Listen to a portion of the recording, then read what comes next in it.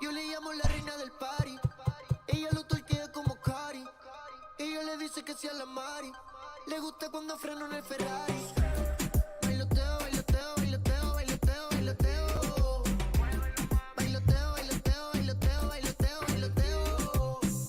Esta noche bailoteo. Puesto pa'l discotequeo. Si salimos guerra romo, así que esto se puso feo. Mami, si tú quieres me calienta. Que yo traje todas las herramientas. Pa' bregarte con esa tormenta. Porque escuché que dijiste alerta. Que se abra la compuerta. Más vale loca que muerta. Te voy a pisar si te suelta. Hasta los 70, perreando en la lenta. Yo sé que tú no te portas bien. Que ratas bajo y yo también.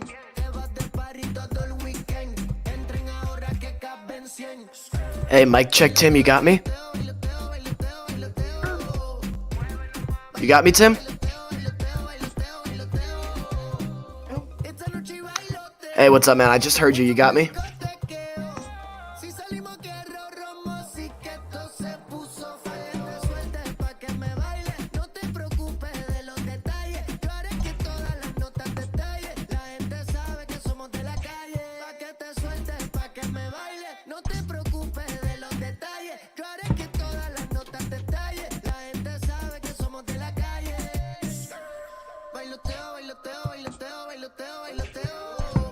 Check 1, 2, Tim, you there? I am here. Awesome. Alright, let's do this thing.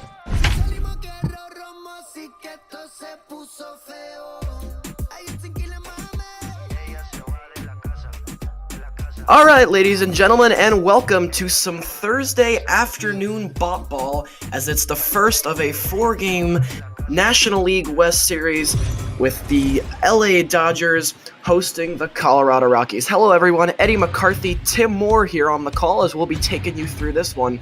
And Tim, to start with the Rockies, what a performance last night. Germán Marquez, a no-hitter. How does that spur this ball club going into today? Well, the first one here in Major League Baseball history, to my understanding. And I mean, the way you look at it, Colorado, it's not too typical you hear the term no-hitter. You come here today, this afternoon game, Dodgers, they have to answer back. They just took a tough loss yesterday to the Atlanta Braves, in which Clayton Kershaw only allowed 3 runs on about 6 innings of work.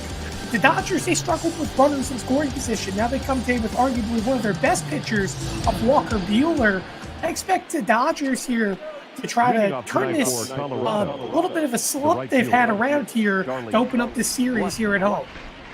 Yep, as we get set to go here from Chavez Ravine, as the Dodgers wearing some throwbacks, as the first pitch to Blackman is fouled down the right side. The Rockies in their gray road uniforms with Rockies across the front. The Dodgers in their old Brooklyn throwbacks, white with blue trim, no last name on the back. As like you mentioned, Tim, Walker Buehler, one of the Dodgers' best pitchers, didn't have a great outing his last time out. Pitched against the Mets in the final game that the Dodgers had with them at Citi Field. Buehler went 5 strong but gave up 4 runs, ended up picking up the win because his team scored 14 runs for him. However, not the start he was looking for, and he looks to bounce back here. The count is 0-2 to Charlie Blackman, who leads off the game for Colorado, and the curveball bounces in there for a ball.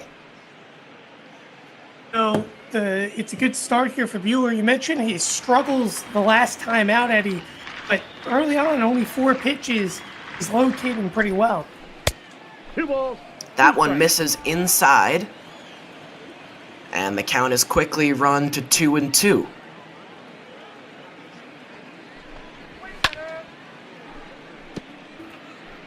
No, this is one of the hardest outs, Eddie, that Buehler have to get all game long, even though obviously it's the first out.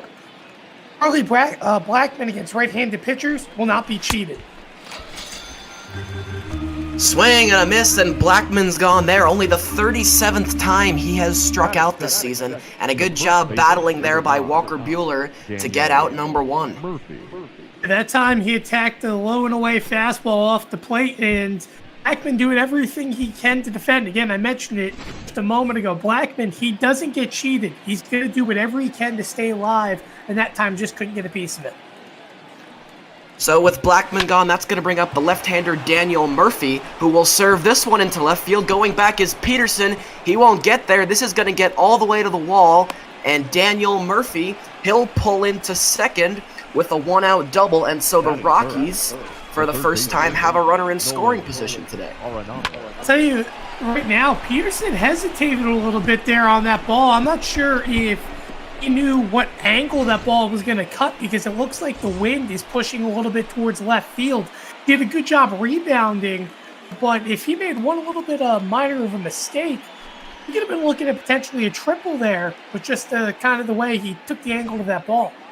Yeah, for somebody like Murphy, who likes to spread the ball to all parts of the field, I don't know, it seemed to me that Peterson was perhaps playing a little bit shallow there, as Arenado takes ball one inside. Indeed, it did look like he was playing a little bit shallow. Now, have to back it up a little bit with Nolan Arenado at the plate. Powerhouse third baseman. Arenado, like you mentioned, Tim, at the plate with Daniel Murphy at first, having just pulled into second on a double. And Buehler will even the count here as Arenado fouls that one back on the curveball. Nolan Arenado, a 5-time All-Star and a 7-time Gold Glove winner. Since 2013, no one in the National League has won the Gold Glove at third. And he serves this one into center field, and that one's going to get down in front of Cody Bellinger, excuse me. And so the Rockies quickly, with 2 men aboard, which will bring up the cleanup batter Story. That was a great job by Murphy holding up there. It looked like for a second Bellinger was going to get to it, but rather be safe than sorry. A great job there by Murphy, to say the least. And now Trevor Story steps in here in the cleanup spot. You see the power numbers: 18 home runs, 43 RBIs, a 278 average, which is actually, I'd say, a little bit below average for Story, but a big threat with runners in scoring position. Big threat with runners in scoring position, and the National League leader in home runs with 19. And what a way to open this series for Colorado, as they come in as the easy underdogs if Story could drive in a couple here in the first inning. So already, Tim, Walker Buehler running into some trouble, synonymous with his last start, although he is ahead in the count here, 0-1 to Story. That one catches the inside corner, strike 2. It's a good pitch there for a strike, good answer back.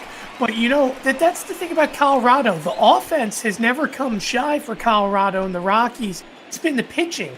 I expect a good, amount of offense today from Colorado, but that pitching has to pick itself up like it did yesterday.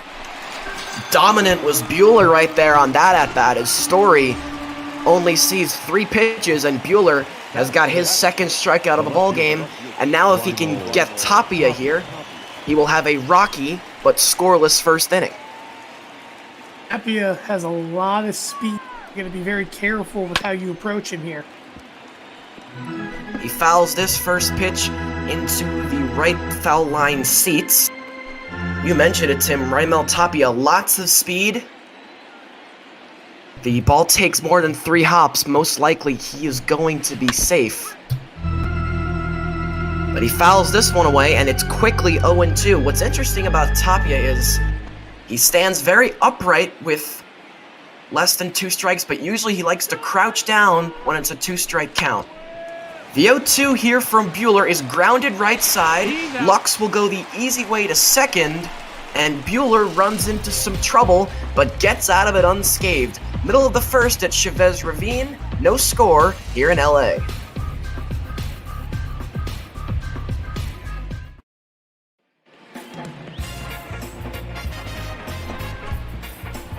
Back here in LA, and we get a look at the Colorado starter, John Gray, and you can see the numbers there for yourself. Struggling a little bit this year, 3-5 as far as the record is concerned, but ERA-wise, Tim, he's pretty solid. Indeed, John Gray has always been a solid pitcher, too, throughout his career. Last season, it was 11-8 record and a 12-9 record before that. But the big thing about John Gray, unlike the rest of the pitching staff we've seen for Colorado, he just doesn't get a lot of run support. He's very consistent and has proven to be an ace. Right now for Colorado, it's been everyone else in that 2 through 5 slot, needless to say, that's been struggling this season on the mound. Yeah, and so tough, Tim, especially when you play in a ballpark like Coors Field if you're not getting run support because the ball just flies out of there. And so that record is really inflated. He should probably be doing a little bit better this season, as he evens the count here on Mookie Betts, the Dodger leadoff man. Betts yesterday had a tough game against struggling Max Fried. How he turns it around today. Oh, that's inside. Gray misses inside. Yeah, Betts starting to come back down to earth a little bit. He was hot as a fire poker last week as he had a 5-for-5 day against the Mets. But in that Atlanta series, starting to cool down a little bit. Looks to find his game again today as he fouls that one left side, and the count is even at 2-2. Mookie Betts, a 4-time All-Star, won a World Series with the Red Sox back in 2018, and he fouls that one again. So Betts in spoil mode here. He's fouled off a couple of pitches now, and will repeat the 2-2. Gray misses down on the curveball, and so a good job by Betts as he works the count here as the Dodger leadoff man. It'll be Betts, Muncy, and Bellinger this inning for the Dodgers, as the payoff to Betts fouled away again. Tim, Betts doing a really nice job spoiling some pretty good pitches. Betts is trying his hardest. He's really got to get on base here, though. We mentioned yesterday, Dodgers struggling with runners in scoring possession. Grounder to third. Arenado will handle that one. The throw to first, and Betts is retired for out number 1. Boy, how nice is it, Tim, to have the left side of the infield that the Rockies do. You have Arenado at third. We mentioned it in the first inning. 7-time Gold Glove winner. And then Trevor Story, who's no slouch at shortstop himself. So quite a few would-be hits get saved over there by those two gloves.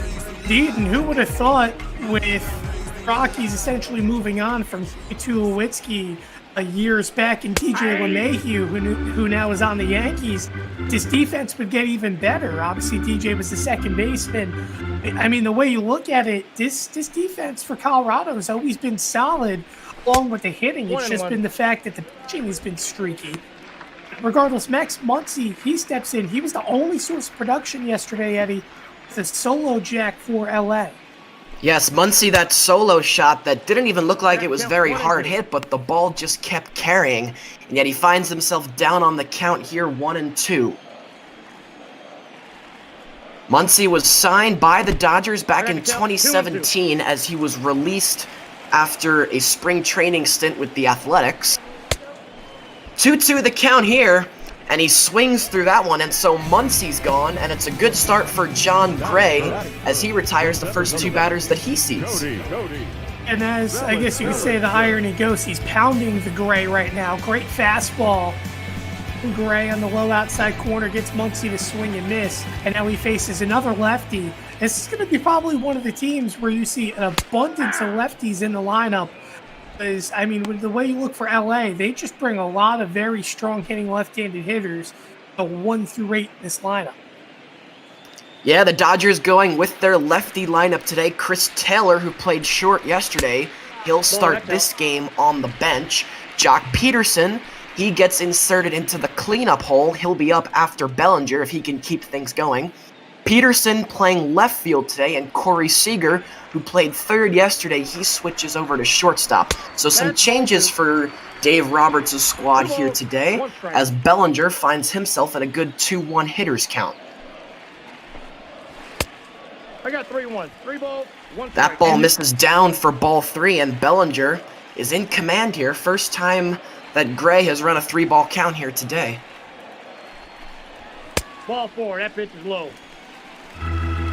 Again, Gray misses down on the fastball, as I thought that one may have caught the corner. Looks like Gray is thinking right along with me, but it's a 2-out walk issued by Gray to Bellinger, and so that's going to bring up Jock Peterson, who, like I just mentioned, has cleanup duties today. I was going to say, if you're keeping the stats at home, Dodgers going all lefties, as you mentioned. The only righties they have in the lineup is Smith behind the plate, as well as Mookie Betts in right field. Everyone else for this lineup is all left-handed hitters. Yeah, you can't forget about Walker Buehler, but of course he's not much of a threat with the bat, as there goes Bellinger, the throw down in plenty of time, and it's a strike that's pegged by Walters to Story. It's 2-6 on the caught stealing. And so Gray gets out of this inning. We're scoreless at the end of one here at Chavez Ravine. Leading off for Colorado, the second baseman, Brendan Rodgers. As we welcome you back here to Dodger Stadium, only the third time this year that Bellinger has been caught stealing. He has four stolen bases and got a little bit too greedy there as it's an excellent throw by Walters, who will be on deck to start this inning, as the second baseman Rodgers will lead things off. Strike there on the curveball. Sorry, Tim, go ahead. I was going to say, you go back to that last out for LA. Obviously, yes, Bellinger gets caught stealing. I see a sign of improvement of trying to, make changes from yesterday. Yesterday, with runners on base, LA really struggled. Bellinger stealing early on tells me that LA is going to try to make things happen here on the base pass all game long against Gray. Yes, certainly helps if the bats are struggling to try and move runners into a position where the bats can possibly heat up and do a little bit better today, although Dave Roberts strikes out with that move. As now that's a couple of times that Rodgers has spoiled a 2-strike pitch from Buehler. So it'll be Brandon Rodgers, the second baseman, followed by Walters, the catcher, and Gray, the pitcher, who hits in the 8th spot this inning, as Buehler misses outside on the curveball. And Tim, a tough inning for Walker Buehler in the first. He escaped, but pitch count possibly a concern if he doesn't get an easy inning here. Indeed, but you got to get this first out because, again, you face that pitcher third in the inning. You want to at least allow him an opportunity to swing at the ball or obviously force him to bunt. So Buehler's now run a full count after being ahead 0-2 as the 3-2 to Rodgers is grounded right side. Stabbed there by Muncy, and he'll handle that one for out number 1. It's a great pitch there by Buehler. He answered back after missing out the zone on the low and away corner to then attack right inside, and he ends up jamming him, forcing a soft ground ball and a routine play for Muncy. So with Muncy on the putout, that's going to bring up the catcher, Tony Walters, who caught Cody Bellinger trying to steal a base last inning. And he takes the ball down in the dirt for ball 1.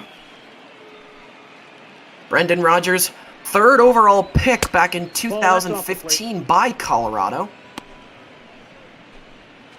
as he takes another ball here from Buehler. So 2-0 the count to Walters. Outside. Again, Buehler misses. He's having trouble locating even the fastball. He's having some trouble finding his command, and he's run a 3-0 count here, Tim. He's got to answer back right now. I think with the fastball and work back to getting your command. He's down the count a bunch this. Yeah. He'll locate there on the inside corner for strike 1, but still the count very much in Walters' favor here. The 3-1 from Buehler. Good pitch right there on the curveball as that caught the bottom of the zone. And so Buehler, once down 3-0, has now worked it back to a full count.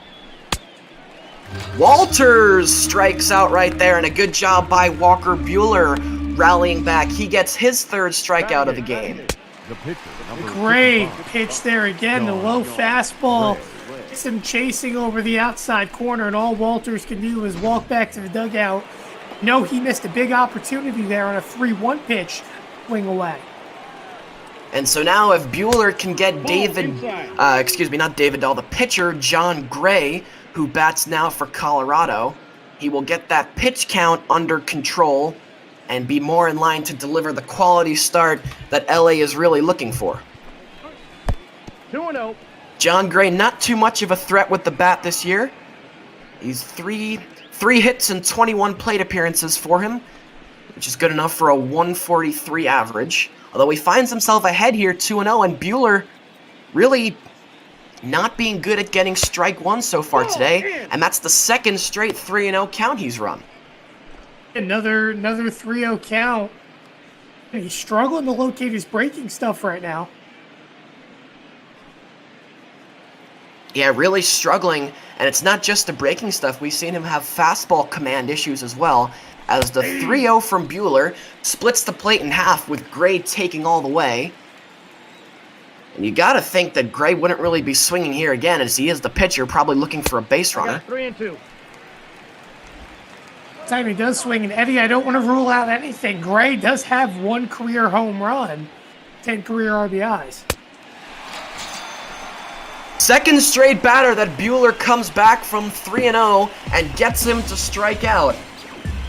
We're in the middle of the second, no score here at Dodger Stadium.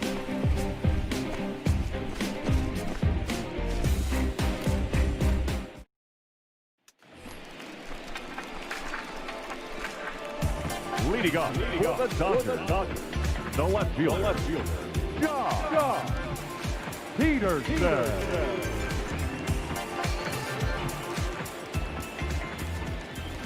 I'd like to apologize. There's a little bit of a technical glitch. Blacked out my screen for a moment, but I'm back now as we get set to begin the bottom of the second inning. There'll be Peterson, Seager, and Smith who will be the 3 in line to come to the plate for the Dodgers this inning.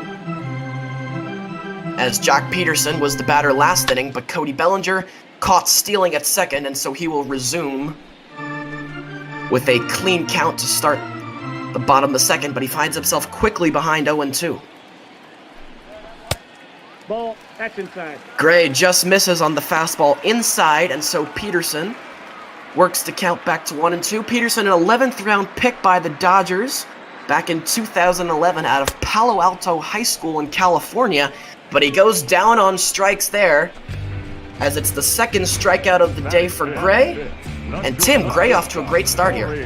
And I'm laughing at Peterson right now. He goes, oh yeah, you got me there, to say the least. He threw a slider high and in, and he knew Peterson likes those pitches. I mean, Peterson just knew. He absolutely missed it. A great slider there from Gray. This time he's got the punch out on the breaking ball today. Yeah, you mentioned it. The slider's such a big part of his repertoire, as when that slider's working for Gray, especially when he can locate that fastball, he can really keep hitters off balance. And the Dodgers already having a tough time here today, as now Corey Seager, who's hitting 5th in the order today, will come to the plate, as the count is 2-1 to Seager. Corey Seager, native of North Carolina, was drafted by the Dodgers back in 2012 with the 18th overall pick. His brother Kyle plays third base for the Mariners. As 2-2 is the count to Seager here. Gray misses high with the fastball. And so it's a full count here to Seager.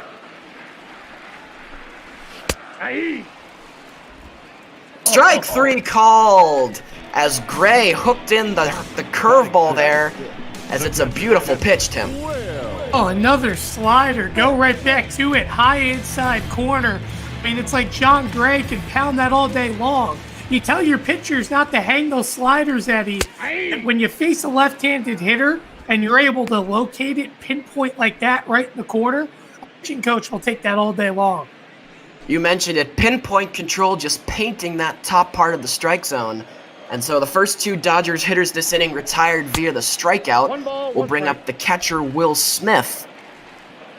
And so Smith, after showing so much promise last season, has struggled a bit at the plate this year. Dave Roberts still leaving him in there as the starting catcher, with Austin Barnes, who was the starter for a couple of the years, is now occupying backup duties, but Smith really trying to find his average here, only hitting .203 on the season, and he finds himself behind here 1-2. 1-2 from Gray is chased at by Smith, and how about John Gray? All 3 hitters retired via the strikeout. Gray's retired the first 6 men he's faced. We go to the third. No score still here in LA.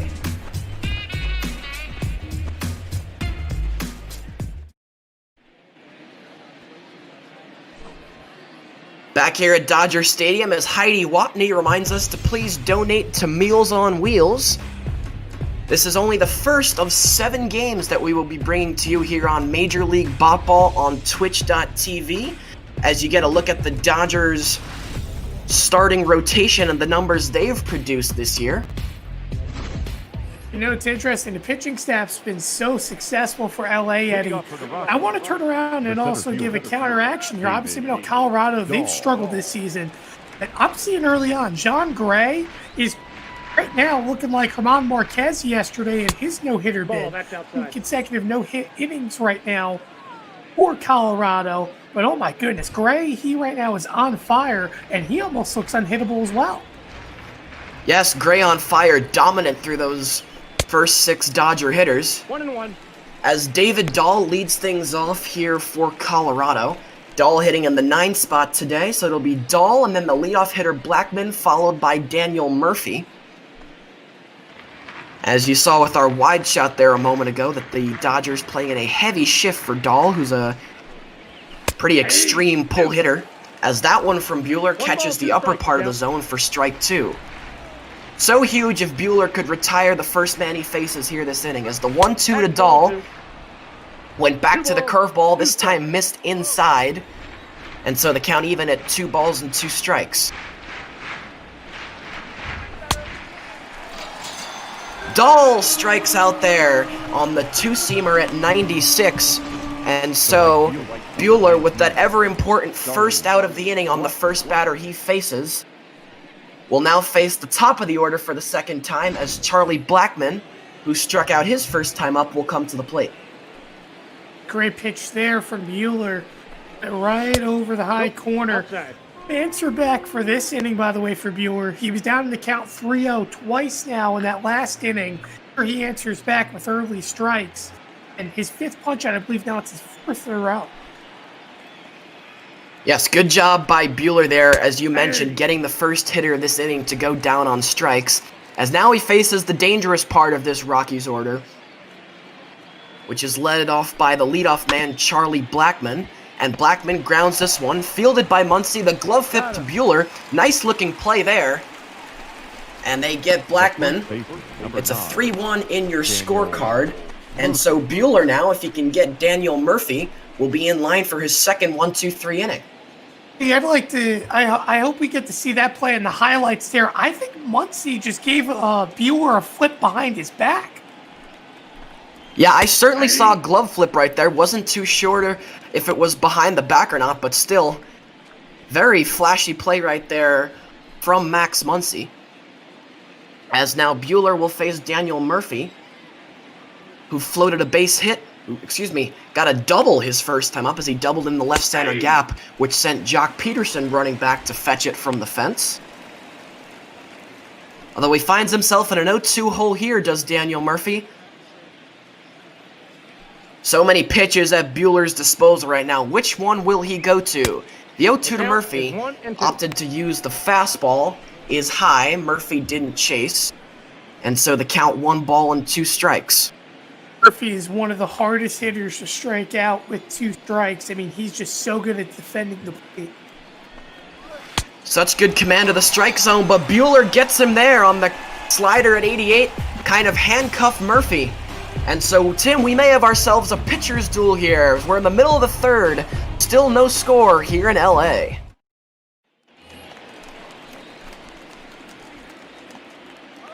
Back here at Dodger Stadium now, as Tim, I believe you mentioned it last inning, this is now 10 consecutive no-hit innings put together by this Rockies pitching staff. 11 consecutive rather, as last night German Marquez, he went 9 no-hit innings for our first no-hitter in Botball history, and so far, Gray has retired all 6 of the batters that he faced. Although he finds himself behind 2-0 here on the leadoff man for this inning, Gavin Lux. You mentioned it just a few moments ago, Eddie, as well, when we left off from the top of the inning. This is a pitching duel. John Gray has a big advantage. He gets to face struggling hitters back-to-back. He has Lux here in the 7 hole, who is also struggling a little bit right now at this point in the season.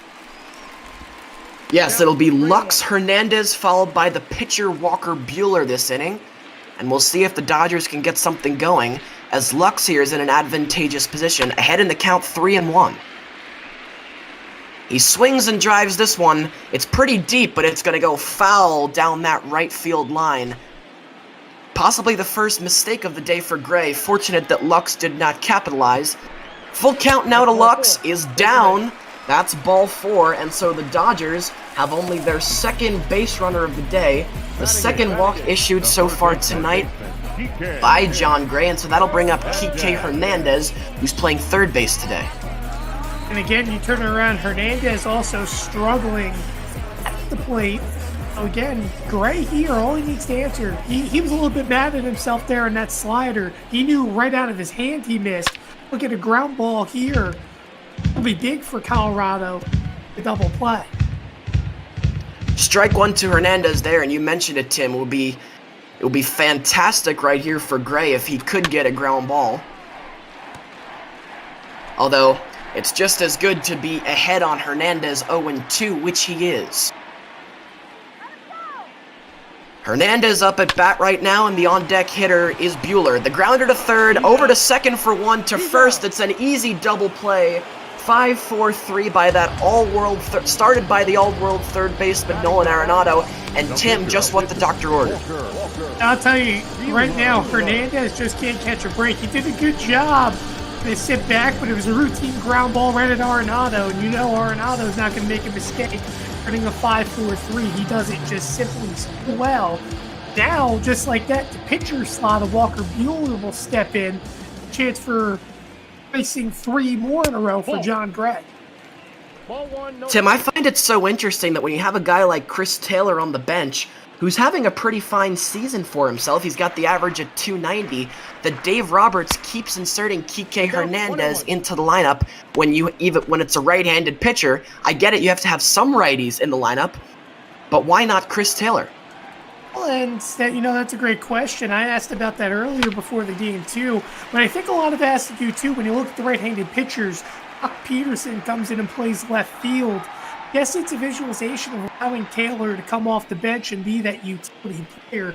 I think he should be playing every single day with how well he's playing disabled. And then you have to mix it up. I think Taylor should be out there in the field every single day. Unfortunately as well, A.J. Pollock's been really struggling, which I think really has put them in a hole as well.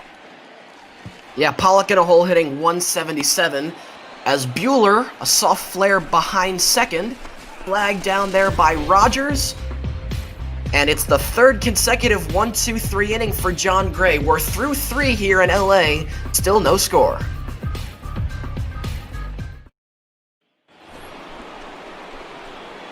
As we welcome you back to Major League Ball on Twitch.tv, it's Eddie McCarthy alongside Tim Moore as the Rockies get set to commence the top of the 4th, as it'll be the dangerous heart of the order here. It's Arenado, Story, followed by Tapia. And so maybe we can get something going here if you're a Colorado Rockies fan. Well, I'll tell you, Arenado is going to be regretting looking at that one. That pitch was right down the middle. You're spot on there, Tim. So many times you see, especially with that first pitch of the inning after sitting in the dugout for the last half, Walker Buehler, like so many other starters, he'll try and sneak one past the hitter right there, as it's just a fastball that had all kinds of plate. But you mentioned it, Arenado missed it, and now he's down 0-2. Ball 1 there from Buehler, as that one missed. Still very much ahead. 1-2 to Arenado, is grounded right side to Muncy, who has been busy, and he'll have his third put out of the ball game. Now batting, shortstop. As Arenado is retired for out number 1. As you say, Eddie, yesterday it was funny. We saw a lot of action down the third baseline. Flip-flop rolls today. Now we're seeing it at first base. It's almost like first base is the hot corner, even with right-handed hitters up for Colorado. Nope. Ball 1. Yeah, Buehler's such a hard-throwing right-hander that these Rockies right-handed hitters have been late on the ball. So far, Arenado and Murphy are the only ones with hits. Murphy doubled back in the first, and then Arenado would follow that up with a single. But since then, Walker Buehler has settled down, though he faces the dangerous Trevor Story right now and is in a 2-0 hole. I think he's going to continue to pitch around Story here. Doesn't want to hang a fastball over the plate like he did to Arenado that first bit. Ball 3. Misses again on the outer half right there. And so it's a 3-ball, no-strike count to Trevor Story, who was an all-star the past 2 seasons.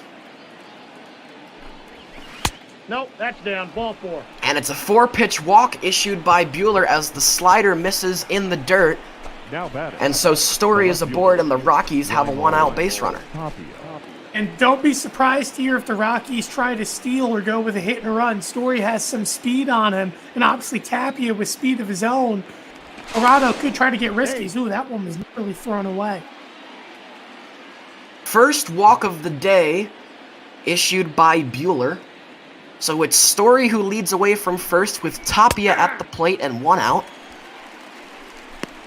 As Tapia takes a strike.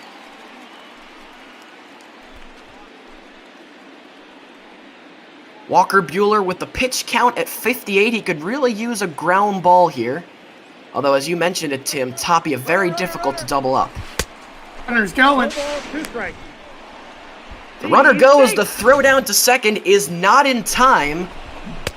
As I had a bit of a screen glitch there, so I didn't get a great look at that. But Story slides in safely.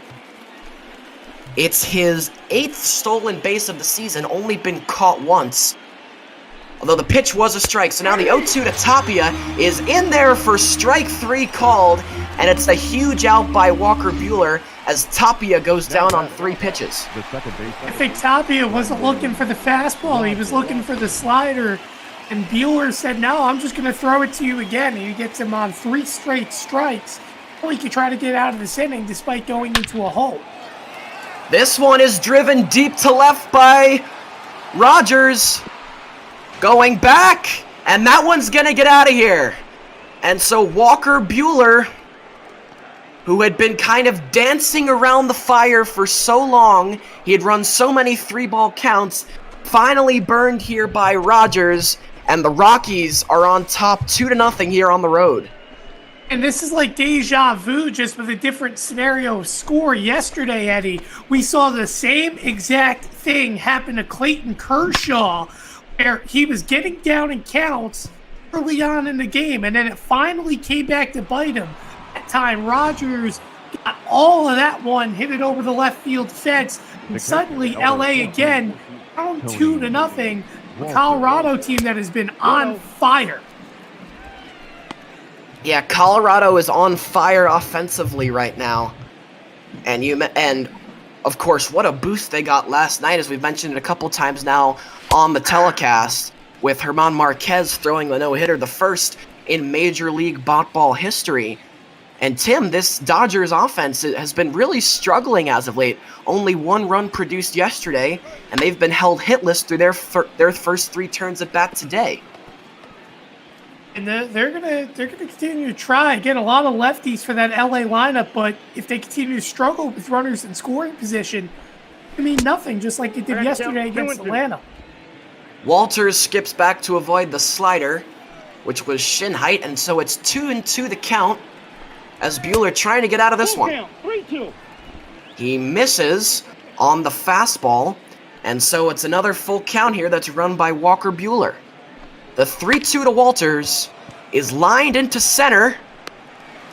Plenty of room, though, for Bellinger, who will get under it. But not before Brendan Rodgers gets every single bit of this one. It's a 2-run home run, and the Rockies take a 2-0 lead as we're into the middle of the 4th here in LA.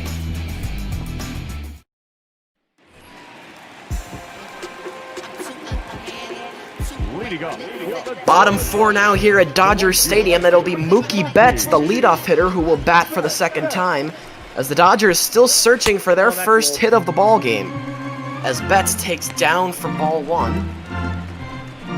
Mookie Betts, aside from being a all Major League Baseball player, as he was on the all MLB team a couple of years ago, also a professional 10-pin bowler. Bowled a 300 back in the World Series of Bowling in 2017. So Betts, bit of a jack of all trades as he fouls that one off. Way to make some extra money out there bowling, too. That's a bad. foul. bad bonus pay, to say the least. Certainly not, as he finds himself ahead in the count here, 2-1.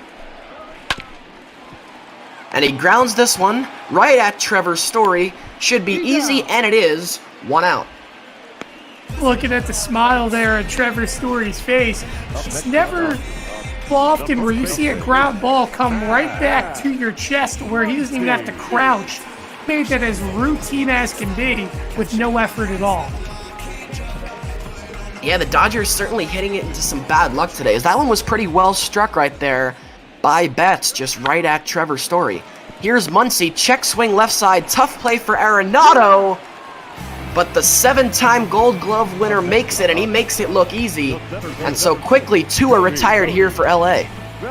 I think I'm going to start calling him Nolan Machado with just how good he is throwing off the back foot, to say the least. I mean, Arenado is just so good at third base, on the defensive end. I think throwing off his back foot throughout his career has been underrated. He's made some pretty tough throws time in, time out. He does another throw right there to make a big out.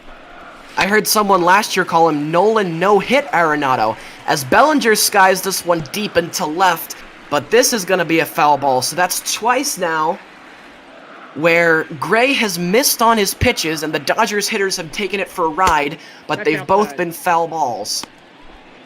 As the 0-2 there to Bellinger missed outside. So Tim, what do you think of Nolan no hits allowed Arenado? I don't just think about Nolan no hits, but I think about this entire infield. I mean, you even look at the catcher behind the plate, for example, Tony Walters. Last year, he only had 1 error, which tied him obviously for the Major League lead. Turns the fielding percentage at 99.9%. Again, it's been the pitching staff. It's been the issue for Colorado, not the fielding and the hitting, because they've been spot on, needless to say now, really the past 5 seasons. The 2-2 to Bellinger misses down, and so Gray, who is ahead in the count 0-2, now in danger of losing Bellinger. As the payoff here to the Dodger 3-hitter, swing and a drive, deep right field. Will it stay fair? No! Oh, the second time this at-bat, Bellinger's given it a good ride, but it's a foul ball. As Gray here misses his spot, so he issues a walk. So not exactly what Bellinger was hoping for, but it's a base runner, and they've been at a premium today for the Dodgers, so they will take it as the cleanup batter, Jock Peterson, now comes to the plate. Strike 1 here by Gray. How much praying do you think John Gray did there that ball went foul? I think they would have continued the no-hit streak, to say the least. Expand another inning. Ooh, that time he got hit. But it was a foul ball because they say he went around. That's tough there for John. No, I think he got hit, and then because it hit him, it was a dead ball, so no advancement. And Peterson is made look silly right there by Gray as he goes 3 pitches, 3 strikes. And so the Dodgers get a base runner but do not score, and we're at the end of 4 here in LA. Colorado up by 2. Leading off for Colorado, the pitcher. As we enter the top of the 5th here at Dodger Stadium in beautiful Chavez Ravine. Nope. As John Gray, the starter for Colorado, will bat for the 2nd time. Colorado, along with St. Louis, another one of these teams that likes to hit the pitcher in the 8th spot. As it's a 1-0 count here to John Gray, who struck out his first time up and fouls that one back to the screen. Fitting would it be if he gets a 3-1 count and John Gray turns on one on Buehler, a hanging fastball? 1 ball. 2 Well, he strikes. swings through that cutter up in the zone, and he's behind 0-2. John Gray played his college ball at Oklahoma, where he was a Sooner for 4 years. And he strikes out there as he chases the slider from Buehler, Now batting. and so 1 away. Buehler that time going to the breaking ball out the zone. Easily gets the pitcher John Gray to swing and a miss. 8th punch out now for Walker Buehler. And needless to say, he's on a roll with the strikeouts. Still down the game 2-0. Yeah, certainly no problem so far for Buehler, striking out these Rockies hitters. But he left a pitch up to Brendan Rodgers, who punished him for it, as that was a moonshot back last inning. That would have been the top of the 4th. And that has been, right now, the game decider, as this one's up the middle. Nice stop by Lux. Does he have enough to get him at first? He does! What a play! Oh, my goodness. I mean, you can't draw that up any better. I actually think that was Seager, because they had him shifted off to the right. I mean, Seager just came all the way down the middle, backhanded that baby, and fired it over. That's not an easy play at all. And just like what we saw earlier in the game, Seager does it yet again. Yeah, Tim, you're absolutely right. I apologize for my mistake. Good on you pointing out that because of the shift, it was Corey Seager, the shortstop, who was situated closer to second. So that's a 6-3 on your scorecard for those of you scoring at home. And so that'll bring up Charlie Blackmon, the leadoff man who will bat for the 3rd time. 0 for 2 so far, struck out back in the 1st, grounded to Muncy back in the 3rd. Hey. Buehler catches the bottom of the strike zone there with the curveball. And so they count 2 balls and 1 strike to Charlie Blackmon. Thinking he's going to go with another knuckle curve here. Trying to find some command with that pitch, throwing it for a strike. Blackmon played his college ball for Georgia Tech, and he takes another high strike there. And so that's twice now that Buehler has painted the very edges of the zone. The 2-2 here from Buehler on the way to Blackmon is grounded left side, and that's a fair ball down the line, and there's nobody there on the shift. Coming over from left center to get it is Peterson, and Blackmon will pull into second with a double against the shift, and Tim, that is the way to do it right there. Textbook beating the shift. I mean, that would have been a routine ground out. But again, you know, I always just wonder, Eddie, in my head, I don't get why some players get shifted. Charlie Blackmon brings the power, but he's a very solid contact hitter. I don't see him as a pull hitter, but yet LA had a shift on him, and it comes back to bite him because it's a ground ball that should have been an out that ends up turning into a double. And now Daniel Murphy, who's arguably the best hitter in this Rockies lineup, will come to the plate with a runner in scoring position.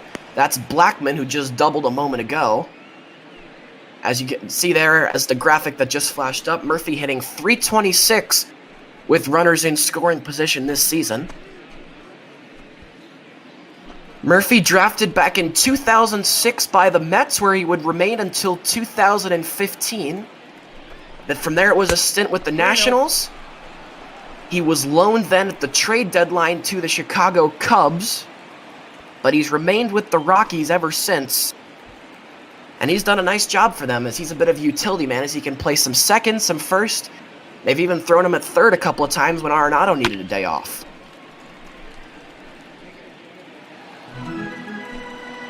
Murphy fouls that one back right there for strike 1. At least I believe he fouled it back. My screen blinked out on me, didn't get a great look at it. Again, Buehler down in the count. Oh, tough call there. Tough call, you mentioned it right there. But Buehler paints the corner. Murphy disagreed, and now it's a full count. Walker Buehler against Daniel Murphy, and Murphy just fights that fastball off to stay alive. Again, it is Murphy at the plate, and Blackmon at second. No wonder if this maybe... Go ahead. I had a little bit of lag there. Murphy flies into center, hard hit, but right at Bellinger. And that will be the third out of the inning. So Walker Buehler allows a 2-out double, but from there the Rockies do not cash in. Middle of the 5th, and Colorado still up by 2. What I was going to say is I'm very surprised this pitch count getting high that LA doesn't have anyone up in the bullpen. It would be surprising me, Eddie, here if we were to see a couple of changes. Dodgers may be looking for a pinch hitter and going to the bullpen very, very soon. Yeah, Buehler, a lot of strikeouts, but he hasn't really done himself any favors as he's run a lot of 2- and 3-ball counts. He's come back to strike those hitters out, which, to his credit, shows that he's a very good rallying pitcher. but he's probably lost about 20 pitches there as he was a bit lazy trying to get strike one on those hitters. But now we'll... Sorry about that? I was going to say, would you say he's not doing himself any favors when it's really the offense's fault? It's not doing him any favors. And it's like LA can't find a run with runners on base save themselves. Well, we'll see if that can change here as it's Corey Seager who will lead things off. He'll be followed up by the catcher, Smith, and the second baseman, Lux, as the Dodgers are still searching for their first hit on the day. They've had 3 base runners as Gray's issued 3 walks, but no hits, and Seager trying to be the man to break the hitless day for the Dodgers. Count is 1-1 to him right here. No, that's down. Gray misses on the changeup. And so 2 balls, 1 strike now, the count to Seager, who, when he made his opening day start back in 2016 as the shortstop, became the youngest Dodger to start at short since 1944. Have to go all the way back to the World War II era, where it was Gene Mauch who started at short back then for the Dodgers. But Corey Seager, such a prized possession here for the Dodgers, only 25 years of age out of North Carolina, and he's run a full count here on John Gray. Seager looking to be that first hit for the Dodgers, but no can do as he is fanned right there. Good high fastball from Gray. Again, there, high inside corner, like his sliders, getting Seager to swing and a miss now for the second time today. But Eddie, question pops in my head. I mean, you can't see back no hitters, right? I don't think it's possible. I mean, I don't want to count out anything, but I just don't think there's any way we can see it back-to-back days, the same team. Well, it is a little bit early to be talking about back-to-back no-hitters, but how about back-to-back pitching performances in general so far? 2 balls, no strikes. As what are we at? I believe it's now 13 1/3 innings at least, where this Rockies pitching staff yesterday with Marquez. And now this one is grounded too short. I'll finish my thought in a moment. Story onto Murphy for the out, and so Smith is retired, and that'll bring up Gavin Lux. But yes, it was Marquez yesterday who went 9 no-hit innings, and now today, John Gray, 4 2/3 innings so far of no-hit ball. And this Rockies staff is really putting something together here, Tim. Well, if he does go far, I think it'll be a combined no-no. Compared to this, his pitch count isn't too bad, but it's still relatively high up. He's, by the time we get out of this inning, going to be around 75-plus pitches. So you'll likely see the bullpen the next 2 innings. Ripped but foul, as that one was a screamer that sent some people diving for cover. Fortunately, it hit the netting, which Major League Baseball decided to put up last year. The 0-2 here to Lux. And Lux is gone. 2 strikeouts this inning for John Gray, and he continues his dominating performance. He has no-hit the Dodgers through 5. Ladies and gentlemen, your attention please. Now pitching for the... All right, as we enter now the top of the 6th inning, and for the second consecutive start, Walker Buehler is only good for 5 innings. As we can close the book on him, he goes 5 innings, allows 2 runs on that 2-run homer back in the 4th inning that came from Brendan Rodgers, and so it'll be now Ross Stripling, and so it could be a long day today for the Dodger bullpen. It very well could be. We saw Ross Stripling yesterday, and he's a very solid pitcher. You also see Dylan Floro, who also pitched yesterday. Stripling, converted starter, now back over to long reliever. He can give some depth here for LA, but the problem is, well, doesn't matter how long he goes, if LA can't even find a hit, let alone a run. I just don't know what LA can do in this game at this point. Stripling behind in the count 2-0 here on Arenado. Ross Stripling more innings pitched than any other Dodger reliever, as this one is slashed down the line. Is it fair? Yes, it is. Going to chase it in the corner is Mookie Betts, but it's a leadoff double here for Nolan Arenado, and not the start that Ross Stripling, who's been so reliable out of the bullpen for these Dodgers, not the start he was looking for right here. Yeah, that was a great piece of hitting there.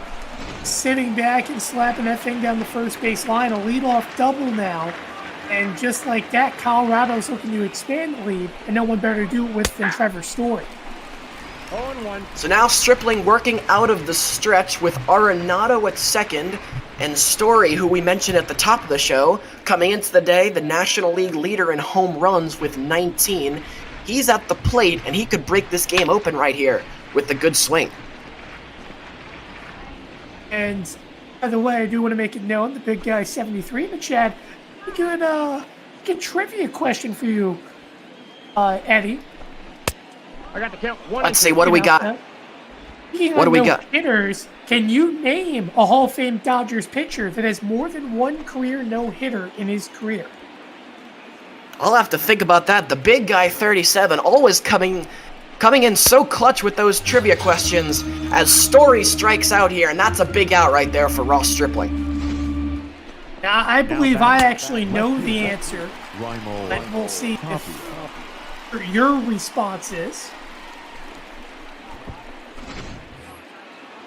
Give me the question one more time, Tim. I want to write it down so I can think about it in between innings. Which Dodgers player has multiple career no-hitters? Is also a Hall of Famer, to say the least. All right, I will ponder that. I have somebody in mind. We'll say that we'll announce what we think our answers are in the top of the 8th. How about that? That'll give us some time to think about it. That ball went out. As Raimel Tapia here takes a ball to even the count at 1-1. Again, it's Arenado at second, with Tapia up to bat and 1 out in the inning. Yeah. As that one catches the bottom of the zone there from Stripling, who after a leadoff double to Arenado has settled down a little bit here, and is ahead on the count here 1-2 to Tapia.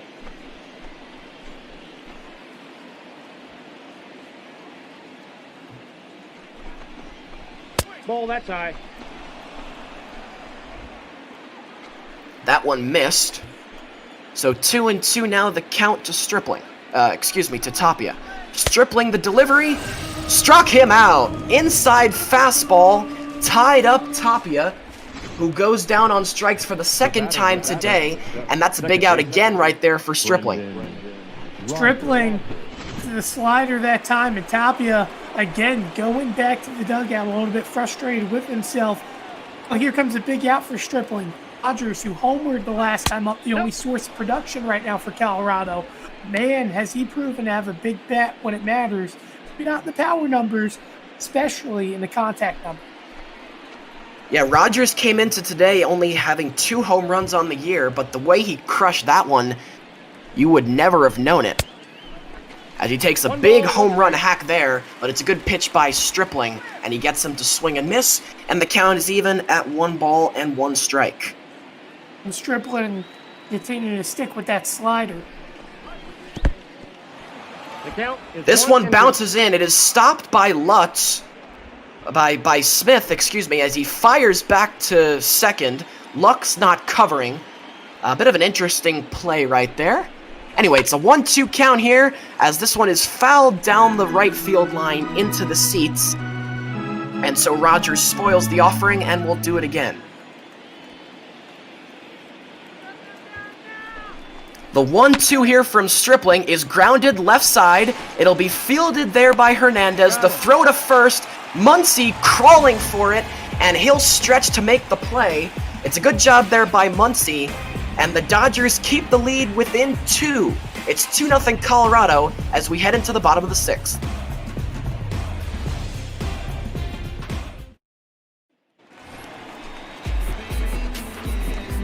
As we welcome you back here to Major League Ball on Twitch, it's Eddie McCarthy and Tim Moore bringing you this National League West matchup here, as the visiting Rockies currently have a 2-0 lead on the division-leading Dodgers out here in beautiful Chavez Ravine, as Kike Hernandez will lead things off this inning for the Dodgers.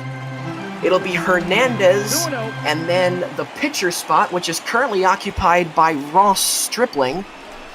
So I'm assuming we'll have a pinch hitter here after Hernandez's turn at bat, on which he's ahead 2 balls and 1 strike. I think they would go to Chris Taylor, but then I'm not quite sure. Maybe they'll go put Taylor in the field, then move the pitcher slot going into the next inning. So Kike Hernandez ahead in the count here, 3-1. Again, if you're just joining us, John Gray working on a no-hit bid. He's kept the Dodgers hitless through 5. Helpful. As that one paints the corner for a strike. And it's a full count here to Kike Hernandez, who hasn't been able to buy a hit as of late. And that's going to continue as Hernandez goes down looking. And John Gray, Tim, so dominant today. And that fastball and slider have been working all day long. That time it goes to the 4-seam inside corner. I can't even count how many strikeouts John Gray has right now. I mean, it feels like he has so many. Every single pitch that he's throwing is pumped for a strike, and here comes the pinch hitter as anticipated for LA.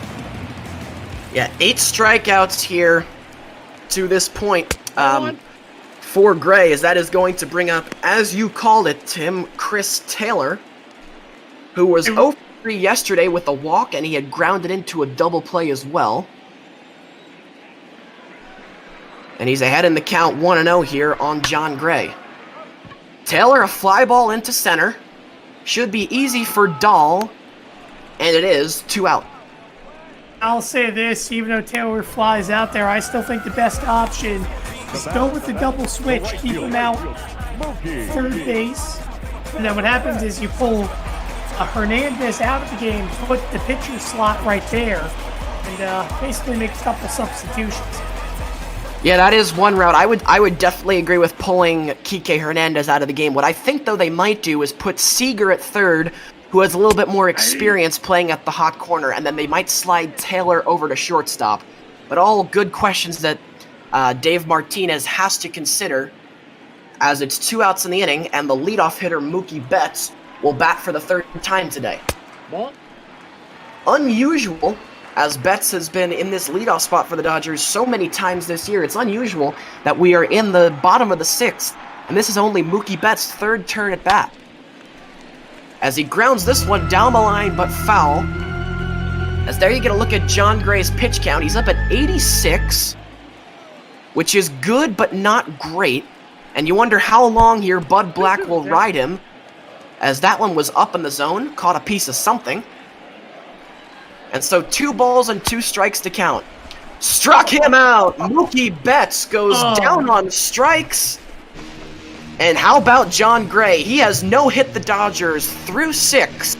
We go to the top of the 7th. Colorado up by 2. And you can't see a better slider. John Gray is in a planet of his own right now, Eddie. Scott Alexander comes in, and Eddie, I don't think they're going to keep Taylor out there. I think he was just simply pinch hitting. Yeah, it looks like they're going to go with Kike Hernandez, as you mentioned. Kike Hernandez will stay in at 3rd, and as you mentioned, Scott Alexander, who is the Dodgers' lone left-hander, will come in here. There are 2 lefties scheduled to bat this inning for the Rockies. The catcher, Walters, who will be followed by the pitcher, Gray, who's a right-hander, but then the center fielder, Dahl, scheduled to bat 3rd. He bats left-handed, as this one is lined down the line and fair. Over to cut it off is Betts. Walters, the catcher, does not run well. He will stay put at first. But it's the 2nd consecutive inning for a leadoff hit that has been issued by this Dodger bullpen.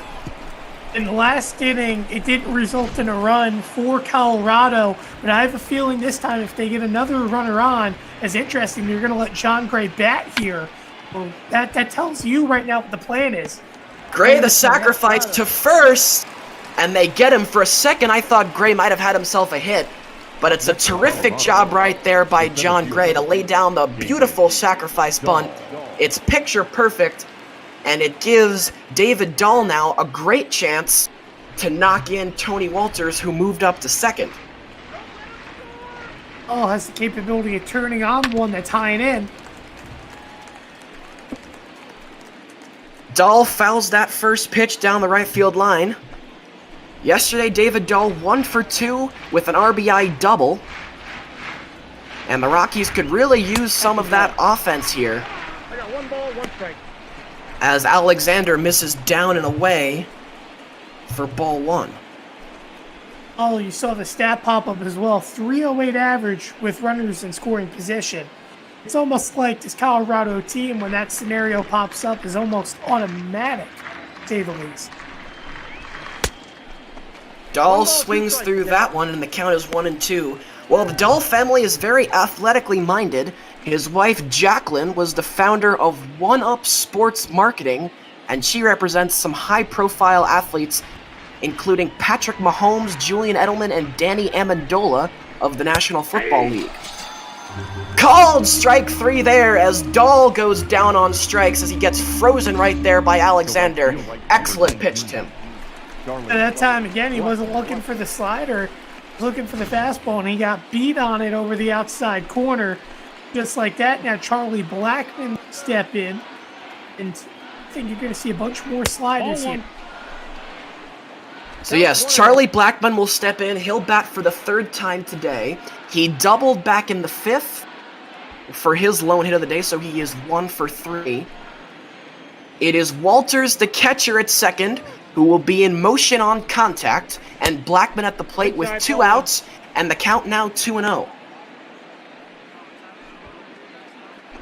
Charlie Blackmon, a 2nd-round pick by the Rockies back in 2008, the definition of a homegrown player, as he fouls this one down the left side, into the seats. Over for a look briefly was Hernandez, but why bother? It's a souvenir for a lucky fan. 2-1 now, the count to Blackmon. The slider misses inside, and so the count is run to 3-1. If Blackmon can keep things going, Daniel Murphy, who doubled back in the 1st inning, will be on deck. The 3-1 to Blackmon. Swung on and missed, strike 2, and now the biggest pitch of the day for Scott Alexander, as it'll be a full count here to Blackmon. Highly doubt that the catcher Walters here will be moving. The 3-2 to Blackmon. Spoiled, and will do it again. Charlie Blackmon, Tim, so difficult to strike out. Just say I was very interested to see what pitch they would throw to Blackmon, because it feels like he's reading the sinker very well. 3-2, grounded left side, fielded by Hernandez. He'll throw on the run, and it's a nice play there by the Dodger 3rd baseman. So again, a leadoff hit issued there by Alexander, but the Rockies do not score.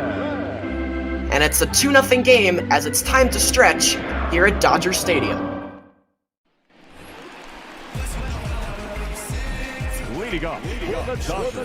Back here at Chavez Ravine, and of course the story of the day is the Rockies starter John Gray, who has no-hit the Dodgers through 6 as he commences his 7th inning of work, where he will face the heart of the order, Muncy, Bellinger, and Peterson, as Muncy fouls the first pitch, just barely foul down the first baseline.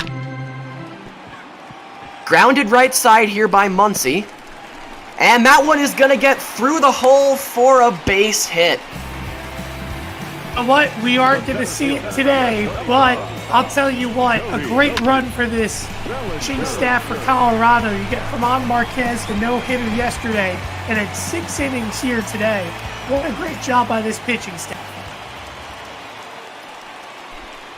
You mentioned it, what a great job by this pitching staff, but now you have to be careful here if you're Bud Black. How long do you want to ride John Gray? Obviously, the no-hit bid is over now, and perhaps one hit that came in the form of Max Muncy will be all the Dodgers need, as they've hit a couple of balls hard today.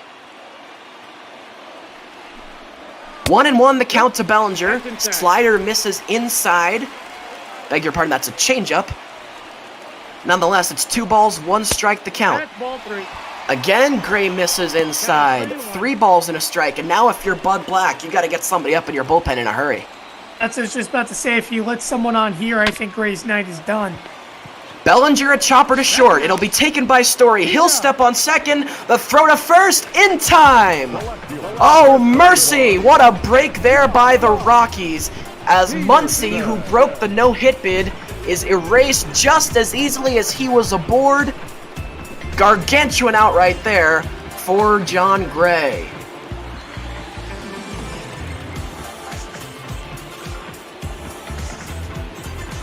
Oh, you could feel just all the air, all the excitement that had been circulating in Chavez Ravine here with that hit by the Dodgers that came from Muncie. They were so excited, maybe the offense was finally going to start coming.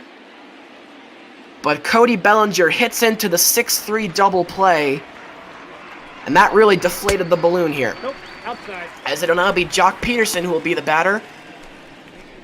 And he's run this count to 2 balls and no strikes. All of a sudden now the heavy lifting goes on Jock here to get on base. Is LA finally getting a base runner? And like yesterday, blowing their opportunities. 3-0 pitch here. I think if you're Peterson, take it. Let him swing away. Yeah, and it's a credit also to the Rockies scouting report, as Peterson is going to walk on 4 pitches. And so John Gray showing some signs of fatigue. How long will Bud Black ride him here? As Gray stalks around the mound, he's going to stay in to face Corey Seager.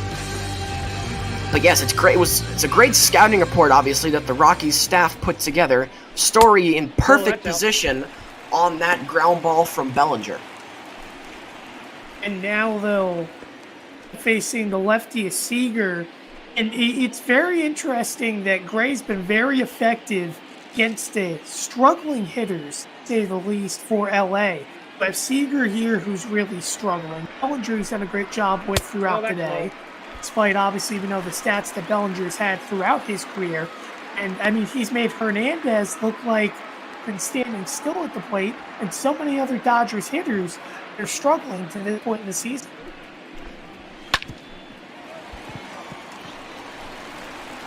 This one's lined into center, and that's going to be a base hit. And so now, the go-ahead run will come to the plate, and it's going to be the catcher, Will Smith, as it had been 6 straight balls up to that point. But Corey Seager, good hitting, Tim. Yeah, he did a great job turning on that one, sending it down the middle. I'm surprised, man. I really think they need to not only bring someone in, but they need to escape. Will Smith has power. If a fastball hangs, he'll take advantage of it. Even though he's hitting below a 200, really knows how to turn on fastballs that are up in the zone.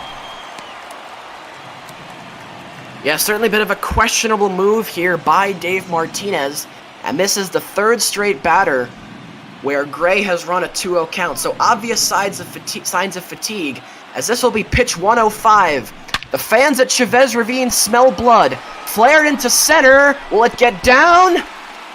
It will! That's going to go all the way to the wall. Picked up there in center by Dahl. The throw to home, but they will hold the runner at third base. It's an RBI double for Will Smith, and that cuts the lead in half. A great job again. Inside fastball sends it opposite field right off the fence. It was a good job by Tapia as well, getting the throw in to at least cut the run down, or cut the runner down to only 1. Now John Gray's day is done. Don't discredit him. Again, 100-plus pitches, a no-hitter going into this inning. Fortunately, he just couldn't escape the inning without allowing a run after allowing that first hit. Now will be Jake McGee will come in, and that ERA as well for McGee, Eddie. Not pretty. No, it certainly isn't. And I was doing a game with Matthias Weilman the other day, and he said he used a great line. He said when the pitcher had an ugly ERA, he said, "If you don't like horror films, look away, because if you look at the ERA here, and that's certainly true, 7.87. Ugh."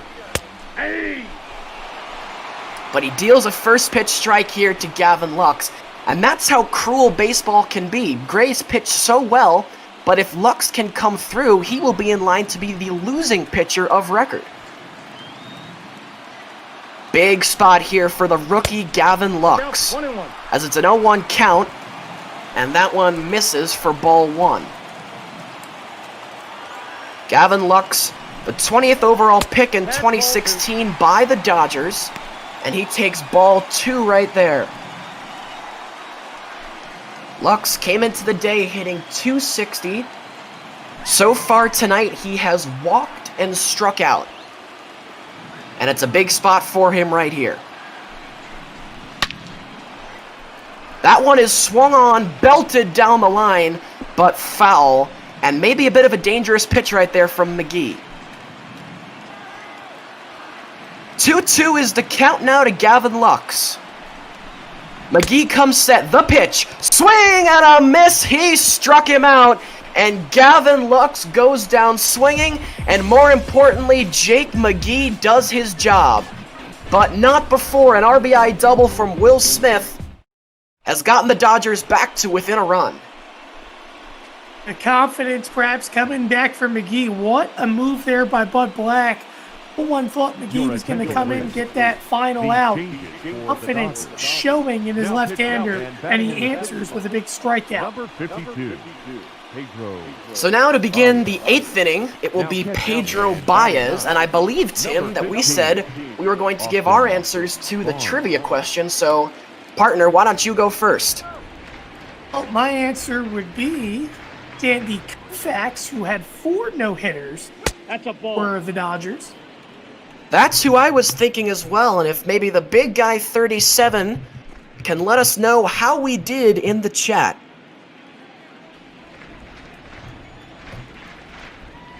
So yes, Pedro Baez is going to come on here and face the heart of this Rockies order. He'll face Murphy, Arenado, and Story here. As Murphy swings and misses for strike 1. But again, you go back to just a huge out gotten there by Jake McGee, striking out Gavin Lux. Who knows if the Dodgers will have a better opportunity? As you get a look at today's attendance, 50,400, which is not bad for a weeknight game. Of course, Chavez Ravine can cram in 56,000. But these LA fans, so good about supporting their baseball here. One of the most storied franchises in Major League history. First in Brooklyn and now in Los Angeles. As the count 2 balls and 2 strikes here to Daniel Murphy, who is facing Pedro Baez, and he just got a piece of that one. Interesting story about Murphy here. When he was at Jacksonville University, the coach was asking what positions the guys preferred to play. Murphy said, "Hi, my name's Daniel Murphy. I bat third." I mean, that's what Murphy's always done his entire life, and he's active. Obviously, here today, he's batting second. I mean, it just shows his versatility. Just wants to know, he wants to bat, wants to swing, be productive, and he's done that his whole career.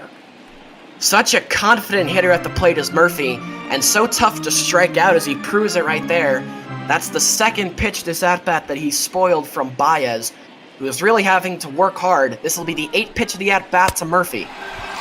Swung on and missed, strike 3. Well, we sang Murphy's praises about how difficult he was to strike out, but Tim, credit Pedro Baez there, he really battled. And that's what I like to call a table-topping curveball.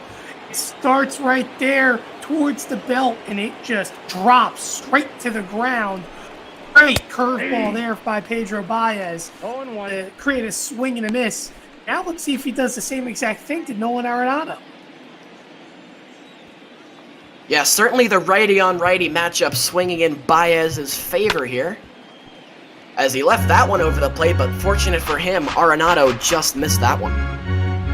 The one thing I'm interested to see for LA, they're down by 1, but yesterday they ended up utilizing most of their bullpen while being down. There's a great curveball there from Baez. Arenado strikes out, and back-to-back strikeouts here for Pedro Baez, as he begins an excellent start to this 8th inning. Doesn't get any easier, though, as it'll be Trevor Story now who will be the batter. Story would trot home on the home run hit back in the 4th inning by Brendan Rodgers. And he takes a ball right here. Pedro Baez out of the Dominican Republic was an undrafted free agent by the Dodgers, signed as an undrafted free agent in 2007. Began his career as a third baseman At the ball. and would be converted to a pitcher in 2012 because he did not hit well enough. He'd make his MLB debut in 2014, and he's been a really nice piece of this Dodgers bullpen ever since. The count, 2-1. Story goes after that one, but swings right through it, so 2 balls and 1 strike the count here. Should Story be able to keep things going, the left fielder, Raimel Tapia, will be next, as Baez gets even on Story as he fouls that one away right there. And also, the reason why I mentioned I'm very interested to see what LA does. Yesterday, they pitched Kenley Jansen, being down 4 in the 9th. Swing and a miss right there, and Pedro Baez comes in and strikes out the side. We head to the middle of the 8th, and it's Colorado clinging to a 1-run lead. Leading off with the Dodgers. The third baseman. All right, now we enter the bottom of the 8th, as it'll be Kike Hernandez, who hasn't been able to buy a hit in the past couple of days, who will lead things off here. And Tim, what a great time it would be for him to get going. Indeed, and he nearly had one there. Grounded left side, flagged down by Arenado, hard hit by Hernandez, but that's just the type of bad luck that he has been hitting into as of late. And so he is retired for out number 1. And now we're going to get a pinch hitter. It'll be Austin Barnes. So that means Will Smith. That means Dave Martinez will have a decision to make about whether or not he wants to keep Will Smith in the game.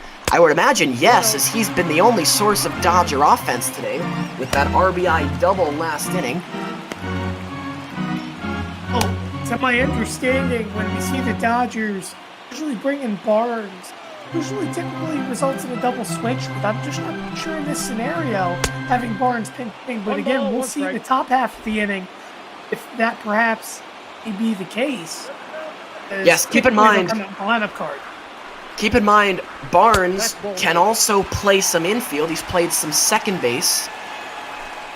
So that's also a possibility. But you always hesitate, I would feel like, to bring your catcher in just a pinch hit, because then if your starter gets hurt, you're out of a catcher for the rest of the day. As Barnes just missed that one, he got into it to left field. I'll also say this too, why take out Will Smith when he's the only source of production on the day? He's the one who led the RBI double. That's the other way I look at it as well. 3-2. Right now, though, for Dave Roberts, he can figure out the defensive alignments next inning. But right now, the issue is offense, of which there has not been a whole lot of here for his club the past couple of days. Although Austin Barnes here has run this to a full count. A base runner right here would be so huge for LA. Nope. The pitch to Barnes misses inside, and so Austin Barnes, the pinch hitter, does his job. He gets on base, and that'll bring up the top of the order, Mookie Betts, who will bat for the 4th time today. So far, 0 for 3 with a strikeout and 2 groundouts to his name. But Betts always so dangerous, and now would be a good time for him to strike. And again, McGee's still out there. Betts really needs to sit here and wait on a sinker to be right down the middle of the zone. Barnes, not too much of a threat to run at first, has yet to attempt a stolen base this year. Only has a handful in his career as a whole. 1 ball, 1 strike, the count here to Mookie Betts. That one skips in the dirt. It's a good stop there by the catcher, Tony Walters, who we mentioned a little earlier. Only 1 error last year. His defense second to none back there. On the ground to short, to second for 1, to first. In time double play. And my goodness, how many times today have the Dodgers hit into a double play at just the worst time? We're through 8 here in LA. Colorado up by 1. Leading off for Colorado, the left fielder. Pedro Baez will stay in. So Tim, at least part 1 of your question is answered. They will not go to Kenley Jansen today, at least not yet. Baez, who struck out the side last inning, will remain in the game right here. According to my source, because we right now don't have necessarily access to the audio, but what happened is that Barnes actually was double switched in about an inning before with Baez coming out on the mound. So that would be the situation. Now, I'm not quite sure if it was necessarily for Fox or Smith. That would have been the move. I see. Well, thank you to anyone in the Twitch chat who pointed that out. And that's now 4 straight batters retired via the strikeout by Baez, who's been on fire coming into this one. Baez coming out fireballing that pitch by Tapia. And Tapia, again, I believe the third time now he struck it out here this afternoon. Baez trying to be effective here in his work. I could see another punch out or two coming, at the least. Yeah, Baez is your typical bread and butter reliever. He gets the fastball up to around 96, but only 2 off-speed pitches to complement. He's got a changeup and a slider, but he works them in masterfully, and he's been terrific so far in his outing today. And he paints the corner right there to Rogers for strike 1. Of course, Rogers, the only source of offense so far today for the Rockies. His 2-run home run back in the 4th stands to be the difference as of right now.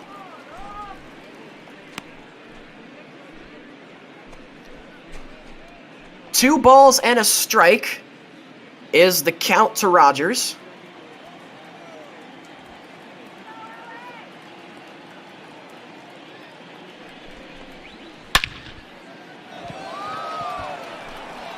And he drives this one into right field. Going back is Betts, looking up. And it's out of here! What a day from Brendan Rodgers, his 2nd home run. And as good as Pedro Baez has been, he left that one up over the plate, and Walters capitalizes for the 2nd time. It's a huge insurance run for the Rockies. They lead it now by 2.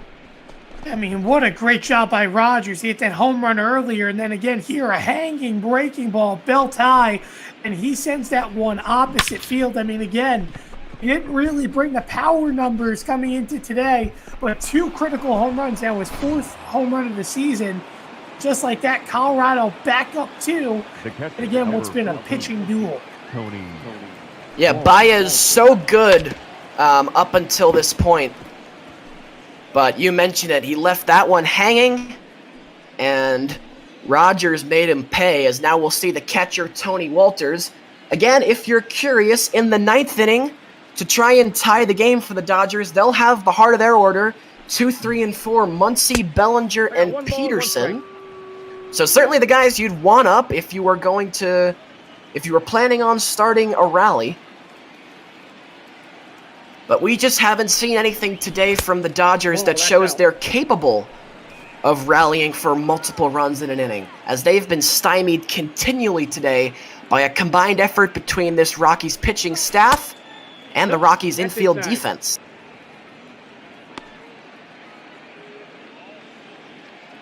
Three and 1 the count now to Tony Walters, as Baez is now running into some trouble after being so good his first 4 at-bats.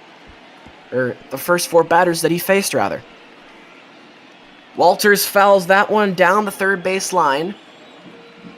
And so it's a full count here to the Rocky catcher.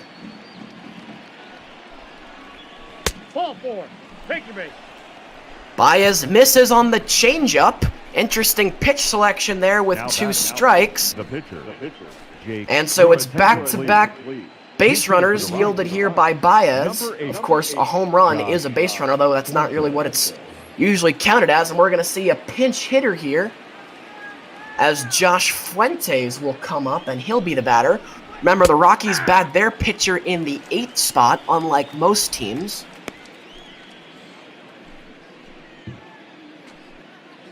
So Josh Fuentes will have pinch hitting duties here.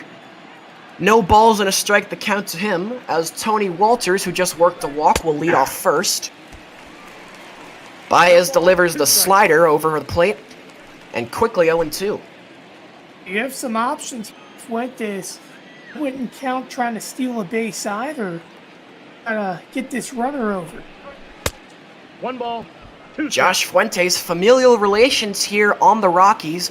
He is cousins with Nolan Arenado, as he looks to channel some of that Arenado power here in his pinch hitting appearance. This one in the dirt. It'll be stopped by, I believe that is Smith back there, but again, we're not sure. The two of them have identical royal blue gear. So Smith/Barnes, a good job blocking that one. And now the 2-2 from Baez misses, and so it's a 3-2 count here. Again, Walters is the runner at first. Unlikely that he will be running, although he does have 3 stolen bases on the year. Swing and a miss. Strike 3 there to Josh Fuentes. Now batting, the center field. As Pedro Baez right there does his job. And so with 2 outs now, that's going to bring up the center fielder, David Dahl. Your attention, please. Now, Looks like now they're going to bring in Dylan Floro. Good decision here to go to Floro. I believe that was the 3rd and 5th pitch on that last strikeout for Baez. Trying to, maintain, give him a little bit more rest, and then get him back in tomorrow, because this is part of this series, just to remember. Floro will come in here and try to get another big out. So Baez faces 7 batters. Retired 5 out of the 7 he faced, all via the strikeout. But it's an unfortunate outing for Baez because he was looking so good, but then victimized by the home run that came from Rogers, who homered for the 2nd time today. And now it is Dylan Floro who has run a 0-2 count here on David Dahl as he tries to get the Dodgers back in for one last gasp with the bats. And Dahl strikes out. And so Floro comes in, does his job, but not before Brendan Rodgers for the 2nd time today, this time to right center field. We go to the 9th. The Rockies up by 2.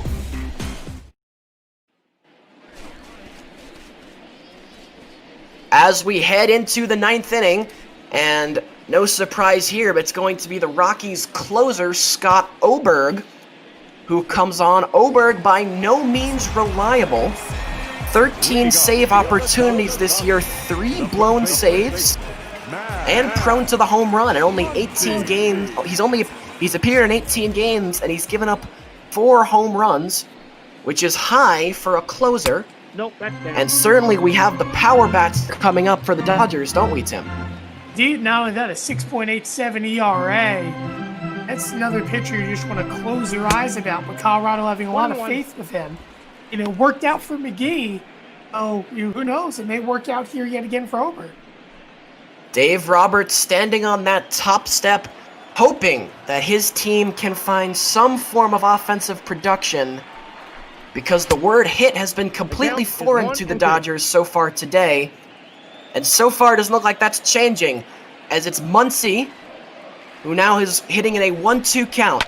The 1-2 to Muncy, flared down the line, into left. That one is going to get down to the wall. And Max Muncy is going to pull into second with a leadoff double here. And again, we mentioned it just moments ago, Scott Oberg has been the furthest thing from reliable this season for the Rockies. Dude, you mentioned as well the term hit being foreign for the Dodgers. Well, Max Muncy was the first one who could say he got a hit today for LA, and now he's the only one that could say he has 2 hits in the ballgame for the Dodgers. So now it'll be Cody Bellinger who is the batter. Bellinger represents the tying run at the plate. He has 12 home runs on the year. Yesterday was 2 for 4 with a double, so perhaps coming out of the slump that he's been in. Although 0 for 2 today, did have a walk though. But he finds himself ahead 0-2 right here, as it's been a very rough start to the game, a rocky start, no pun intended, by Scott Oberg so far today.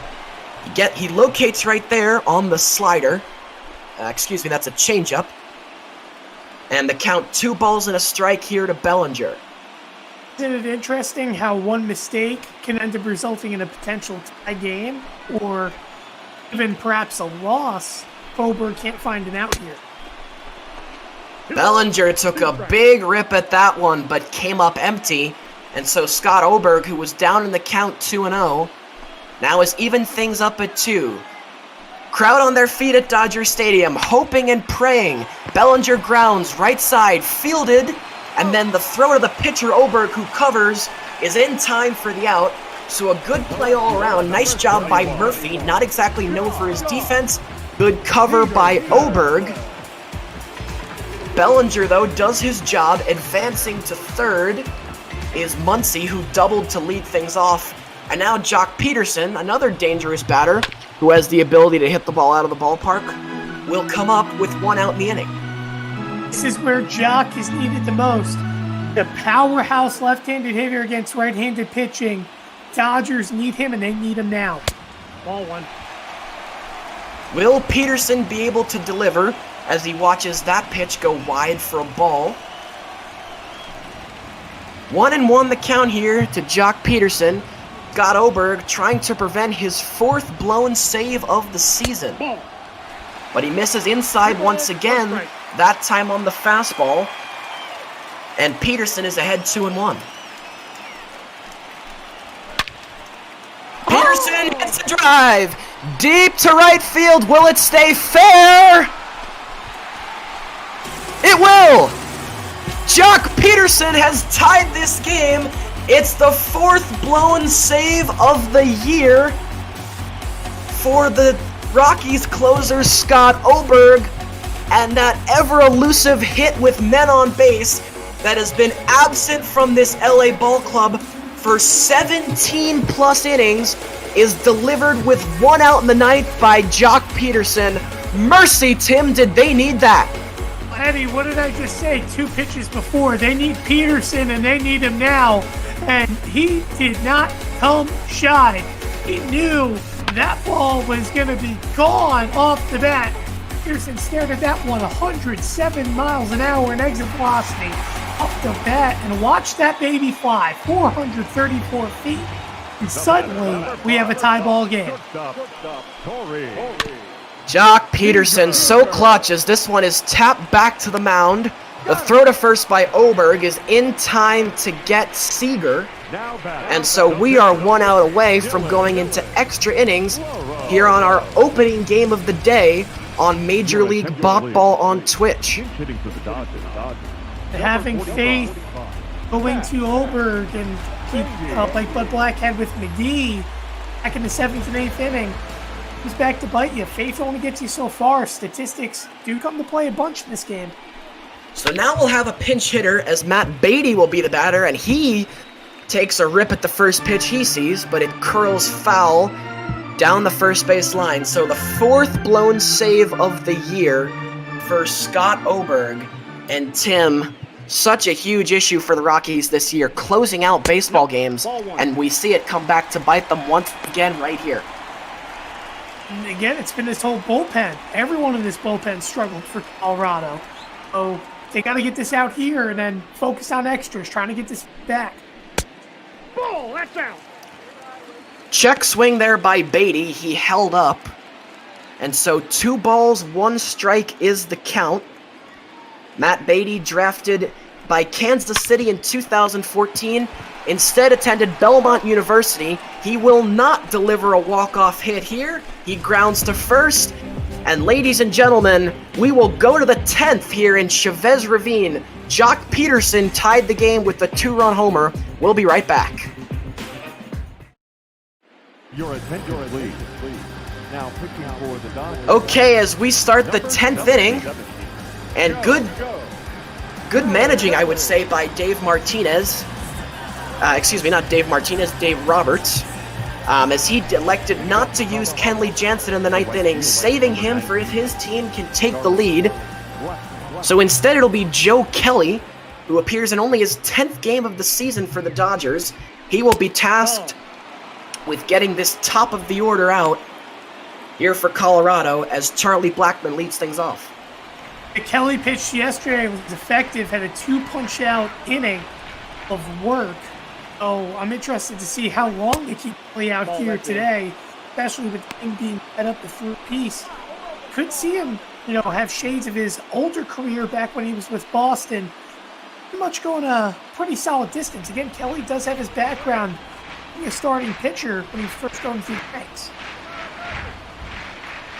Yes, in the few games that Joe Kelly has appeared in for the Dodgers this year, as he deals a strike right there to Blackman, he has been successful, 1.04 ERA, but only 8.2 innings pitched for a guy who was one of the Red Sox go-to men out of the bullpen in their championship run. Kelly's taken a bit of a backseat role here in LA. Yeah.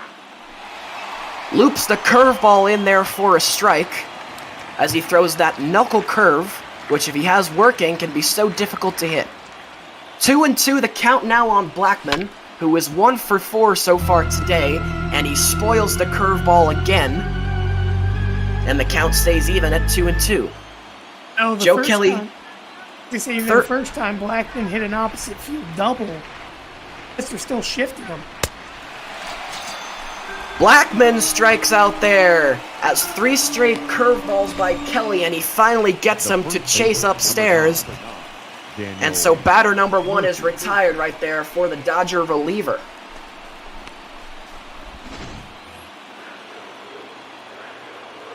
Joe Kelly, 31 years of age from California, is now tasked with Daniel Murphy, who comes up for the 5th time today. Murphy doubled back in the first inning, but since then it's been a struggle. 2 strikeouts and a flyout to his day, as he stares down Joe Kelly right here.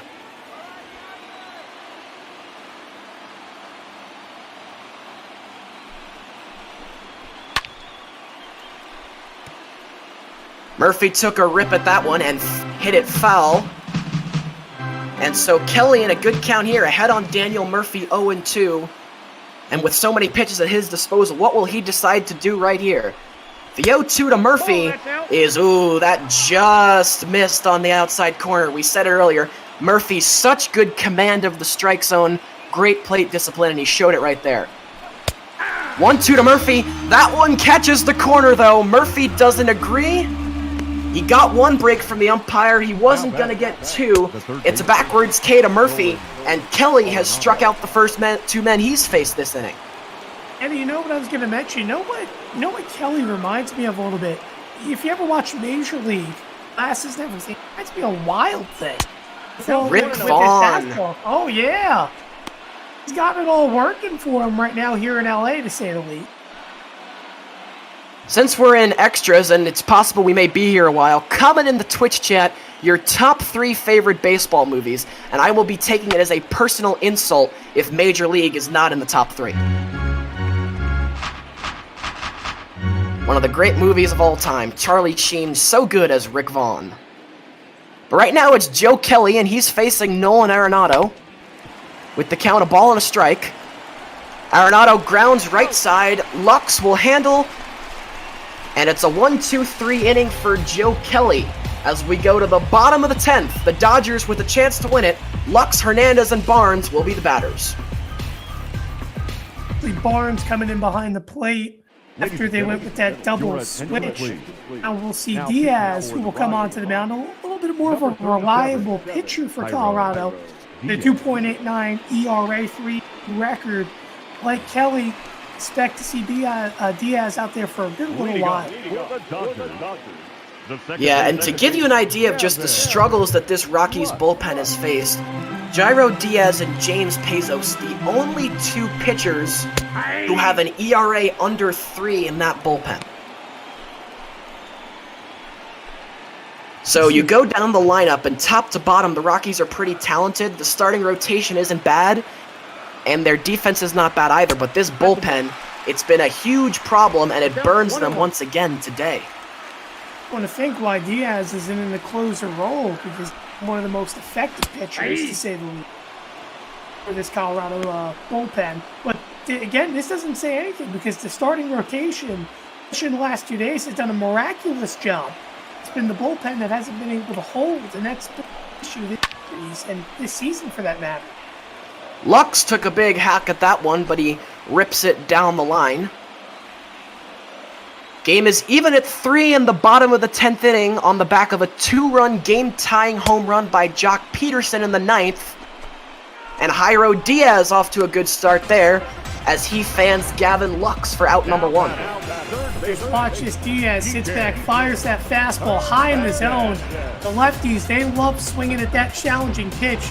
As we've seen all day long, it ends up resulting in either a routine flyout or a strikeout. Diaz getting it right there for a punchy.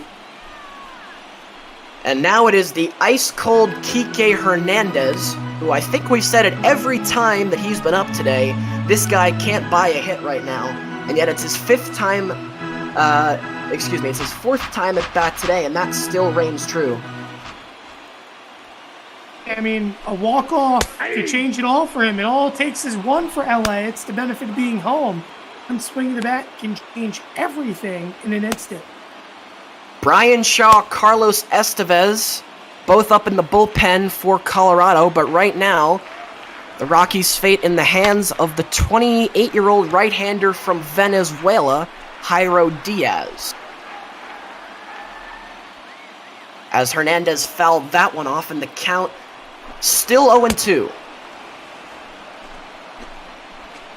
Struck him out, and Jairo Diaz back-to-back strikeouts here to lead off the inning as he gets Hernandez that time. And Kike Hernandez, that guy has dug himself so deep a hole, how will he ever get out of it? So now it'll be Austin Barnes, who came on to pinch hit and started the rally in the 9th inning, although he would be later erased by a double play. Or excuse me, he came on to pinch hit in the 8th inning, where we thought the Dodgers would start a rally, and then he would be erased by a double play. And we thought that would be the end, but then Scott Oberg came in, blew the save, and now we find ourselves in extra innings. 0-2 the count here to Barnes. Diaz misses outside, and the count is 1-2. The slider again if I'm Diaz, getting that thing to work. Barnes chases that one outside, and Diaz strikes out the side in the 10th. We go to top 11. 3-3 here in LA.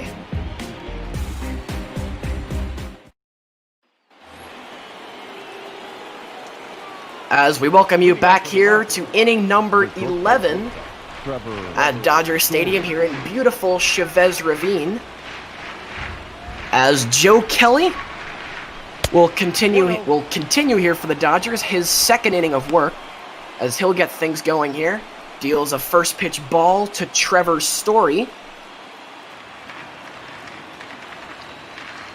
Trevor Story had a baseball commitment to LSU, but he decided to sign with Colorado after they picked him in the 1st round of the 2011 Major League Draft. And he's played a very quality shortstop for them and provided some much-needed power. National League home run hitter heading into today with 19. Count is even at 1 ball, 1 strike. Fouled away there by Story, 1-2. And Story's power has always been present since he first got called up. Remember when Troy Tulowitzki got hurt? No one knew who Trevor Story was, and they found out quickly what kind of hitter he was. Story lifts it in the air to right center. Off the end of the bat, easy for Bellinger. 1 out. Looking for Kelly. Kelly's trying to get these first 2 batters quick.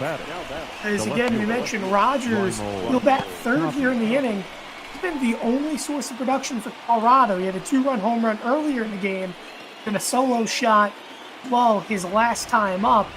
If you can get Tapia here, who was struck out 3 times today, Kelly's in a pretty good situation.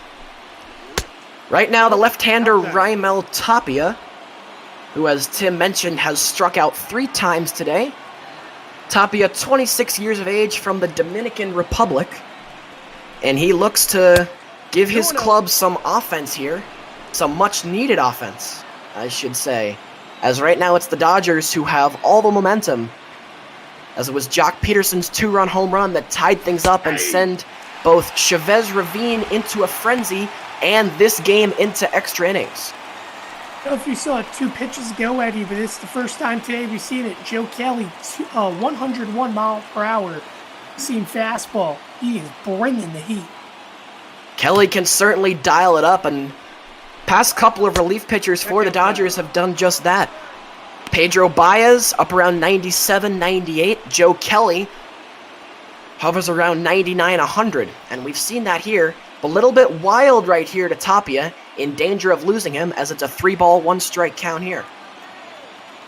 After Tapia, next up is Brendan Rodgers, sole source of Rockies' offense today. 2 home runs, a 2-run shot back in the 4th, and then a solo shot in the 9th, which we thought would be enough, but Jock Peterson had other plans. The 3-2 here to Tapia from Kelly is lined into center. Coming on is Bellinger. He won't get there. It is Tapia's first hit of the ball game, and the Dodgers have a 1-out base runner here in the 11th. How about a good piece of hitting there from Tapia? He got an outside high and away fastball, and he just sat back and sent that thing back down center field. And that's exactly what the hitting coaches do when you're out there going through practice to approach the baseball. Tapia did a great job right there. I mean, that's hitting 101. And you see Rodgers here, and they look back at his last home run. He'd be looking for 3 here in this game, Eddie.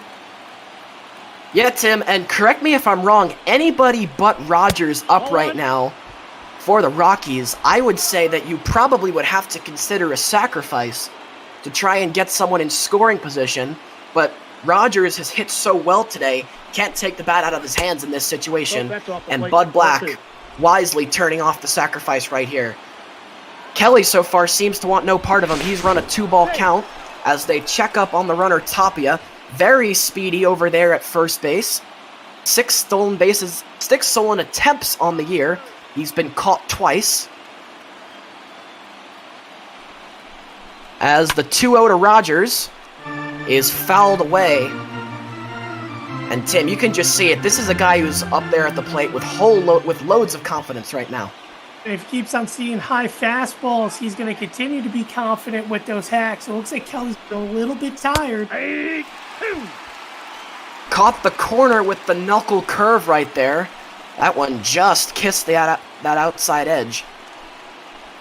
Not sure if Rodgers agreed with the call, but it's 2 balls and 2 strikes to count. We'll see if Tapia will try and take an extra base here. 2-2 to Rodgers.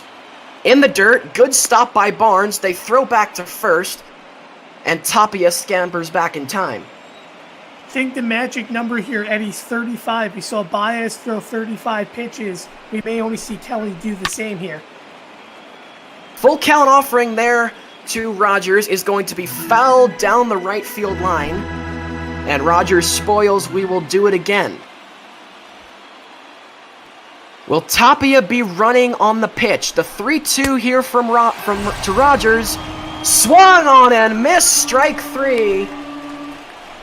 And Brendan Rodgers is retired.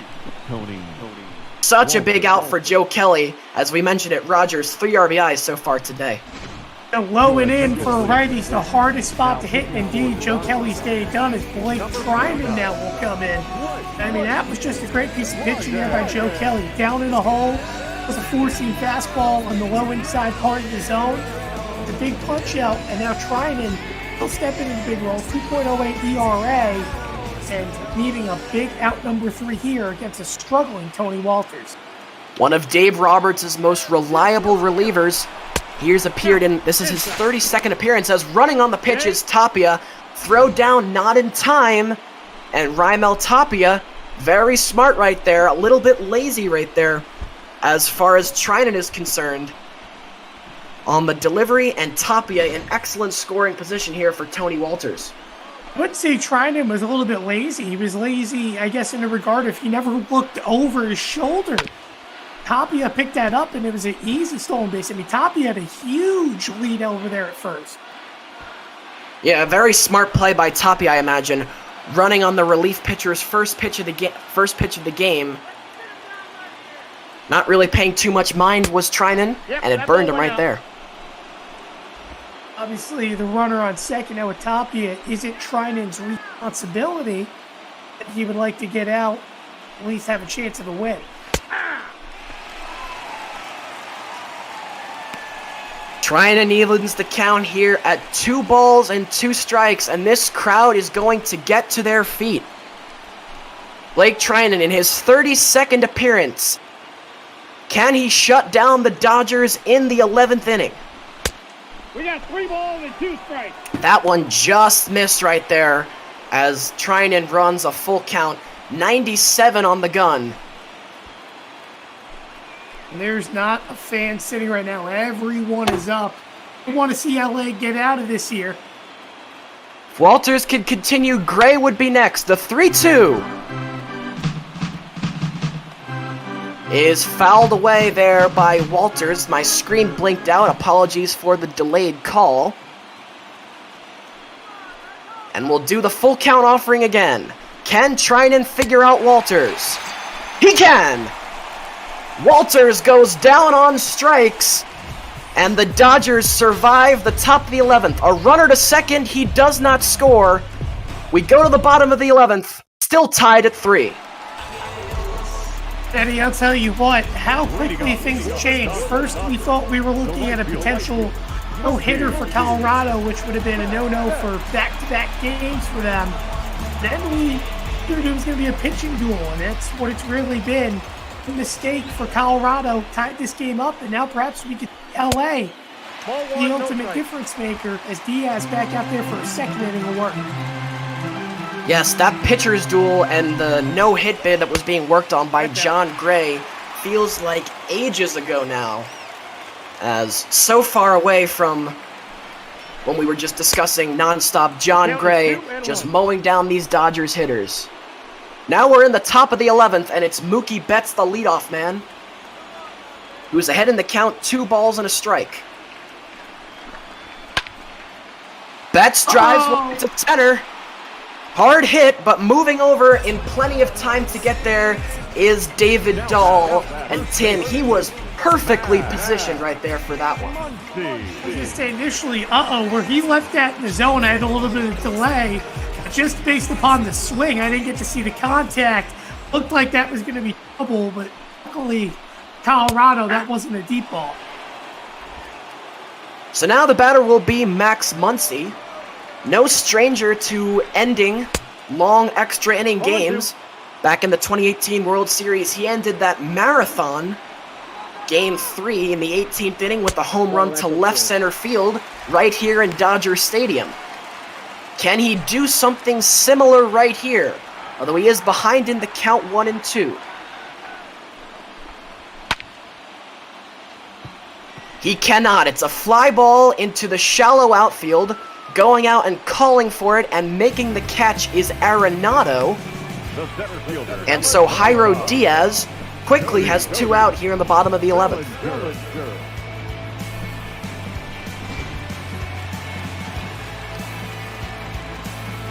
So now that's going to bring up Cody Bellinger.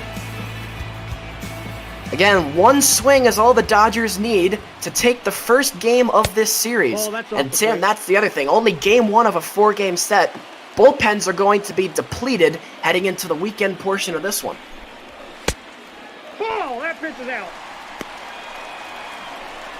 It appears I may have lost Tim just momentarily. He might be having some technical issues. I'm sure he'll be with us shortly. Right now it's 2-0 the count to Cody Bellinger. Facing Jairo Diaz, who deals a strike that just caught the bottom of the zone right there. If Bellinger can keep it going, Jock Peterson would be next. Bellinger chases away on the 2-seamer at 97. And now Jairo Diaz 1 strike away from his second 1-2-3 inning in a row. Line down the third base side, but foul, and we'll do it again, the 2-2. I think he's got to go high and away 2-seam like he got that last out. That's been his most effective pitch to this point. Bellinger in spoil mode again, as we're glad to have Tim back with us. I think his mic may have been glitching for at least a little bit right there. 2-2 the count as that one chases Bellinger way back off the plate. Fastball got away. And so the count is full. Jairo Diaz against Cody Bellinger. Bellinger trying to extend. And he lines this one into center. Going back is the center fielder, Diaz. And it's out of here! It is a walk-off solo home run for Cody Bellinger. And this 11-inning affair is ended with a bang in the bottom of the 11th. Cody Bellinger, the walk-off home run, a high five from Dino Abell, the helmet toss, and Bellinger and the Dodgers take Game 1 of this 4-game series against their division rivals. How about an answer there from Bellinger after being the MVP last season in the National League and having a tough start to this season? He answers right there, taking that hanging breaking ball. And I mean, just look at this. That ball was a line drive, but he got all of it. That ball clearly over the fence, landed into the bleachers. And just like that, the Dodgers, who were down all game long, come back and win via the long ball. Well, so unfortunate right there for Jairo Diaz, who had been pitching brilliantly. He'd retired the first 5 batters he'd faced, and he had Bellinger on a 2-2 count, but he left a pitch over the middle of the plate, and Cody Bellinger drove it out of here to end the game. Our player of the game, though, is Jock Peterson, the man responsible for sending this one into extras. With 2 outs in the 9th inning and the Dodgers down to their last strike, Peterson would tie things up with a 2-run blast. We would play almost 2 full innings of extra baseball, but Cody Bellinger would say goodnight to this one. Blake Trinan, the winning pitcher of record. The loss goes to Jairo Diaz, no save opportunity, and the Dodgers win this one by a final of 4-3, despite being out-hit 8-6. Tim, pretty clean fundamental game, no errors made whatsoever.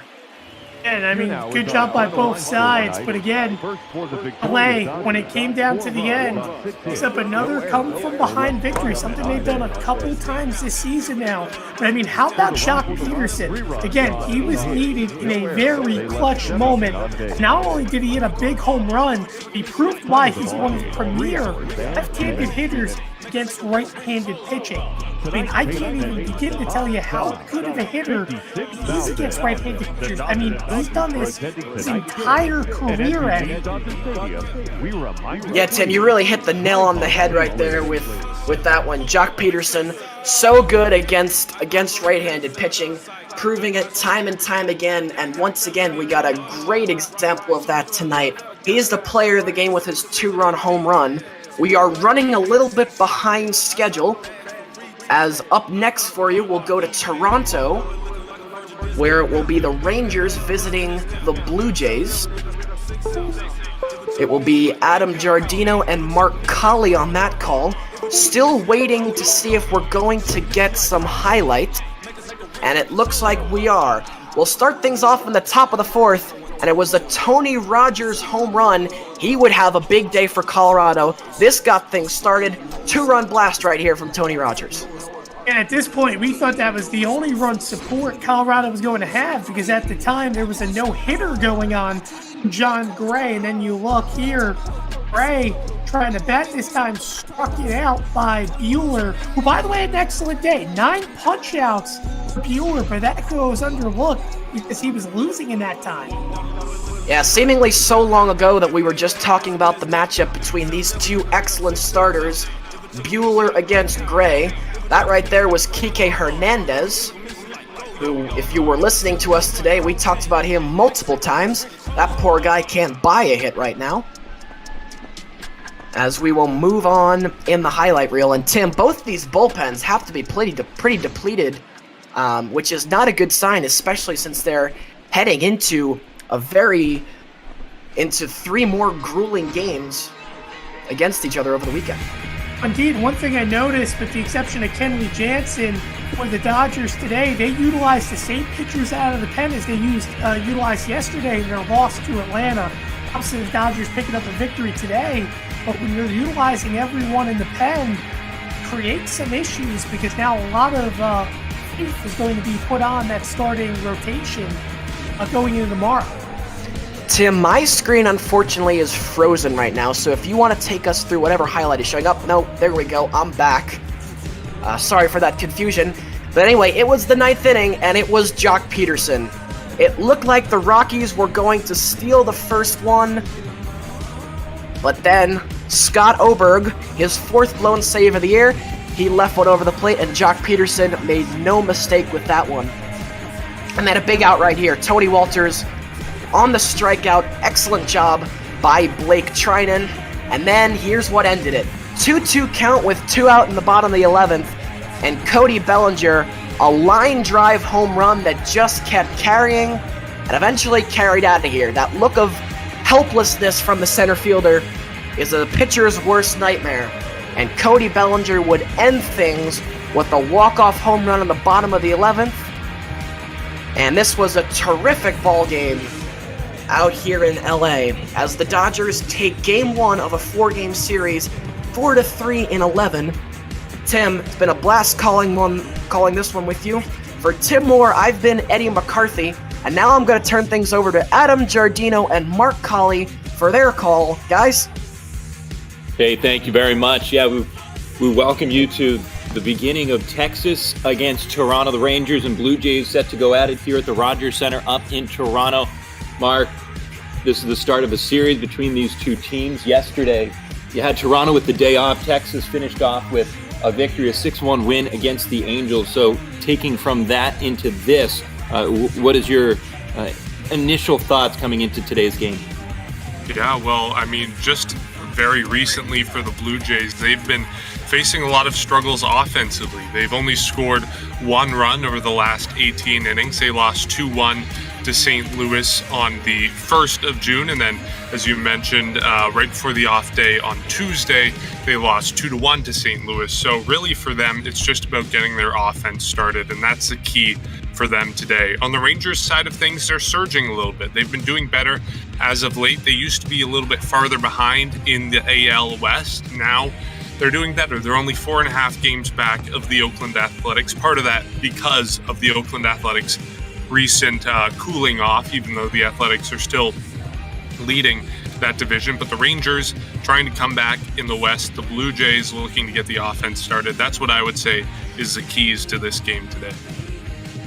Starting pitcher matchup, Chase Anderson takes the ball for the Toronto Blue Jays on his home turf. And, he's a guy that just a couple of years ago, home runs had been a problem for Anderson. Within reason this year, a 4.30 ERA. So even if the long ball does bite him occasionally, it seems like those numbers are in a pretty good spot for the right-hander. Yeah, you mentioned the home runs. He led the National League with 30 home runs allowed in 2018. Seems to have that at least a little bit more under control this season. You mentioned the 4.30 ERA. He's not at the top of this Blue Jay rotation, but he's giving the Blue Jays exactly what you would expect. He had a 4.21 ERA last season. 4.30 is entirely expected this year. And honestly, if you get a guy who can eat up innings like that in the Blue Jays rotation, you got to be happy for a team that went through a record number of starting pitchers last season. And this is his first season acquired in a trade back in November. So first year in the Blue Jays organization after being part of the Brewers for so long. On the opposite side of things, Mike Minor, lefty, 32-year-old, is coming in, and, well, his numbers are pretty good as well. He's got that 4.30 identical ERA to his counterpart, and he's just a veteran guy who keeps on ticking. Mm-hmm. And Minor is coming off pretty much the best season of his career, or one of the best seasons of his career last year. He had an MLB leading 2.40 ERA through his first 17 starts. He was on the All-Star team, didn't actually get into the game, but great season for him last year, and trying to come back and repeat his success this year. Not much, not to the same degree so far, as you mentioned, that 4.30 ERA, but still, again, the type of guy you mentioned, the veteran type of guy. He's 32 years old, but just continuing to tick in that Rangers rotation. Why do you think that the Toronto Blue Jays offense has been off to such a slow start? It's a group of guys that are young. They've got talent. They've obviously got an all-world caliber player in Vladimir Guerrero Jr. in the middle of the lineup, but it just seems to be a sputtering group so far. Yeah, it's been really unexpected. The Blue Jays coming into this season were expected to be doing really well offensively, but kind of not so well defensively, or rather pitching-wise, but it's been the opposite story so far this year. It's been the story of strong pitching from Hyun-Jin Ryu, as we mentioned, Chase Anderson, Tanner Rourke also at the front of the rotation, and then this hitting is struggling. And honestly, I think I have to chalk it up to the experience in the majors. A lot of these guys you mentioned, Guerrero, Biggio, Bichette, they're all kind of in their first or second years in the majors. So I think it's kind of, I'm going to chalk it up to inexperience, chalk it up to, a lack of experience of playing consistently in the majors and in and out every day at the highest level of competition. It looks like we're going to have a beautiful day for baseball. Open roof, clear skies, beautiful afternoon here in Toronto at the Rogers Center. We're going to take a look at the lineup first for the visiting Texas Rangers. Elvis Andrus, Nick Solak, Willie Calhoun, the top three in the lineup. That's shortstop, left field, DH. Cleanup man is right fielder Joey Gallo. Todd Frazier at third base hits fifth. Danny Santana is at center field. And then the bottom third of the order, Rougned Odor at second. Ronald Guzman is at first base. And Robinson Chirinos is the catcher. What guy in the lineup for Texas jumps off the page at you? I mean, just judging based off the season that they're having so far, I got to go with the leadoff guy, Elvis Andrus. He's batting .283, which is the highest of any hitter in the lineup, or at least the starting lineup for the Rangers. And, he has a ton of major league experience, just entering that period of his career where you would expect him to kind of start to slow down. He's 31 now, so I'd say he's standing out with that high batting average in the Rangers lineup. And it is remarkable that even as he is slowing down, on the base paths, he's stolen 25 bags in 5 of his last 6 years. He's only got 6 of those so far this year. But the home runs, the average is there, and the home runs, he's on pace for a career year in terms of power output. And obviously, that speaks volumes about the baseball and the way that things have been trending in the majors, but it still speaks to how Andrus at 31 years old is still hanging on to some of that youth. First pitch, Andrus swings and slaps one right at first base. Travis Shaw is up for the challenge. 1 pitch, 1 out. We are underway. Travis Shaw over there at first base took a little bit of playing time off in favor of Rowdy Tellez, because Tellez was a hotter bat, but we're seeing both of them in the lineup today. Tellez as designated hitter. The numbers for Shaw, down at around a .220 batting average on that side of things, so understandable to try to get the hotter bat in the lineup. The 1-0 count on Nick Solak here. Solak, property of the Louisville Cardinals in his college days. He swings and ropes one foul, evens the count at 1-1. Solak, originally a farmhand of the New York Yankees, was part of a 3-team trade that sent him to the Tampa Bay Rays. Played last year in the Tampa Bay Rays system, and now finding a home here with the Rangers in 2020.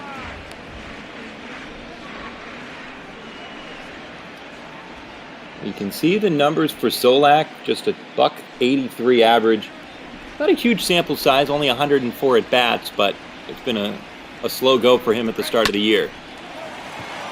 He corkscrews one the other way underneath Shaw and into right field. Shaw, who made a nice play on the Andrus line drive, wasn't up for the challenge there, and so Solak's aboard with 1 out. It looks like Solak might be heating up a little. He had a double in yesterday's game, albeit along with 3 strikeouts, but that .82 batting average doesn't take a lot to improve it. So the hit yesterday, hit today might be helping him in the long run. It might be a sign of him improving a little bit down the stretch. Pitch momentarily, gets through Reese McGuire, but he scrambles to pick it up. Solak holds it first base, counts 1-0. Yeah, that is important when you talk about batting average at this stage of the season, when a guy's only played 30 games like Solak. Yeah, those numbers can still have a chance to turn around in a big way.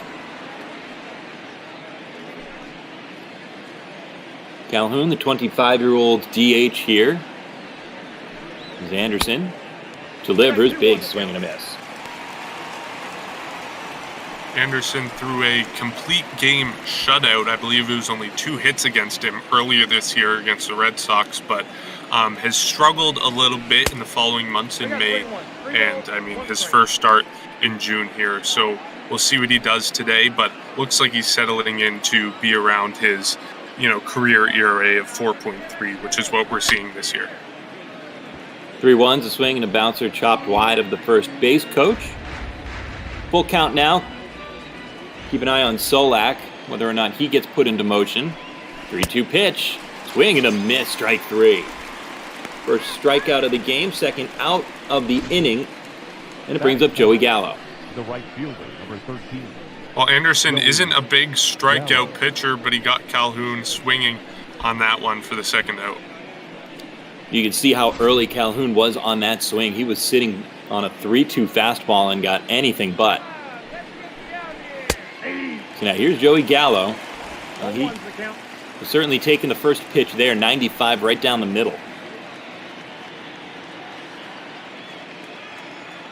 Not seeing the type of power we normally see from Gallo. You saw on the graphic there on the screen, only 9 home runs so far this year as we approach the middle of the season. Yeah, he's a guy that's used to hitting a bunch of home runs, back-to-back 40 home run seasons. And even last year where the home runs were off a little bit because of his playing time, he still slugged close to 600, and he's not even slugging 400 this year, so it's about a 200-point drop in his slugging percentage. And you expect that time to time with a guy who's going to strike out as much as Gallo does. Swings and bounces one down to first base. In fair territory, Shaw picks it up, steps on the bag. In the first inning for Shaw down at first base. The one-out single by Solak by the board. We go to the bottom of the first. Mike Minor takes the mound when we return.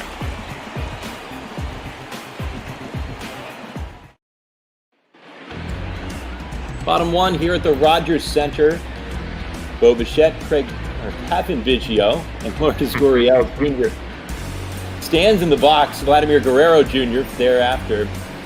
For Bo Bichette, it's a .274 average for him this season, going up against Mike Minor. Just that veteran presence on the mound, a 3-5 record, ERA just over 4. And he's going to go out and get you some innings. He had 208 innings last season. Of course, as we said earlier, one of the best seasons for him in recent years. Probably the number 1 best season for Mike Minor in his career is from 2013. Pitching with Atlanta, he had a 3.21 ERA, 204 innings pitched that year. His 1-0 pitch to Bichette misses low for ball 2. Yeah, and a guy in Mike Minor that just seems to be always available at the trade deadline. Just a guy that teams want when they need innings at the end of the year if they're in a playoff situation. And, I'm sure it's not easy to operate as that kind of guy, but I'm sure it has to be reassuring to always hear your name being discussed with teams looking to add you to their playoff teams. Bo Bichette, all of 22 years old, standing in on the right side. His pitch is a swing and a foul away. We talked about these young guys in the Blue Jays lineup. Bichette is certainly one of them, and he started off this season really hot, has cooled off a little as of late. Pop fly to right field, and an easy catch for Joey Gallo for the first out. the second baseman. Kevin Biggio coming up next is another guy that we've seen show promise in the majors. He doesn't have the same hitting prowess that a guy like Bo Bichette does, but he has a really good eye at the plate. He's known for taking a lot of pitches. Actually, last year he was criticized by the Blue Jays coaching staff for reportedly being too patient at the plate and too many pitches. So we've seen him get a little bit more aggressive at the plate as time has gone on with his experience in the majors, but the numbers still aren't really panning out for him. You'll see in the corner here a 208 batting average. Blown foul, straight back overhead, and Biggio is still young, and it's important to remember for him, he was a guy that came from a little bit off the radar, despite his last name, of course, Father Craig. But Cavan's somebody that, in his time in college, played on the Cape League, had some success there, but he wasn't a top 10 round pick. I mean, this is the guy that burst onto the scene. 2018, he was the Eastern League most valuable player in AA. And then in his very first game in AAA a season ago, homered, and everyone thought, all right, let's see what this guy's got. And by the end of the year, he was making an impact at the big leagues. 3-2, swing, and grounded at first base. Guzman's got it, gets to the bag, 2 gone. Yeah, and it is really interesting looking at the names at the top of this lineup. You see the last names and you say, oh, well, these are great players. And some of them, like Vladimir Guerrero Jr., Lourdes Gurriel Jr., stepping to the plate here, have been kind of well-known prospects throughout their development. Guys like you mentioned, Kevin Biggio, he wasn't really expected to be the type of guy that he was. He kind of went under the radar until he broke out in the minors. Same with Bo Bichette. A lot of scouts said that his swing in the batter's box wouldn't work out. Well, it certainly has, and it's rocketed him all the way up to the big leagues last year at the age of 21. Fly ball to center ends the inning, and we've got a scoreless game on our hands as we go to the second here in Toronto.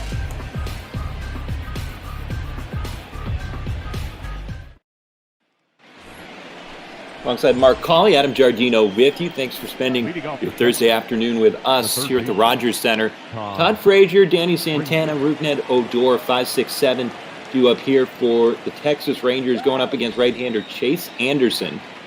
First year with the Toronto Blue Jays, and Anderson having a good first inning. Gave up the single, worked around it with 1 out, and begins Todd Frazier with a breaking ball for a called strike.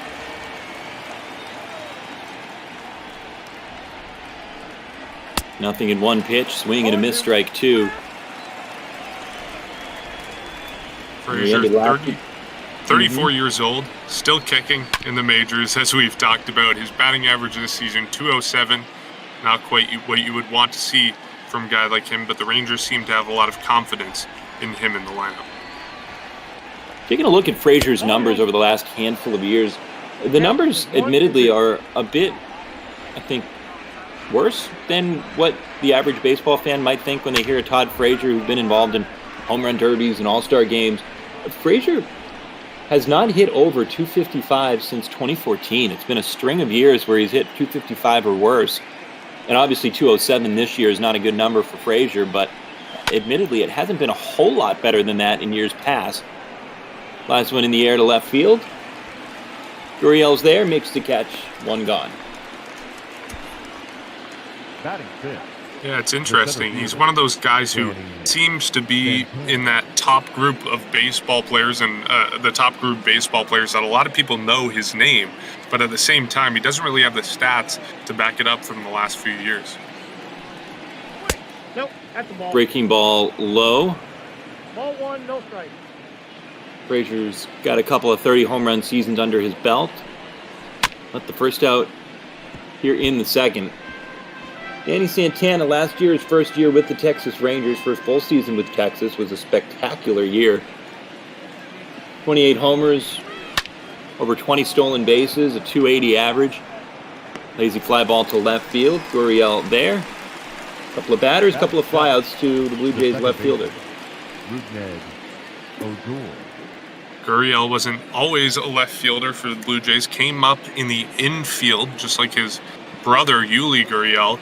But the Blue Jays transitioning him to the outfield last year, and so far it's been a success story for him there. He's been really good defensively in left field. 0-1. See, the shift is on here with Rougned Odor standing in. This is the lineup against the right-hander Anderson. They've got 4 lefties and the switch hitter Santana. So 5 of the 9 guys in the lineup will go up there left-handed against the righty. If we have an opportunity at all during this game to talk about the history between these two teams, it's got to be with Odor up to bat, of course, the teams. No doubt. Somewhere Jose Bautista looks on with bated breath. Rougned Odor chops one to the left side. The out is recorded. And it's a 1-2-3 second inning for Chase Anderson. Bottom 2 next.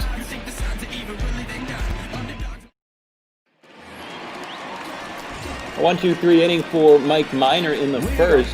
And so it's Guerrero Jr., Tellez, and Hernandez 4-5-6 for Toronto here in the bottom of the second. Here's Mark Colley. I'm Adam Giardino, and we are live in Toronto. Coming up next, San Diego takes on the Giants out on the West Coast. First pitch to Guerrero Jr. misses down and in for a ball.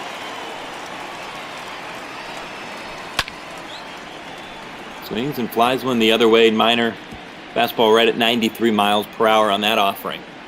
It's pretty much the high end of what he throws in terms of fastball. He throws a 4-seam fastball that sits 89 to 93. He also throws a slider 83 to 86. He also has a circle change and a knuckle curve in his repertoire. And you can't overpower people. You got to come at them with 4 or even 5 pretty good pitches sometimes. Joey Gallo there near the foul line, and Guerrero Jr. flies out. And it brings up Rowdy Tellez. Number 44.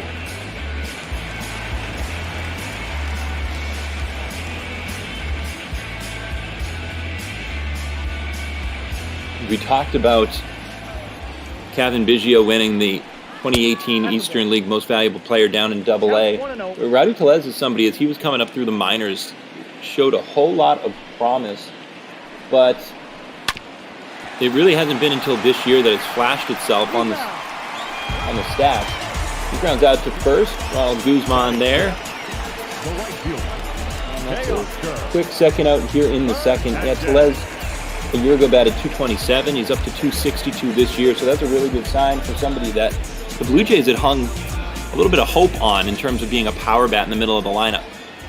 Yeah, he hasn't always had the opportunity to get the playing time in the majors. Justin Smoke, formerly of the Blue Jays, just moving recently to off the team. So that kind of cleared playing room for him this season. But I think the Blue Jay front office is concerned over the type of player that he is, whether it's lots of strikeouts or whether it's his defensive abilities over at first base. And Travis Shaw, if he's going well at first base, that certainly works for Toronto. But yeah, I think Shaw's glove is certainly more of what you'd want to see than Rowdy Tellez down at first base. How about some glove work there at the hot corner? Todd Frazier makes a stab at it, and Mike Minor's gone 6 up, 6 down through 2 innings. We're scoreless on to the third.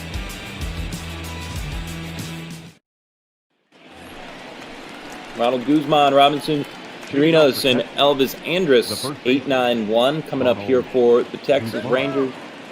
Madam Giardino, Mark Colley alongside. Now, Mark, as we've gone through the season so far, have you been able to see either of these two teams play?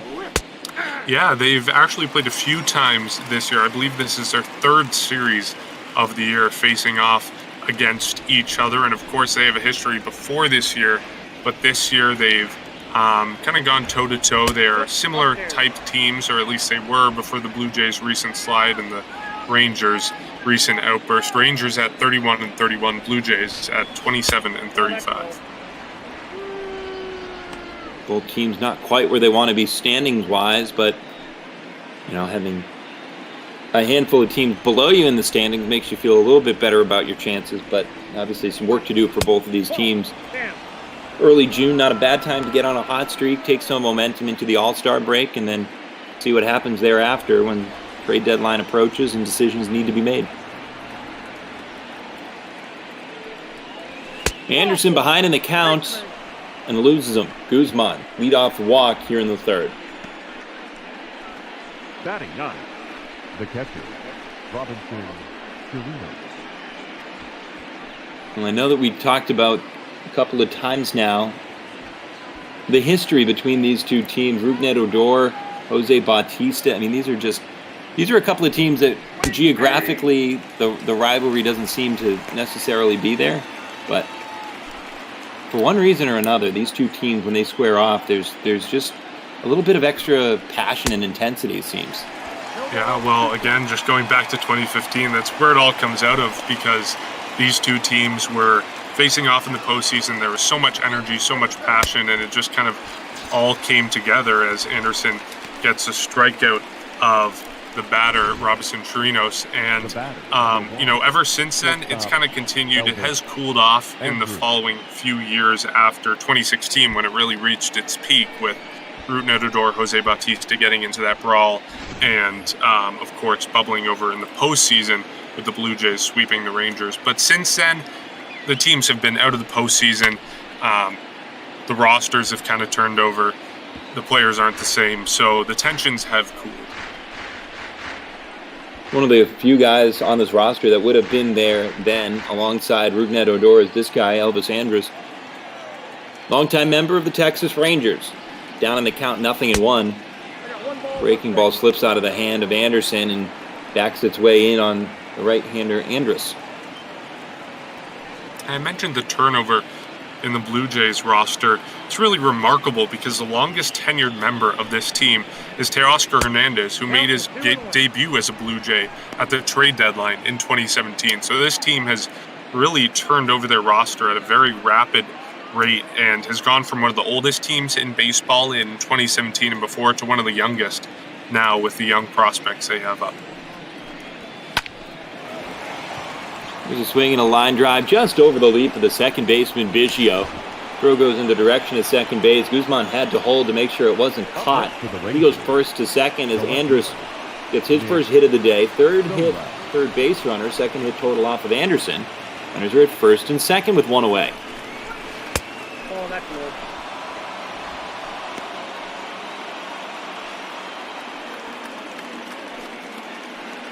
Nick Solak, somebody who's looking to heat up here. He's got a hit already to begin the day. Another hit could provide the first run of the game. Instead, swinging a ground ball right side. Biggio boots it. There's no play anywhere, and Solak reaches on the error. It was unlikely to be a double play ball the way it was hit, but certainly should have been an out at first, and instead the bases are loaded with one out. The ball hit right to Biggio. Biggio just bobbling it, not picking it up. And as you said, should have been an easy out, but not getting the outs. And it puts Anderson in a tough position here. Instead of being 2 outs or maybe even 3 outs, if you try for a double play in that situation, you're here with bases loaded, 1 out. Runner at third, Ronald Guzman. Elvis Andrus at second. Nick Solak at first. And Willie Calhoun, team's leading home run hitter, stands in against Anderson, someone who's been prone to the long ball. Swing in a fly ball foul the other way. He's got Calhoun down in the count, 0-2.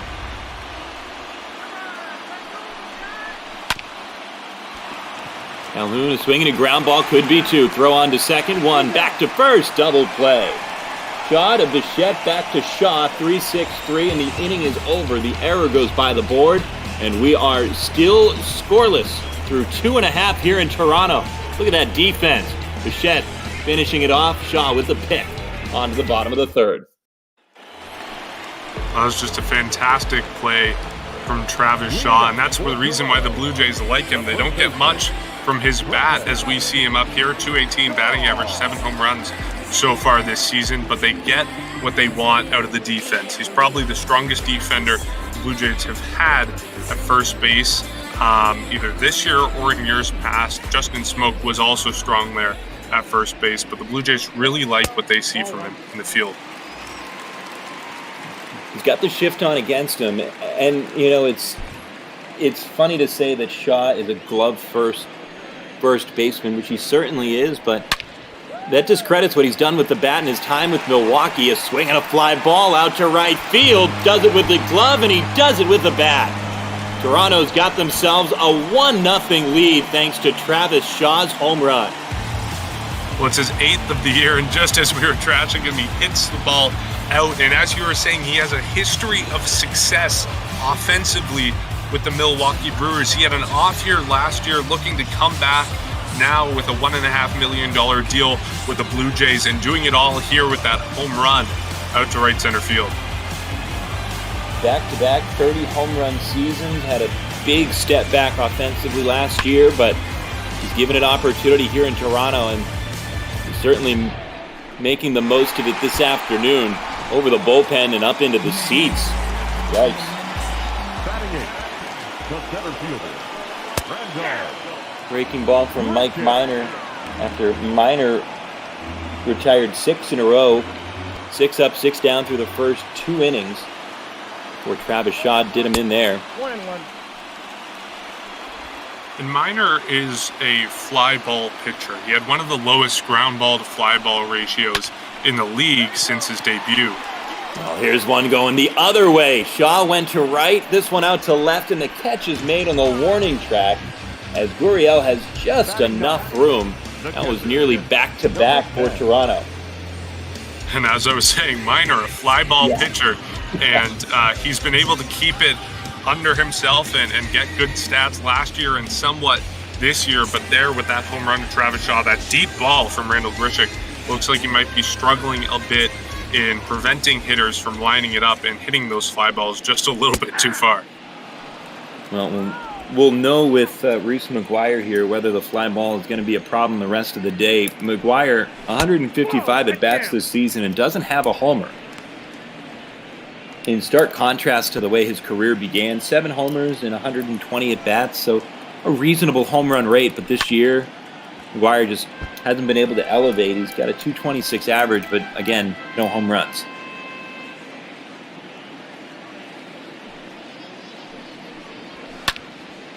One-two, swing and a soft fly ball, right field. Gallo there. Gallo makes the catch. All 3 balls in the air so far this inning, a homer and a couple of flyouts, and the lineup turns over to Bo Bichette. Yeah, that's exactly what you expect to see from Mike Minor.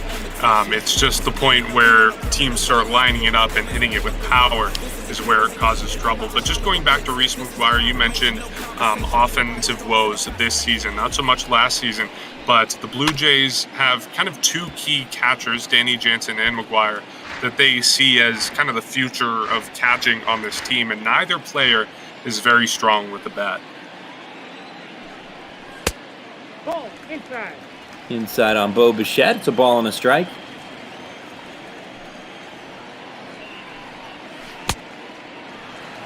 Swing and a miss. 2 strikes. Now a couple of strikes on Bo Bichette. In the bottom of the third, Toronto's grabbed a 1-0 lead. 2-2. Home run began the inning from Travis Shaw. 2-2, low. And so Bichette has worked all the way back to a full count. The payoff pitch, swing and a ground ball bounced up the middle, backhand and under the reach of Rougned Odor out into center field. Bichette's got himself a single and brings up Cavan Biggio.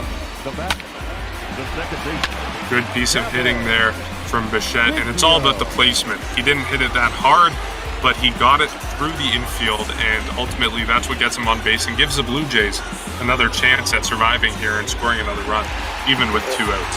Yeah, and you know, Mark, as much as it's about placement, even if Odor is to get there, Bichette's got great speed. That'd be an incredibly difficult play, but it helps that it's on turf. Help that ball scoot up the middle without it being hit that hard.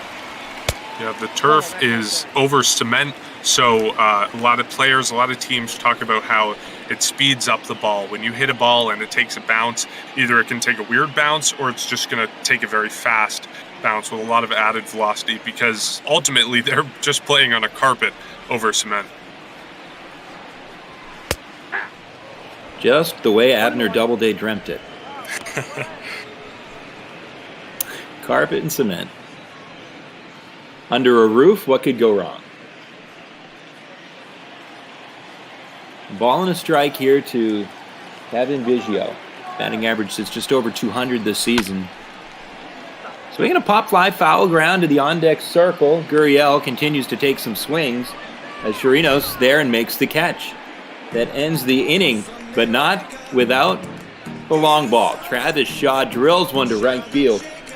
Toronto's got a 1-0 lead. Mark Colley with play-by-play when we return in the fourth.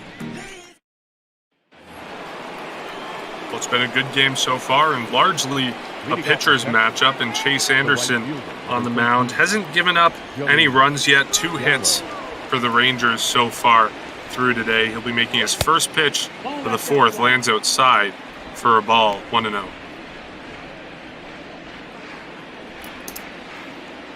Gallo with a ground ball to Travis Shaw in the first inning, his first at-bat of the game.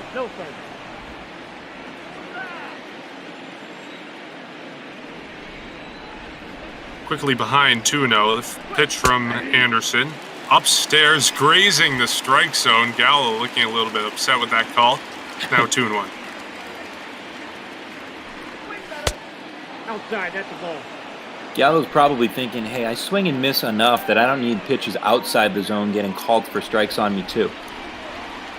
Big strikeout guy, and hasn't seen the power, as we talked about earlier, that he's normally known for. Getting another tough call in the corner to make the count full. Nope, that's ball 4. Takes inside for a ball, a rare walk of Joey Gallo, the second walk of the game for Chase Anderson. He walked Ronald Gausman in the third inning. So leadoff base runner, not a threat to steal per se for Texas, but anytime you give up that run the very next inning to get a base runner on immediately and start to put things into question, that's good news for your offense. Anderson, the last walk he gave up also in the third inning was a leadoff walk, and he's had success so far in stranding the base runners from the Texas Rangers. He had the bases loaded last inning, but got out of it unscathed, so we'll see what happens here. But he starts off again to Todd Frazier, 2-0.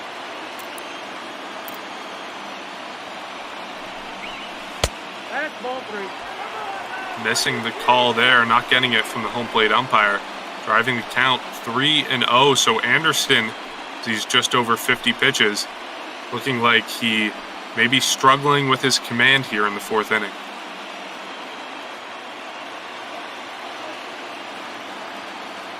The 3-0 pitch.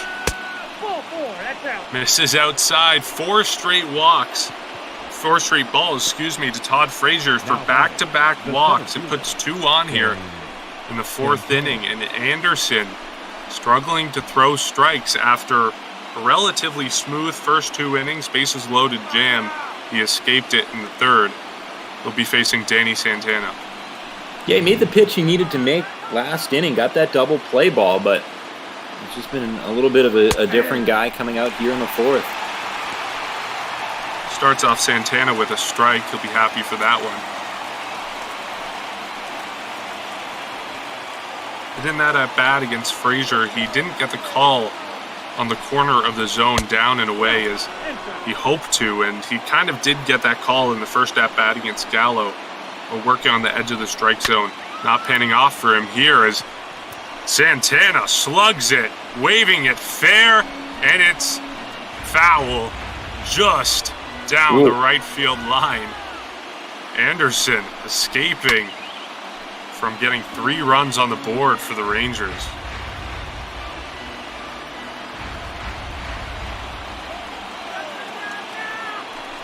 Might be getting his footing underneath him here. 2-2 count.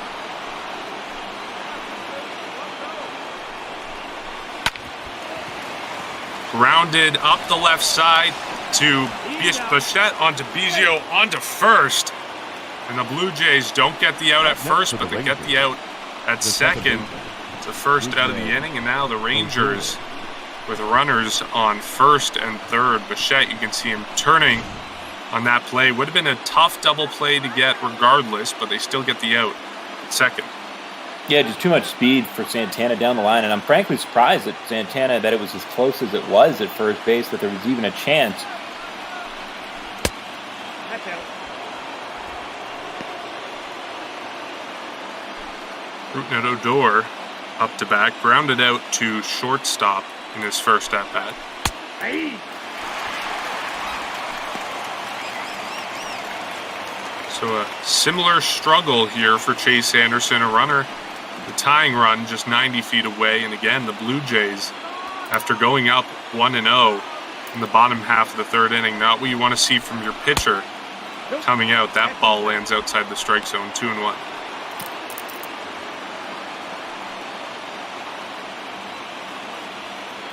Blue Jays only scoring 1 run over their last 18 innings coming into today, and now another run on the board early today, and a swinging strike from Rougned Odor, and that ball inside.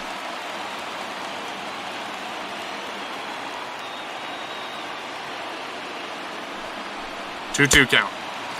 Swung on and missed. He gets him to bite at that inside pitch.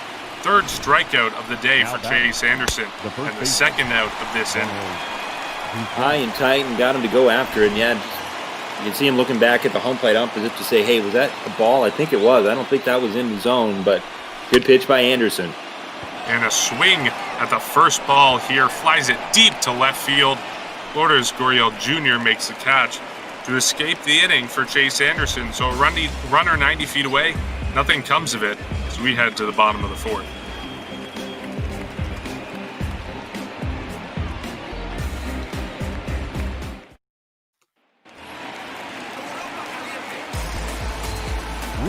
It'll be Lourdes Gurriel Jr., the man who recorded the last out of the last inning, coming up to bat here in the third spot in the Blue Jays lineup. Takes the first pitch ball, 1-0.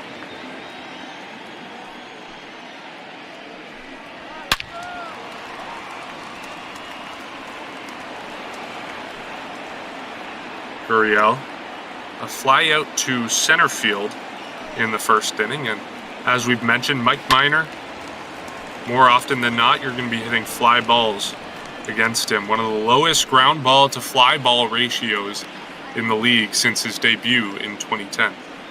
And it's remarkable just the way that the league has transitioned and evolved, even from 2010 till now. It's a decade, but it is a decade where launch angles and the idea that hitters have going up against a pitcher is to get the ball in the air. And you could just imagine that's not a recipe for success or longevity, but Minor's made it work. Gets a ground ball there of Gurriel, one down. And like you said, so much has changed in this game, and we don't see that many fly ball pitchers anymore, because when they do hit fly balls, they're going out more and more often as guys are sacrificing strikeouts for home runs. But Minor, a guy who has stuck around in the game and stuck around over the past decade, as Guerrero sends it up the middle for a single.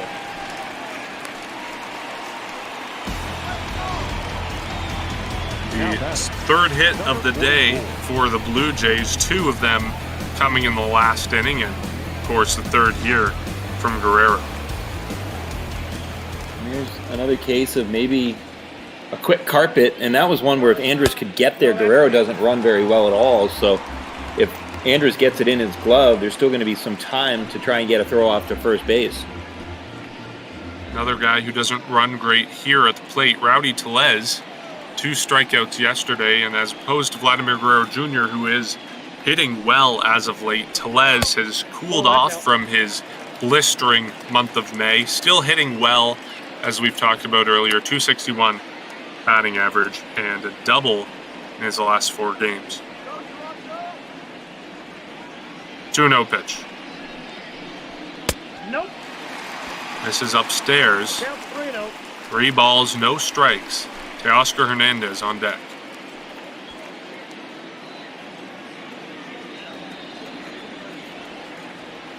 Vladimir Guerrero Jr. at first. Ball 4, take the base. Takes it down by the feet and takes the walk. Rowdy Tellez on base now, 2 on base. Vladimir Guerrero Jr. on second. Tellez at first, 1 down for Teoscar Hernandez.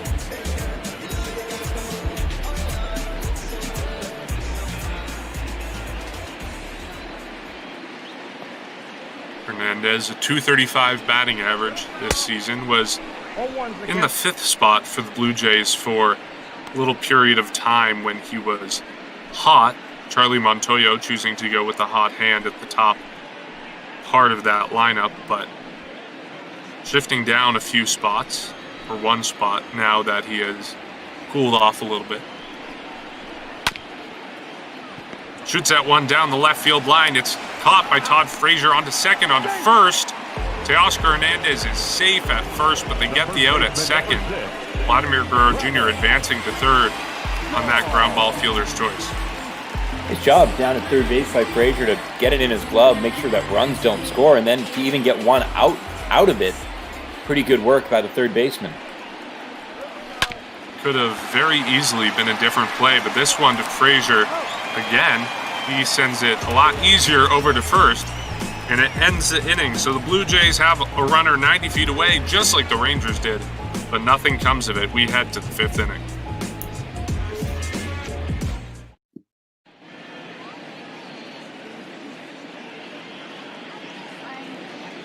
Well, the fifth inning, the sun is setting here in Toronto, as you can see by the kind of golden lighting here at the Rogers Centre with the dome open. A beautiful day for baseball as we head to the top of the fifth. And leading off things in the top of the fifth is the catcher for the Rangers, Robinson Chirinos. Couldn't help but notice on the back of the bench there in the dugout that they were showing ranch sunflower seeds. Were you a sunflower seed guy growing up? I wasn't. I only played 2 years of baseball. I was absolutely horrible, so I quit after that and decided to pursue it on the other side of things. But I wasn't a sunflower kind of guy. I wasn't really a snacking or eating kind of guy at all in the dugout. Maybe that was the key to my failure. Who knows? Right. Your whole trajectory could have been different if you had just taken to sunflower seeds. Exactly. A swinging strike of Robinson Chirinos. 0-2 count here from Chase Anderson. But that was more the point that I was making. The sunflower seeds, they were ranch sunflower seeds on the back of the bench. And yeah, that always, when I was growing up, it was just as flavors of sunflower seeds were starting to come out from just the regular original salty ones. And I could never get behind the ranch. That it always felt like I was eating a bag of Doritos. The batter, number 1, shortstop, Anderson with a strikeout of the number 9 guy, Robinson Chirinos. He'll turn things over to the top of the lineup. Elvis Andrus, the shortstop, coming in for the Rangers.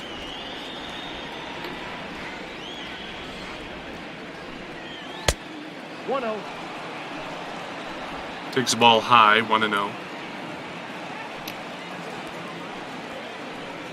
I have to say, when I'm a fan at the ballpark, though, watching a game, popcorn is definitely my go-to snack, or peanuts, popcorn or peanuts. I remember lots of times sitting in Rogers Centre, 500 level on the infield, just looking down, popcorn and peanuts, not together, separate, but. So you are from how far outside of Toronto? Well, originally from about an hour east of Toronto, but then growing up, moving to the States, to New Hampshire. But 3-0 count here to Andrews. Takes it for a strike at the bottom part of the zone. Close enough to Manchester, New Hampshire to take in some Fisher Cat games? Yes, just about a half hour south of the Fisher Cats. So when Guerrero, Bichette, Biggio, Gurriel, when they were all coming up through the system, had the chance to see them play in New Hampshire at Northeast Delta Dental Stadium, which is a mouthful, but a nice stadium in Manchester. That ball hit hard on the ground into the outfield. Lourdes Gurriel Jr. fields it, a single for Elvis Andrus. Well, it's funny, as you say, Northeast Delta Dental Stadium, I think to the Rogers Centre, and I guess I'd never made the connection that one of the only ballparks I'd ever called a game in that had a hotel on the property was at New Hampshire. So these Blue Jays players, as they come up the system, they get used to playing with a hotel, one built into the Rogers Centre here in Toronto, but there's one beyond left center field at Northeast Delta Dental Stadium as well. Yeah, just left center field, as you said. I think it's a Holiday Inn, if I'm remembering correctly, or maybe it's a Hampton, I don't know. But there's a milk jug right down the left field line, and then the hotel in left center. So very nice stadium, and it's right along the river that runs through Manchester. So nice stadium there. Nick Solak is up to bat, 2-2 count as he fouls that one off.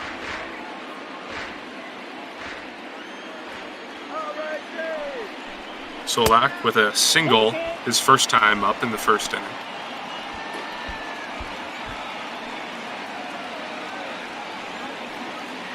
Trying to drive in a run here with a full count, tie things up here in the 5th inning. 3-2 count. Swung on, fouled back, and we'll do this again.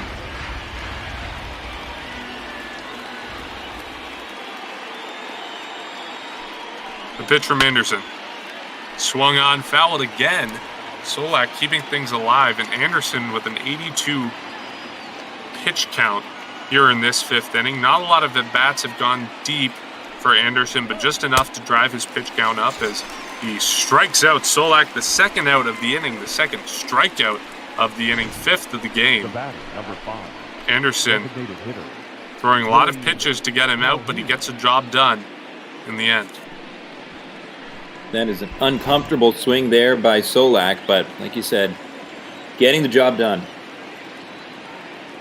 We see Ryan Brucky warming in the Blue Jays bullpen. Brucky just called up from AAA as the move happened last night. After the game yesterday, or after the game on Tuesday, the Blue Jays sent down Shawn Reed fully back to AAA after a few appearances up here. They called up Ryan Brucky. They also called up Nate Pearson, who will be making a start tomorrow, which is his first start in the majors. He came up earlier, was in the rotation a little bit, didn't find success in the rotation, went back to the minors. He's coming up now in the rotation for the Blue Jays, making the start tomorrow. That game is at 2 p.m. here on ML Bop Ball. You won't want to miss it. The guy that can throw 100 if he's letting up, and he can throw 102 if he's reaching back. Big prospect for the Blue Jays. Lots of high hopes for him. Not too dissimilar. I mean, in some ways, in many ways, he's very dissimilar. That's a bit of a generous strike 3. Connor Green, pitcher for the Blue Jays minor league for a while, could throw 101, 102, never panned out. Pearson could do a lot better than that. Yeah, Green still kind of connected to the Blue Jays. The Blue Jays traded him along with Dominic Leone to the Cardinals in return for this guy who's batting now, Randall Grishtik. And then Green, I believe now is in the minors with the Royals. And again, still not finding success in the majors, but hopefully this story is different for Nate Pearson. That's what the Blue Jays are hoping for, to get an arm out of their bullpen that's consistent. They've had a lot of homegrown hitting talent, not the same success with pitching so far, but they're hoping the tide will turn. Grishik up here with an 0-2 count. Takes that one on the bottom part of the zone. Mike Minor making quick work of Grishik with a strikeout. Now batting. His first strikeout of the game for Minor. Yep, guy that pitches to contact, and even when he gets a strikeout, he gets it looking, not a swing and a miss kind of guy, but able to pick his spot there.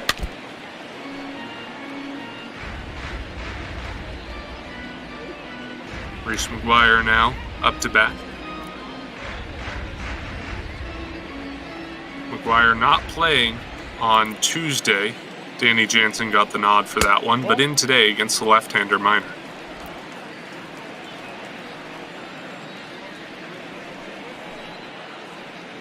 One count. Swung on, popped up deep into right field.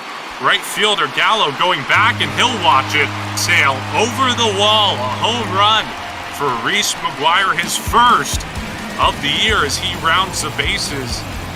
And the Blue Jays are now up 2-0 on 2 home runs here today.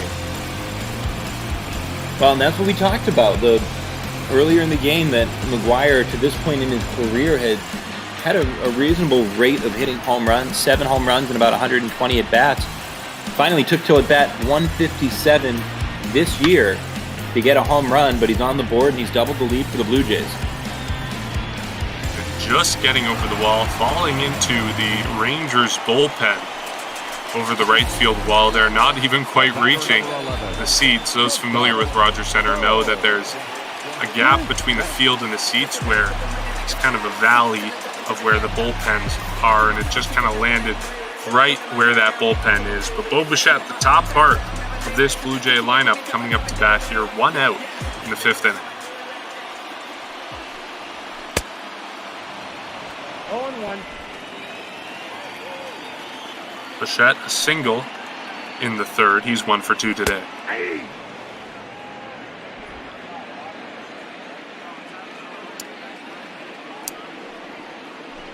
0-2 pitch. Swung on, sent to the left side of the infield.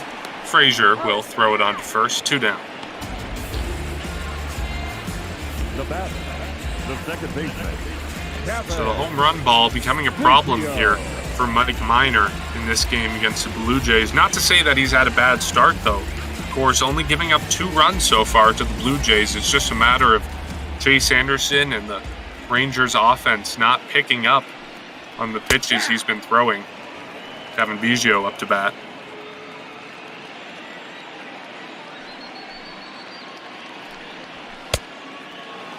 Count 0-2.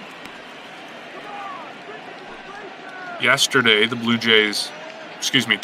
Blue Jays only had 2 hits in their game against the St. Louis Cardinals. They lost 2-0, and one of those hits came from Tanner Roark, the pitcher, of course, batting in the National League. But it just goes to exemplify the offensive woes that this Toronto team has had over the past few days. That ball swung on, sent deep into the right field gap. It's going to bounce, and it's off the wall. Joey Gallo throwing it in. Kevin Biggio with a stand-up double at second base with another deep fly ball for these Toronto Blue Jays. This one stays in the ballpark this time, but, you know, for Mike Minor, he's a fly ball pitcher, and we're starting to see some of these fly balls find their way more towards the barrel of the bats, and it's starting to be better and better news for Toronto. Biggio, not a guy who has a lot of power. Bichette hitting 11 home runs last year, so he has a little bit more power than Biggio. But Biggio hitting at least 1 notable home run last year. He had a cycle against the Orioles in September, and of course, hit a home run as part of that, but not getting enough power on that one. Still puts him at second. Lourdes Gurriel Jr. up to bat, 2 outs.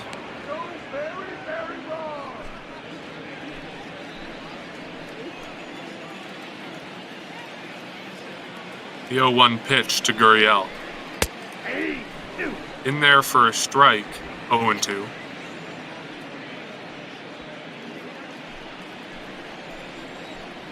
Minor at 70 pitches today.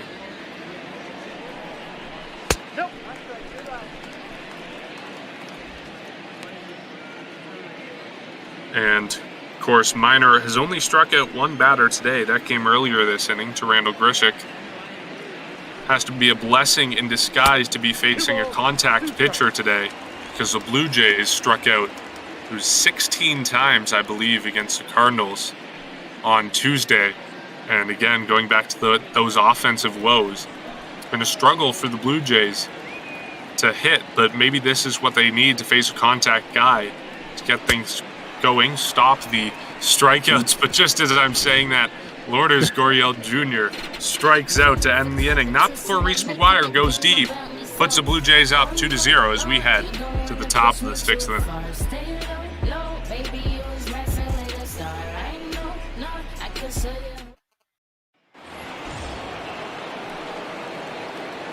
Leading off for Texas, Joey Gallo the leading right things fielder, off 13. for the Joey Texas Rangers here in the Gallo. 6th inning. Wearing the number 13. Doesn't look like Gallo is superstitious. If you're a baseball player, if you're an athlete, are you steering clear of the number 13 at all times? I mean, I would, personally. But whatever floats your boat, Gallo with success in the past in his career, maybe this season, struggling with the number 13, has to change it up. But if I was a baseball player, I would steer clear of the number 13. 1 ball, 2 strikes. That one missing up 1-2. I don't know if I would seek it out. Maybe Gallo has a reason why he went after number 13. I don't think I would seek it out, but at the same time, if it gets assigned to me, it's just sort of a shrug of the shoulders. Right. I wouldn't read too much into it. I wouldn't want to rock the boat if it was assigned to me, but I wouldn't, like you said, I wouldn't seek it out. 1-2 count to Gallo. I got the count. 2-2. Misses outside. Evens it up at 2-2.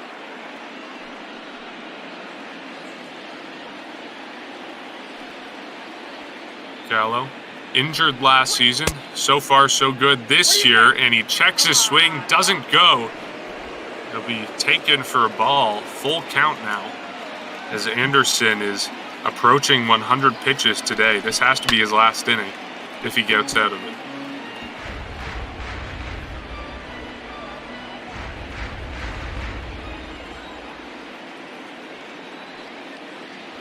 Three-two count. That's ball 4. Take Taken for a ball, so he walks Joey Gallo to lead off this inning. And it's the third inning today out of 6 for Chase Anderson that he's started it off with a walk to the leadoff batter.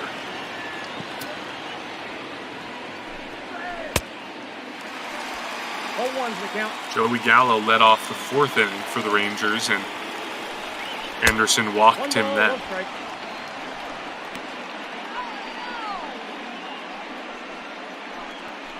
"39 balls for Anderson today out of 98 pitches.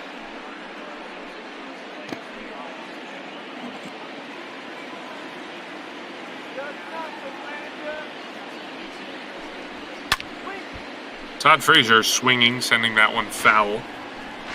Frazier also took a walk in the 4th inning when Anderson walked back-to-back batters, but ultimately kept them off of the board, as he has done on a few occasions here. 3rd inning, 4th inning, and 5th inning, Anderson has had base runners on, but kept them away from scoring.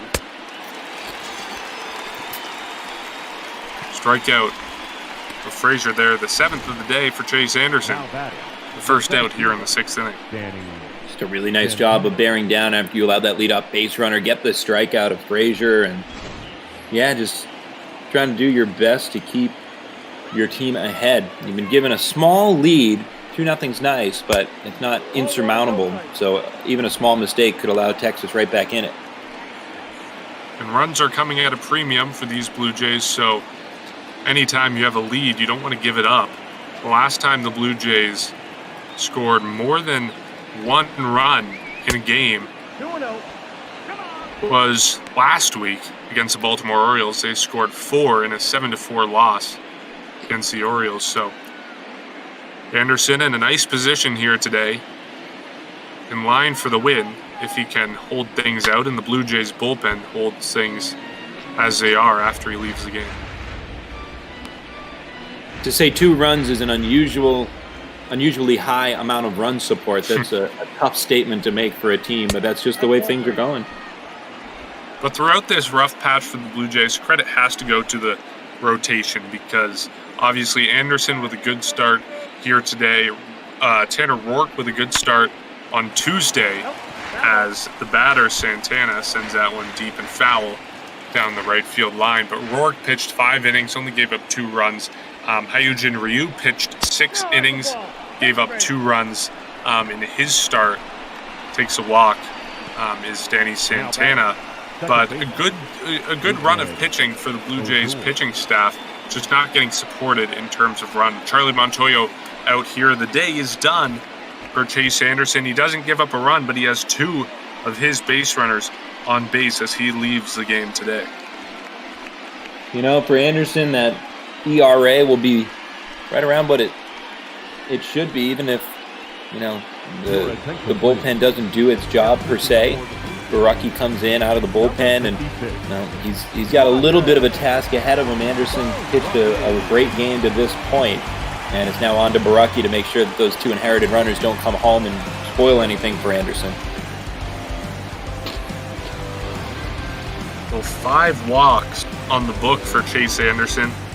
2 coming this inning, 2 in the 4th, and 1 in the 3rd inning. 7 strikeouts to counteract it, and again, tough appearance here for Baraki. Runners on 1st and 2nd, 1 out. Takes a strike for the first pitch.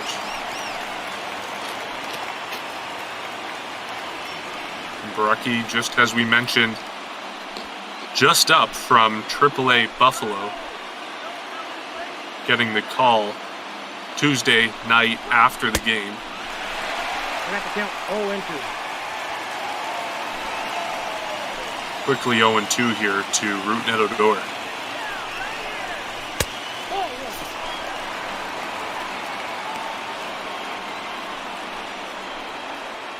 Brucky, someone who the Blue Jays wanted in their rotation this year, was injured coming out of spring training, so had to take a little bit of time off.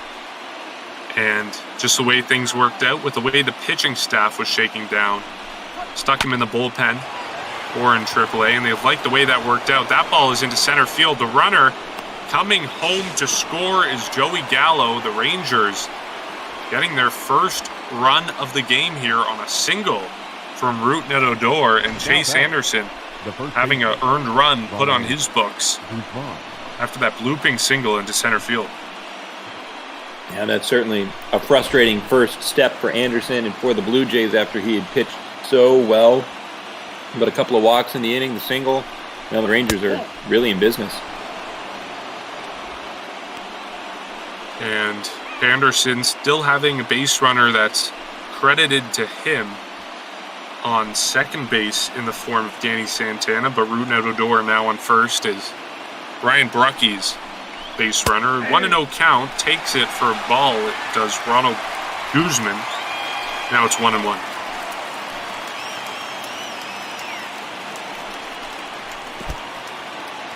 That ball gets away from the catcher, Reese McGuire. The runners are going to hold. McGuire tracks it down quickly.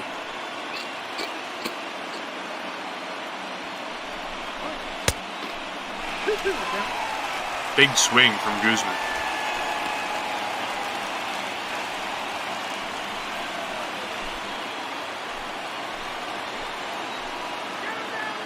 Gausman played 87 games last year for the Rangers. Swings and sends that one up the infield. It gets through. Lourdes Gurriel Jr. will pick it up, throw it in quickly.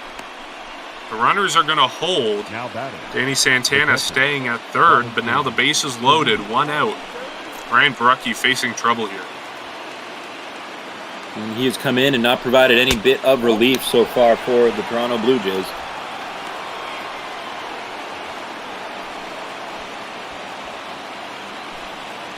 A tough one to give up, with the ball just squeezing through the third baseman Guerrero. That one is also up the middle. He's going to send it on to second and on to first in time. The Blue Jays getting the double play. Ryan Brucky escaping this inning and keeping the Blue Jays on top as we head to the bottom of the sixth inning. Vladimir Guerrero Jr. due up. Your attention, please. Now pitching for the Rangers, number 30. New pitcher in for the Texas Rangers, Jesse Chavez. 34 games so far this season. Pretty good numbers for him. 35 strikeouts over just under 40 innings pitched, but that 3.2 ERA, really good number for the right-hander. Chavez will be facing Vladimir Guerrero Jr. 1 for 2 today. He had a single back in the fourth. And that double play last inning really saved the Blue Jays. It could have been an ugly situation. The Rangers had the ability, the potential to take the lead there. But Ryan Brucky getting very lucky with that ground ball up the middle. Bo Bichette flipping it onto Kevin Biggio, who threw it to Travis Shaw at first, and that was a double play that helped them escape the inning. So a pair of double plays today, working out nicely in the Blue Jays' favor. Right, when you think this is a one-run game and that twice they were bases loaded with 1 out, and Toronto was able to escape, that's really big swing in momentum.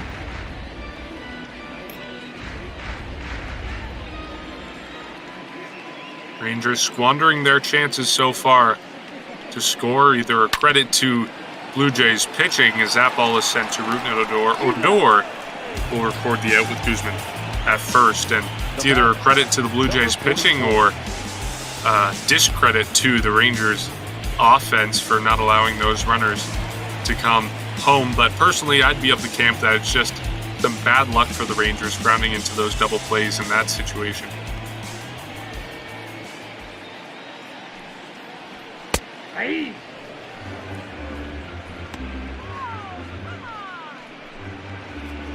Tellez with 2 home runs in his last 9 games.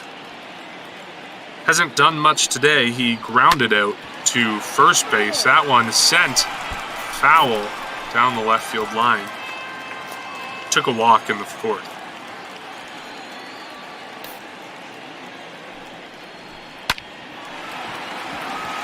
Grounds that one to a deep route net. Odor playing far into the right field grass. Makes the play on a dive there. Weird defensive alignment, but it works out for the Rangers to get the second out of the inning. Absolutely stellar defensive play. Yeah, the shift is on. Tellez is such a pull-heavy hitter that there's no reason not to do that, and it pays major dividends. Nope, that's down. Teoscar Hernandez is up here with the last at-bat, or what the Rangers are hoping to be the last at-bat of this inning. 2 outs. 1-0 count. The home plate umpire says he goes on that one. 1-1 now.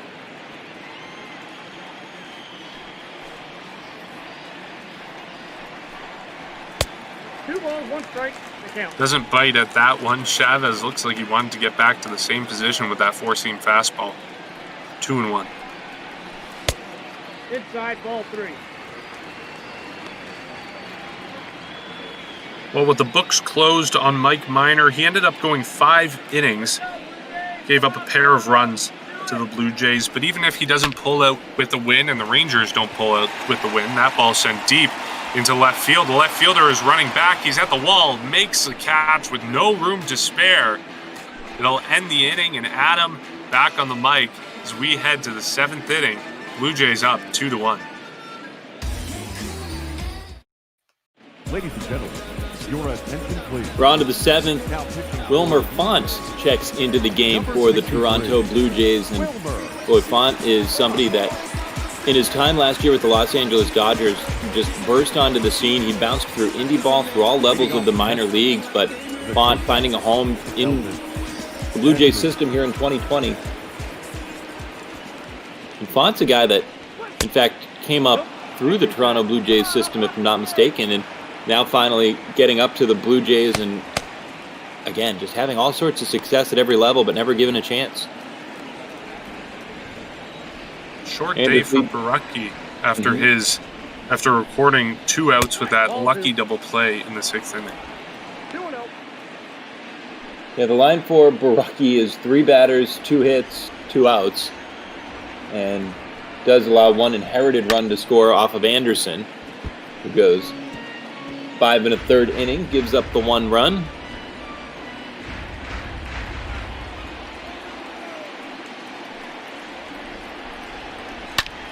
Two 1 pitch. Andrus shoots it off foul the other way. 2 for 3 days so far for Anderson, lined out in the first inning, or for Andrus, lined out in the first inning, and then in the 3rd and the 5th had singles. Slaps one right back to the mound. Font there. 1 away. Now batting, left fielder. The Blue Jays bullpen is fairly well rested. They had the off day yesterday, and then on Tuesday only ended up using 2 relievers. Font got an inning of work in that game. Sean Reed-Foley, who's now been sent down to AAA, had 2 innings of work in that game. So the Blue Jays have a lot of room to work with in their bullpen. Nick Solak offers at the first pitch, bounces it to the right side. Biggio on to first, a close play, but Solak's gone. And a couple of easy outs for Wilmer Font. Yeah, just 6 pitches to get the first 2 outs of this inning, and he's working quickly against the Rangers. Tough day for Willie Calhoun, a pair of strikeouts, and he bounced into that 3-6-3 inning-ending double play back in the 3rd inning when Texas had a chance to take a lead. It was scoreless at that point, bases loaded, 1 out, and instead a double play allowed Toronto to hit a home run and score the game's first run in the bottom of the 3rd.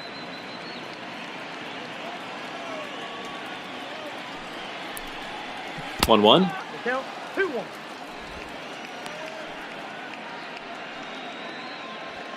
Team's leading home run hitter in Calhoun wants to turn one around, perhaps with 1 swing, tied this up in the 7th. 2-1 pitch, Just a little late on the cut. 95 on the gun from Font. Well, it's weird to see Calhoun strike out twice today. He's usually a very contact hitter, and he strikes out a third time. He normally doesn't strike out. He makes contact a lot, and striking out 3 times today, very uncharacteristic for Calhoun. Calhoun, 3 strikeouts, 0 for 4, is accounted for 5 outs. We go to the bottom of the 7th. Now pitching for Texas, number 59. Brett Martin out of the bullpen, a 5.5 ERA, and opponents, doesn't matter whether you're righty, whether you're lefty, you're hitting over 300 off of them. Leading off for the game, the first baseman. 2-1 lead for the Toronto Blue Jays as they bat in the bottom of the 7th inning. Travis Shaw, one of the 2 big swings today for Toronto, a pair of solo home runs. Shaw had one of them, and the guy due up third this inning, Reese McGuire, had the other. First pitch, outside, ball 1.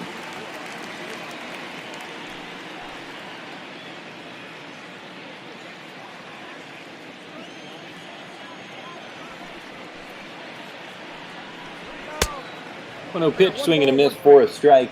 Talked about Shaw, how last year he had a tough go of it.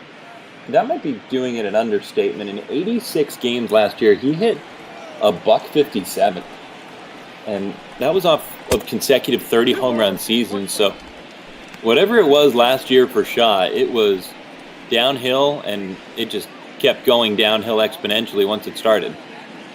Yeah, uncharacteristic for performance for him. I mean, his nickname in Milwaukee was the mayor of Ding Dong City, so it's uncharacteristic to see him not perform in that way, but he spent time in AAA, just couldn't get it going last year. Watch is called strike 3, and he goes down for the first out here in the 7th. How is it that Prince Fielder never got that nickname? Why did Travis Shaw be the guy? I couldn't tell you. It's weird how, players and fans latch on to certain names, but I mean, we've talked about his performance. He did merit that. He did deserve that nickname, of course, in the years prior to last year, but it's weird how some players get nicknames that might not best suit them. Randall Grichuk down 0-2 now against the Southpaw Martin. Breaking ball slides inside. Martin faces the lefty Shaw, then Grichuk, and then Reese McGuire is on deck. Toronto would love to add to its 1-run lead. Oh, that pitch is out. Good take there by Grichuk, up and away from Martin. There's a swing and a fly ball, shallow left field, hooked towards foul territory. Gurriel there, or rather Solak there, makes the catch. Grichuk gone, and it brings up McGuire. I'd like to remind everyone listening that you can donate to Meals on Wheels. If you just scroll down below the Twitch chat, there should be a link to donate, and 100% of the proceeds go towards Meals on Wheels. Certainly a good cause, and certainly something that we can all get behind. This is Mark Colley. I'm Adam Giardino. We are live at the Rogers Center, at least in our hearts. 2-0 or a 2-1 lead right now for the Toronto Blue Jays. They had a 2-0 lead going into the 6th inning when Texas scored its first and only run of the day. That's a ball.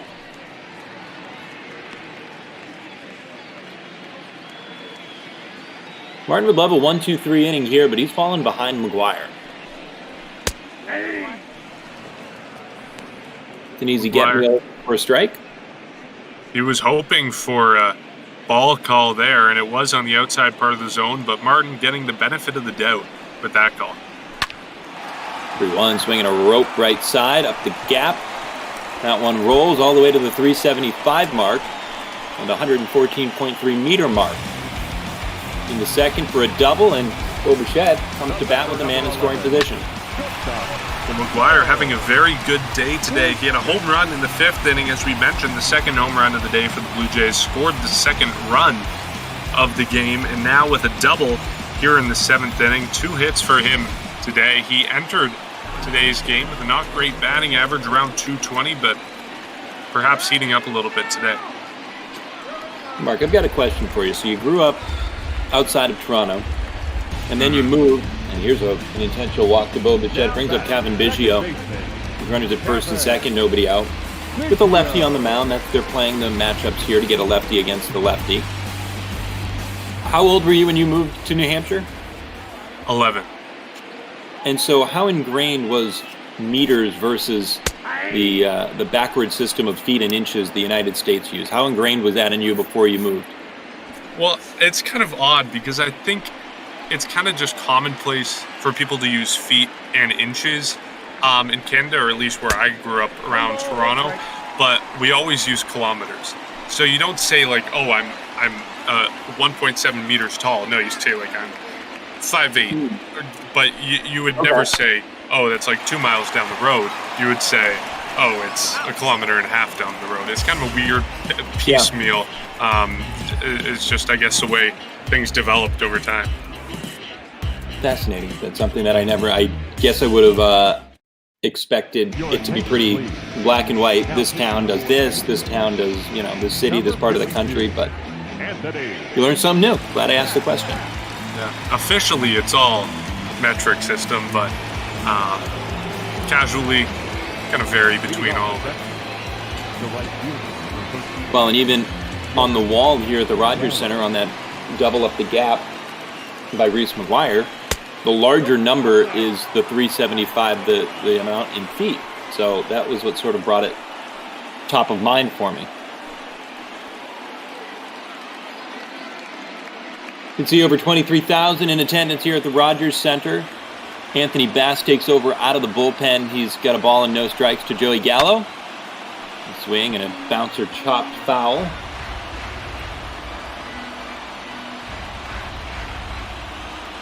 Charlie Montoyo taking advantage of his relaxed bullpen, rested bullpen today, going through Ryan Bruckey, Wilmer Font, and now Anthony Bass, and two other guys, Ken Giles, Thomas Pannone, warming in the bullpen.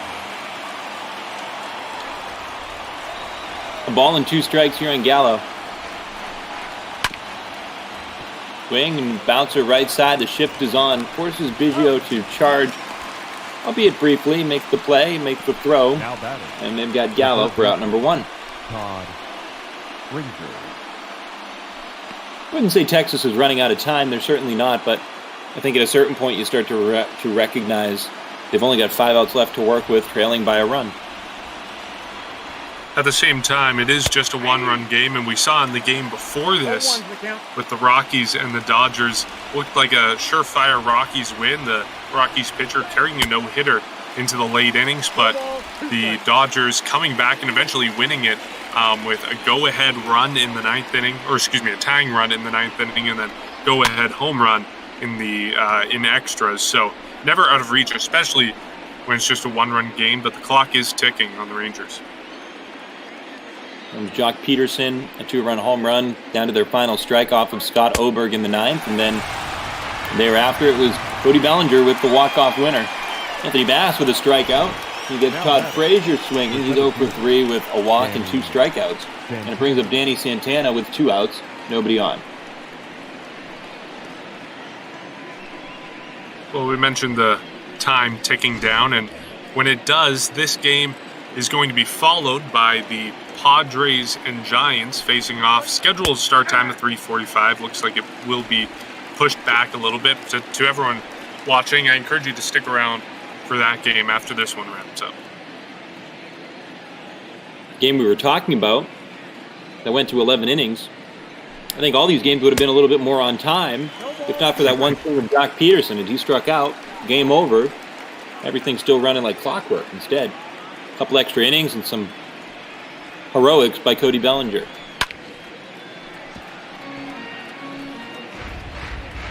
Count, no ball, 2 strikes on Danny Santana.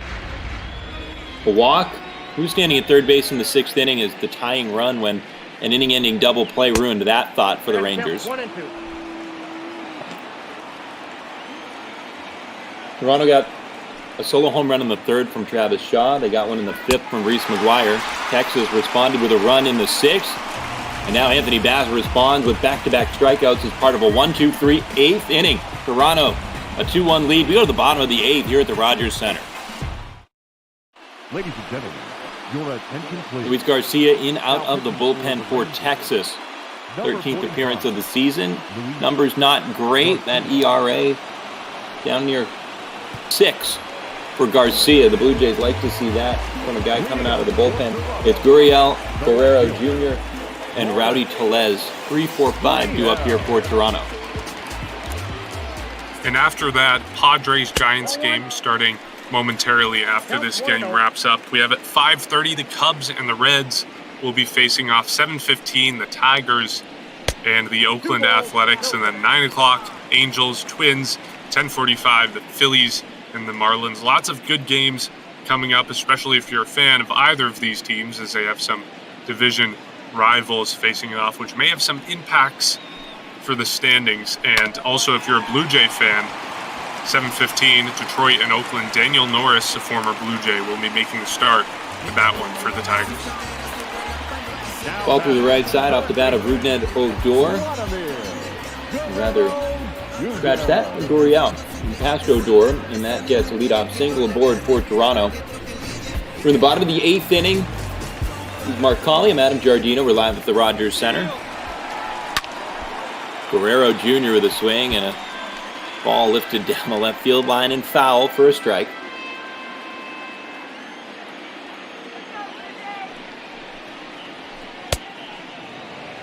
Laddie singled in the 4th inning. He's down 0-2 here.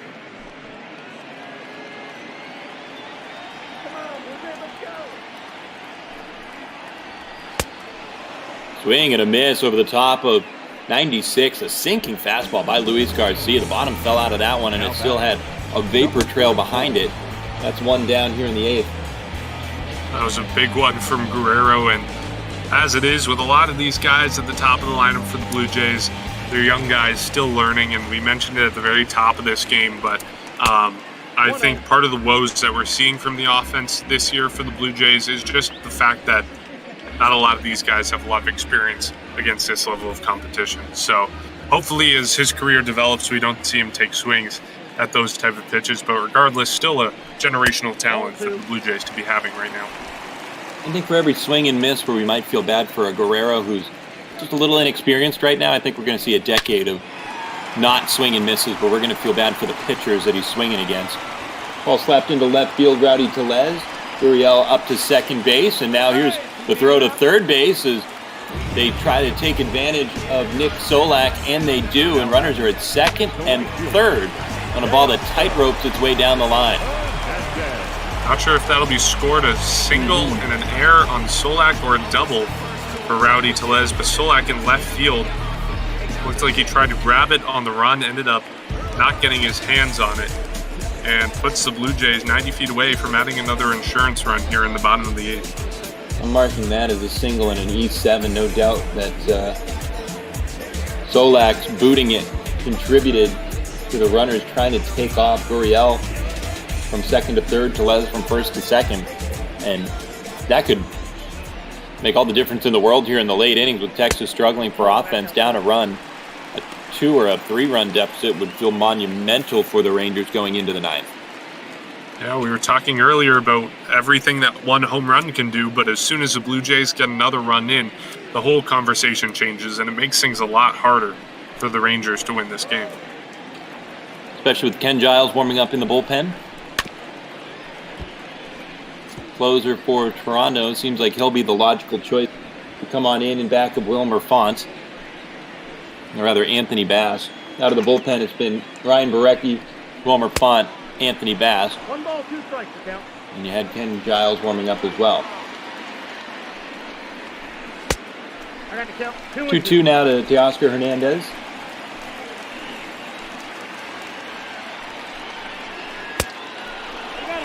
Good eye as he takes inside. Count is full.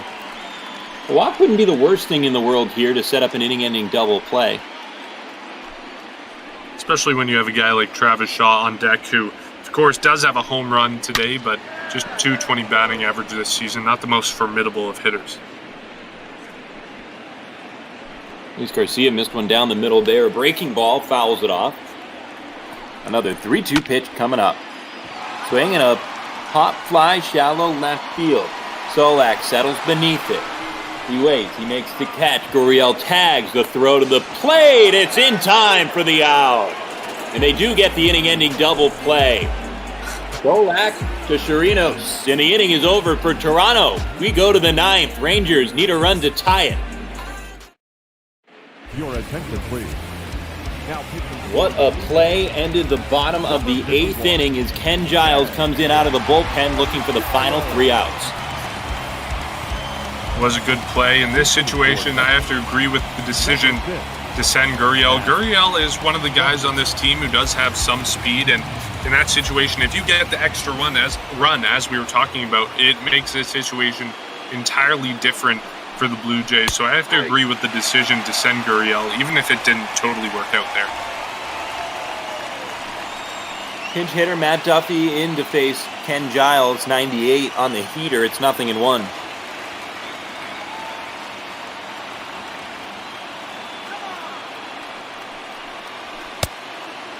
Off speed, low from Giles. Well, looked off speed from this angle. How about 96 on a ball that sank out of the zone? 100-mile Giles. It's his nickname. Had the opportunity to be a broadcaster with Ken Giles when he was in Single A with the Lakewood Blue Claws. One of my favorite stories from my time in the minors was he was pitching. We were on the road down in Charleston, West Virginia, and he was a guy that had been getting up to about 98, 99. The talk had been, is he going to hit 100 this year?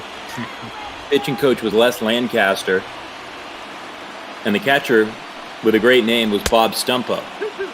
You always want your catcher to be named Bob Stumpo when you're in Single A. And we get on the bus after a game in Charleston, West Virginia, and I'm sitting right behind Les, the pitching coach, on the bus. There's a called strike 3 at 98. And that's the first out here in the 9th. Now batting. And so I'm behind Les.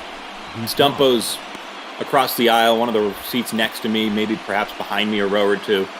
Then Lancaster grabs Giles as he's walking down the aisle and goes, "Hey, 101. And Kenny just kind of stopped and was like, not 100, 101. Nope, And ball one. from somewhere off to my right, Stumpo goes, "No chance. I wouldn't be able to catch 101. And Lancaster looks around him and goes, "Remember that ball that went to the backstop on the fly in the 8th?" And that was the one that Stumpo couldn't catch. That was 101 from Ken Giles. So he was doing it even down in Single A as well. 2-0. Here's a swing and a fly ball out to right field. This one's back. It's got a chance, and it is gone. Guzman's tied it. It's 2-2 here in the top of the 9th. Everything is going to go back to that insurance run that the Blue Jays could have had the last inning. Instead, Guzman tying it up here with that solo home run. We were talking all about Ken Giles. Normally, he is the best pitcher in this Blue Jay bullpen, but making a mistake there to Guzman. Guzman missing none of it, hitting it over the wall in right field. Teoscar Hernandez looks like he wanted to grab it. He almost had it with a leap at the wall, not quite enough, and the ball went out. Only 363 feet, just enough from Guzman, his 3rd home run of the year. Nice little day for him. A walk, a single, a home run. Robinson Chirinos is up now. Slider begins it for called strike 1. Giles had converted 16 of 17 saves before this, and his ERA was just a shade over 1. And yet, Rangers able to tie the game off of him. And all of a sudden, the work is cut out for the Blue Jays. They have the bottom part of their lineup coming up in the bottom of the 9th, starting off with Travis Shaw. Of course, Shaw did hit a home run earlier in today's game, but it could be tough going for them, and they may be facing extra innings here. Swing and a miss, strike 3. strikeout, home run, and then a strikeout. That's how the innings begun. Aldous Andrus is up with 2 outs and nobody on. Andrews.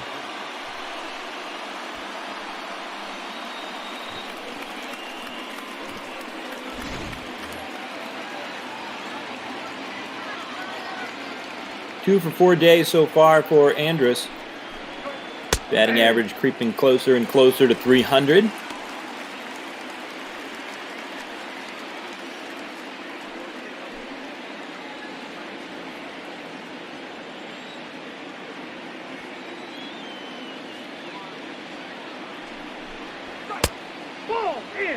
Just down and in.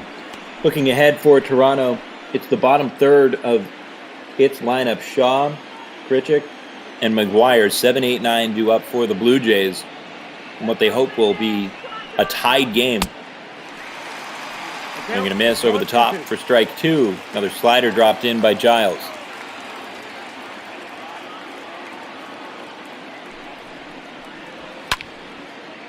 One-two pitch, a swing and a hooked fly ball foul down the left field line. Well, Andrews, you mentioned his earlier success today, 2 singles earlier today. He also has a hit yesterday in the Rangers' last game to go along with a walk. That game yesterday, a 6-1 victory over the Angels. That was down in Arlington, Globe Life Park. Rangers led 6-1 in the bottom of the 5th inning, and neither team scored the rest of the way. Bit of a different story here. The Rangers have tied it with a home run in the 9th. 2-2 pitch, swing, and fouled back. Offensive woes for both of these teams, but again, credit goes to the Blue Jays pitching staff for, even though they have given up the late runs here in this game, they've still kept the Rangers off the board for most of the game and kept this game in check.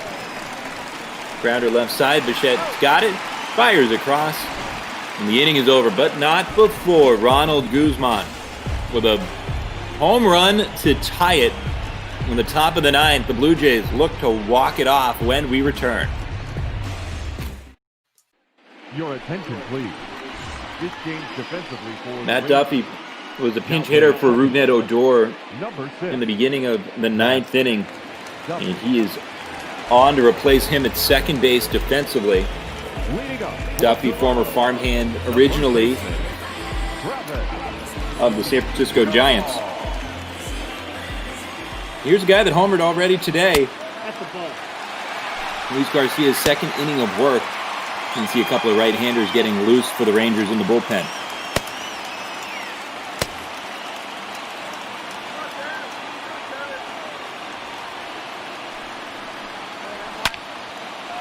Shaw swings and fouls off 96. Of course, it is the bottom part of this Blue Jay lineup, but it's been the part that has gotten the work done so far. The home run from Shaw earlier today, and then a home run from Reese McGuire in the 5th, and that's where both of the Blue Jays' runs have come from today. That's ball 3. Upstairs for ball 3. You wonder if a potential pinch runner could be in the mix. No real burner off the bench for the Toronto Blue Jays, but Shaw just looking to get on and make that a decision to be made. Here's the pitch. It's a swing and a fly ball down the line in right at the foul pole. It is down, and it's a long single for Travis Shaw. Celebrates at first base. That was a hooked line drive down the line by Shaw.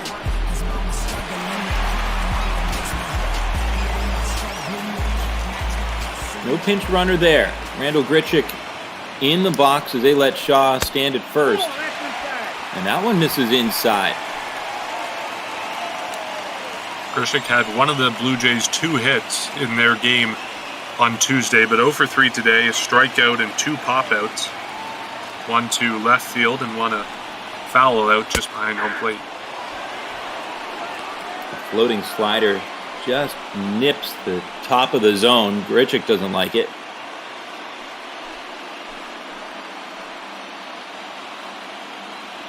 Instead of a 2-0 count, it's 1-1. Garcia delivers. Swing and a miss through a breaking ball.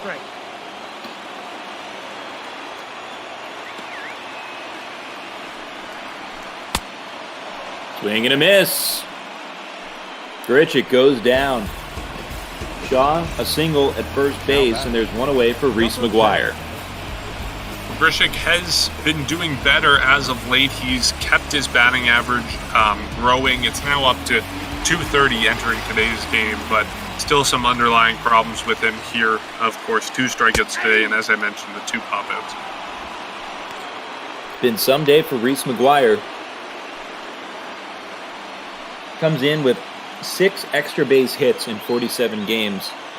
He's got a pair of extra base hits here. Double and a homer. The 0-1, the bottom of the zone. And now Garcia ahead 0-2. Here's the pitch. Swing and a miss. Slider ties him up. The batter, number 11. Shortstop. Brings up Bo Bichette. The lineup turns over. Bo's intentionally walked his last time up. Strikeouts weren't a problem all day for the Blue Jays facing Mike Minor, the contact pitcher, but now facing the bullpen and late of the game looking for anything they can get going. It's a different story for them right now. Of course, 2 strikeouts this inning against the pitcher Luis Garcia. They had a strikeout last inning and a strikeout in the 7th as well. 0-1. Slider after 99 was fouled off. Then he drops in an 85-mile-an-hour slider. 0-2. Bichette pops one in the air to right field, just shy of the warning track. Joey Gallo there makes the catch.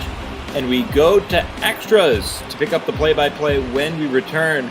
Mark Colley for the 10th.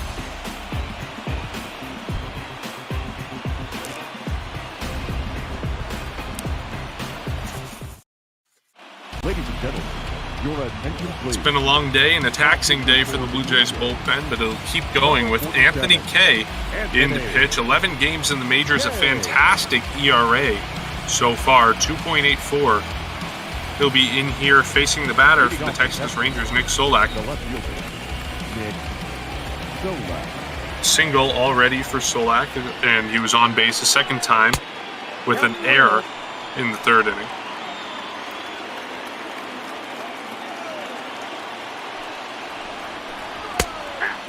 Kay, of course, another promising pitcher for the Blue Jays coming up.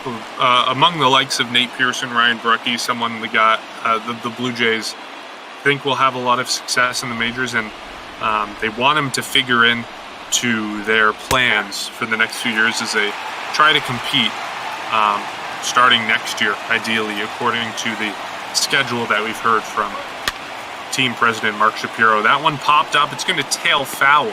Travis Shaw makes the catch. 1 down.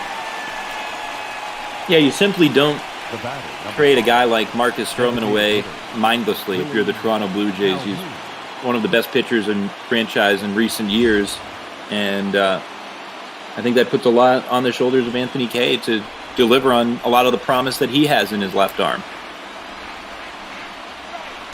He here facing Willie Calhoun, who is having a rough day himself. 3 strikeouts and grounded into a double play in what could have been the difference for the Rangers. Thomas Pannone, Jordan Romano warming. Romano, the product of Markham, Ontario. That's Bolton.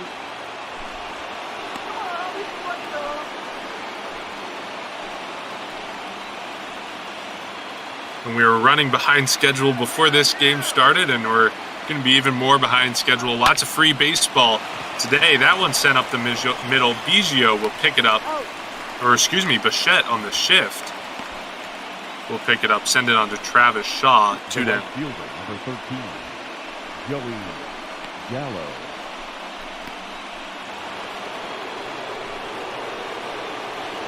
Joey Gallo, a rare 2-walk day for him.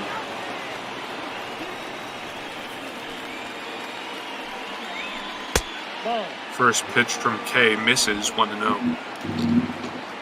Yeah, Gallo is just a guy that home runs, strikeouts, those are usually the options for him, but he's shown a good eye, a nice discerning eye at the plate, and he scored that first run of the day for Texas to get the offense going. The count is 2-1.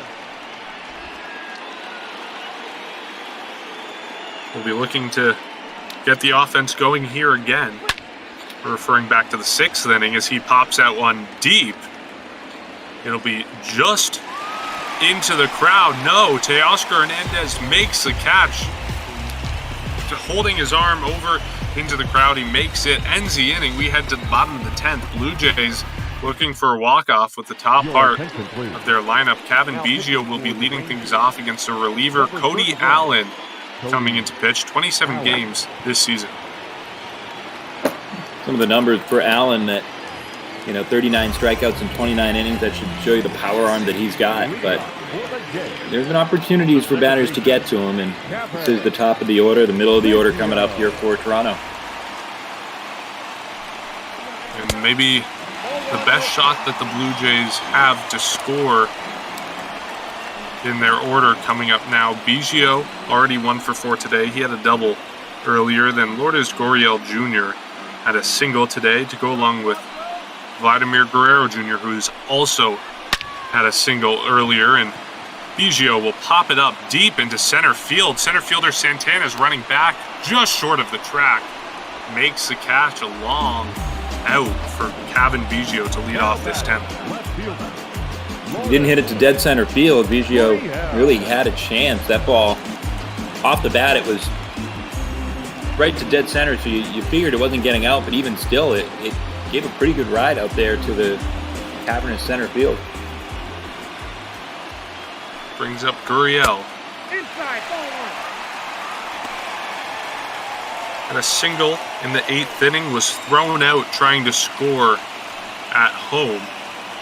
He was sent on the sac fly, but ended up ending the inning as the throw from the left fielder, Solak, got in and beat him at home plate. Could have been the difference here today, and we would have ended the game after 9 if that run had scored, but the Rangers holding on, tagging on another run, making it 2-2, and here we are in the bottom of the 10th, a 3-0 count to Lourdes Gurriel Jr.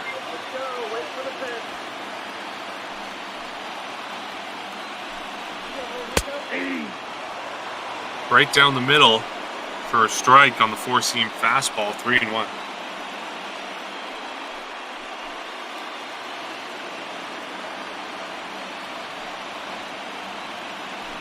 Pitch from Cody Allen. This is upstairs, so it's a 1-out walk to Lourdes Gurriel Jr. It'll put him on with Vladimir Guerrero Jr. stepping up to bat. Again, a guy right here in Lourdes Gurriel Jr. who he got a little bit of speed in his back pocket. He was thrown out the 8th inning at the plate trying to score on a sac fly, but he is one of those guys that you don't mind being on to try and create some action on the base paths with the Blue Jays. Blue Jays not a team that typically will try to steal a base, but who knows? Charlie Montoyo in this situation trying to get anything going. That one's up the middle, second onto the shortstop and on to first. It's an inning-ending double play, and the Blue Jays don't get any run here in the bottom of the 10th. We head to the 11th inning, still 2-2.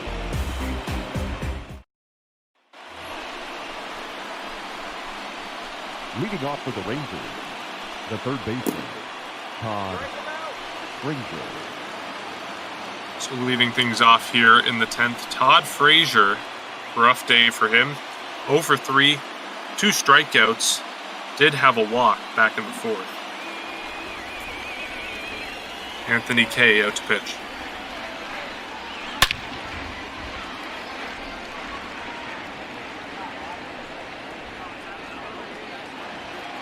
Kay is the first of the Blue Jays relievers today to go more than 1 inning. Brian Barucki got 2 outs, followed by Font, Bass, and Giles. All 3 of them pitching only 1 full inning. But, it makes sense for Kay, a guy that ever since he was drafted out of the University of Connecticut, he's always been a starting pitcher.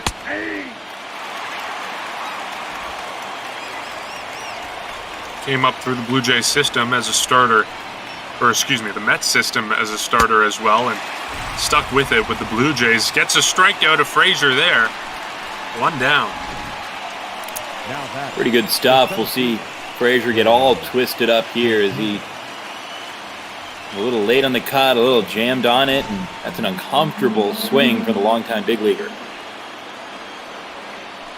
Brings up Danny Santana, also 0 for 3 today, and also with a walk today.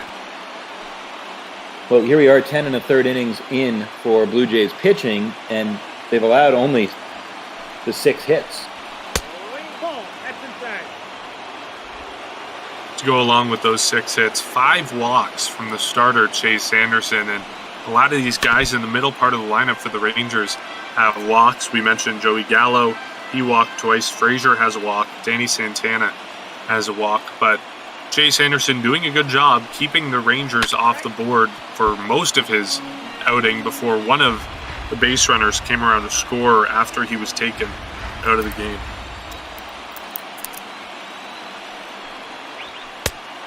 The 2-2 pitch from Kay is taken inside. Matt Duffy, the pinch hitter, came up in the 9th inning for his first at-bat.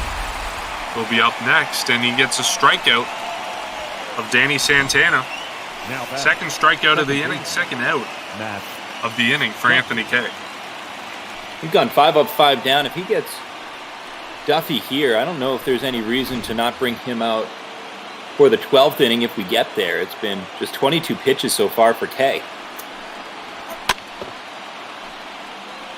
An efficient worker, and you can see why the Blue Jays like what they see in him. And before he was with the Blue Jays, you can see why the Mets were fond of him. That ball getting away from McGuire. 1-1.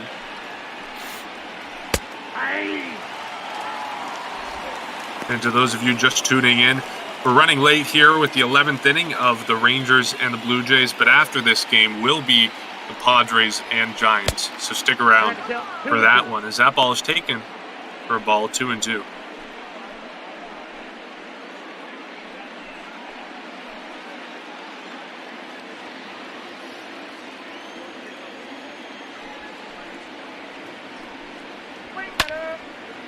Duffy swings on it, sends it foul. Teoscar Hernandez is going to give it a run. Bounces before he can get to it. Keeps the count at 2-2.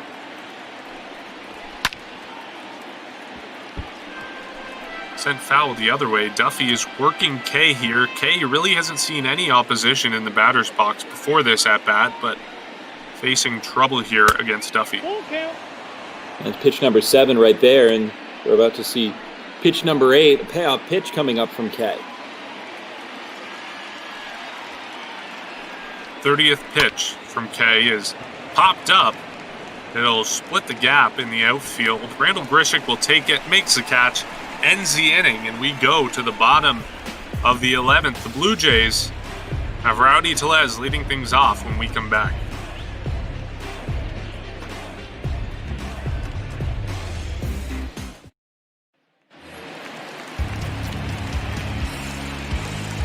Leading up for Toronto, the designated hitter. Tellez with a single, ruled a double by our scorer, but we'll take it as a single in air to the left fielder, Nick Solak, and Tellez getting things going there when he did that in the 8th inning. Blue Jays had a chance to score, as we've talked about before. Lourdes Gurriel Jr. being thrown out at home. Tellez also walked in the 4th inning.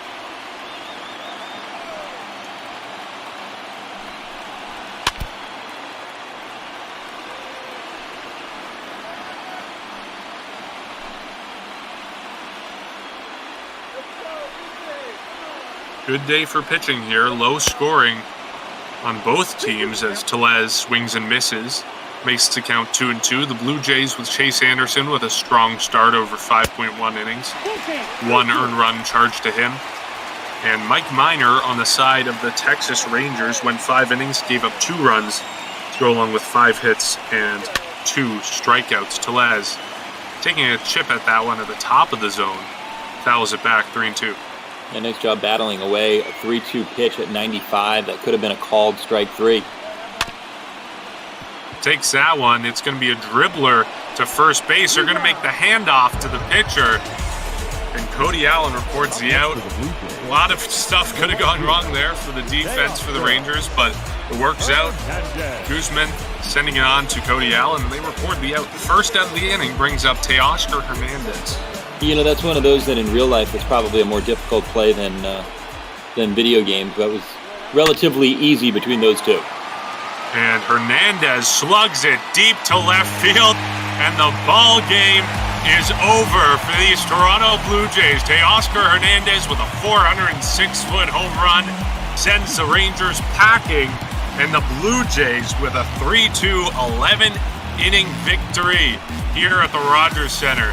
Hernandez rounding third, celebrating at home with his teammates.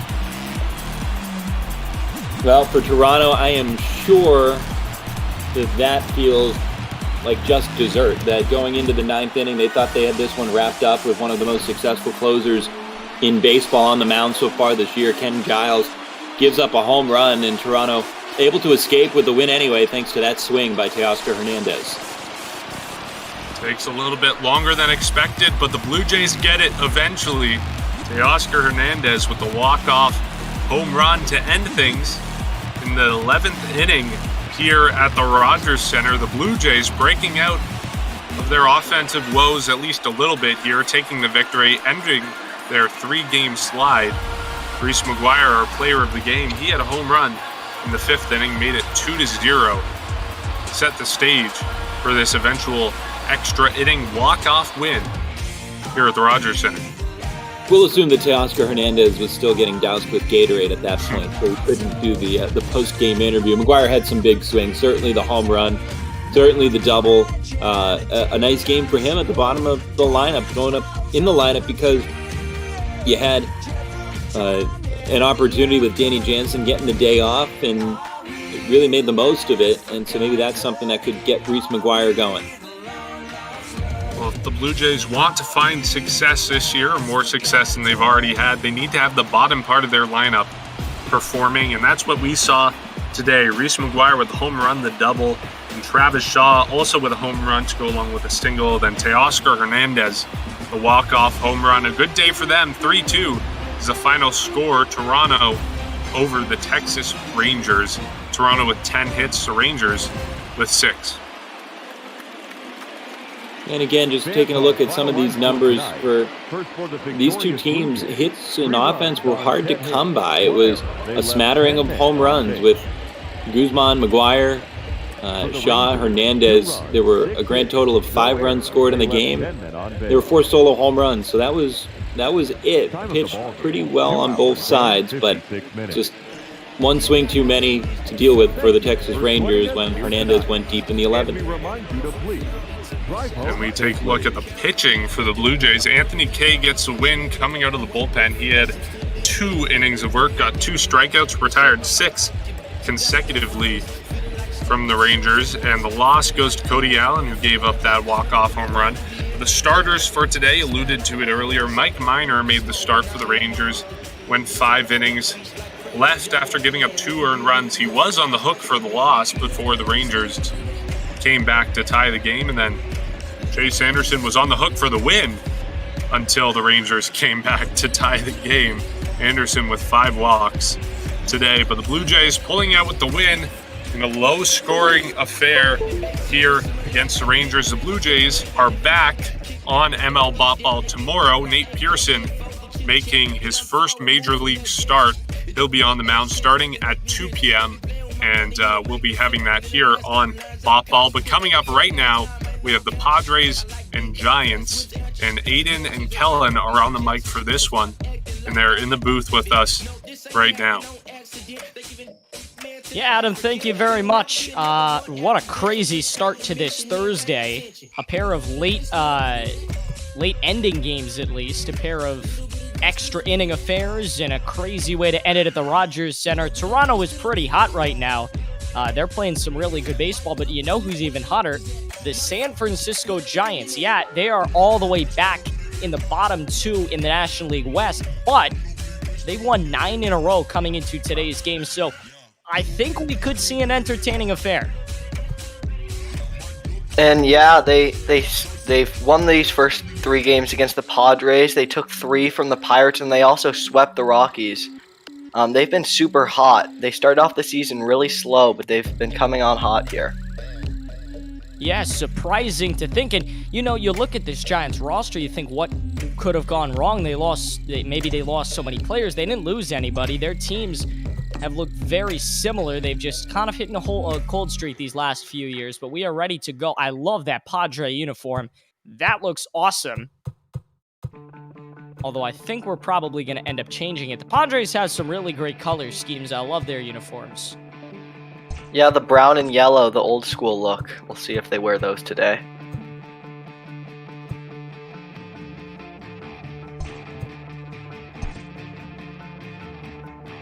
And yeah, the Giants now in 4th place in the West. They were way behind the Padres, but they've come on hot here, and now they're half a game ahead of them here in the NL West. Yeah, you call it basement ball. That's what it's been called the last 2 days here, but you know, it's really a very different, a very misleading term when you call it basement ball, because neither of these teams really are playing like they're in the basement. They've been playing really great baseball. San Francisco's won 9 in a row, although the Padres going to try to break a 3-game losing streak. Yeah, before that 3-game losing streak, they won their previous 2 series against the Marlins, then also against divisional rival Arizona. So they weren't playing too bad baseball before this series either.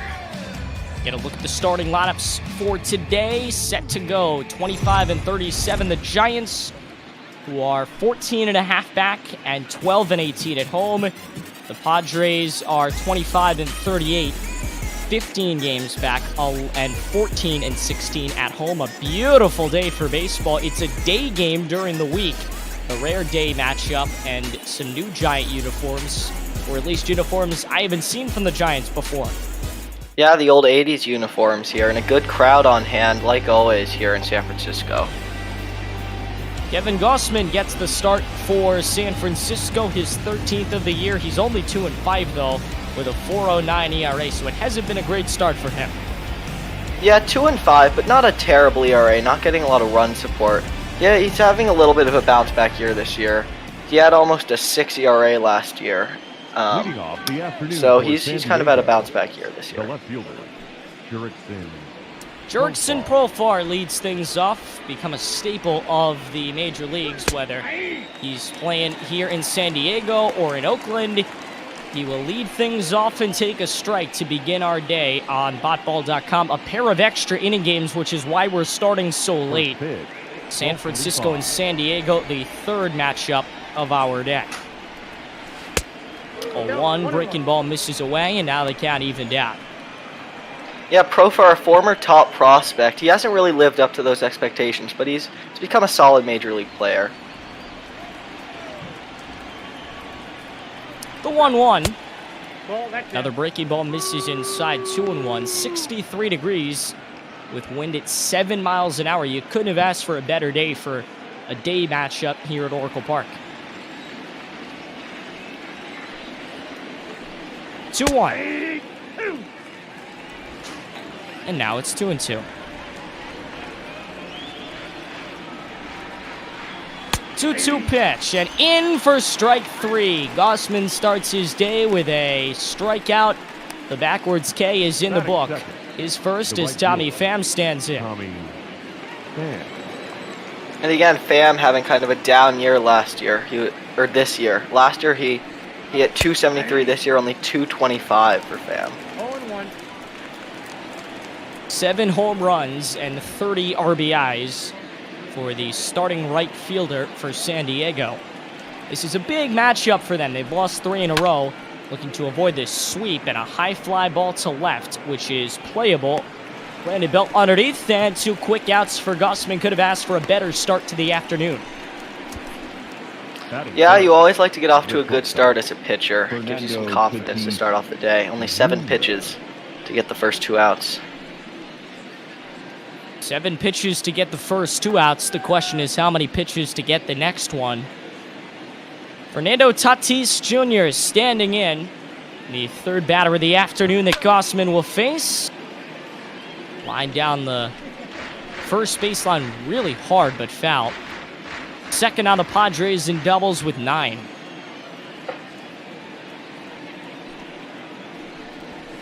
0-1. Another foul ball down the right side of the foul line, and it's 0-2. Gausman hitting his spots here early. 0-2. This is outside. A breaking ball that really could have easily been bid on, but misses. Take a look at your umpiring crew for this afternoon.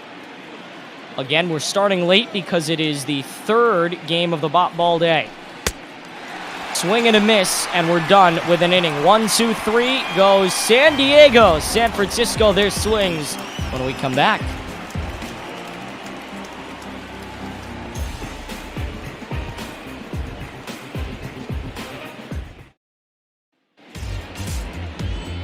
And Zach Davies on the mound here. He mostly relies on his sinker, cutter, and changeup. Doesn't throw a lot of fastballs. He's going to try to hit his spots, make you chase. But hasn't been too successful this year, obviously, with a 1-5 record, 5.68 ERA. He will face 1, 2, and 3 to start it off for the Giants set. It begins with Brandon Crawford. The shortstop, Brandon Crawford. Ball 1 misses away. Kind of a laid-back afternoon. Good crowd on hand here in San Francisco. The Padres, as we mentioned, basement in the West, 25-38. 1-0.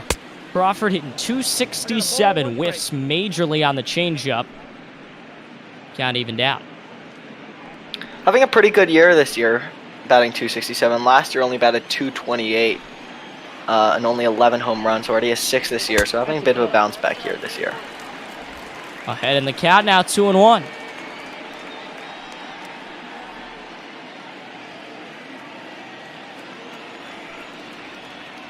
Crawford, the leadoff man for San Francisco, and the 2-1 misses away, now 3-1. Longoria on deck, the hot stick from him. 3-1, it's Davies' 5th pitch of the afternoon, and it hits the outside part of the plate, 3-2, so the count run full for the first time today.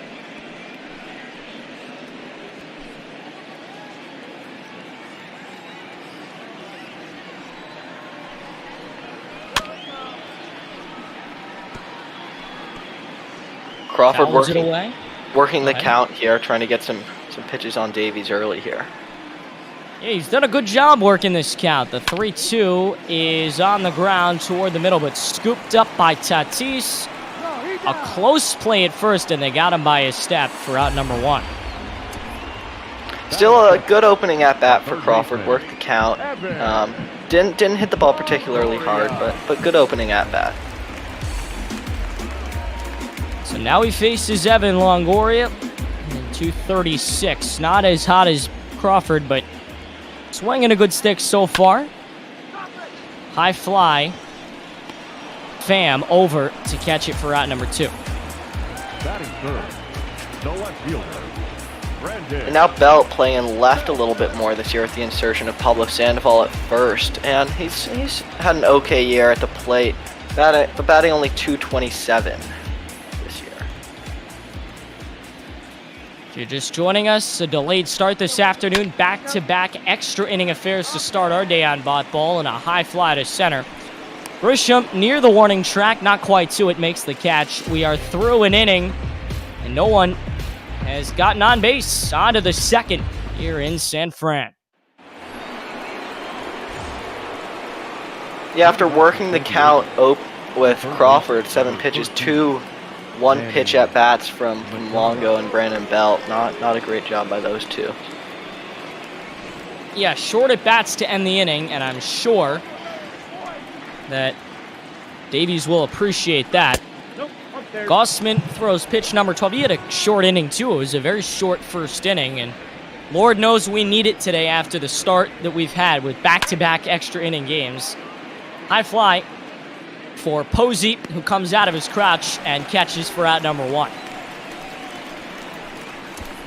Machado signed that big $300 million deal at the Padres. Kind of been a bit of a disappointment in his first 2 years. Hit about 38 home runs last season, only 5 so far this season. He hasn't had a cold stick, but at 206, he's certainly not hot, and he's certainly not what they would have liked to have when they paid for him. Hosmer, on the other hand, is hitting 275 and starts his at-bat with a foul. 173 home runs in his career. The 0-1. Breaking ball that breaks a little too low, 1-1.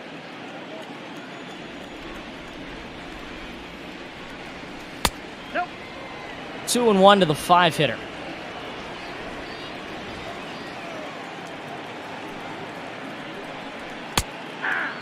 Low strike, and now the count evened out. Got to protect it, 2-2.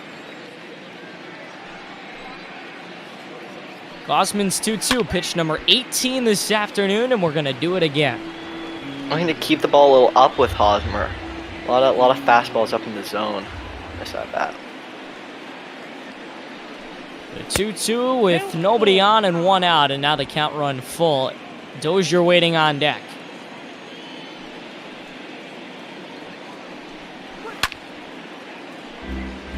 We're going to do it again. Another foul ball, the second of the at-bat.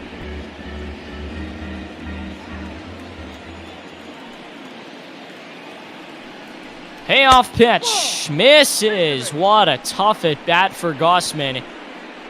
He had him at 2-2, and then he ends up throwing 2 more balls and walks Hosmer. Hosmer is the first base runner on either end today. Good at bat there for Hosmer. Worked the count, fouled a few off, and drew the walk. Now it's Brian Dozier. Nobody on this Padres team has hit above 280 or so. Yeah, and even it's just Profar and Hosmer batting above 250. A pretty down year for the Padres batters. Yeah, they're certainly not going to be winning on their offense. It's going to have to be the pitching staff to do it.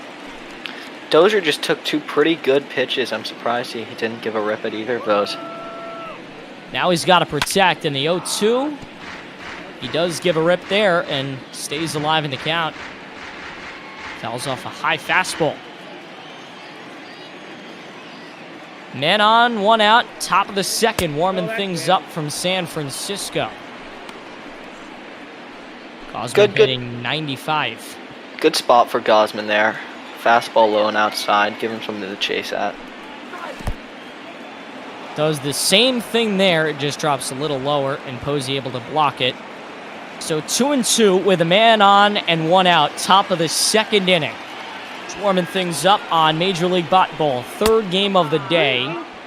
Missing upstairs.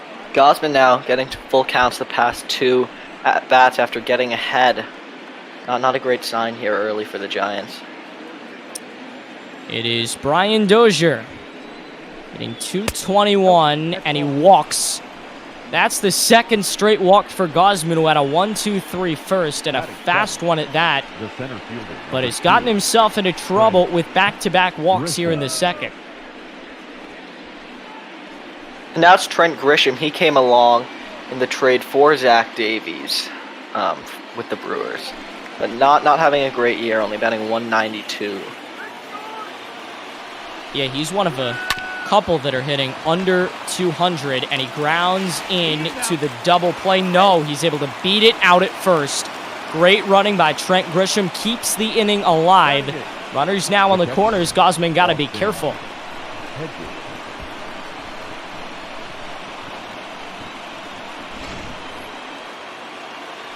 But not a lot to be worried about. Austin Hedges batting 184, only batted 176 last year, so not exactly a big bat here for the Padres. Not who you want up in this spot. High strike, 0-1. To give you a reference, Zach Davies, the starting pitcher today, who we'll see in the 9-hole, hits 235. So he's hitting better than the 7 and 8 hitters in this Padre lineup. And Dozier. Dozier only bats 221 in 6th, so yeah, it's not a great sign when your pitcher has a better batting average than and you know what? Now that I look at it, he hits better than Machado too. And Tatis and Pham. So yeah, Only 2 guys in this Padres lineup with a better batting average than their pitcher. Not a great sign if you want to be a winning baseball team. 2-2.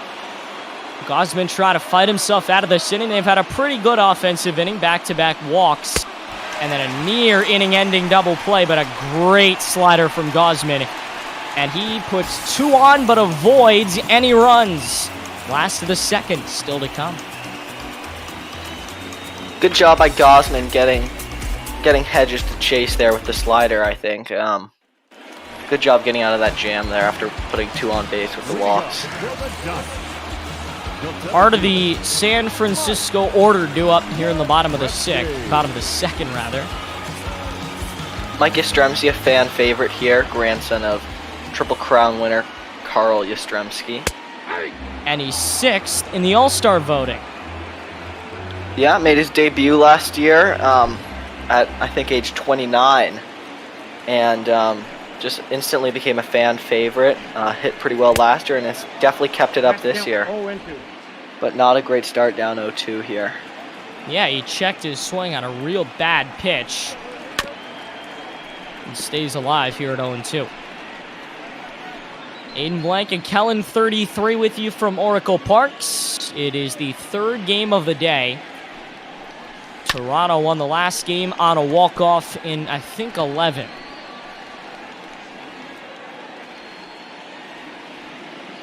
It's Davies versus the 4-hitter Yastrzemski. And Davies has the early advantage, up 0-2, and another foul ball, so Yaz able to stay alive with a pair of foul balls.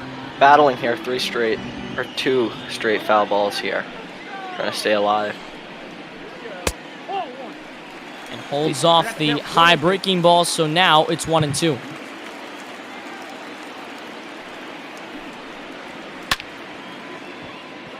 Fly ball to left field, and another play for Profar. 1 down in the inning. Now that'll bring up Hunter Pence, who was an all-star last year. Not as good this year, but still having a solid year with 25 RBIs, batting .266. Yeah, and again, when you're San Francisco, you have the pieces to the puzzle. They just need to all have the right seasons. Last season and in the last few seasons have not been great for them, but they're coming along. They have the pieces. This lineup is still stacked. You got Posey hitting .298, and he's coming up next. He'll be in the 7th spot. A hard shot.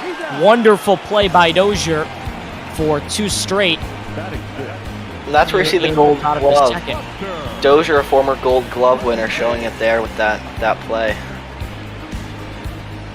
So Pence grounds out, and as we mentioned now, Posey hitting almost 300.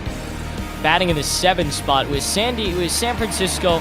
The pieces are all there, and eventually one of these seasons they will start to play very well, and they'll get back to the winning ways of the 2010s. Yeah, and they're showing it, winning these past 3 or 4 series. Bats have been hot, and you're starting to see what this Giants team can really do. They are next up with 2 at Oakland, a weird schedule. 2 in Oakland. I wouldn't consider it much of a road swing. And then you're back home for 3 versus the Pirates. 1-1. Fouled off to the right side of home plate, 1-2. And the Giants just played the Pirates in a series, so familiar opponent for them. Nope, that's down. Coming up. Last night, I believe, middle of this series, a 4-0 win for San Francisco. Swing and a miss. Their first 6 batters have gone down fairly easily. We are through 2 in the top of the order coming up for San Diego.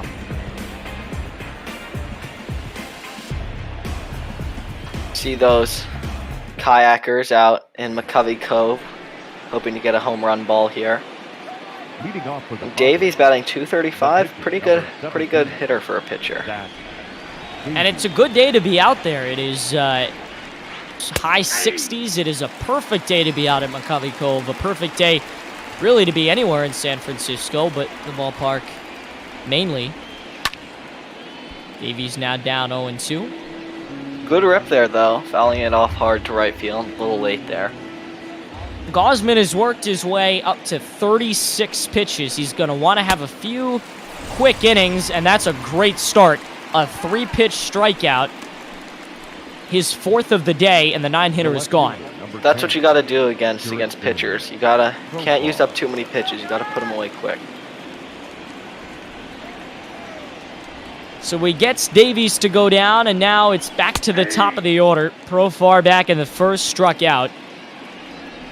1 for 5 in his career versus Gausman. Ball, that's out. Ball and a strike. Good leave there. That one could easily have been chased, but good eye there from Profar. The 1-1. High fastball swing and a miss, 1-2. That was a home run swing from him. Pitch number 41 misses away. 2-2 would have been great to get a quick strikeout. Now he's battling with the count even. And battle Profar will. Fouls it off, 2-2.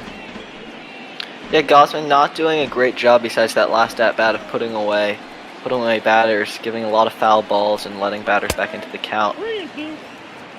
He lets him back in here, had him down 1-2. Now it's 3-2 with Tommy Pham waiting on deck. Payoff pitch. Stays alive. You see the scrappiness of Profar there. Able to stay alive at the count 3-2. Gausman throwing that splitter, a strikeout pitch, didn't get him there. High fly, left field, over is Pence, beg your pardon, Belt for out number 2. So maybe not a quick batter there, but you get the job done, and only to 45 pitches.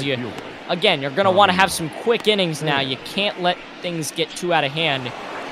And Gausman's been pretty good. He put 2 on last inning, but was able to battle out of it.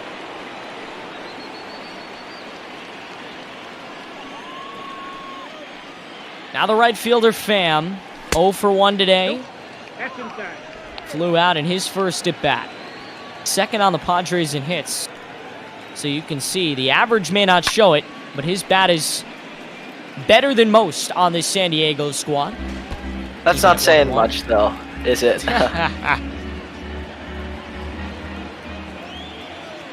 Pham and Profar are probably the 2 most consistent hitters on this team, now 2-1.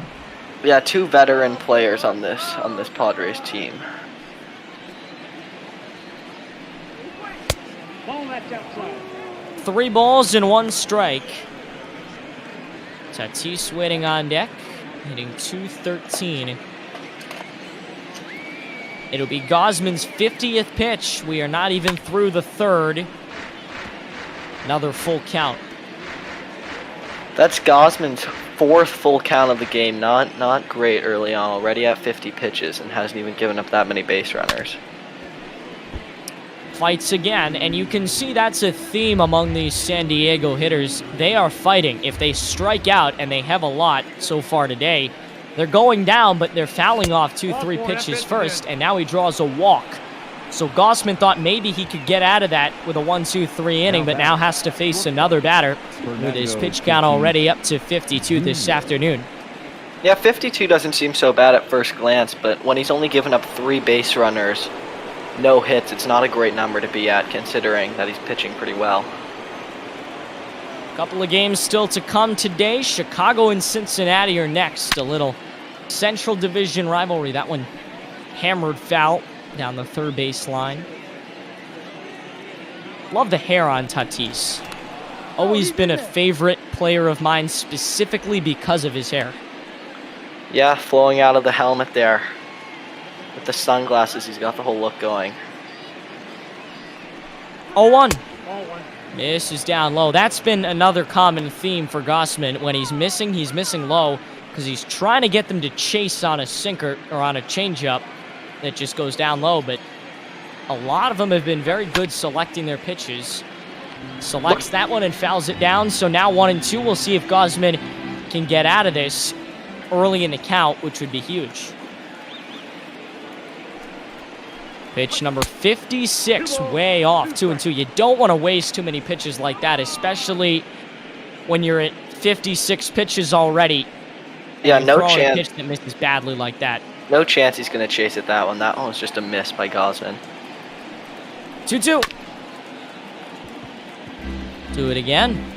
And another one. Another batter who has come up and faced a 2-strike count and continued to fight.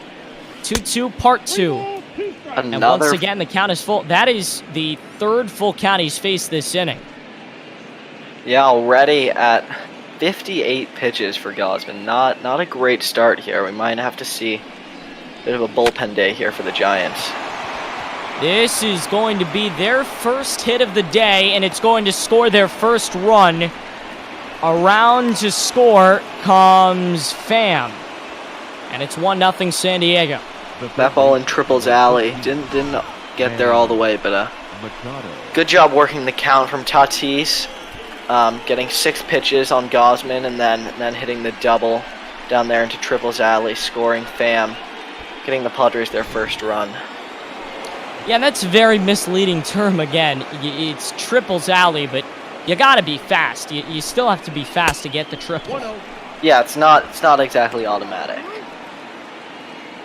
But they'll take the RBI double, and they lead 1-0 after dropping 3 in a row. It's a good start today for San Diego.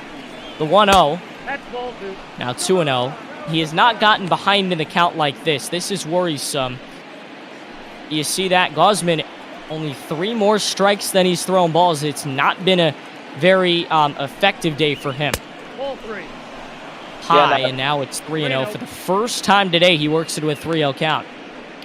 Gausman now, he's had a lot of 3-ball counts. Not 3-0, but just these San Diego batters are doing a good job working the count against Gausman. 3-0 with 2 gone in the third.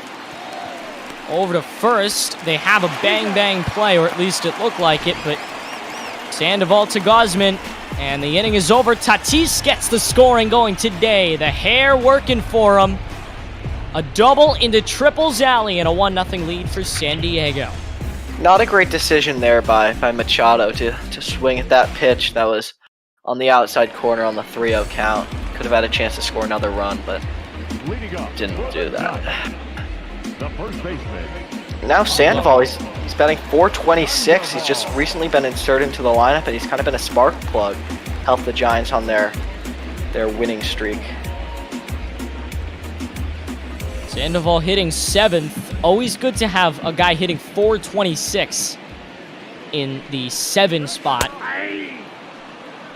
Could have swung at that and probably could have taken it for a ride, but takes strike 1. He's 4 for 9 versus Davies. He's had a pretty effective career, although they haven't really faced much. Opening batter of the inning, and the 0-1 to Sandoval. He gets another one he likes and takes it for a ride. This is down into Triple's alley, although I doubt he'll be able to get to third. He'll hold up at second. It is San Francisco's first hit of the day, and Sandoval leads off the third with a double. Second baseman, Mauricio Dubon. Yeah, Pablo doesn't exactly have that speed to leg out that triple, especially at this stage in his career. Never had the speed, but definitely doesn't have the speed now. Mauricio Dubon, the 8-hitter. Ball 1 to him. San Francisco trying to get their offense started. First 6 Giants were retired without a hit from any of them, and now Sandoval leads off the third, getting a man in scoring position, and still nobody out. Fly ball into foul territory. It'll head to the stands. Be nice to get Dubon on here, especially with Gausman coming up next. He's probably not going to drive in a run for you. 2 balls, 1 strike, the count. 2 balls and a strike.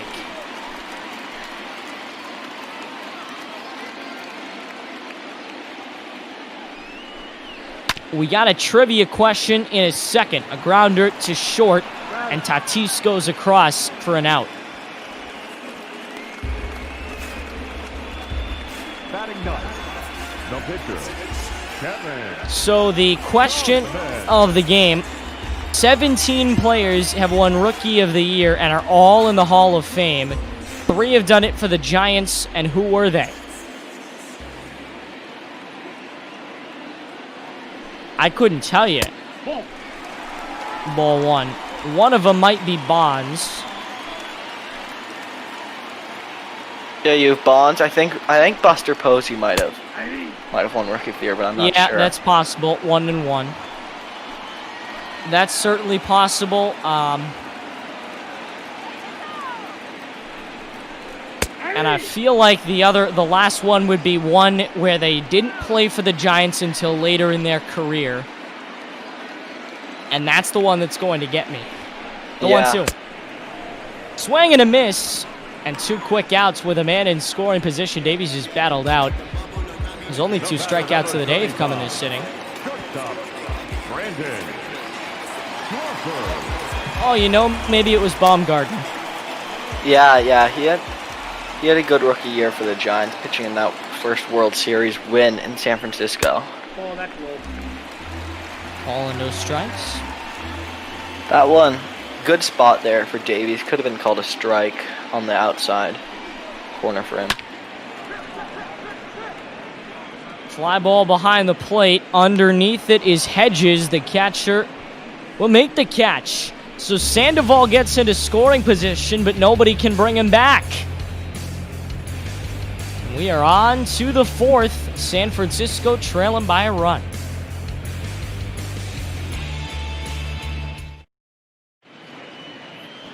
We are back from Oracle Park with Kellen 33. I'm Aiden Blank. We are so excited to be with you on this lazy Thursday afternoon, or at least what looks like a lazy Thursday afternoon in San Francisco. Padres and the Giants. Chicago and Cincinnati, the Cubs and Reds next to come before Detroit and Oakland at 7:15. The Angels in Minnesota in the 9 o'clock spot. Should be a fun game there. And then we finish up with Aaron Nola and Caleb Smith, Philadelphia at Miami. A little National League East After Dark action. Yeah, should be a good one. And again, Hosmer, another one of those guys who the Padres give a big contract, and he's been good, but hasn't been as good as he was with the Royals. First pitch swinging, flies out to left.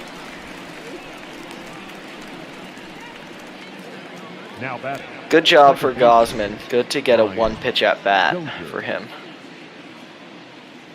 You see down there in AAA, Austin Slater tearing it up down there, hoping to get a call up back to San Francisco. Bryce Johnson may be called up to AAA. He's had a great year for the Flying Squirrels. Dozier walked in the second and takes a low ball, 1-0. Came to San Diego via Minnesota.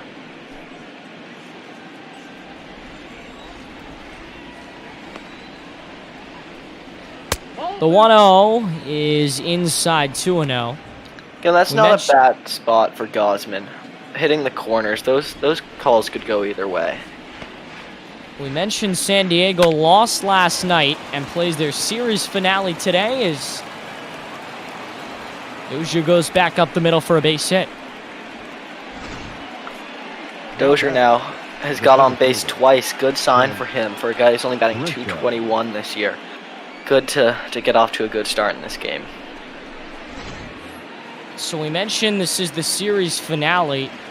San Francisco is just going across the way. I suspect most of those players will stay with their families or in their houses while they're in Oakland. And then they'll be back here for 3 against Pittsburgh before a road trip. San Diego is headed to Arizona after this. They'll hop on a plane, and then from there they go to Milwaukee for 3, and then they're back home for 3 against Arizona. So a lot of traveling to do for San Diego. They'll go from here to Arizona, from Arizona to Milwaukee, and from Milwaukee to San Diego. 1-2. And they'll start that homestand. Great breaking ball there from Gausman. Frozen with that splitter. That's his strikeout pitch, and he had a good spot there. Bottom of the zone, tough pitch to hit. Catcher Grisham is gone. After grounding into a fielder's choice in his first at-bat, Hedges struck out in his first at-bat. We move on in the fourth, the man on first, and well, that's it, foul down the line. Hedges was 0 for 2 last night, a walk though, so not all wasted at-bats for him. The 1-1. 0-2 as he hits the outside part of the plate. Gausman doing a better job these past 2 at-bats of getting ahead early in the count so he can throw his pitches, but we'll see if he starts letting batters back in. Thought he might bite. Thought he might bite on the slider, but he didn't. This is a fastball that is going to end the inning on a 5-4 putout. We are through 3.5 in San Francisco.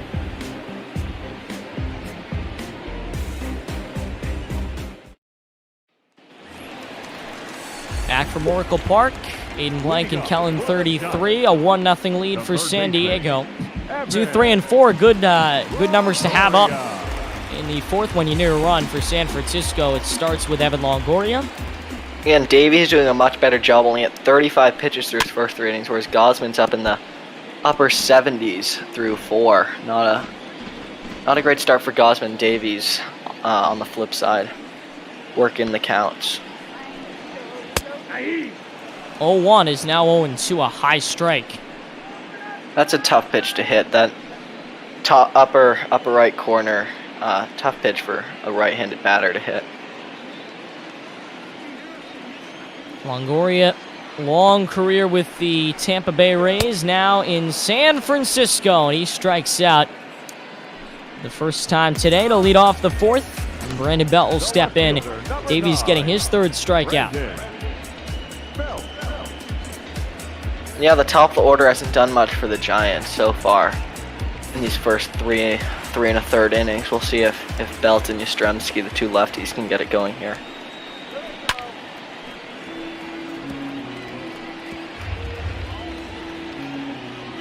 Pretty weak swing there from Belt, just fouling it back. Not a lot of power on that swing. So we actually missed every single player on the trivia question list. Final answers were Willie McCovey, Willie Mays, and Orlando Cepeda. Oh, Willie Mays. I should have got that one. Ball and 2 strikes with 1 out in the fourth. Cincinnati and Chicago coming up next from Wrigley. Grounder into the shift. Good play by Machado at 3rd for 2 quick outs. The Giants have had a very big shortage of base runners today. They have not gotten on base a lot. Again, right into the shift there. Good call by the manager, Jace Tingler, to put on the shift for the pull hitter Belt, and he hit right into that. Back to the cleanup hitter, Mike Yastrzemski, 0-1. On the day, that is. Now 1-0. Davies only at 43 pitches. He's having a very good outing. This is a quality start from him. 2-0. Yeah, coming into the day, hasn't had a lot of those. Only 1 win on the season, looking to pick up his 2nd here today, and on track to do that so far. Nope, that's down. 2-0 turns into 3-0. This is the first time that he's really gotten behind in the count like this. Yeah, first 3-ball count since the opening batter of the game, Crawford, and even that was a full count, so. Yastrzemski really going to want to take advantage. The 3-0 misses, no, in for a called strike, 3-1. Yastrzemski was thinking the same thing that I was. That thing looked like it was hung up in the air and missed, but still has to hit it, 3-1. If he had laid off that, he could have walked, but now it's 3-2. Yeah, the strike zone has been a lot of up. High pitch has been called for strikes here early on. Not a lot of low and outside pitches called for strikes, but up and inside. Payoff pitch with a little line drive to center. Grisham gets it, another 1-2-3 inning. How effective has Davies been today? Top of the order due up next for San Diego. Yeah, only 1 batter on so far for the Giants. Far cry from this winning streak where it's been all offense. Zach Davies. So the top of the fifth in a game that has moved very quickly, ball one. Mostly because no one's getting on base. Even San Diego hasn't had a plethora of runners. Although they have gotten a run to score. And there was an inning where they left 2 on. So the 1-0 is in for a call and strike now, 1-1. Giants going up in the bullpen with Gott and Sam Coonrod. Yeah, already 2 guys warming up, and we're only in the 5th. But when he's already at 77 pitches, and that just keeps going up. Good idea probably for a few guys to be warm and ready to go. Got lucky on the fastball away. The count 1-2. 1-0 lead for San Diego. Bottom of the 5th on MajorLeagueBopBall.com from Oracle Park. Rounded to first. Sandoval got it for out number 1. The left fielder, number 10. And now to Profar again. He is 0 for 2 on the day, but he's done a pretty good job working the count. So he's on to Gausman. We'll see if this 3rd time through the lineup he can hit him. But 0 for 12 in this series, so in a bit of a slump here.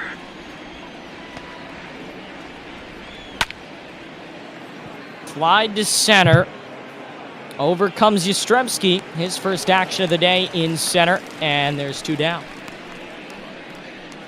Good to see for Gausman. Only, I think, 5 pitches this inning so far. See if he can make this a quick inning and maybe come out for the 6th also.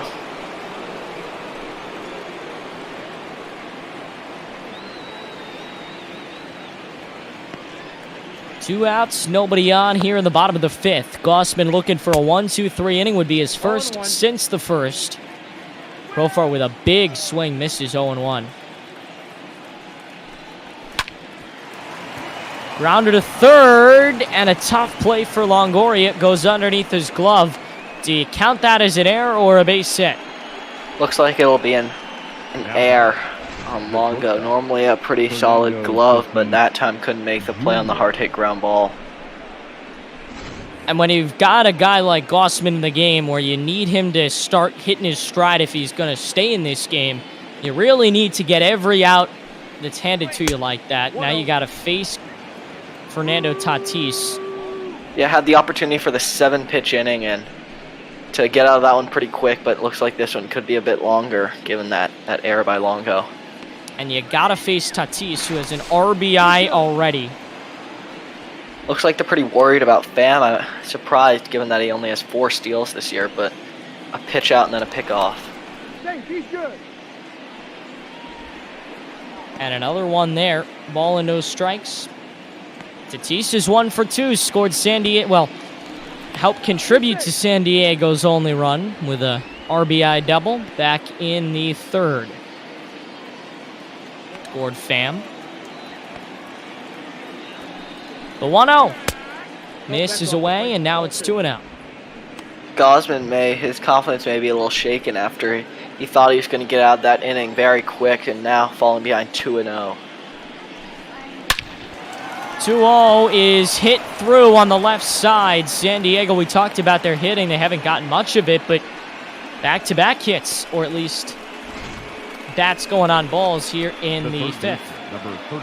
Yeah, Tatis now 2 hits on the day. That's more than the entire Giants team combined. So the Padres starting to get their bats going a little. Gausman now at 85. Got to be thinking if he's going to be coming out for the next inning. Doesn't look like it. We'll see. Again, had the chance to have a 7-pitch inning, but Longoria made the error, and now he's got 2 on and 2 out, and Machado. Chance to earn that payday, the 1-0. 2-0. Now two batters in a row he's falling behind 2-0. So Gausman trying to get his confidence back up at 87 pitches through 5 innings, but still only 1 run on the board. Could still be a quality start for him. Swing and a miss at a high fastball, 2-1. Good crowd today at Oracle Park. I always like to think it's the greatest park in all of baseball, other than maybe Pittsburgh. Yeah, great. I think it's got probably the best view Best location, downtown San Francisco. Just a beautiful location to play a baseball game. Yeah, big upgrade over Candlestick, and it's just a great place for players to play. It's a pitcher's park, but also a great place to catch a game. 3-1. And now it's full as he lines it foul. I think this might be the most important pitch of the game. Gausman trying to get out of a jam here. At 3-2, if he can get out of this, there's a chance he could still come out for next inning. But if Machado gets on, I find that unlikely. And looks like he's going to get out of it. He certainly is. Posey makes the catch, and we are through 4.5. Gausman in trouble, but hanging in there in a 1-0 San Diego lead on a beautiful day from Oracle. It'll be Pence, Posey, Sandoval, and these three might be the, even though they're the 5, 6, 7 hitters, they have 3 of the highest averages on the team. So good spot for the Giants here to try to get a run and tie this game up.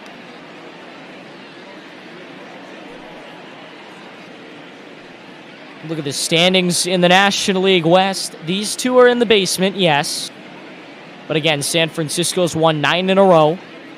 Looking for a double-digit winning streak, something most teams don't get a chance to do every year. Yeah, especially when they start off the season so slow. They might have been the last team you would have picked to win 10 games in a row, but now it looks like they have a chance to do it here today. And you know what? If they could ever make the playoffs, I would not want to end up. I would think they're not going to beat the Dodgers for the division. But if they ever made the playoffs and played in a wild card game, I would not want a 1-game playoff against this team. I know today would be a poor example, but they could really, if they hit a hot streak, they could be the last team into the playoffs. The 5 seed play in the wild card game on the road, and I would still take them to go deep. Yeah, the Giants still just one guy on base, and Davies sitting there at 49 pitches, looking like he could go really deep into this game. 1 out, and it's Posey the catcher. Ball and no strikes to him. He's 1 for 8 in his career. He's been miserable versus Davies. 2 strikeouts. The 1-0. Grounded to third. This is only going to make it worse. He's 1 for 10 as he grounds out to Machado for 2 quick outs. 1 more, and it's a 1-2-3 inning with 8 in a row, 9 in a row retired. Not a lot of hard hit balls here for the Giants. The Padres, even though they only have 1 run, it feels like they're working the count, hitting a lot of balls hard. Giants just 1 hit, but not a lot of balls that could even have been hits. 2 outs, and Sandoval, who has had the lone hit today for San Francisco, takes ball 1. He's 5 for 10 in his career. He's pretty good against Davies. Likes to hit against him. We'll see if he can continue that. He had that double earlier in the game. We'll see if he can try to get a little bit something going here for the Giants. Ball and a strike.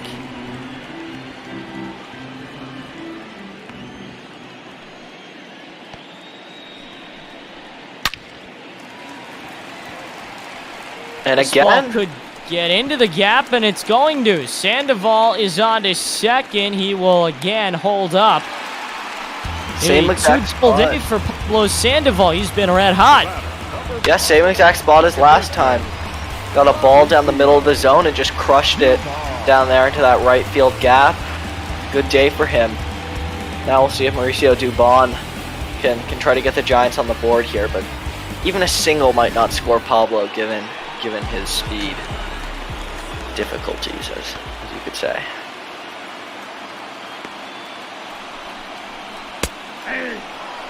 Strike 1 to Dubon.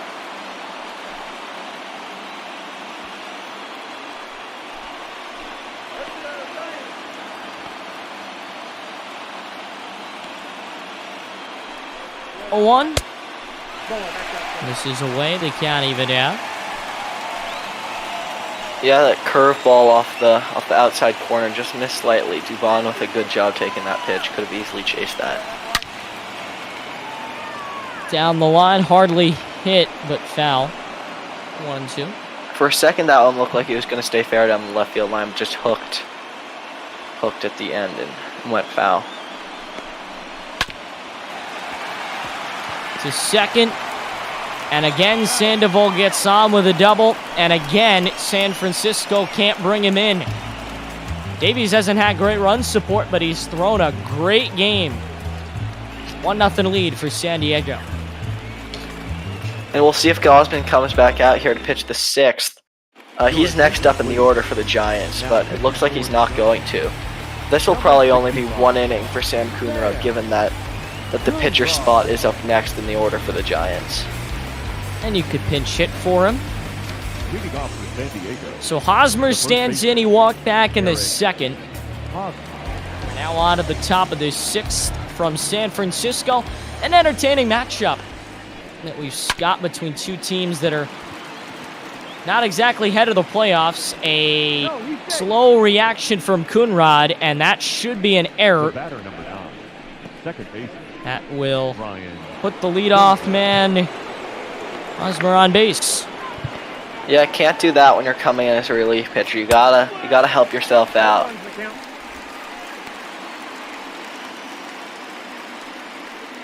0-1 the count to Brian Dozier. He's 1 for 1, single back in the 4th. Got on to first. Both his at-bats, walked in the 1st and singled in the 4th. So Gott and Nick Vincent. Gott was one of the two that were warming up to come in and replace Gausman. Vincent is a new arm. 1 ball, 2 strikes. 1-2 to Dozier.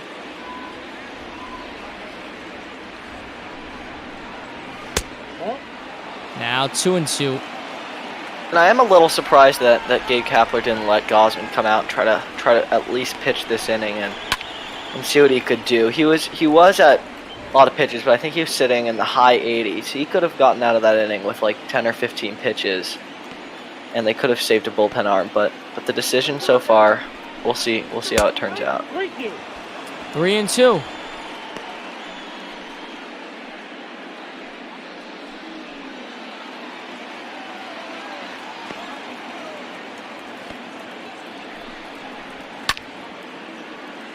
Fly ball. Foul territory. And Longoria is going to make the catch for the out. Good job by Coonrod, able to bounce back from that air. And went to the full count, but he was able to get out of it. Yeah, and when you come in relief, your job is to just be effective no matter what situation you're put in. You don't want to get more than 1 runner on base here. Maybe get a second inning out of him, we'll see. But you want to convince Gabe Kapler that you're good to play in this game. Grisham was absolutely horrible last night. 2 strikeouts and 0 for 4. Yeah, and he hasn't had much of a bat here in his young career, batting 192 this year. Only batted 238 or 231 last year, so more of a defensive guy, but we'll see if he can get his bat going today. 0 for 2. 0-2 with 1 out. Got him to chase. A great pitch by Coonrod. The fastball strikes out Grisham. The second out of the inning. Yeah, just got that 2-seam, I think, to tail off the end of the plate. Got Grisham to chase there. His second strikeout of the day. 0 for 3 now. Not helping himself out. So it looks like Coonrod will get out of this inning, but we'll see if Hedges can get something going. Doesn't look Back like to it. the mound. We are done with 5.5. Moving along in San Francisco. The Giants need some run support.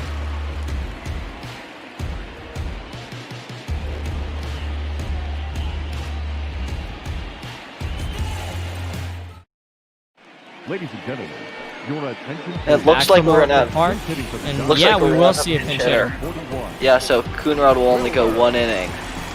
We'll see. We'll see who they bring in next. Flores, the former Met, strike 1.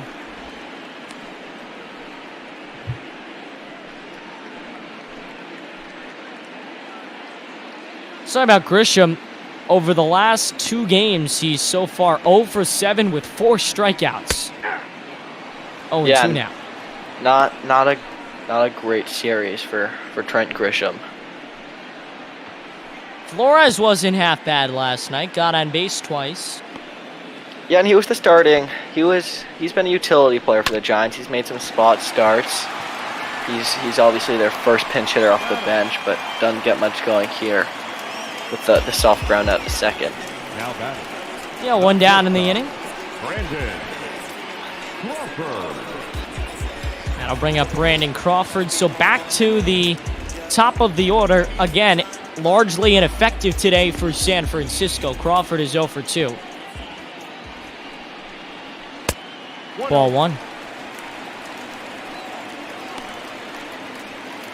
And Davies now again, the pitcher spot is due up next, but I think we could see him keep going here. He's only at 62 pitches. He's been effective, and he's not a bad batter, so I think we'll see him go past this inning if he can get out of this inning with no runs. Ball and a strike. Nobody on, 1 out. Bottom of the 6th. Now 1 and 2. San Francisco's offense, who could easily give them the lead today. San Diego's offense has not been much better than the Giants' offense, but nothing has happened except for that. A nice base hit to left center field. First player not named Pablo Sandoval to reach base today as Crawford gets on. Yeah, good to see somebody else for the Giants. Put a hard hit ball in play. It's a line drive to center field. Good at bat for Crawford. Evan Longoria stands in. Outside strike in the corner. He's 0 for 2. Struck out, flew out. A lot of the guys right now that we'll see are 0 for 2. So is Belt. So is Yastrzemski. So is Pence. So is Posey.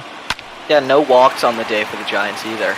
That one looks like it's going to be a hit. So the Giants now, for the first time, have 2 guys on base. We'll see if Brandon Belt and Yastrzemski can take advantage of that. Yeah, rolls it through on the right side. So Longoria and Crawford both reach. And now Brandon Belt, again, 0 for 2 today. Flew out, grounded out. And he's 1 been for 10 in the series. He's going to want to try to heat up. This would be a good time to do it. And he will... Oh, that's brutal. They do not double him up at second. Ooh, I thought they did. Close play. It was close, but he does not. So 2 on and 2 out. This is a big chance for Mike Yastrzemski to make himself known to Giants fans. Yeah, big at bat here for the Giants. This is their first real scoring opportunity with 2 guys on base, and they have maybe their best bat in the lineup up. Yeah, obviously first in RBI for the Giants. So this is the guy you want up in this spot. We'll see if he can take advantage. First in RBIs for the Giants this season. Trying to add 1 more to the total. And lays up on a changeup that misses outside. He's ahead in the count 2-0. This is where you want Yaz. 2-0, 2 on, 2 out, bottom of the 6th. And a 1-run game. It's pulled foul, 2-1.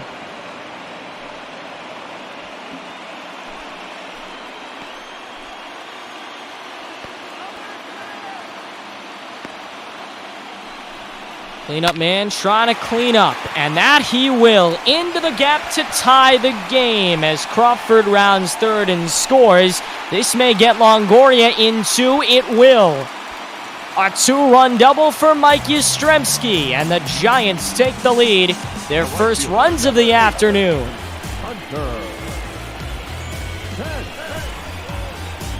Big at bat there for Yastrzemski.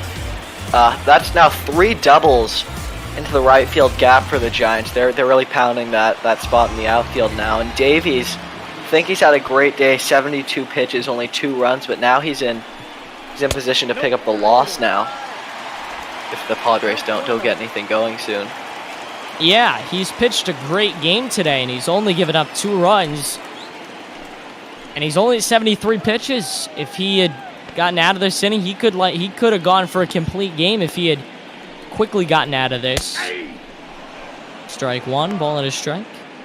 It Now would be see- nice if he could get himself together. If they can keep him, even if they're losing the game, if they can get him to the 8th or even to the 9th, that would be a successful day regardless of whether he wins or loses. Yeah, we'll see if the 1-1. Giants can tack on a bit of an insurance run here.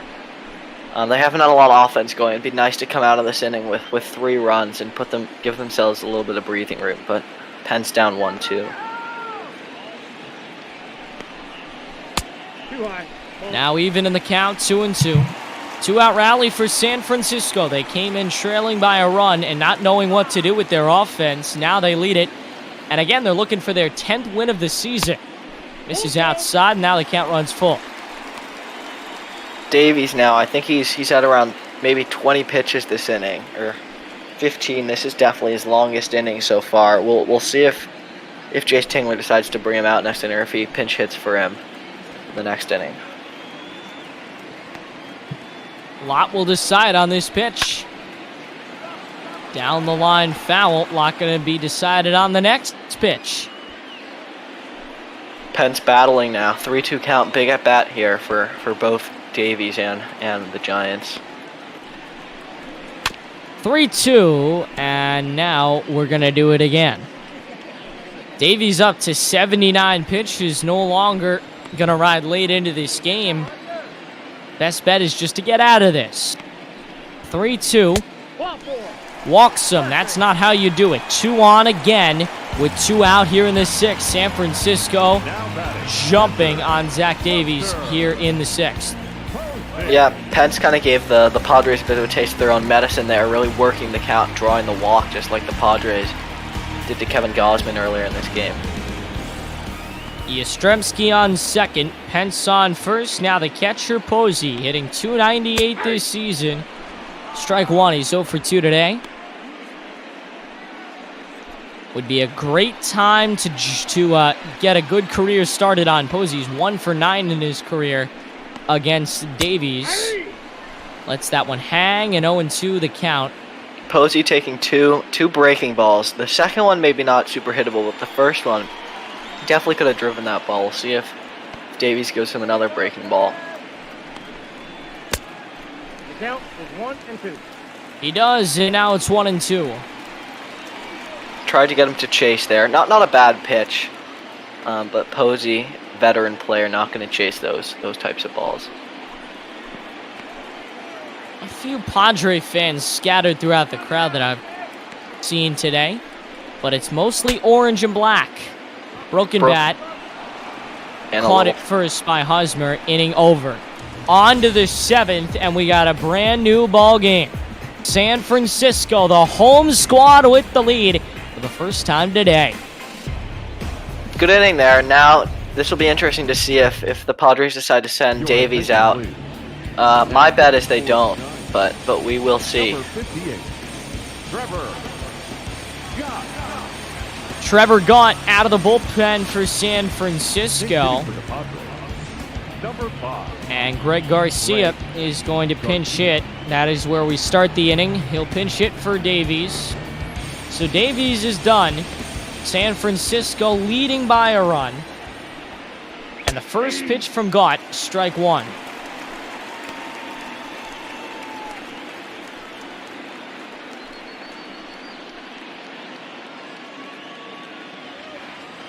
Beautiful day at Oracle Park and a great game that we've gotten to see. It is getaway day for both of these teams, although for San Francisco, they're not really going anywhere. Again, we talked about it. They're just heading across the bay to play 2 quick games with Oakland. San Diego is going to hop on a plane and head to Arizona. They will start that series tomorrow. And of course, we remember what happened the last time San Diego played Arizona. A crazy series, multiple extra inning games, including probably the most memorable game in ball history. An 18-inning thriller. Yeah, that was a great game to watch. Hopefully we get more games like those. Fly out to Sandoval for out number 1. The left fielder, number 10, Now the Padres' bats have kind of gone cold the past 2 innings. They've gotten 3 guys on base, but 2 of those were on errors. They've kind of slowed down. Not a lot of 3-ball counts like earlier in the game.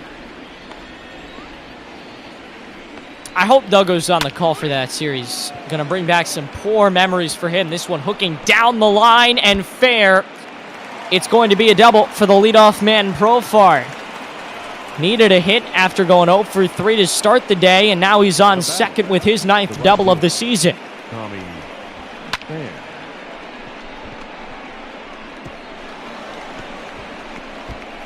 Yeah, big hit there for Profar, trying to spark a little bit of a rally for the Padres after falling behind by 1. We'll see if Pham can keep it going. Ooh, and that is a interesting call. That ball certainly looked like it was low, but called a strike there. Bit of a break Strike there. one on a weird pitch. 0-1 with a man out and a man on in the 7th. Way off, and now he's down 0-2. This Giant crowd has got to be loving how they play today. Their offense has gotten enough done that they have a lead here in the 7th, and their defense, the pitching has been great today. 1-2, although maybe not as effective as they would have liked. They've only allowed 1 run and only a handful of hits. The 1-2. Yeah, and Gott kind of has that short arm motion, but so far it's been pretty effective. Now 2 outs. We'll see if he can hold Profar there.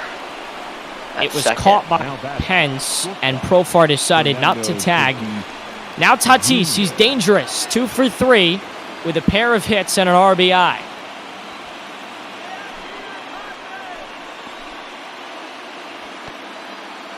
One on with 2 outs in the 7th, ball 1.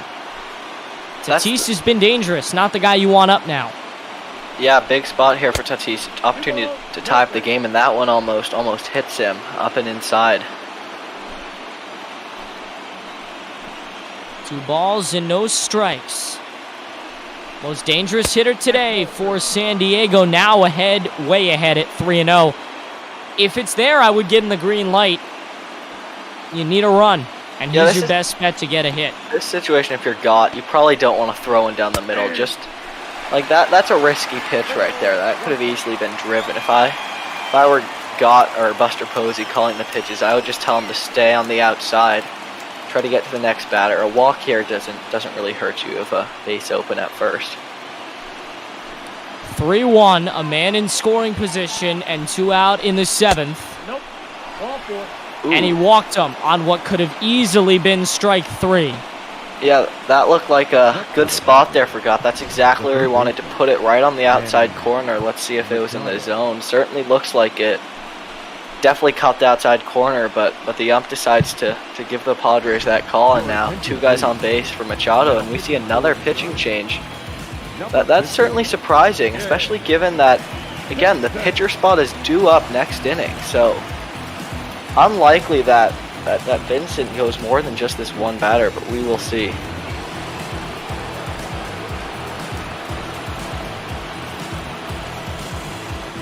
Machado, the cleanup man, normally dangerous, but he's been 0 for 3 today. 2 on and 2 out in the 7th. After San Diego gave up their 1-run lead, which they carried for 3 innings in the bottom of the 6th. They're trying to answer here with a 2-out rally. First pitch to the 3rd baseman, ball 1. Big spot here for Machado. He had an opportunity to drive in a run last time he was up with 2. Same situation, man on first and second, and he wasn't able to do it. Popped out to Buster Posey. We'll see if he can do something different this time. Ball and a strike.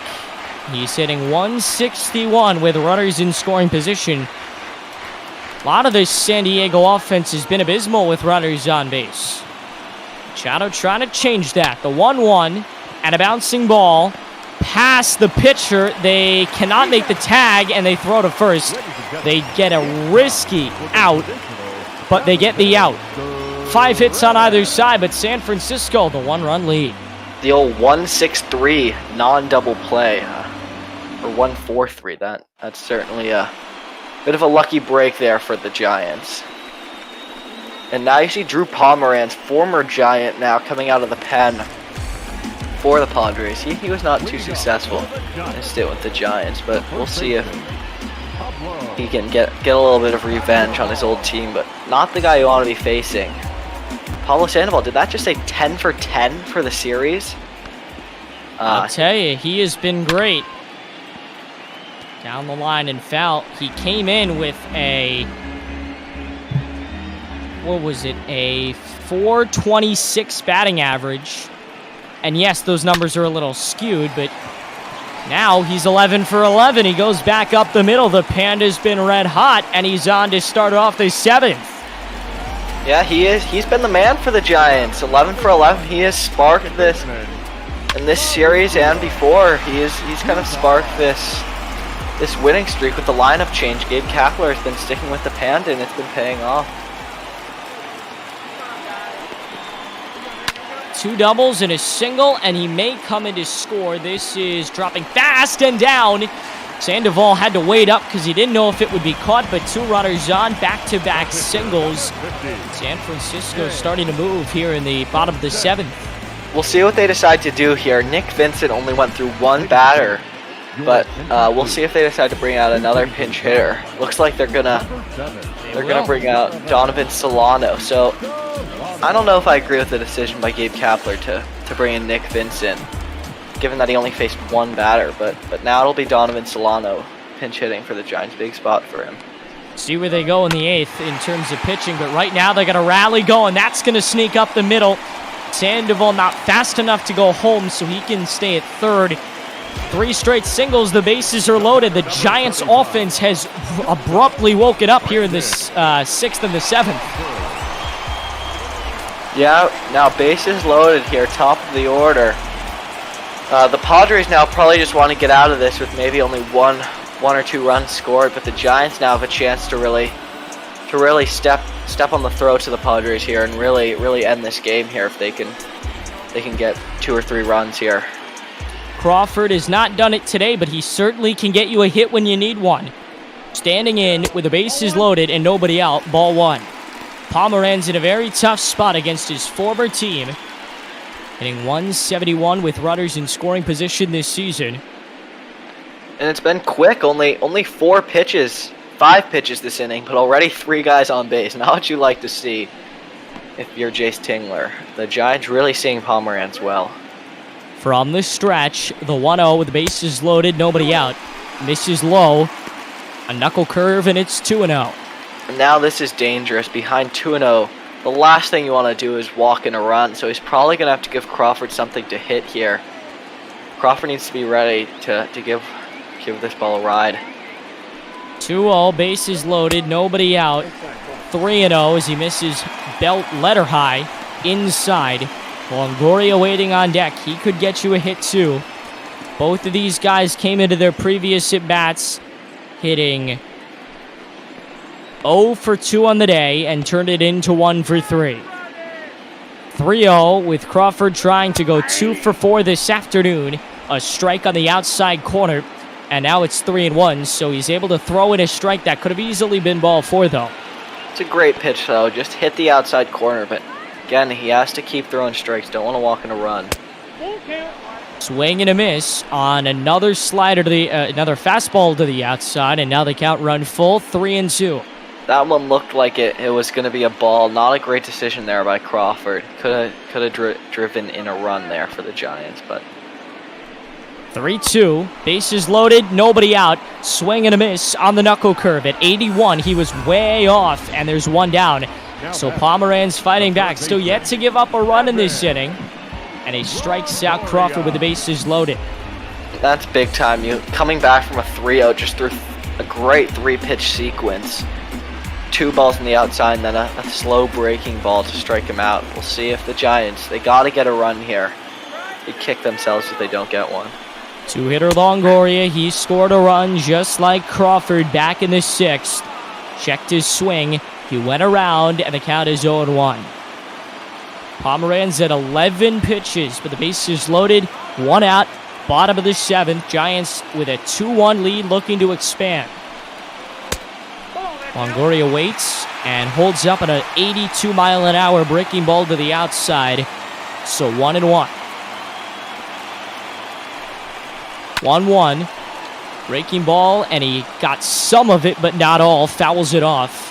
And at this point, the third base line, 1-2.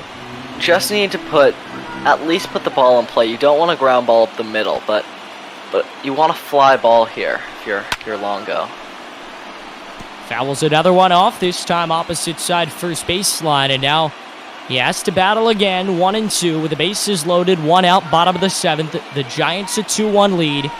Pomeranz and a fly to center. This could get the run in. Grisham over in left center, pretty shallow. Sandoval will tag. Throw coming home will be a little too short. 3-1 San Francisco on the sac fly. The left fielder, number 9. Yeah, good job by Longo. Down in the count, but still put the ball deep in the center field. And Grisham had a chance to throw Pablo out, but throws a little bit offline. And now the Giants have a little bit of breathing room and a chance to bring in another run here with Belt. 3-1 lead for San Francisco. Runners on first and second, 2 out, bottom of the 7th inning. Finale of this series, fouled off by Brandon Belt. He's 0 for 3 today with a fly out, a ground out, and a line out. Everything in the book. 2 out in the bottom of the 7th. His second straight inning with an at-bat. Misses away, now 1-1. Giants want to get more here. They really want to put some distance. 2 runs. The Padres, even though they haven't had their bats going this year, they could still easily put up 2 runs. So they want to put some distance. Swings and misses on the knuckle curve that breaks down, 1-2. Bases loaded. This should be a big out if he can get it. Another changeup on the ground to second. Scooped up by Dozier, who bobbles it, throw to first, and they do still get him. San Diego loads the bases with nobody out, but still a 2-run game as we go to the 8th at Oracle Park. Yeah, Padres just sticking around here. They've let the Giants come back and take the lead here, but the Giants now looking to put it away here. And Jarlin Garcia has been a good reliever for them. 2.87 ERA, even lower WHIP for him. We'll see if he can get through this middle of the order here for the Padres. Jarlin Garcia comes out of the bullpen. It's their 3rd call to the bullpen today. Hosmer starts the bottom of this San Diego order and takes a strike inside, 0-1, letter high. Yeah, San Diego goes to for the bottom of the 8th. They cannot afford another run. Swing, winds and deals on the 0-1, now fouled off 0-2. Yeah, the Giants have used up a lot of pitchers today. Not what you like to see, but they can come out of it with the win. They won't be regretting anything. Misses high and inside. Attendance of 33,283. A solid day here at Oracle Park. Beautiful afternoon. The rare midweek matchup. During the day, a ground ball to first. Pulls Sandoval off the bag. Flips over to first for out number 1. Second baseman, Brian Dozier. Yeah, if Garcia can get through this part of the order, in the 9th inning, they would have Hedges and the 9th spot due up, and those are not 2 great spots for the Padres, so the Giants looking good here. Ball 1 misses low and at the cleats to Brian Dozier, 6, 7, and 8. All preparing to bat here in the top of the 8th inning. San Francisco, the 2-run lead. Garcia winds and deals his 6th pitch. Cuts the inside corner. In for a called strike, ball and a strike to count. Good spot there for Garcia. The breaking ball inside. Dozier just didn't see that one into the zone. Winds and deals and a check swing to first. Sandoval will scoop it and run to the base for out number 2. 2 quick outs here in the top of the 8th. Yeah, Garcia doing a good job coming in, taking care of business, and this is not who you want up for the Padres. Grisham, a lefty, and Garcia's kind of a bit of a lefty specialist, and Grisham is not a great bat, but especially against a guy like Garcia, is so effective against lefties. First pitch, a slider that misses inside, 1-0. The 1-0 to Trent Grisham, misses away, now 2-0. He's 0 for 7 over the last 2 nights with 4 strikeouts. These last 2 games have not been his finest, although a chance to turn it around here in the series finale. 2-0, winds and deals. Inside and low, now 3-0 with Austin Hedges on deck. Not much of a threat in this situation, but you don't want to lose him on a walk here. Yeah, the Padres probably they want to roll over their lineup here. They maybe want to get Grisham and then Hedges up to bat so that for the 9th inning they can have their big bats like Profar Pham, Tatis, and Machado all get up to the plate. 3 balls, 1 strike. On the ground to third, Longoria. Across the diamond. We are on to the last of the 8th. San Francisco rolling with the lead, up by 2. Last of the 8th is next. We'll see if they bring Pomeranz out for another one. He's a former starter. He can be a long relief guy. And it looks like they're going to keep Drew Pomeranz in the game here against Yastrzemski, the lefty. We'll see if they bring him out once Pence comes up. This is definitely a save opportunity, so Pomeranz will likely have the final 3 outs in the top of the 9th. 4, 5, and 6. Beg your pardon. Was mixing Pomeranz up with San Francisco's closer. 1-0 to Yastrzemski, high, and it's 2-0. Yastrzemski, the guy who brought in the 2 runs to give the Giants the lead here. We'll see if he can get another double or just get on base. But 3-0, looking like he's going to get on for Pence with that weird practice swing. Pence doesn't have normal mechanics with that practice swing, that throwing motion. 3 balls and no strikes. Winds, deals, low strike. Down the middle of the plate, 3-1. Yastrzemski's 1 for 3 today. He had a pretty important hit in his last at-bat, though. 2-run double that gave them their first runs and their first lead of the afternoon. The 3-1 with the bases empty, bottom of the 8th, and he slices it right down the left field line. No one is there because they shifted over. He's on his second double of the day. He's 2 for 4. Like Yastrzemski didn't start off great, but he certainly redeemed himself, his 12th double of the season. And Drew Pomeranz really having a tough time. These Giants batters are seeing him well. 4 hits already in just 1 inning, and that's exactly where he wanted to put the ball at Yastrzemski. Just hit right out of the shift down the third base line. Nobody was there, and it looks like the Padres are making a change here. Craig Stammen coming into the game. Stammen will pitch for San Diego. Trying to get the final 3 outs of this inning.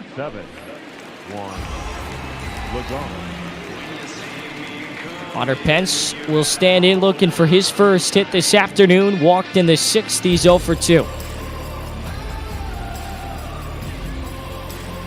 Pence, again, a veteran for the Giants. They brought him back into the team, not just for his play, but to be a leader in the clubhouse. And he's a good guy if you want that. He's a veteran presence, good guy, and also not a bad player batting 266 for the Giants. To second, they'll go to first, moves Yastrzemski up. 1 down in the 8th.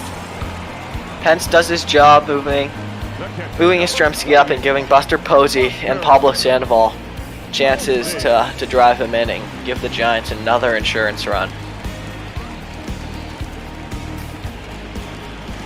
Posey's 0 for 3 today. He has struggled, says Pence. Struck out, grounded out, and flew out. Jose Castillo, Matt Strahm, both up in the San Diego bullpen if this inning goes much longer. Ball and no strikes, 1 out, and a runner on third. Bottom of the 8th, San Francisco leading 3-1 in the series finale. Breaking ball misses low, 2-0. Low and away, that is. 89 miles an hour on the slider.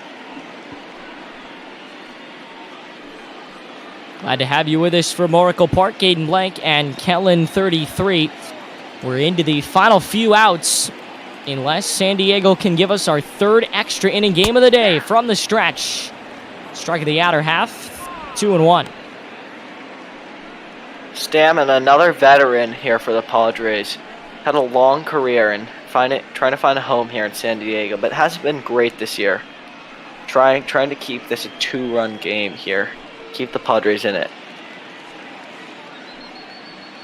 2 balls, 1 strike to the giant catcher, who's become a staple of this franchise with them for, I believe, every world title since that 2010 season. The 2-1 from the stretch. Bounces it foul, 2-2. Yeah, Posey, the longest tenured Giant, a former MVP. Yeah, just a great catcher behind the glove and also a good bat trying to give the Giants 3-run lead. Doesn't look like he's going to do it, though. Yeah, 2-2 over to short. Easy play for Tatis. 2 down here in the bottom of the 8th.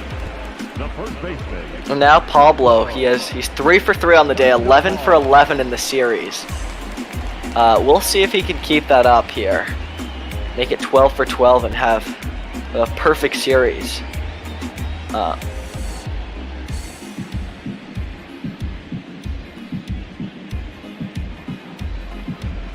And Stammen only had 7 pitches through his first 2 batters, doing a pretty good job working through these Giants batters.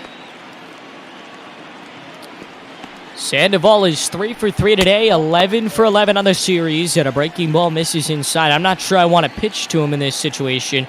He's 455 with the runners in scoring position this season. Monster numbers for the first baseman. Bounces it foul, 1-1. Yeah, and Pablo's kind of found a home here late in his career. He was obviously with the Giants. He was the World Series MVP in 2012, but last year he also was solid with an 820 OPS, 14 home runs. Then this year, obviously, he's been on a tear lately. Babbled off down the third baseline, so we do it again. Ball and 2 strikes, runner on third, 2 out, bottom of the 8th. Series finale, and the Giants leading by 2. Breaking ball that hit him. Or no, It didn't. It looked like it might have ridden in on him. But no, it misses, so 2-2 will do it again with 2 out and a runner on to the bottom of the 8th. 12th pitch from Stammen. Fouls it off behind the plate on the third base side. Yeah, Pablo kind of turned away from that one. He turned away from that pitch. Could have hit him, but he avoided it. Runner on, 2 out, 2-2 again. Misses on a sinker low. The count running full on Sandoval.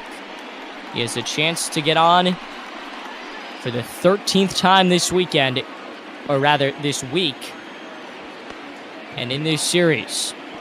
From the stretch, 3-2 with a man on third, and a fly ball to left center field that carries back near the warning track, but it's going to be caught by Pham to end the inning. For the first time this weekend, Pablo Sandoval is retired, rather this week.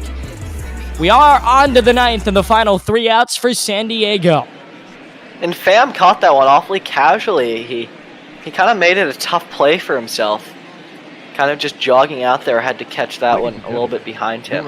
Looks like we're going to get Tony Watson, the closer for the Giants. He's been kind of the opposite of what you want from a closure. He's blown 5 saves, 5 losses, 7 ERA, so hasn't been too effective. We'll see if he can turn that around today.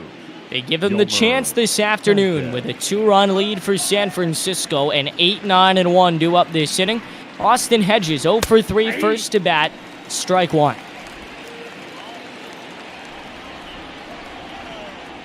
Top of the 9th, from the stretch, the 0-1.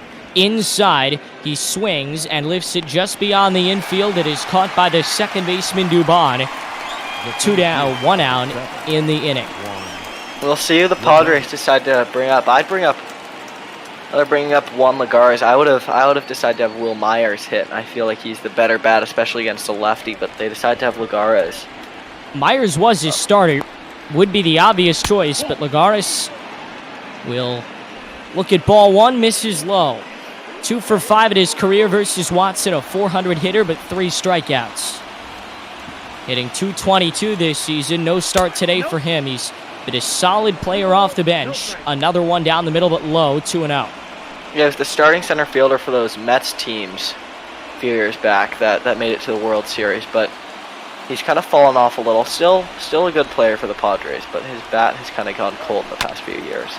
2-0 and a ground ball toward the middle. Snag by Belted short across the diamond, and the bang-bang play will go to San Diego. Lagares reaches with an infield single and a very well-placed ball.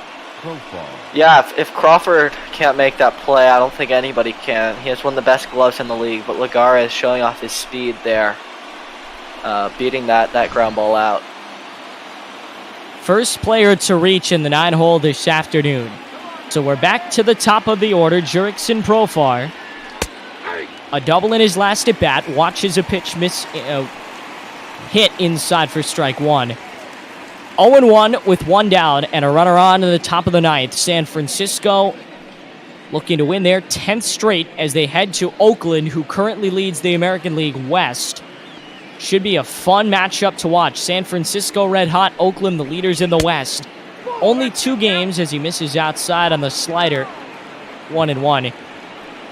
Only 2 games, but they should be 2 great games, and then back here for San Francisco and Pittsburgh. From the stretch, runner on first, one out in the 1-1. Fouled off. 1-2. That's not a great pitch to swing at. Super low in the zone for Profar. 1-2. Looks back the man on first from the stretch. Misses outside. 2-2.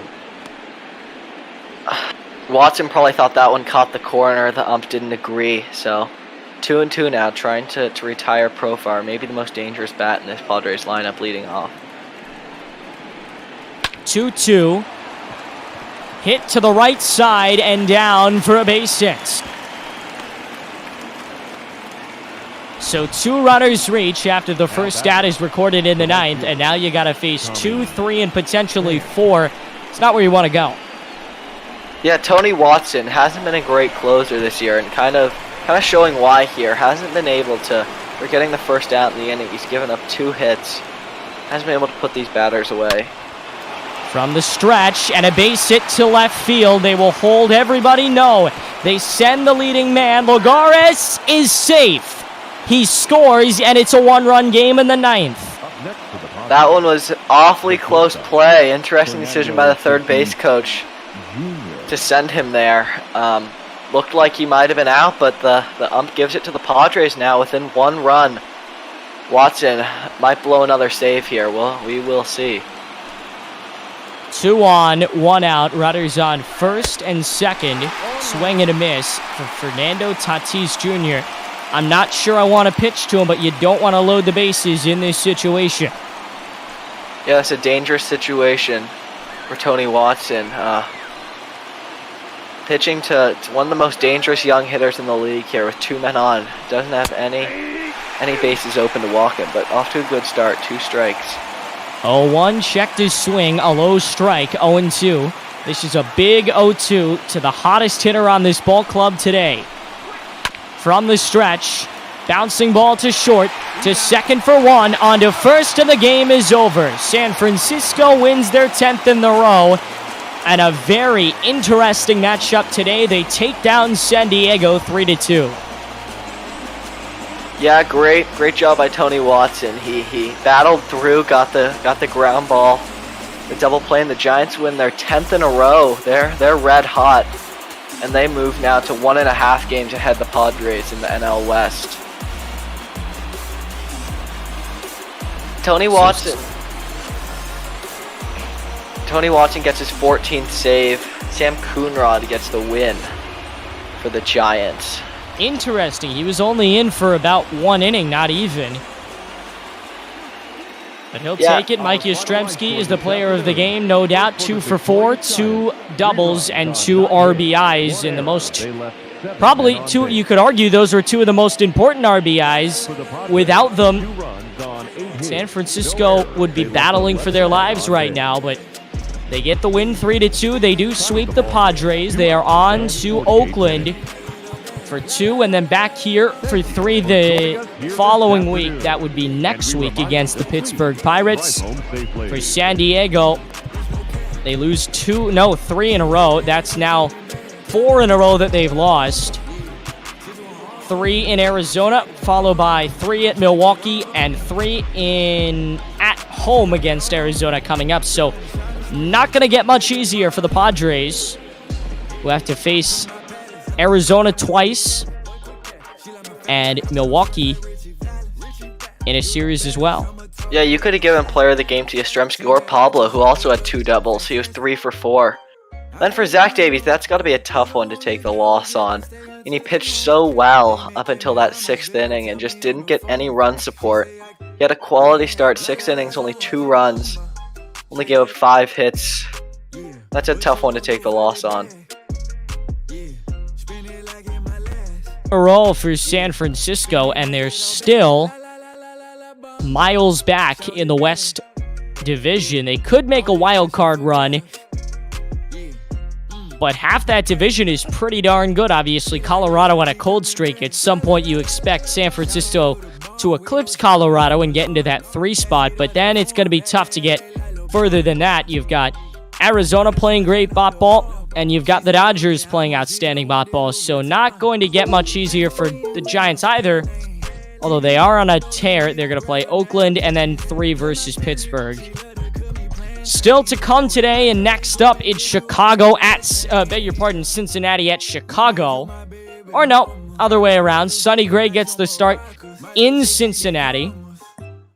And following that, we've got, I believe, Oakland and Detroit. Yes, Detroit at Oakland. That'll be the series finale. And that's where the Giants are headed next. Then the Angels in Minnesota. And the late night game on the East Coast for the first time in a while. It'll be Philadelphia and Miami. Our next 2 broadcasters are in the broadcast booth. Great Aether Boss and Hein AS. How are you guys doing on this crazy day of bot ball? I'm fine. Thank you very much, Aiden and Kellen. Great game today. The grandson of Carl Yastrzemski. As a Red Sox baby, I love this. But I'm also a Cubs baby. So it's ready. I'm ready to see the Cubs traveling to Cincinnati. Not Chicago like you thought, Aiden, but beautiful Cincinnati of Cubs baseball. Yeah, I'm ready for some Cubs baseball as well. These 2 teams are battling really hard. I was called one of the games last series, and it was crazy with all the offense going on. So I'm interested to see what happens here with my Cubs. Cubs are the hottest team in bot ball without a doubt, and it seems like we're going all retro uniforms today. We saw it in our game. Yeah. Looks like we're going to see it in your game too. Can we get the beautiful throwback Thursday? Can we get the blue 80s if possible, the 82 if possible? That road 82. Oh. I mean, the 79s are nice, but I'd prefer the 82s right now, if that's all right. What we get chosen? I think we got the 79s, and I have no problem. Neither do I. I'll take it. The baby blues, and here we see what looks to be the home 75 for the Reds, back in the time of the Big Red Machine. A time that many Reds fans are looking to hopefully see as a new age coming in. Well, they're seeing plenty of offense. They're 30 at 22nd in the NL Central, behind only the team they're facing, the Chicago Cubs. Well, they that last series, the 4-game set, they didn't gain. Neither team could extend or gain ground. Split it 2-2, but Cubs losing 2 and the Reds winning 2 of their last 2-game set. So gained a couple to be 4.5 back. Yeah, you see there we are indeed getting the road. Hines, I want to quickly talk about the pitching matchup. You know, Jarrell Cotton, not really a starter for the Cubs, but having to come in due to the injuries in the rotation. And then, of course, Sonny Gray, Cy Young contender when he was with the A's. A bit of a disappointment with the Yankees, but a really great bounce-back season last year for the Reds. How do you feel this matchup is? Well, I'm excited for Sonny Gray today. 2.31 ERA coming in. He's definitely taking the reins, especially with Trevor Bauer injured. So he's doing good. Chatwood's injured, so Cotton's getting the start for probably the next couple of weeks. And for a guy who's the 6th starter per se, he's doing pretty respectable in his 3 games started.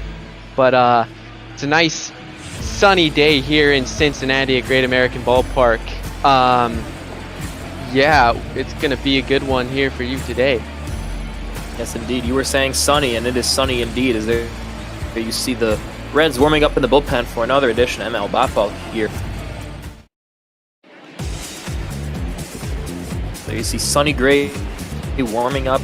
What a season he's had so far, haven't he? 6.2 record, 2.31 ERA. Great amount of strikeouts compared to the walks, 72 to 29 on the ratio. Yeah, he's doing really good, and as you mentioned, he struggled with the Yankees, but we see Chris Bryant, the Cubs, big guy this season, first in the NL, third base voting.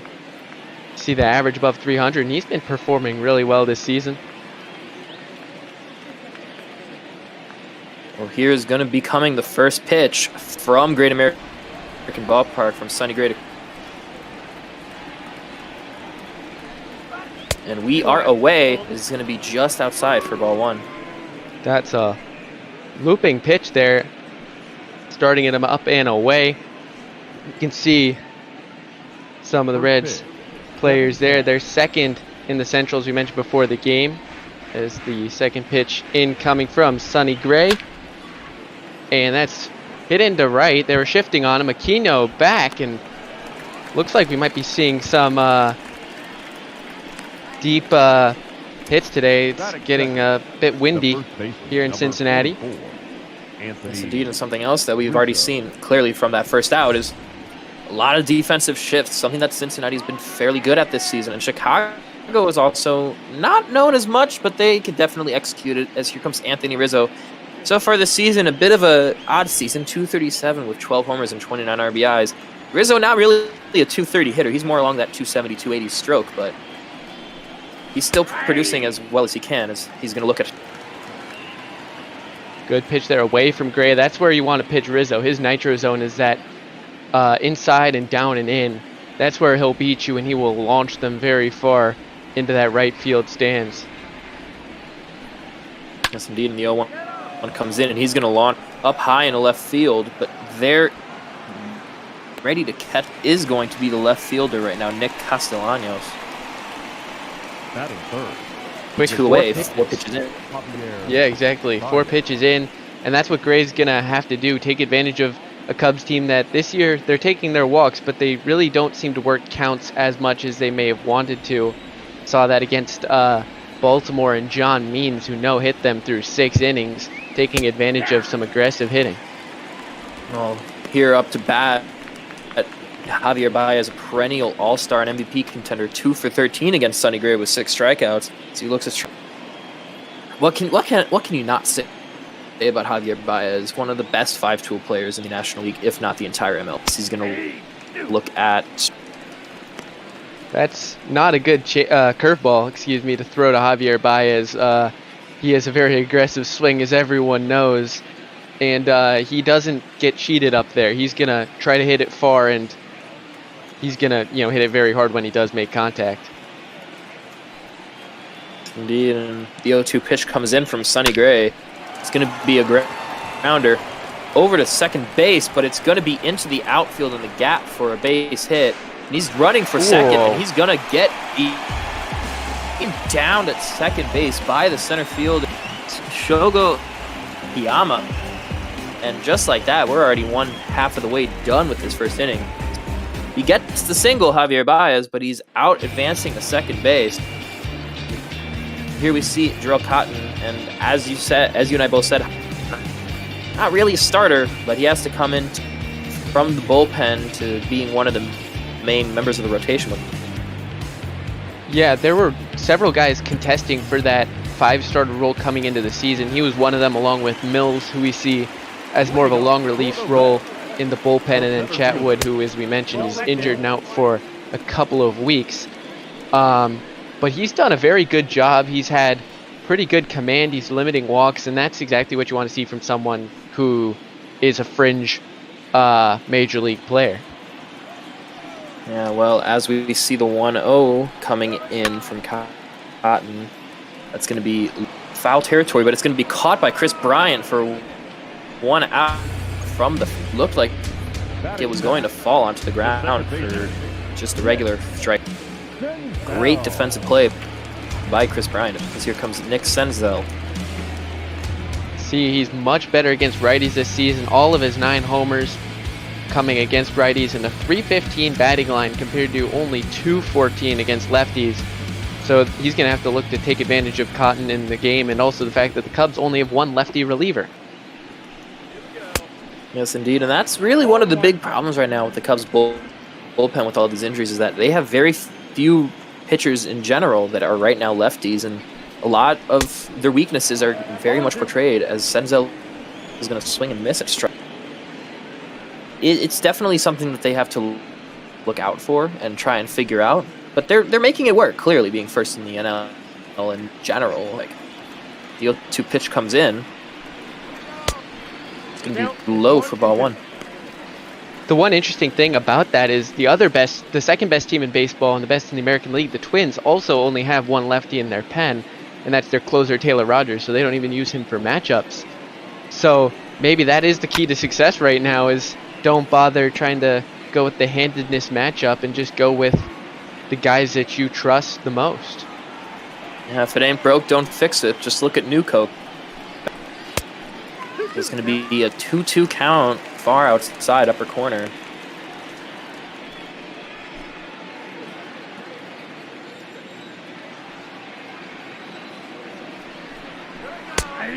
Pitch comes in, and it's going to be strike 3 looking on Senzel on the force. It's going to be the first strikeout of the day for Cotton.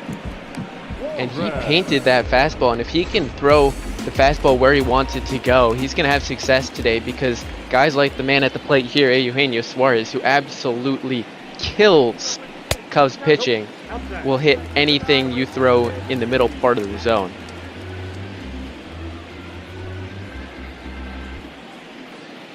Seeing the 1-0 pitch here from Cotton.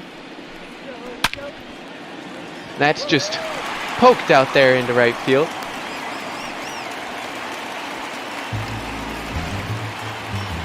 Took that pitch on the outside and just, I wasn't even sure of his reaction. Looked like it was almost getting foul, but just hits it hard into the right field, right to Jason Hayward.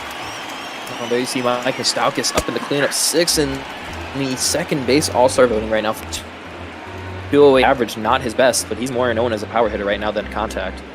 That's really what they need at the cleanup spot, is power more than contact. Yeah, and he's filling in at first for Joey Votto, a bat that they're right now probably missing a lot less than they are Trevor Bauer on the pitching end, because we've seen some high-scoring games coming from this offense. Yes, indeed, and the 0-2 pitch comes in to Moustakis. It's going to be low, nearly in the dirt for ball 1.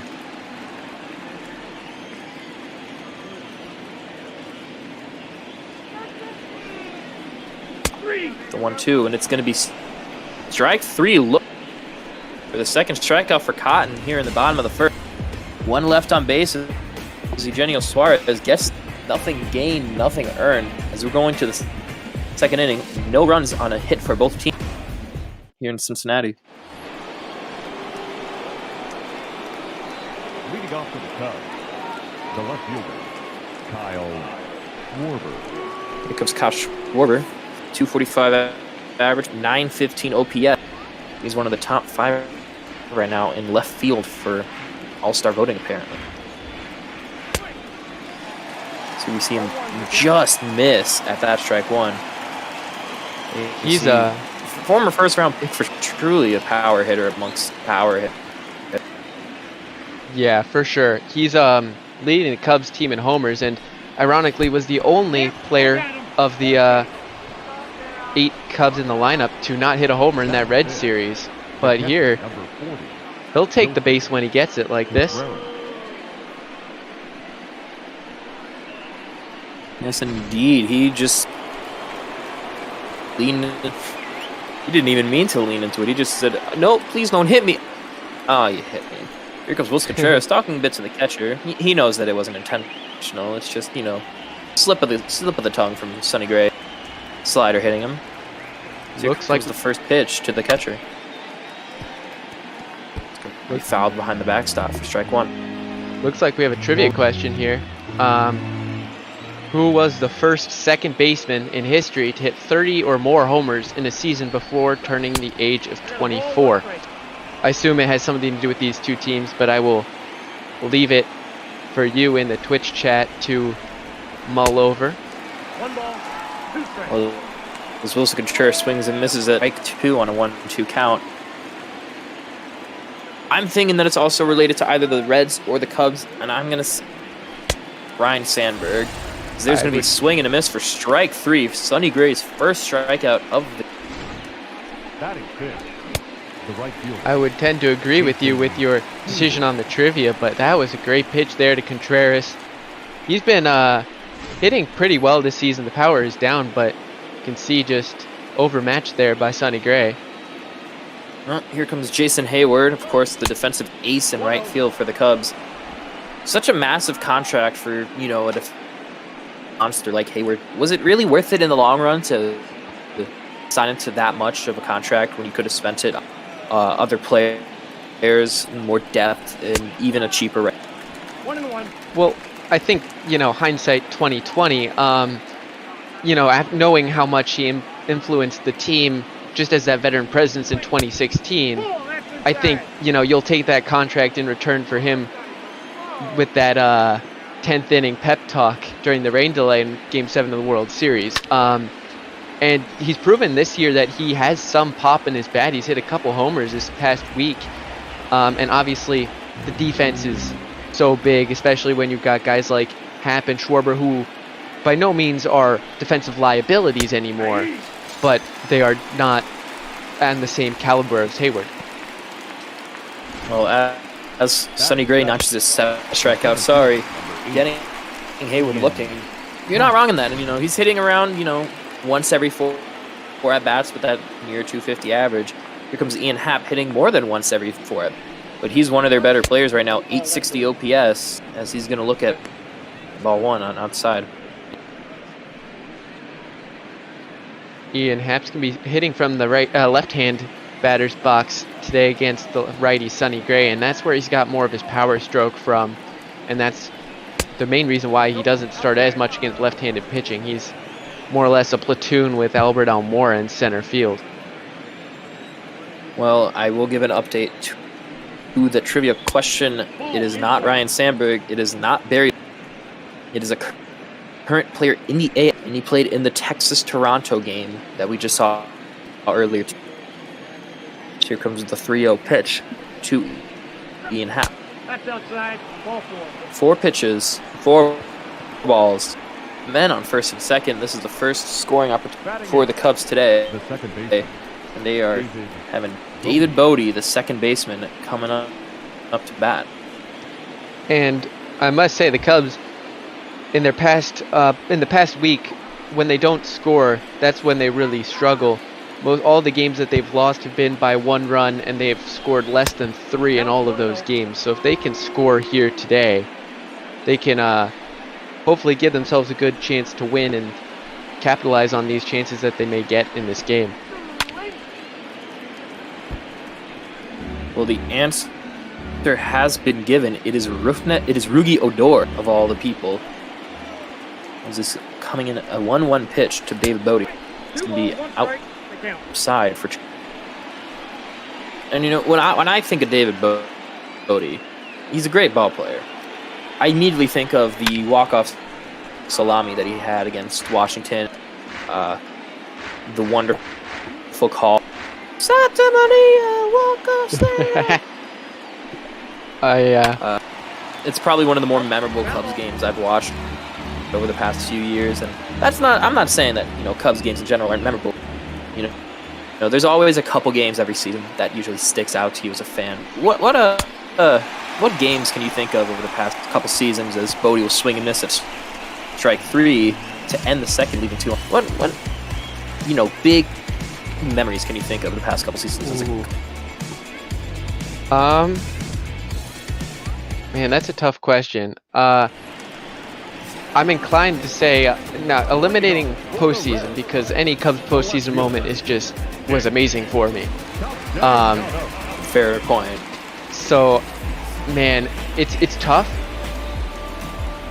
I mean, I love the Bodie walk-off slam. That's always going to be one of the great ones for me. Jake Arrieta's both of Jake Arrieta's no-hitters were great. I think the Reds one was better because I actually was watching that on TV. The Dodgers one I didn't notice until it was late in the game, and at that point, you know, it doesn't have the same feeling to it. The best one maybe might have come actually in this bot ball season on that last Friday. Back to back to walk it off against these Reds at Wrigley. That's definitely something to remember. So here we see a 2-1 count on Cut. And as a person named Nick, I'm starting all the Nicks right now in the Reds lineup. Why wasn't I? Come on, I can play short. Who's Freddie Galvis? He's nothing compared to the great Ether Boss. I don't tend to have that. I don't have that problem as much, actually. Not at least in this game.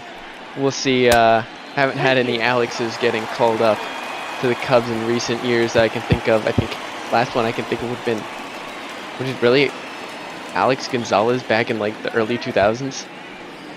I have to check that out at some point.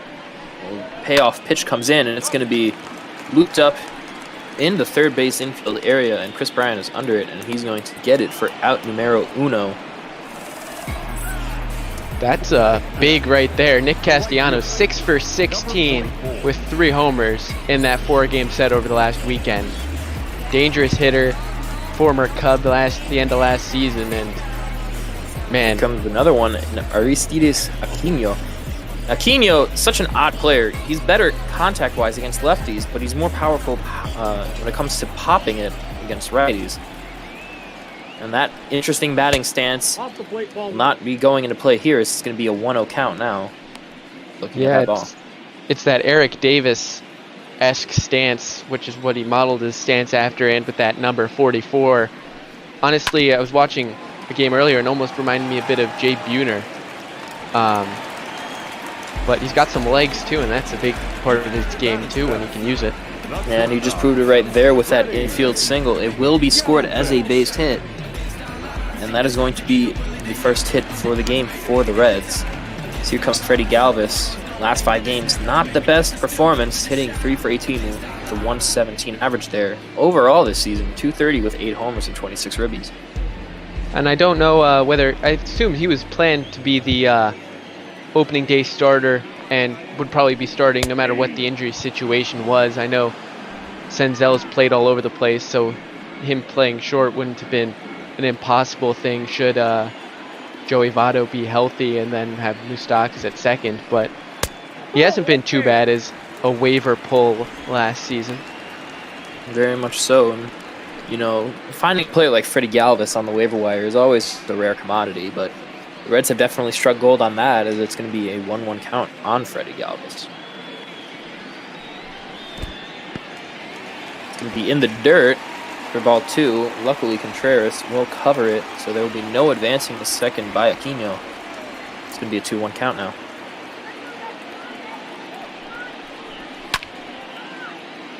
It's going to rip that foul down the left. It's on the right, sorry, for a 2-2 count. I'm interested to see how the Reds use their running game today, because Contreras has a cannon for an arm behind the dish, but they've got some good speedy players. They've got Senzel, who's pretty fast. Akiyama is up there in stolen bases. Aquino, no slouch either. So do they worry testing Contreras when it could be a difficult game to score runs, or at least without using the long ball? Yes, indeed, and Galvis is working his hardest to keep this at-bat alive, and he is still 2-2 with, I believe that's 2 or 3 consecutive foul balls, as yet another 2-2 will come in from Cotton, and he'll swing and miss at that, and there goes that at-bat. Strike 3 swing, and the 3rd strikeout of the game for Cotton, and it is 2 away here in the 2nd. So it looks like it might be a good game here for Jarrell Cotton. Before the game, I was a little worried, knowing Sonny Gray and how good he's been and how good Cotton's going to have to be to keep up with Sonny Gray if he has a good outing. And so far, he's doing really well to keep up here. So far, at least. Well, there's his 30th pitch. It's going to be a far outside bottom corner to Tucker Barnhart, the catcher for the Reds, on a 1-0 count. 259 for a catcher. Not the best, but, it's also not the worst. Catchers are not really known for their hitting. Of course, there are exceptions like Ivan Rodriguez and Yadier Molina. That one's going to be in the dirt again. Yet again, Contreras will cover it. He'll gun it over to first just to be safe. It's going to be a 2-0 count.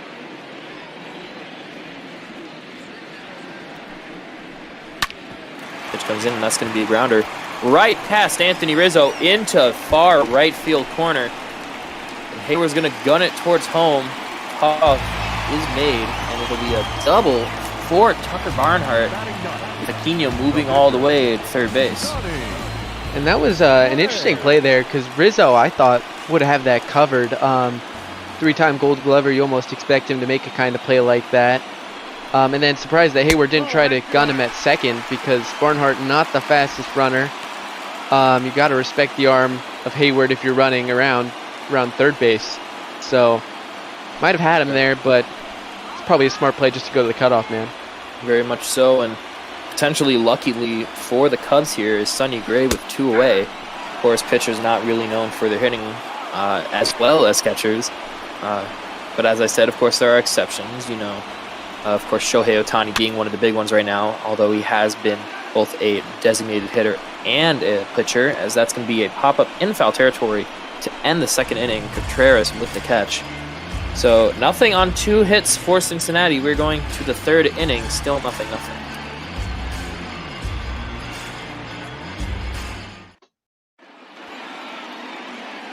So we see Heidi Watney, and we forgot to turn off the wind tunnels again. See, the Cincinnati Reds recently implemented a new, here in Ball Universe, they recently implemented a new wind tunnel, and Heidi Watney is standing right in the middle of it, so we can't hear her.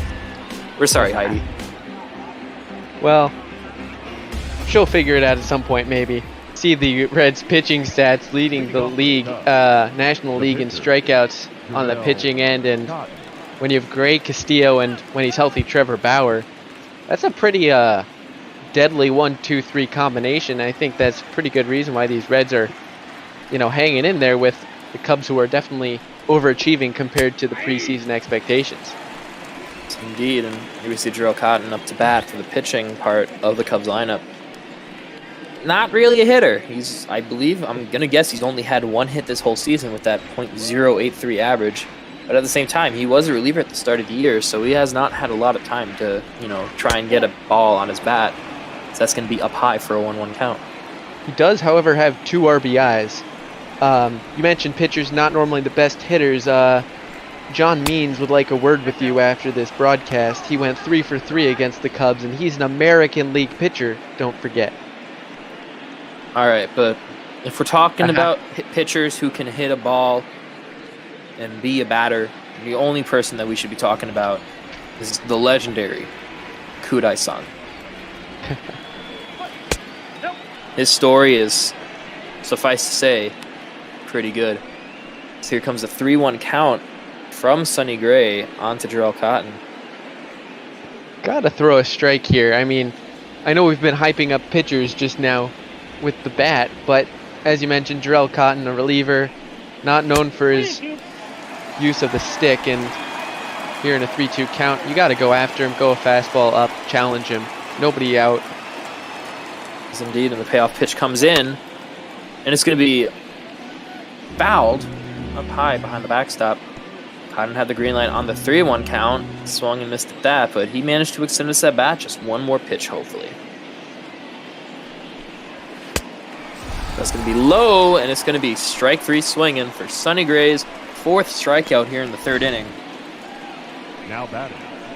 Well, he didn't have a strikeout in that 1st inning, and then struck out all 3 last innings. So Gray showing both sides. He has struck out 4 of the last 5 batters for the Cubs.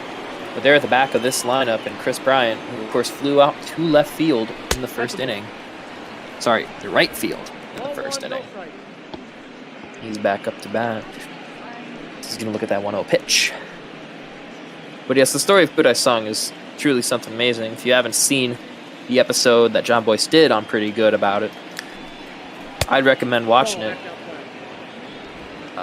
Basically, 2 at-bats in his entire MLB career. 1 strikeout. The other hitting a double off Randy Johnson. And then scoring from second on a bunt.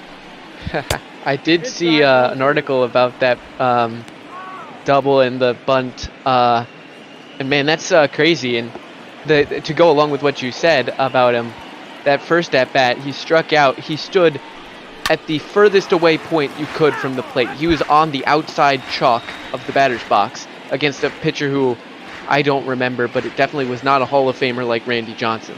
And that's lefty-lefty too, mind you. That is very true, and the 3-1 pitch comes in. That's going to be very high for a walk.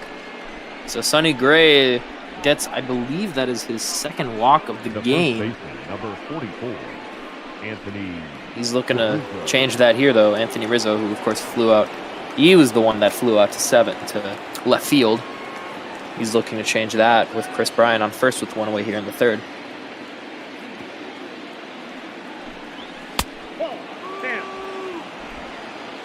See, Rizzo.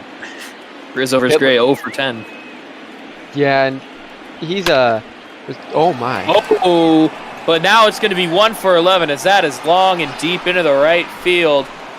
And it is out of here, ladies and gentlemen. Anthony Rizzo with his 13th homer of the season. A 2-run blast here in the 3rd. 377 feet away. And ladies and gentlemen, it is a 2-0 ball game out of nowhere. Well, the Cubs have a habit of doing that, scoring runs when you're not necessarily expecting it, and that's what happens when you have such big power guys. But that's over the heart of the plate, a little bit on the outside, but Rizzo's got crazy power in that bat, and you can just see that one fly majestically into right field. He does love that foul pole here at Great American Ballpark. Very much so, and he proved his love for that with that homer. And literally just out of nowhere, Sonny Gray has given up that 2-run homer, and he's looking to change that here with Javier Baez, but that's going to be a bit hard against, Javier Baez. Well, we might be seeing a high-scoring game today after the two teams combined for 19 homers between the first and last game, those 2 games in the series at Wrigley. An 11-homer game and an 8-homer game, excuse me. That was a crazy series, both of which the Reds lost. That will be strike 3 swinging, and he'll throw to first as well for the putout. Here comes Kyle Schwarber. He got hit by a pitch back in the 2nd inning, well, just last inning, to lead it off. And we've already gone all the way around in just under 2 innings. So that's going to be an 0-0 pitch down the corner for 1-0. Well, Gray's been missing his spot a little bit. He definitely missed it with that homer, but looked like a slider or something, a breaking ball that hit Schwarber in his last at-bat. Been going over the heart of the plate a little more than he would have wanted to some big power threats. And in other cases, he's walking guys. So he's got to try to figure things out here, because those Cubs will definitely take you yard if you keep throwing it where he's been throwing it. Very much so. And the thing about Sonny Gray, though, is that, of course, you mentioned earlier having struck out all 3 batters in the 2nd inning. He's had 5 strikeouts in the past 8 batters. The only problem is that between that, it's been 2 walks and a 2-run homer. But now, from the last 9 batters, it's going to include a ground out to end the top of the 3rd. But Anthony Rizzo, being the sole contributor to the offense here, good afternoon, good evening, and good night on that 2-run shot. We're going to the bottom of the 3rd, 2-0, ladies and gentlemen.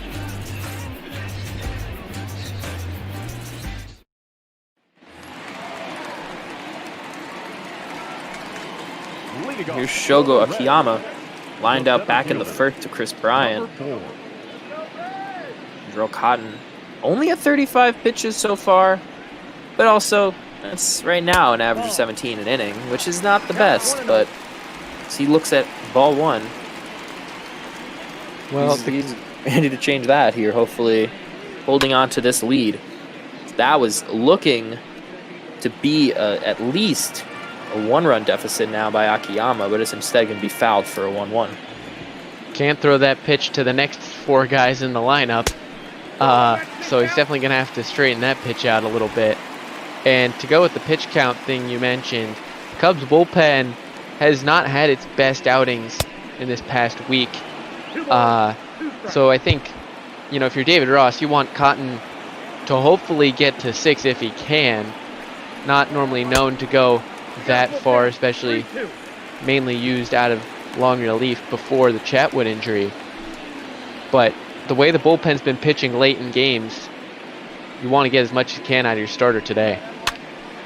Here's the payoff pitch. It's going to be fouled for staying at a 3-2 count.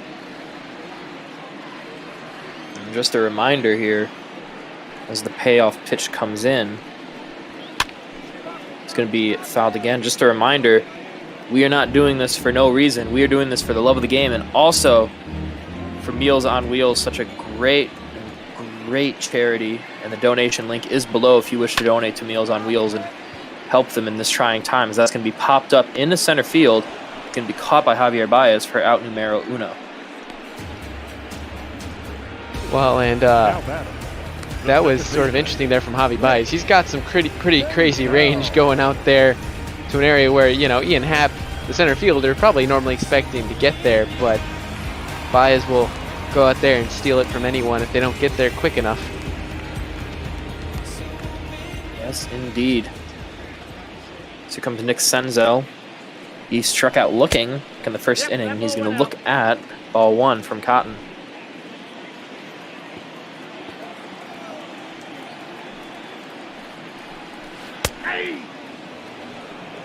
It's going to be a 1-1 count now on Senzel.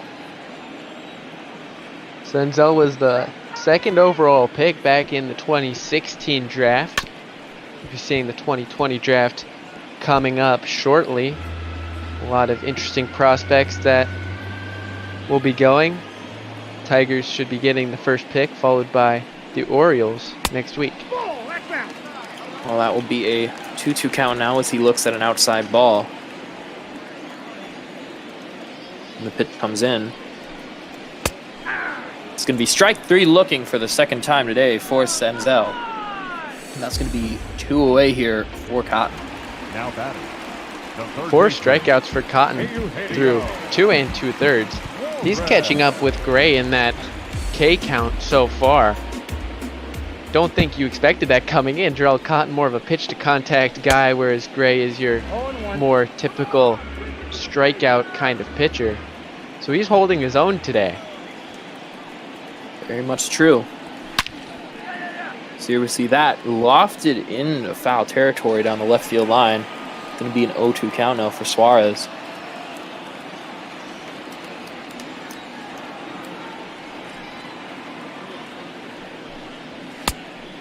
It's going to be swing and a miss. Strike 3 swinging.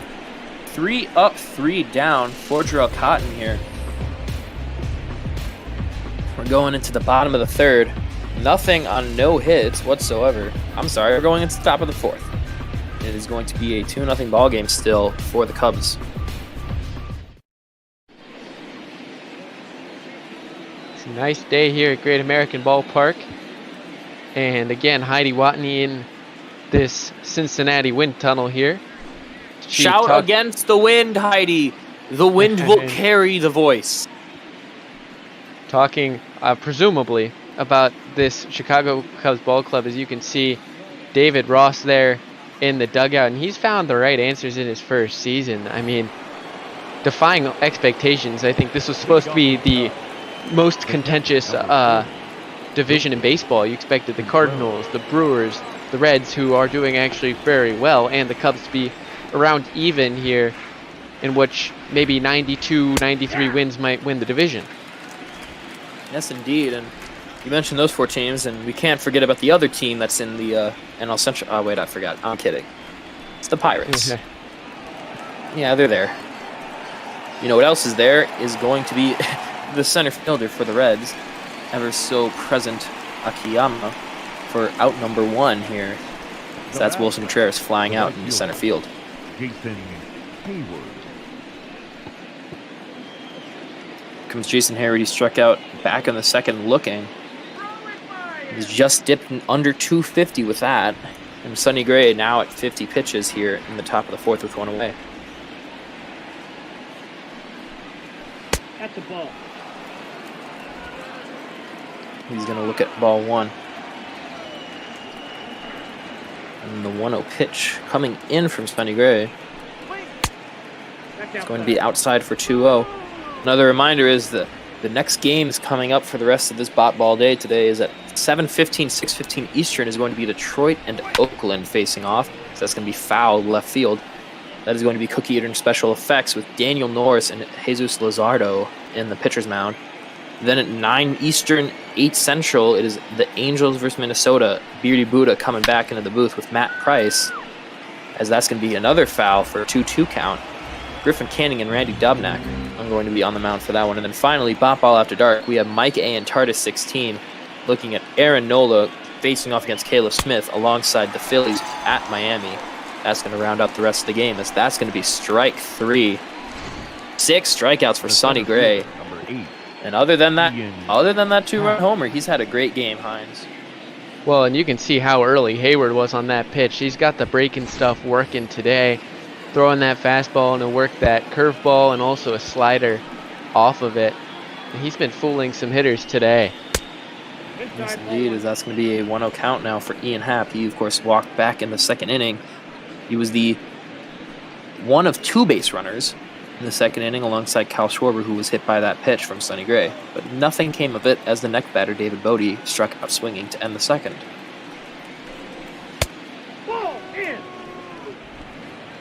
See another instance of where Gray is starting off behind a hitter here. It was behind Hayward to start as well. And, you know, even though this Cubs lineup is really good up and down, the bottom of the order is usually where you should be starting to command the zone a little bit, let them try and beat you. You don't want to do that against players like Brian and Rizzo, of course, but you'll cut your losses if you get tagged for a homer against the bottom of the order. Well, that is very true. However, of course, the Cubs are one of the better teams in terms of just all-around lineup power and contact. Any of these players can go and hit a homer at any time that they want. So the 3-1 count is going to come in. The question is, does Ian Happ have the green light? And he does not, but it doesn't matter because it is going to be ball 4, his second walk of the game, and only Sonny Gray's third of the game as well. Ian Happ so far without an official at-bat through the 4th inning. And 3 walks for Sonny Gray. The 6 strikeouts is encouraging, but 3 walks will usually hurt you, especially if he's only through 3 2/3. That's, you know, on pace for having 6 through about 7 innings. Very much so, and David Bodie looks at this 1-0 pitch coming in. It's going to be a 2-0 count. Of course, David Bodie struck out swinging in the last at-bat to end the top of the second, previously mentioned. And as you said, Ian Happ, no official at-bat. He's just there. As he looks at a 3-0 count. He's kind of like Heath Slater. He's just there. Shout out Heath Slater. He got kids. 4 pitches, 4 balls, 2 consecutive walks, and here comes the Reds manager to talk to Sonny Gray, see what's going on. Mound visit, definitely the right move here. Yes, you have the pitcher coming up, but if you can't locate to those 2 guys, Happ and Bodie, only through 1 strike between the 2 at-bats, he's got to figure out his command, and no one better than the pitcher spot to just pound your pitches and try to find where your best location is and what your best pitch is at this point.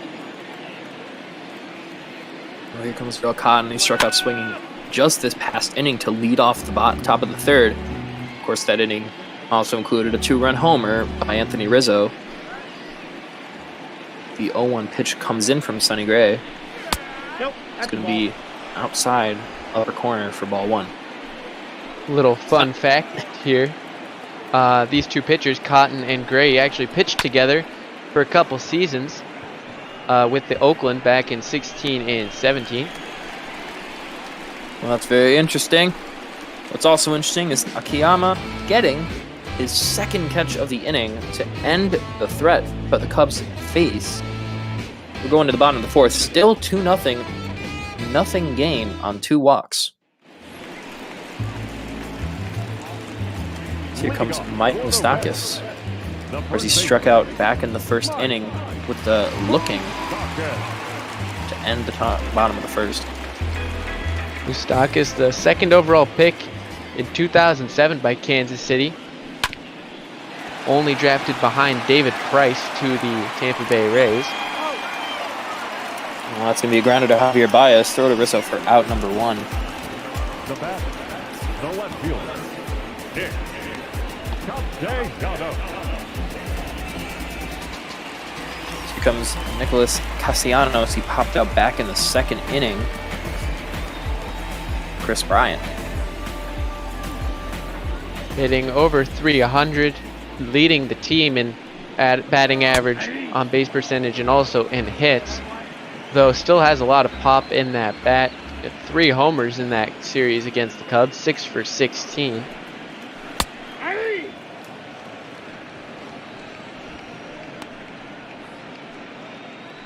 Yes, indeed. As the 0-2 pitch comes in to Castellanos from Jarrell Cotton. It's going to be looped up in the first base foul side. Still 0-2 count. Good time for that slider down and away, but it looks like Contreras is going to set up inside. And he will set it up inside, and it's going to be strike 3 looking. That's going to be 2 away relatively quick. So that's going to be Cotton's 6th strikeout of the game. Now both pitchers at 6 strikeouts, as you mentioned, though Cotton yet to issue a walk, whereas we've seen 3 so far from Sonny Gray. That's going to be strike 1 looking on Aristides Aquino. He had a single back in the first inning, and he advanced to third on the Tucker Barnhart double, although that unfortunately went nowhere with 2 runners in scoring position back in the second. And the 0-2 pitch will come in. It's going to be low for ball 1. Cotton looking for strikeout number 7. So he got good command of his fastball. We'll see if he tries to go to a breaking ball here. We'll throw the 2-seamer, and that's going to be fouled away. Still a 1-2 count.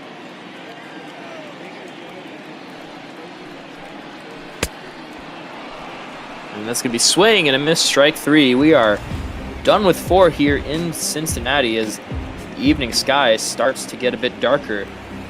Cubs still up 2-0 as Cincinnati has gone down in 6 straight at-bats. Leading off for the Cubs, the third baseman. As you see Amir Garrett warming up in the bullpen alongside it. I didn't catch that last name, unfortunately, but there are 2 bullpen arms right now warming up for Sonny Gray as he's about to reach 70 pitches here in the top of the 5th, as that's going to be very high for ball 1 on Chris Bryant. Well, luckily for the Reds, they only used 1 reliever, and it was Amir Garrett yesterday. Pitched 1 inning in an 8-1 win over Pittsburgh. Got a good outing from Castillo. Well, that's going to be a base hit into right field against the shift and just getting past Moustakis at first. That's going to be a single for Chris Bryant. And there is a potential chance of seeing a repeat of what happened back in the 3rd inning with Anthony Rizzo coming up to the plate. And there, Chris Bryant just took a pitch that was given to him. It's down and away, just sort of pokes it out into right field. That's the 2nd time we've seen that happen today. I believe it was Eugenio Suarez, his opposite number at 3rd base, who just poked one through the shift there and gets himself on base. Well, that's going to be launched high and deep in right field. Is he going to go back-to-back? He will! Anthony Rizzo hits his 14th homer, 378 feet away, and what can you say other than, oh man, not again. Another 2-run blast, and this lead is double to 4-0 on the Anthony Rizzo 2-run shot, bringing home, once again, Chris Bryant. One thing I can say, that only went 1 foot farther than his last one, but launch angle way down there, proving that he can hit ones going all the way to the moon, and he can also hit ones right over the first baseman's head that still goes out. Very true, and Sonny Gray he's doing everything right, except when he's going up against Chris Bryant and Anthony Rizzo right now. It's the 1-0 count on Javier Baez, who had that strikeout swinging back in the third. Well, those two players, Bryant and Rizzo, they love coming to Great American, it seems. Hit a lot of homers. I know Bryant had a couple, including, I believe, a grand slam in that 16-0 win. That was Jake Arrieta's no-hitter back in 2016, and I can count, you know, so many homers from Anthony Rizzo that curl around the foul pole here in right field. Very much so, and you see Amir Garrett is no longer in the bullpen, and it's Cody Reed and Robert Stevenson warming up to relieve Sonny Gray of just not the best pitching performance by him, while also being not the worst. You know, as I mentioned, he's had a great game. It's just, you know, a couple walks and 2 homers, specifically to Anthony Rizzo. So you see a 3-1 count on Baez with Schwarber on deck. Well, in that series in Chicago, several Reds players went deep for multiple homer games, and only one Cub, that was Ian Happ, did that back at Wrigley, and Rizzo's saying, all right, let's turn the tables here. Let's have us hit all the homers this time.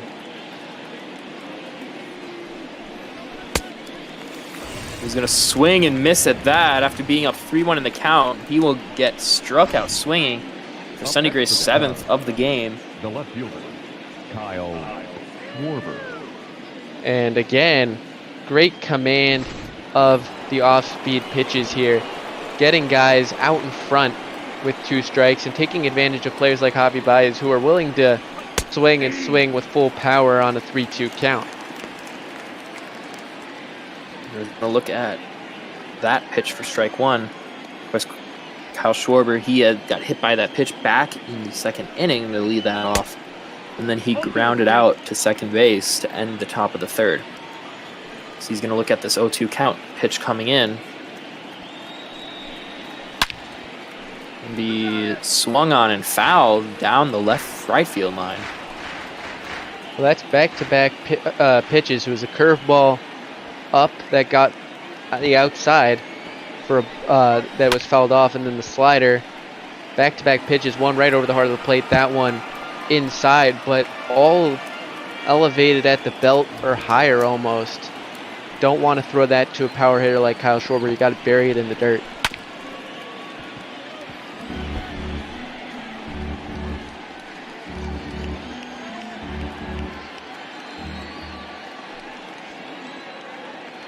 See Sonny Gray already at 84 pitches. Fastball missing on the inside.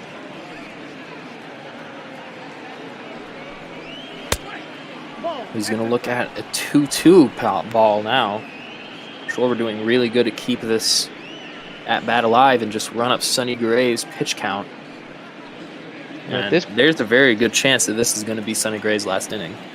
He is due up 3rd in the bottom of the 5th inning, and yeah, I agree. I don't really see him going much further, even with the Ks he's been getting, as that's number 8 on the day. Indeed, strike 3 swinging by Kyle Schwarber on that high, but he was just a bit too high. And that's going to be 2 away here in the top of the 5th.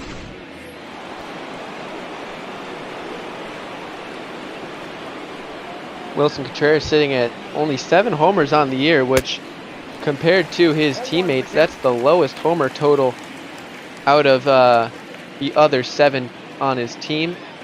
One of only 2 to have less than 10 homers on the season, along with David Bodie.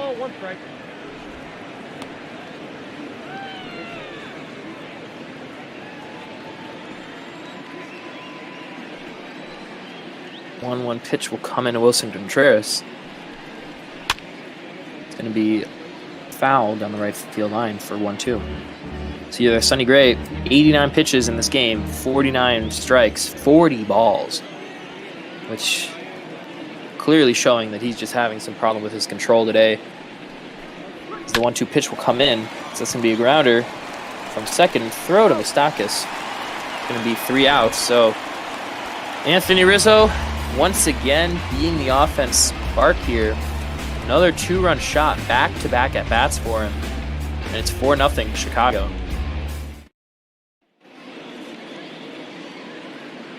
Early evening here at Great American. You can see purple skies, Heidi Watney, and we have our trivia question of the game. Who is the only player who is traded to another team for himself? I want to say I've heard this story. However, I do not know the name. It's probably someone I've never heard of. But I want to say might have been sometime in the 1980s, I believe. But that's about as narrowed down as I'm going to get it.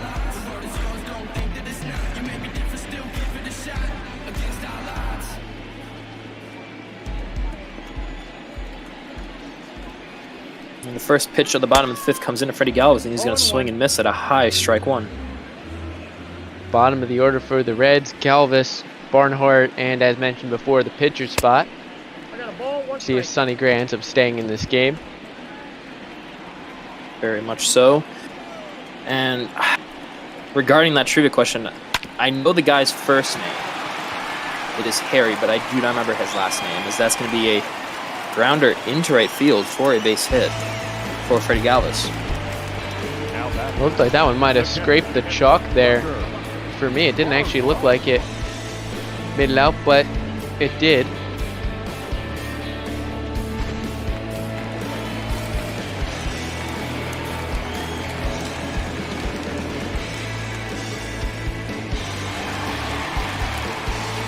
I see the Reds mascot warming up the crowd, trying to get him hyped up for what could be a potential turnaround.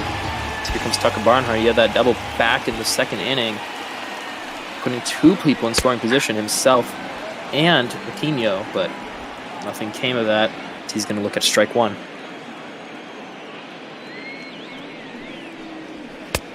Outside, that's a ball. A hint for the trivia question, he was a former Cub who played from 1950 to 1962, even before when I guessed, and fortunately I do not know that team very well. I know the team a little bit more from the late 60s, but early 60s I'm probably out of my league here.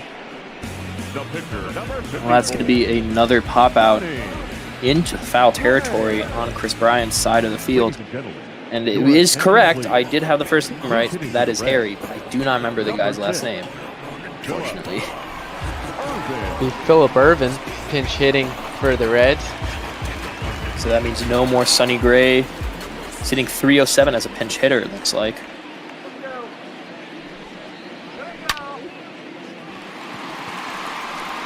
Well, that's going to be launched high and deep in left field, and he does exactly what he needs to do. And just out of nowhere, Cincinnati's back in this game. It is 4-2 here at Great American Ballpark.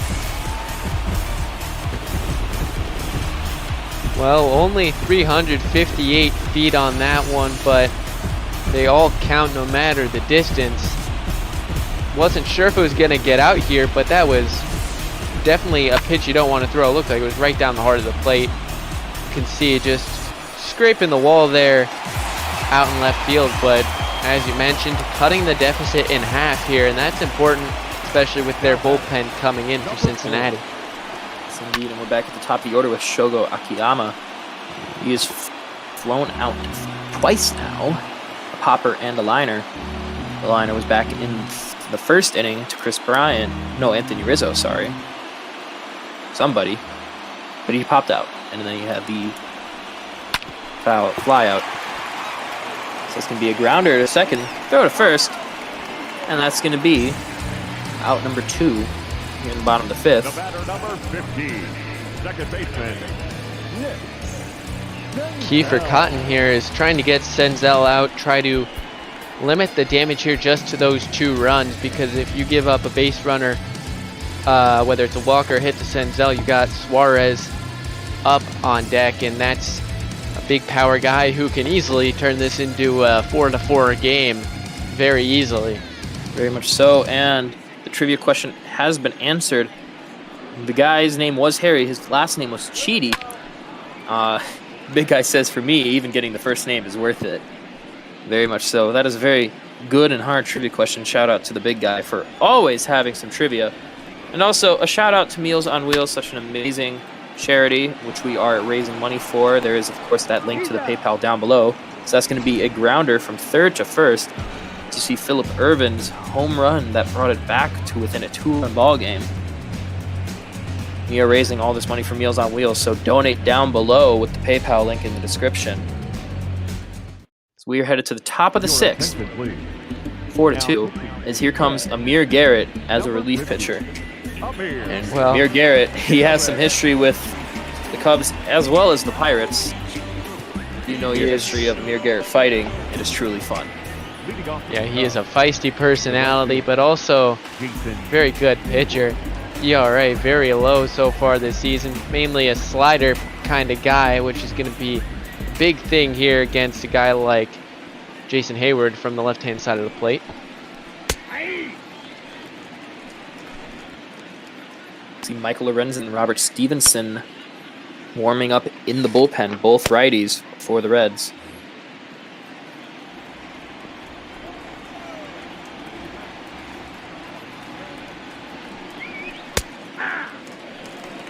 I got the count 0-2.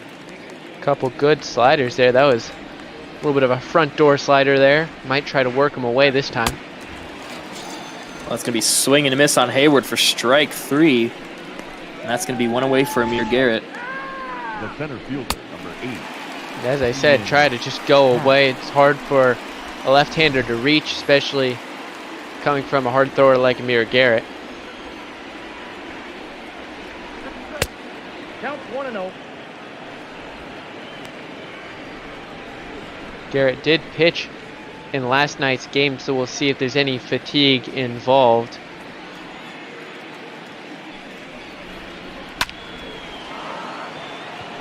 There we go, a base hit for Ian Happ, his first official at bat, and it's a base hit from the right-hand side of the plate.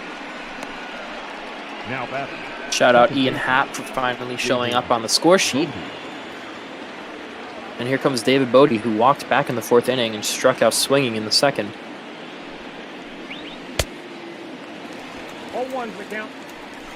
Not the best of swings there from Bodie. 95 on the gun on that two-seam fastball up and away.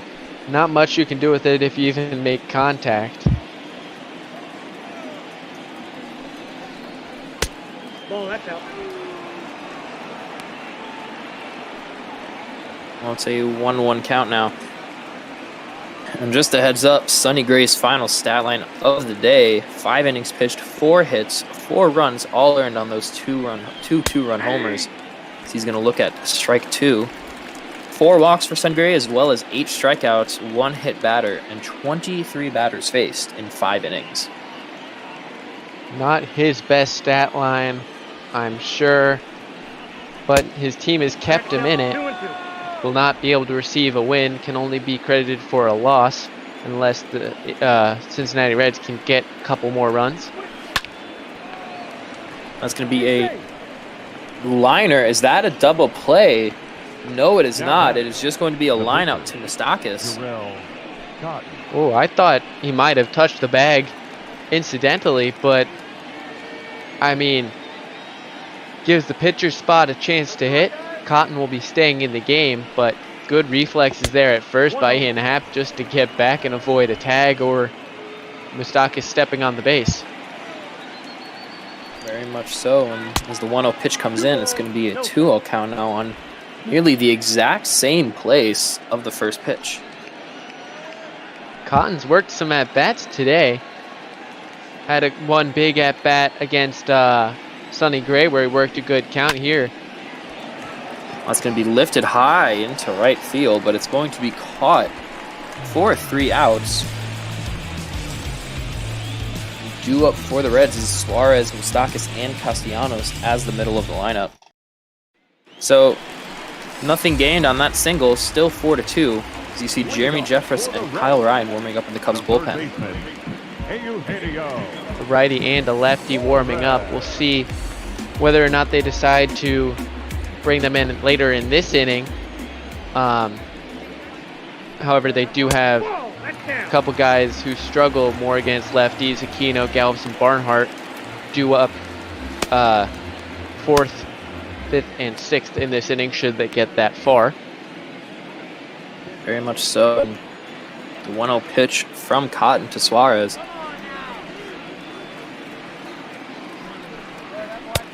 Going to be just outside for ball 2. Cotton only at 75 pitches. He's done very well in keeping his pitch count down, getting through at bats relatively quickly. Only a couple walks so far in this game, I believe, but he's starting to show some signs of loss of control. Of course, he's not a starter, he's more of a reliever, so that's going to be a 3-0 count now. He did come up as a starter, spent actually a fair amount of time in the minors as a starter, though his minor league ERA will tell you his performance was not too great, an ERA of over 7 in AAA last season. But he's still touching the mid-90s. We saw one at 95 earlier in this AB to Suarez. So he's still got something behind that fastball in the 6th inning. Well, from a 3-0 count to a full count, so that's going to be a foul ball right to the backstop for Suarez. Great job by Cotton to get back in control of this at-bat. And here comes the payoff pitch. It's going to be strike 3 looking on Suarez. 8 strikeouts for Jarrell Cotton. 1 away here in the 6th. Good mix of pitches there. He threw a changeup on a 3-2 count, got him to foul it back. And then that fastball looked like it almost had a tiny bit of a tail to it, bringing it back over the plate. But just a great pitch there to get a big power bat in Suarez to strike out. Here comes Mike Moustakas. He's struck out and grounded out in his last 2 at-bats.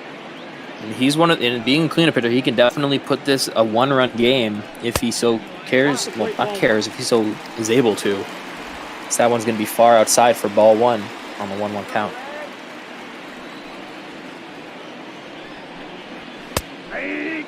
He's going to look at strike 2. And just like that, Cotton is in command of this at-bat as well. The 1-2 pitch comes in. Inside for 2-2. See what he was trying to do there with the slider. Try to sort of jam him on the inside. May try to work it away this time with the fastball. Well, that will be fly ball into foul territory down the left field line. Still a 2-2 count for Moustakas. Pitch comes in.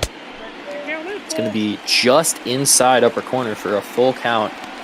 Second full count for Cotton, although this time it's coming back from being ahead in the count to having it be full. Needs to make a good pitch here. Might want to go to the fastball he's been throwing here. And he will, but that's going to be launched high and deep, but it's going to hook foul. Moustakas knows that that was the one that he might not have a better chance for the rest of this game, as here comes another payoff. That's going to be another foul ball down the first base side. That was a surprisingly hard thrown slider by Jarrell Cotton. Now maybe trying to work something else off of it. Well, he will, as that's going to be hit against the shift, and that might fall, and it will fall in fair territory. That's going to be a stand-up double for Moustakas. A sliding, sorry. It's 12th of the season. He is now team leader in doubles as well. Just did a great job with a 2-strike swing there, not trying to do too much, taking the pitch and just jamming it the other way, and brings up Nick Castellanos, who can tie this game with just 1 swing of the bat. He was looking to right there, as that one's going to hook foul. Of course, Castellanos struck out and popped out in his last at-bats. And if you're David Ross here, you might have a short leash on Cotton, about to throw pitch number 90, and I think if Castellanos reaches base, that's going to be it for him. Potentially. So that's changeup is at 75 miles an hour. He's definitely lost some of his spark in this game. He's looking for a rest. He's just looking to get out of this situation. So the 1-1 pitch comes in. So that's going to be a ripped foul down the first base side, 1-2. And this is where he's got to use that slider, try to go down and away. Don't let anything get to the inside for Castellanos to drive. Well, will we see the slider We will-ish, but it's not really in the right place for a 2-2 count. Doesn't have the greatest break on that slider. You can see it's more of a higher velocity slider in at 87, coming off of only like a 92-mile-an-hour fastball. Here comes the 2-2. That's going to be popped up in foul territory behind the plate. Contreras is under it, and he will get it for 2 outs. Here in the 6th. I don't think you can underestimate how important that out is. Aquino is still a dangerous guy, but when you got a guy like Castellanos who's been pretty hot of late, to be able to get him to pop out on a 3-2 pitch, that's big in a situation like this. You see there, 22 pitches in this inning from Cotton, 13 strikes, 9 balls. He was in mid-70s before this, but that's going to go right up the middle for a base hit, and that they're sending home Stockis, and he will score, and he will be safe at second on the double. And it is a 1-run ball game here for the Reds. They're going to give it as a double for Aquino. I'm a little bit surprised he was going to second on the throw, I would say.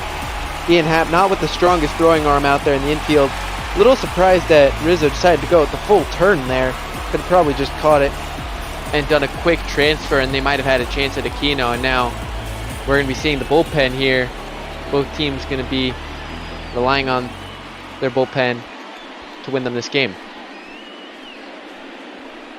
That is going to be the end of Cotton's day today. Final stat line will be coming up in a moment.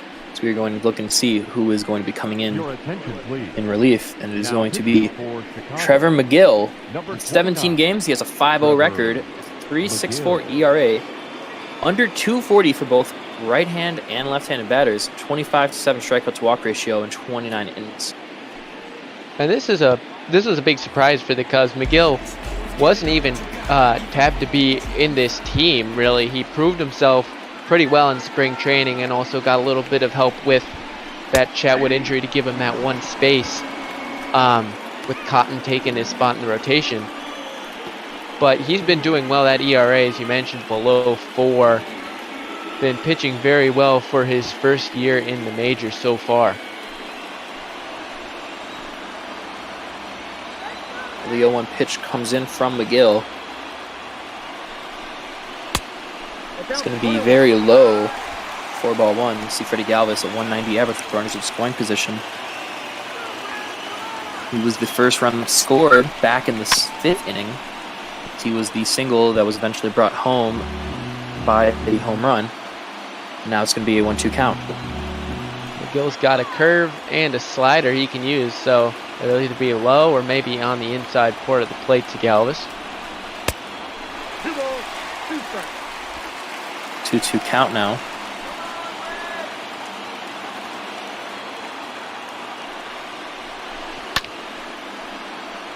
It's foul, still 2-2.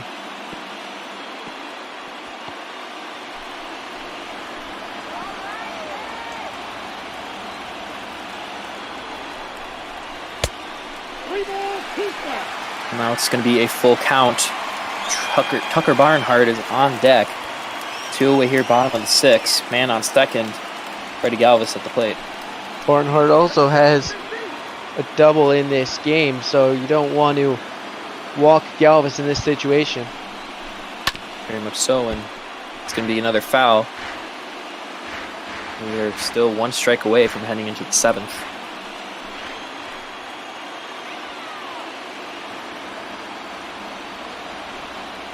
Payoff pitch. Strike 3 looking, and we are going to the top of the 7th.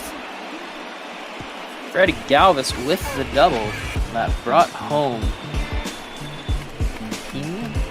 Aquino with the double that brought home Stockis. Maybe we'll have to fire here going to the 7th. Might have to fire some people in our graphics team for that. Anyway, we see a double switch coming in for Cincinnati. Be a new pitcher, Robert Stevenson, coming in with a slider, fastball, occasional changeup, but you'll be mainly seeing the fastball, slider.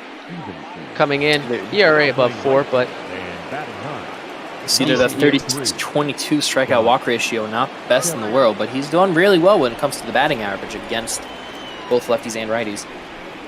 And it's going to be a first pitch swinging by Chris Bryant from Galvis, throw to Moustakis. And they're going to get him for out number 1. The first baseman, number 44, Anthony Rizzo. And that'll bring up Anthony Rizzo. We know what he's done today. Got Very 2 much homers. so. Here's one here. He won the second of the game for him. Launched into right field. Responsible for all 4 runs batted in for the Cubs. He's looking to at least get on base, much less make it a 5 RBI night. He's going to look at strike 1. Good changeup there on the inside part of the plate, but as we mentioned earlier in the broadcast, inside part of the plate is Rizzo's nitro zone. But he's hit a couple on the outside part of the plate as well.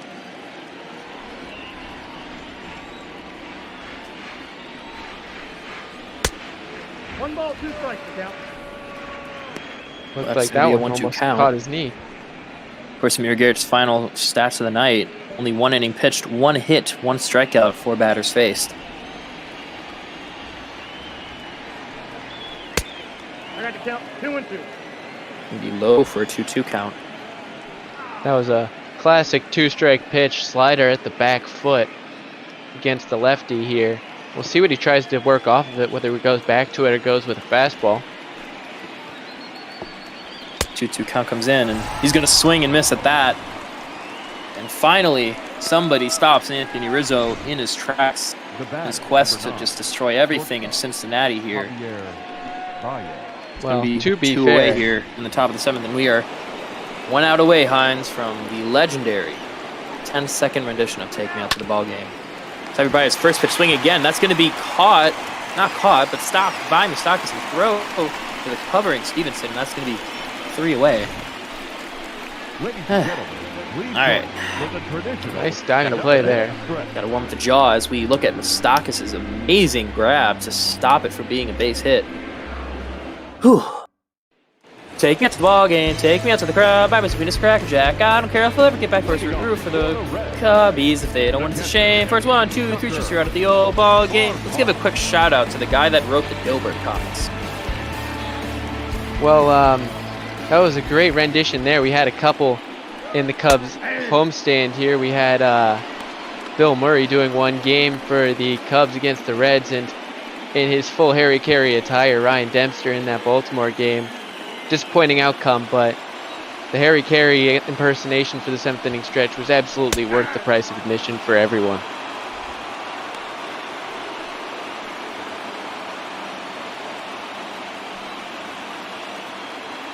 The no 2 count on Barnhart here. Trevor may go in for his for his first full inning of work, hopefully. That's going to be low for ball 1. As we mentioned earlier in the broadcast, the Cubs did use a fair amount of arms in their last game against Baltimore, and they're going to look to not have to go there too much. Well, that's going to be blooped and dropped for a base hit. That's probably going to be scored as an error. I don't even know what that was. Well, a hanging breaking ball there to Barnhart. Just rips it there up the middle. Looks like it took a weird short hop in the grass there, and we're going to be seeing Kyle Ryan, the lone southpaw on this Cubs staff. Not been the best of years for him. 4.61 on the ERA, and you can see that batting average against righties is way up there. He's going to be facing a pinch hitter followed by Akiyama and Senzel.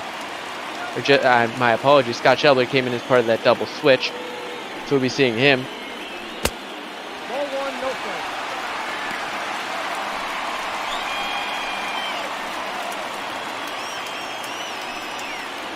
I'm running out of room on my scorecard for Scott Shebler's name.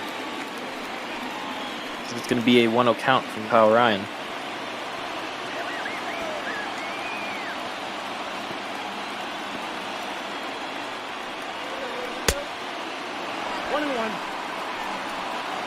Good cutter there from Kyle Ryan. not been used as much as that lefty-lefty matchup man. I mentioned earlier that seems like it's been something that's been working, not bothering too much with the handedness matchups.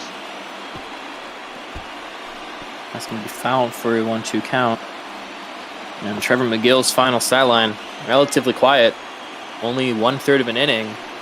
1 hit, no runs, nothing, just 1 strikeout from the 2 batters faced.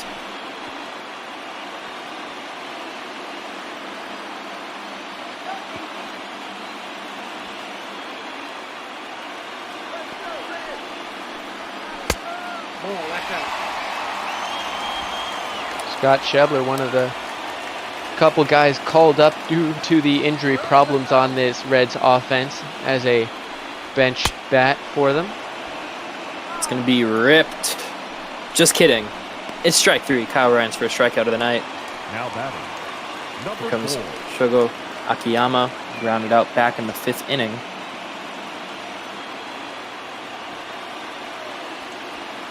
One away here with a man on first. Pitch comes in, and it's going to be in there for strike 1. A little bit of a wide strike there. Contreras gets knocked for his framing a little bit, one of the only downsides he has. But framed that one well, and another good pitch by Kyle Ryan.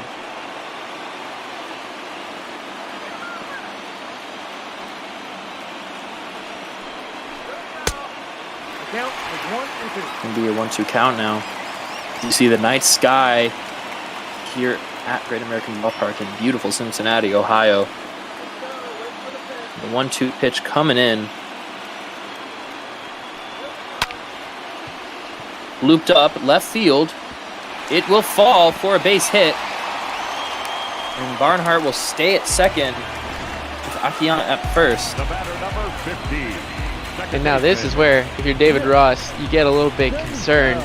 A bloop base hit there, not much you can do about it, but Kyle Ryan in high leverage situations has struggled over the past week and a half, and is going to be forced to face Senzel as part of the 3-batter minimum.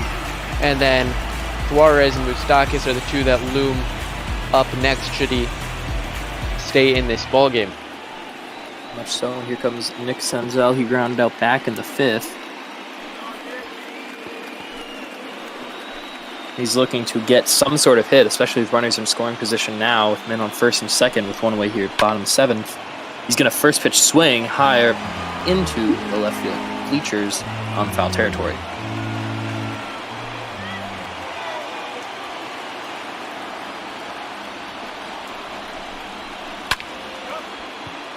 It's going to be second pitch swinging, and it's going to be caught. No, it's going to fall, and the bases will be loaded here in the bottom of the 7th with 1 away. Senzel extremely happy. Of course, bases are loaded, but he also got his first hit of the game. Now, I'm a bit surprised by a couple things there. First off, there was a little bit of a base running error by Tucker Barnhart. He froze, thinking that Baez might catch it. Yes, indeed. And he's not the fastest runner. Could have been forced over at third. And second of all, Kyle Ryan staying in this game, bases loaded, 1 out, and the hottest hitter in this team, and maybe one of the hottest players in baseball at the current moment, Eugenio Suarez, up at the dish. Yep, hitting .333 with runners in scoring position. 1 for 3 on this game so far. He had a single back in the first inning. However, this could be an extremely game-changing moment. Bases loaded, 1-0 count. Bottom of the 7th, 1 away. He's gonna swing at a very low pitch, foul ball, 1-1 count. This is where you have to be careful. You don't want to get behind in the count to Suarez because you can't afford to walk him, but you don't want to throw him a good pitch either. Well, that's going to be up high for 2-1 count. Kyle Ryan not looking like his best stuff right now, and that is very worrying for the Cubs as a team as a whole. Well, Kimbrel and Jeffress were warming up earlier, so they may get a chance at some point. It's a 2-2 count now as that one's fouled off for Eugenio Suarez. Pitch comes in the dirt. It will be held by Contreras. All the runners will stay at their bases. kind of needed when Barnhart is at third with only 3 speed, but you never know, as it's now a full count. Payoff pitch. Swing and a miss, strike 3. And that is a small bit of the stress taken off of Ryan. They're going to just pull him right now as Jeremy Jeffress is looking to hold on to this game. Here with bases loaded, 2 away in the bottom of the 7th. And that, as much as I sort of ripped into Kyle Ryan there saying he's been struggling, with the lefty now and Mike Moustakas coming up, it might actually be the best time to leave him in. But you look at Jeremy Jeffress, the ERA there, 1.47. He certainly found the part of himself that was back in 2018 when he had a similar ERA across the full season. 1-0.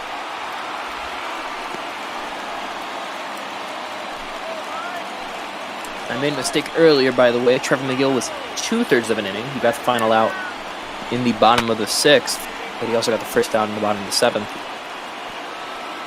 So we see a 1-1 count from Jeremy Jeffress on a Mike Moustakas.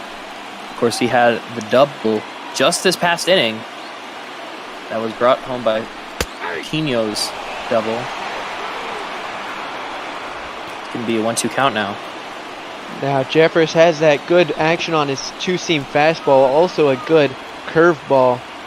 Can go to either side of the plate here. Well, it's going to be 2-2 count now. Would have wanted that call from the home plate umpire, just doesn't get it though. No, I was actually right in the first place. It was only 1/3 of an inning. As here you see 2 outs at bat Mike Moustakas, Castellanos on deck, Senzel, Akiyama, and Barnhart at first, second, third, respectively.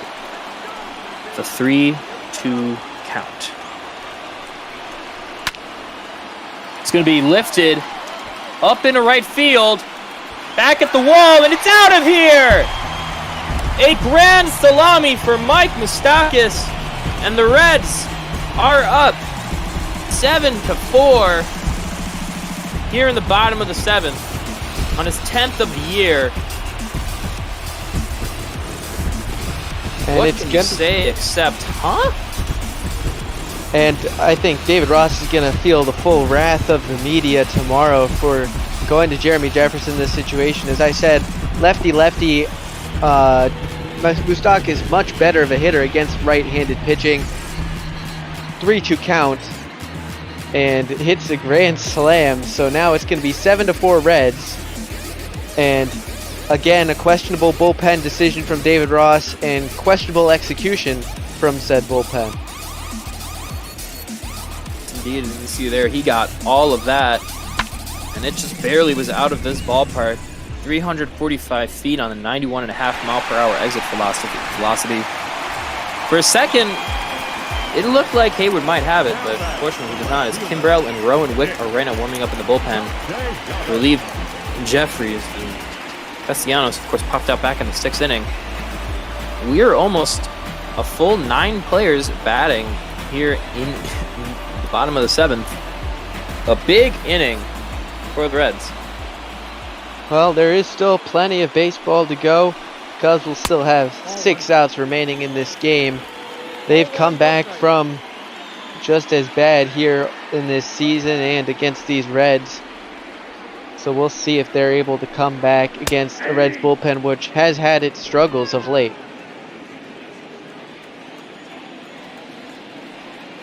Well, the 1-1 pitch to Castellanos comes in.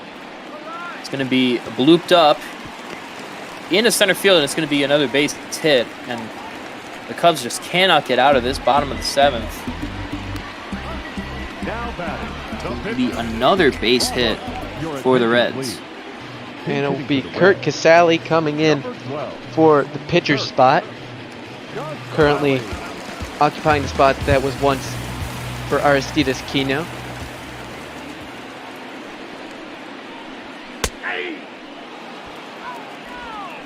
Hitting .211 on the season, no homers, 6 RBIs, pinch hitter.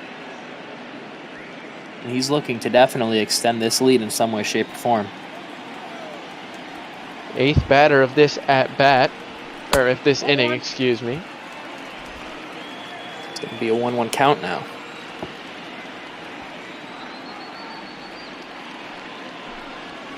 Pitch comes in, and that's going to be a foul ball down the right field line. Cubs gonna want to forget this inning here. They came in up 2, currently down 3. Came in up 1, actually. Correction, Hines. It was a 4-3 ball game, and now it is 7-4. We see a 1-2 count to Kurt Casale. It's going to be fly ball in the gap, and it's going to fall. It's going to bounce off the wall. That's going to be a double, and they are sending home Castellanos, and he's going to be out at home with 3 outs. So hey ho, what do you know? Even with the high fly ball there, nowhere to go. There you see Mike Kostakis' grand slam that completely changed this game. Here comes Razel Iglesias to relieve Stevenson. Now, Iglesias, mainly 2-pitch pitcher, fastball, slider. And for the Cubs, you're going to be seeing Schwarber, Contreras, and Hayward in this inning. Cubs did get to Iglesias when he pitched against them in the first game of that series in Wrigley. Tagged him for 2 homers, one by Anthony Rizzo, which tied it in that 9th inning, and then Bias, who won it. So it's entirely possible that this Cubs team can come back against him.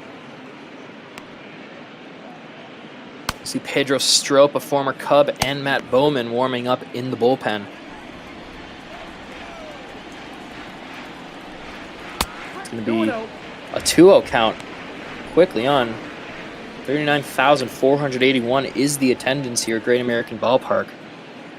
And I have a feeling that a fair amount of them, all of them, are very happy with the outcome of this game right now. They're not happy with Iglesias' first 3 pitches, as all of them are up high for 3-0.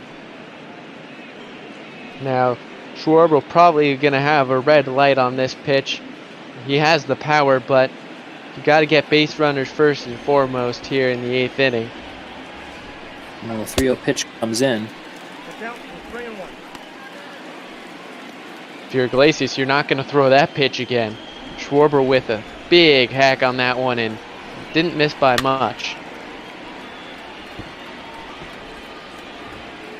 Just like that, it's a 3-2 count on Kyle Schwarber after being ahead in the count 3-0. Iglesias. That's ball 4. Take the base. It's going to be outside, ball 4. Now You got to walk. The catcher, Wilson. And that's how you start it off. Leadoff walks always seem to bring good luck for the hitting team. And when you got a lineup like the Cubs do, Contreras up at the dish here. He's due over 3 on the day.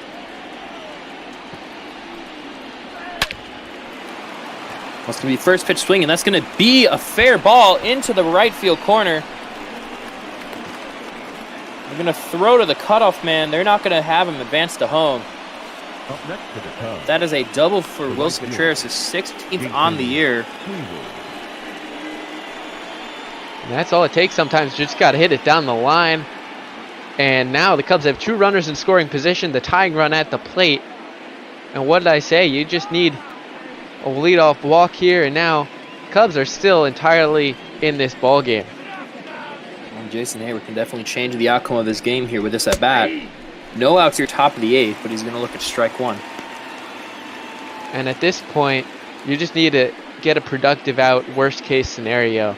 Can't go down swinging. You gotta either loft it in the outfield for a sac fly or hit one softly enough that you can get the runner home. Down 0-2. He's going to reach for that, and it's going to be a swing and a miss for strike 2.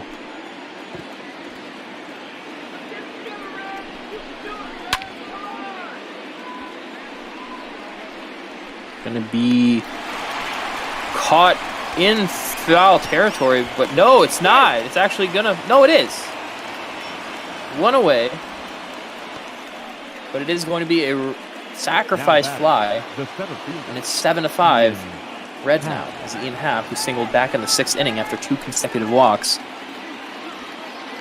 He's looking to change this in game. It's going to be low for ball 1. And back to that sac fly. Castellanos not the best of arms there in the outfield. And even the guy on third there, Kyle Schwarber, can score on a sac fly there. And now the Cubs within 2. You got the tying run at the plate. Again, it's get him over, get him in. You got to always have that mentality in the late innings here. You can't try to just be the hero. That doesn't always work out very well.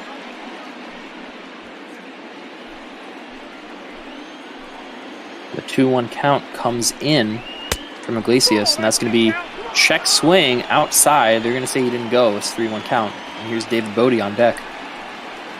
Of course, David Bodie lined out back in the 6th inning.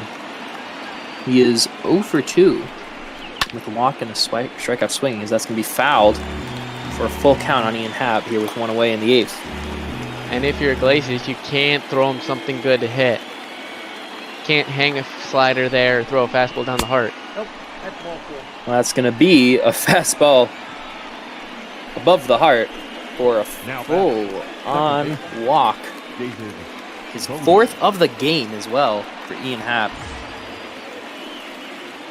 Ian Happ's reached base all 4 times, 3 walks and a single. Go ahead, run David Bodie up to the plate with 1 away here in the top of the 8th, men on 1st and 2nd. Here's the pitch. He's going to swing at the 1st, and it's going to be fouled for strike 1. Goes without saying, but you should avoid a double play at all costs here to end the inning. Want to try to get something in the outfield with a pinch hitter standing on deck for the pitcher. Very much so. There is no excuse for a ball not being in the outfield right now. If it is in the infield, that is most likely a double play ball. Bodie looking at the 1-1. He's going to swing and miss at a very high fastball. Strike 2.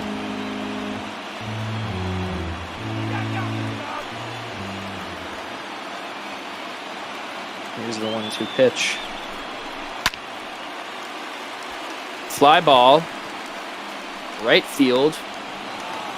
And he's going to be caught for 2 outs. And we're going to see who the number 9 batter is. It is going to be Jeremy Jeffries or a pinch hitter. I'm assuming a pinch hitter. Your attention, please. It will also be a new pitcher for the Reds. Lucas Sims, you can see 1 inning pitched so far on this season. Came up recently. 1 inning, scoreless, no walks, no strikeouts, no hits. He was just there and he got a save. And that's all it takes sometimes, and it'll be the switch hitting catcher, Victor Caratini, for the Chicago Cubs. He's hitting .243 on the year. 3 for 8 in that Red series. Got a couple starts.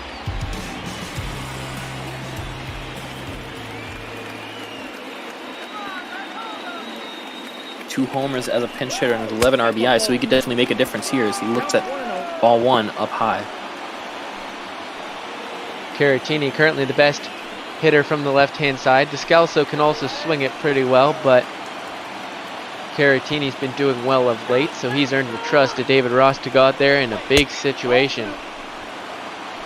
Low outside corner for ball 2.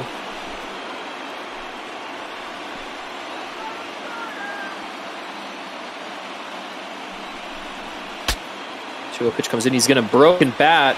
It's going to be caught for 3 outs, and just like that, a very scary situation for the Reds pitching staff.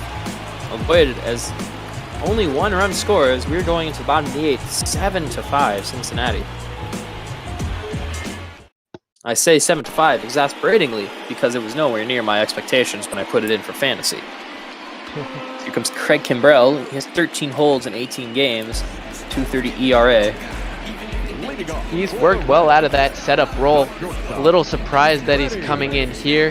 They might want to save him later in the series. Could have gone with someone like Wick, but going with one of their best here, trying to go power against the bottom of this order.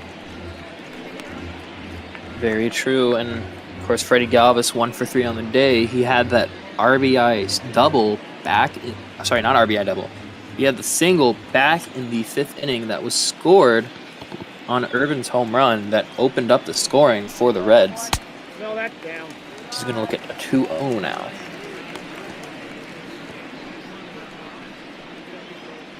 Kimbrell mainly fastball, curveball. almost exclusively, throwing upper 90s and then can break off that hard curveball in the dirt. The 2-0 comes in and he's going to swing and miss at strike one.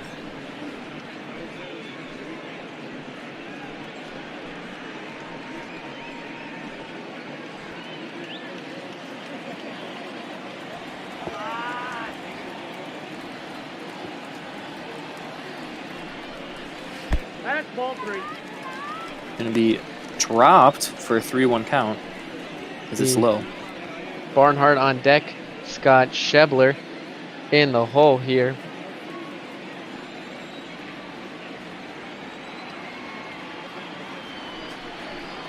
Helpful. Swung at ball 4 there. The hard fastball away to Galvis just looked a little too tempting.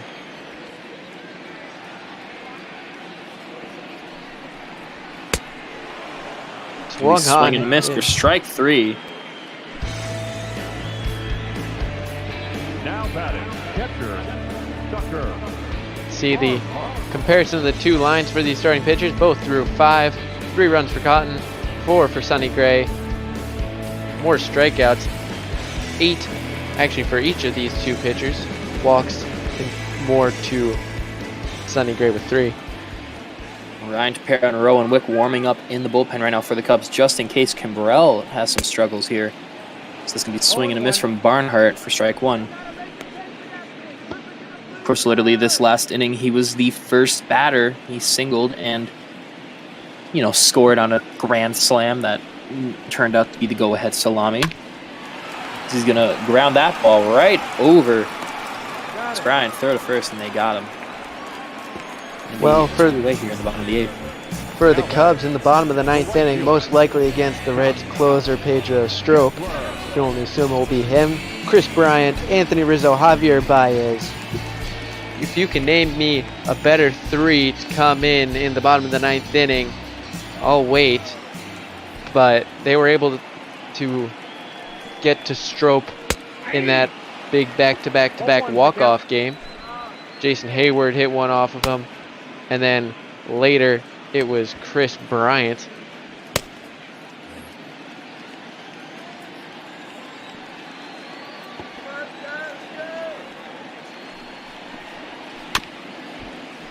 Very much so.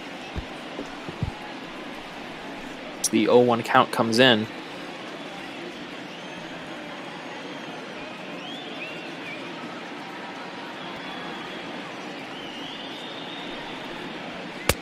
One ball, 2 strikes to count. Looked like he just tried to get him to chase and overthrew that fastball. Get him with anything now. Try to work another fastball by him or try to break off a nasty curveball in the dirt. Well, we'll see what happens here as the 1-2 pitch comes in from Kimbrell. It's going to be swing and a miss, strike 3. And you're going to the top of the 9th. Cincinnati up 5-7. It's 3 up, 3 down for the Reds. Your attention, please.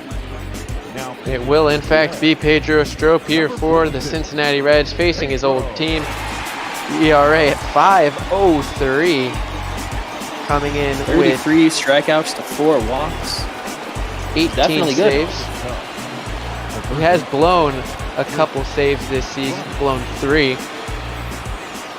And he comes in a save situation here against the top of the Cubs lineup.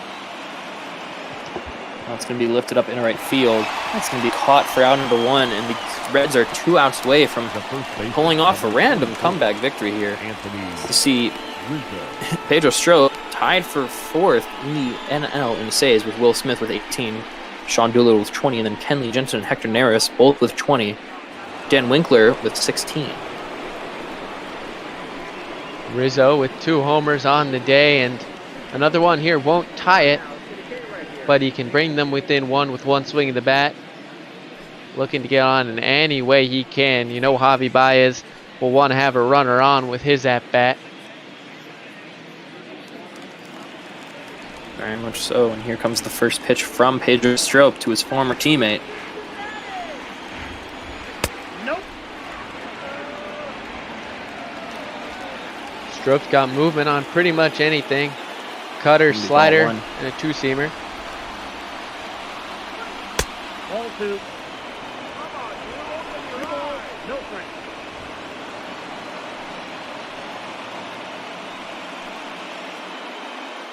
It's a big moment here for the Cubs. They need a base runner. And Rizzo ahead of the count 2-0. Nope, outside.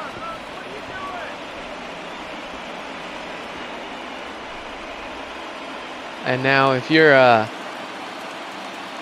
Anthony Rizzo here, you got to assume you've got only a red light here. He does watch called strike one. It'll be 3-1 with one out here in the ninth. Check swing didn't go, but he still gets called for strike number 2, and this is the payoff pitch.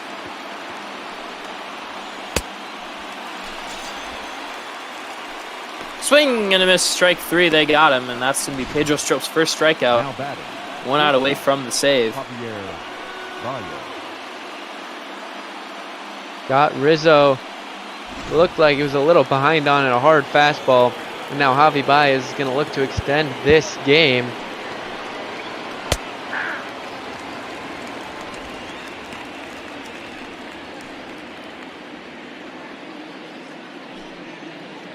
Cubs need a miracle here if they want to get back into this game. Kyle Schwarber stands on deck. 0-2 is the count.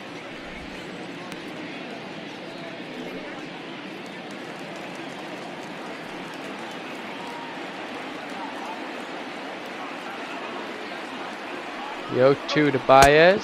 That's out. 1-2.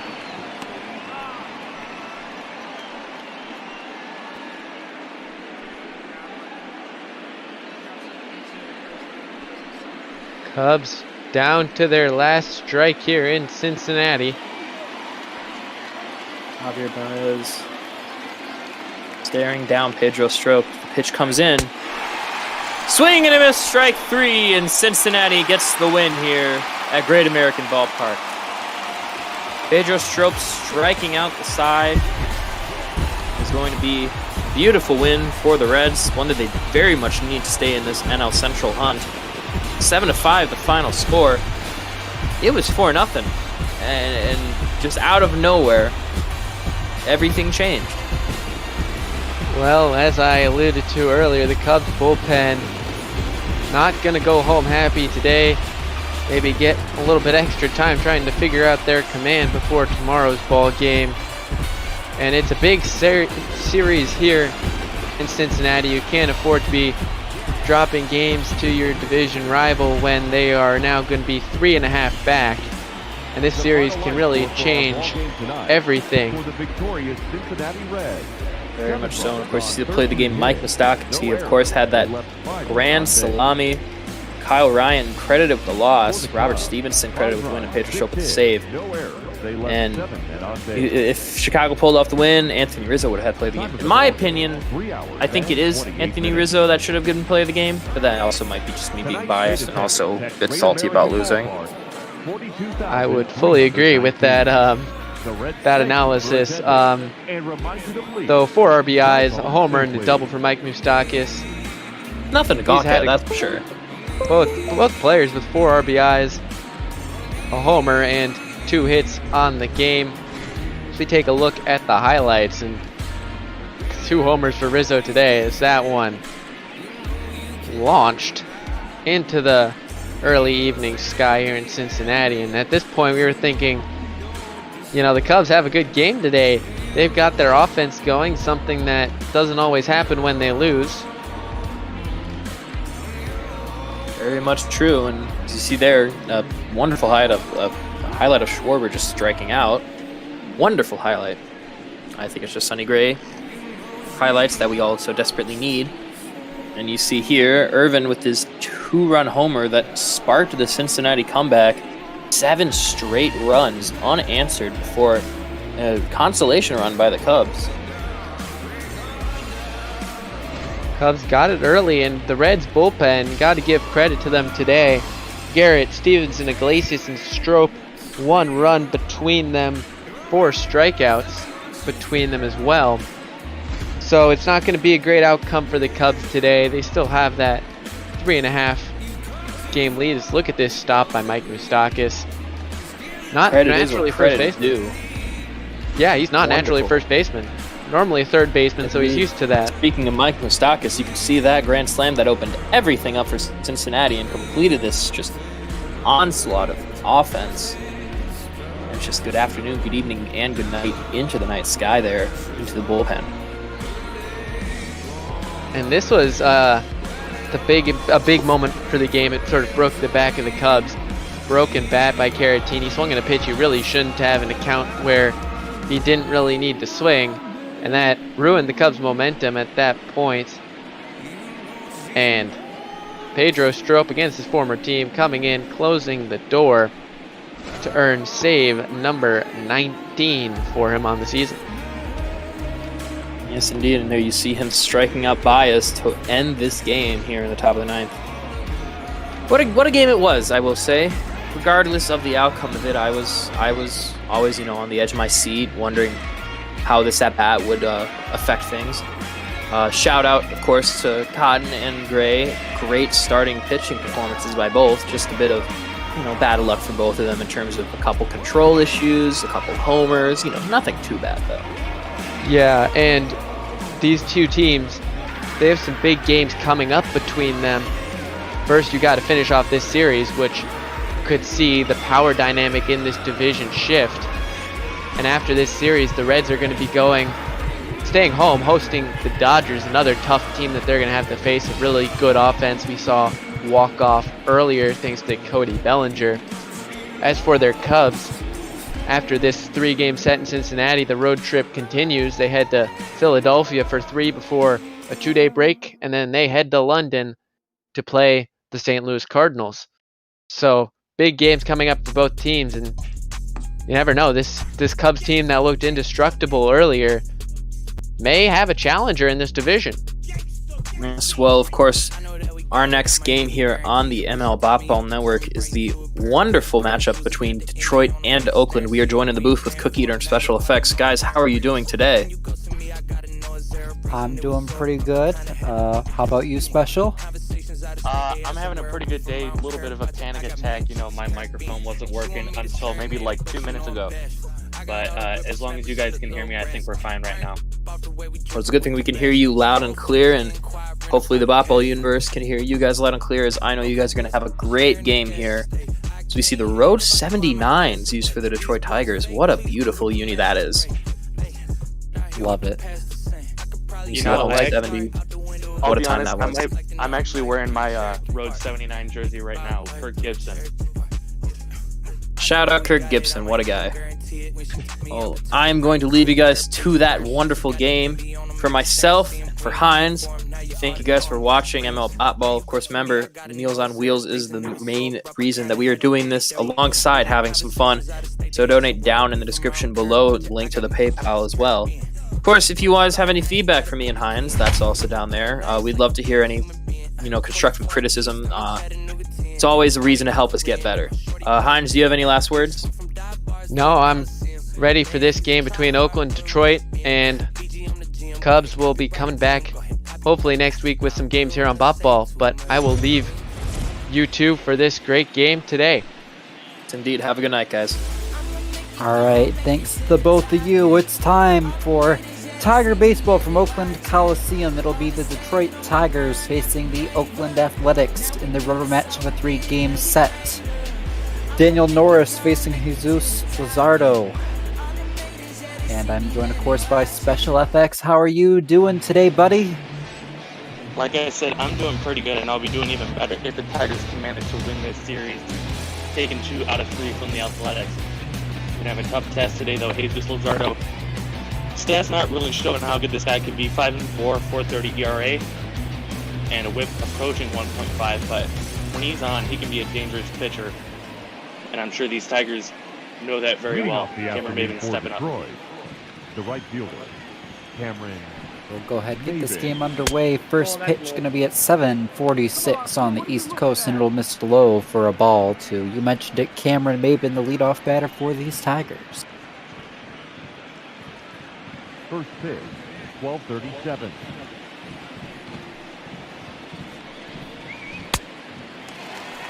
One and one.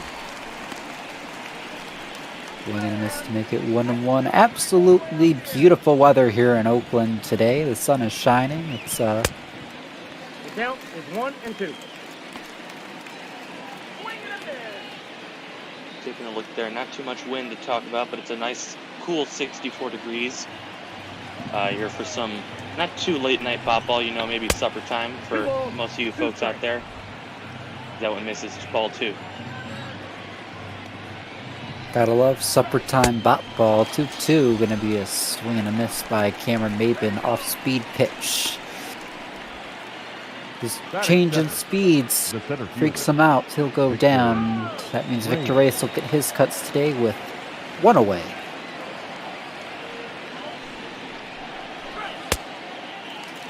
Oh, 1. Victor 0 for 3 last night, and this is a guy who was doing great off the bench early on, earned everyday playing time, and well, still deserves it, but he's crashed down from being over 300 to right about 260 in the average department as of late. Yeah, and I wonder if that might be something Ron Gardenhire is going to start paying attention to. You know, maybe moving them down in the order. Some guys, you know, even if they're playing well, they just feel better, more comfortable down in the bottom parts of the order because it puts less pressure on them to perform in the big spots. So, you know, Victor Reyes, one of those young guys that the Tigers have, might be something to look forward to. Well, the 1-2 pitch to Victor going to be way inside, 2-2, and you know, Special, I think that's something that's maybe an overarching issue for these Tigers right now, is they have a lot of guys who maybe could flourish and are probably on a contending team best suited for maybe a 7, 8, 9 spot in the order where there isn't much pressure, but with how shallow this Tigers offense is, they're being forced to hit 2, 3, 4, 5, and it just really seems to have a negative impact on them because of all the pressure. Full count pitch going to be outside to walk Victor, but I'm curious your thoughts on that. Yeah, I mean, you got to put a lineup out there. Someone has to hit second, and so, you know, if it's not going to be Victor Reyes, who is going to hit second? You know, maybe you could argue one of those free agent signings that just came in, you know, Cameron Mabin, but he's batting leadoff. You've got Austin Romine. He's more of a middle of the order kind of guy. Same thing with Jonathan Scope, and all of a sudden you're running out of options. You know, you don't have too many guys. You don't have a wealth of players to choose from to, you know, try and stack that lineup up the best you can. We'll go ahead and see a ground ball to short. Looks like the runner was in motion to stay out of the double play, but Romine will be retired on what turns out to be a fielder's choice. Yeah, Romine was definitely looking dead red. Luzardo probably not feeling too good about himself after giving up, you know, 4 straight balls to the previous guy after getting ahead 0-2 in the count. And he got a good pitch, ripped it, but right at somebody. Ball 1, no strike. So that means now we'll have a runner in scoring position with 2 away, and one of the Tigers' best all-around hitters, Jonathan Scope, will be up there with the bat. Of course, I say that, you might think I'm crazy, but he's had pretty solid power numbers, and believe it or not, an average sitting just under 230 is pretty good for this Tigers squad. Yeah, you know, for a team with the offensive prowess that it's had in the past, they're actually relying on their pitching a lot more this season to carry the load, and you know, it's worked decently for them. They're still one of the bottom teams, but not the bottom team like they found themselves last year. Changeup will drop in, so it's 2-2. Yeah, offense has been pitiful. Pitching may be a little bit of a surprise to see it at least average in the AL. Scope will get a hold of this ball. It'll be flied. Center field. Center fielder will run back, make the catch, but that'll end the inning. Tigers work the walk, get the runner over to second, but no further damage. It'll be Simeon, Laureano, and Davis due up. As we head to the bottom of the first, you're watching ML Bat Ball. Starting today for the Tigers is Daniel Norris. Special, what do you have on him? Norris, you know, one of those guys that was expected to be an ace moving down the line, coming over in that Toronto trade a few years ago for David Price. Hasn't really panned out like that. Still, you know, very respectable numbers for the league, 4.37 ERA. Not getting a lot of run support, only the 1 win on the season. But he's got, like Luzardo, he's got great potential if he can, you know, reach back and grab some of it. Be a first pitch ball from Daniel Norris. And yeah, he's a guy who he gets a little bit too amped up sometimes on the mound. He'll kind of struggle with control because he's just excited, but the potential is definitely there for Daniel. Yeah, and if he starts falling behind in the count like he did right there, you know, it's going to be a long day for him because he's not the guy that's great at first pitch strikes. And if he doesn't get a first pitch strike, you want to try and battle back in the count quickly, but not doing that so far.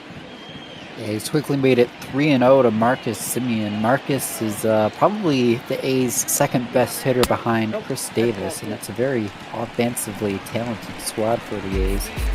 Semien works the 4-pitch walk here, though, so no chance to do extra base damage, but he will be at first base, and he has some speed. Ramon Laureano, whose season-long number is not the best, but on a 9-game hitting streak.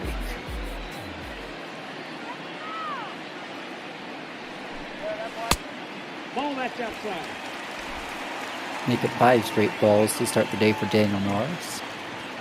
And you just got to throw one in there. You know, it's early in the ball game. That's ball 2. You can't be afraid to give up an early lead. You don't want to throw a meatball, obviously, but at the same time, if you pitch around the strike zone and not get it in there, you're going to put yourself in more trouble. Pitch number 7, finally going to be the first strike of the day, and Cameron Maben, patrolling right, makes the catch for the first out of the inning. Batting third. Yeah, you know, Norris getting a bit lucky, left that pitch in a dangerous spot, but kind of jammed the hitter and just an easy fly ball into right field. So that'll bring in the designated hitter, Chris Davis. Chris with a K, Davis. And he's batting over 300, 20 homers, 44 RBI, one of the best hitters in all of the American League. No, he's in there. You know, one of the best hitters.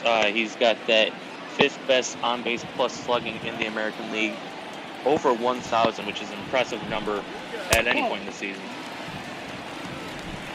After checking the runner at first, Norris will throw ball 1 to Chris Davis. Hey. One ball, 1 strike. Just catches the top of the zone, make it a 1-1 count.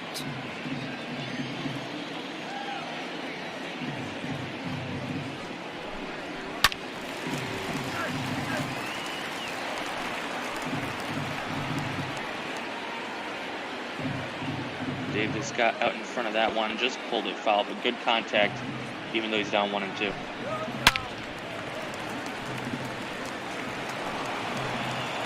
That's another one he gets out in front of. Yeah, he's just pulling him foul and pulling him foul. Let's see the next one, too. Inside, so it'll be evened up at 2-2 now. Yeah, that was a good idea with that pitch, just a little bit too far inside, and David's not going to be chasing that one. Next 2-2 jammed him, but he'll go ahead and poke it through. It's going to be a base hit. Yeah, I think the Tigers had their infield just shifted a little bit, and not saying that, you know, second baseman Scope was going to get to it, but still didn't help. And like you said, bad pitch to swing at, but good hitters like Davis can find a way to get that green grass. Sometimes it even just comes down to luck, as it'll be a first pitch strike to Matt Chapman. Sometimes you put your bat to it and you don't know where it's going, and it'll just fall to the right spot.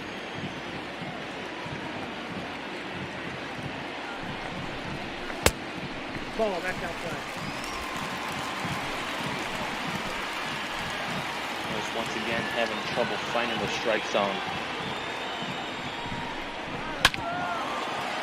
Has slowly improved as the innings gone on. He gets a foul ball from Chapman to make it 1-2. Still though, he's been leaving a lot of pitches right down the middle and guys are fouling him off, so. Don't be surprised if something changes real quick, but not right there. Yeah, change up. Gets his first K of the day. Chapman, the always intense Matt Chapman will chase, and that means there will be 2 away for the left fielder Canna. If my lineup card is correct. Indeed it is Mark Canna.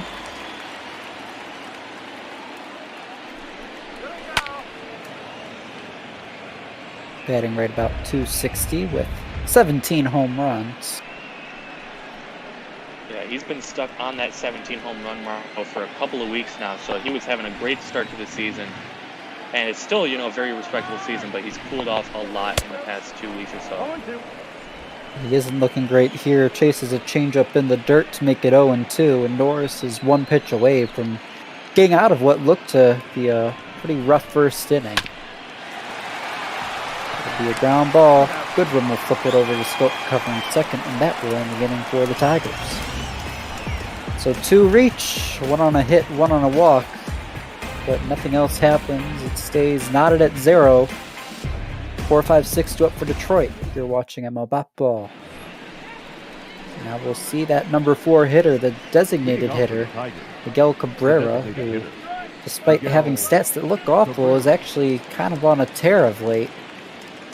Not with power, but his average has been climbing, and he's done a great job of reaching base. He's also been doing a good job of either shooting it up the gap or down the lines and getting some extra bases, trying to increase not just that batting average, but that slugging percentage OPS. And like you said, you know, these numbers don't look like a man who's on fire, but if you saw his numbers a couple of weeks ago, batting around 180, and you can see he's definitely improved.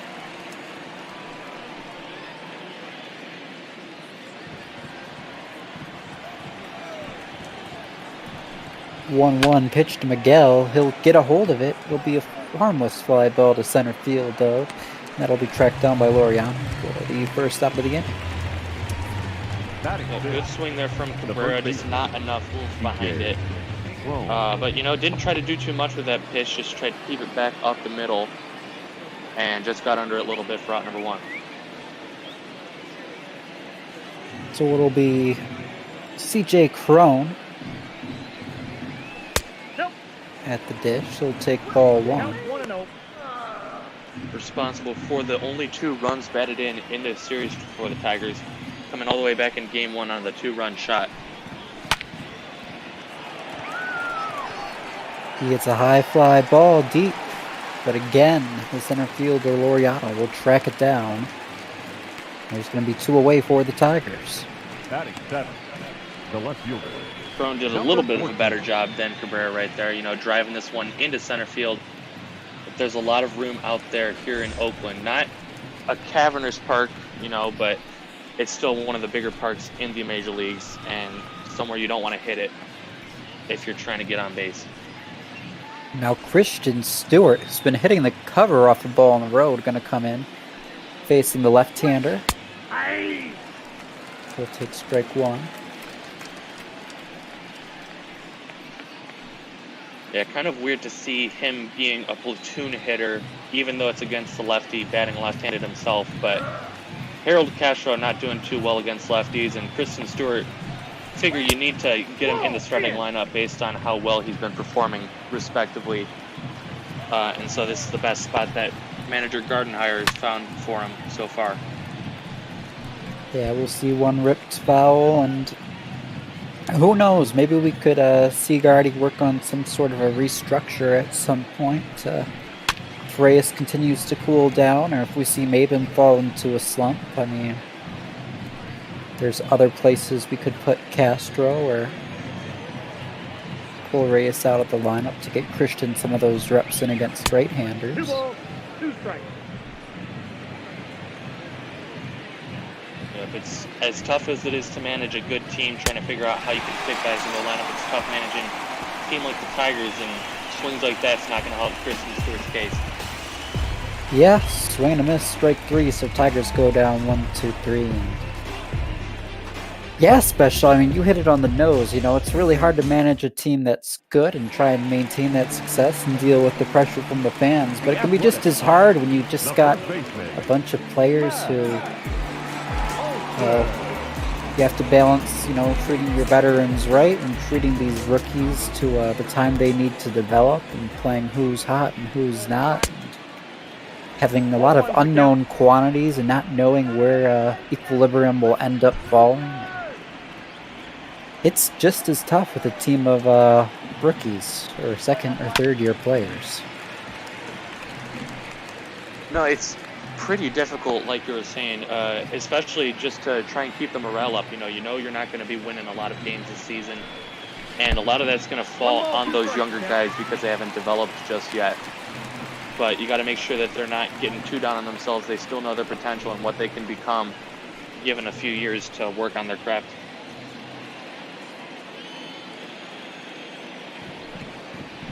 So Matt Olson will swing and miss at the 1-2. He's in at first today, and he'll go down on strikes. Norris is second of the day. The right fielder, Robbie. Oakland batter is doing a pretty good job, at least timing up the swings, just not able to get the bat on the ball. Norris putting them in some good spots to get the strikeouts. We'll see Robbie Grossman, first pitch swinging, round one to Scope. And that'll be thrown over to first base for the second out. And, well, I was going to say at least, Oakland's done a great job of getting to Norris early. Not necessarily in producing runs, but at least seeing a lot of pitches and, you know, timing them up. And Norris is a guy who you think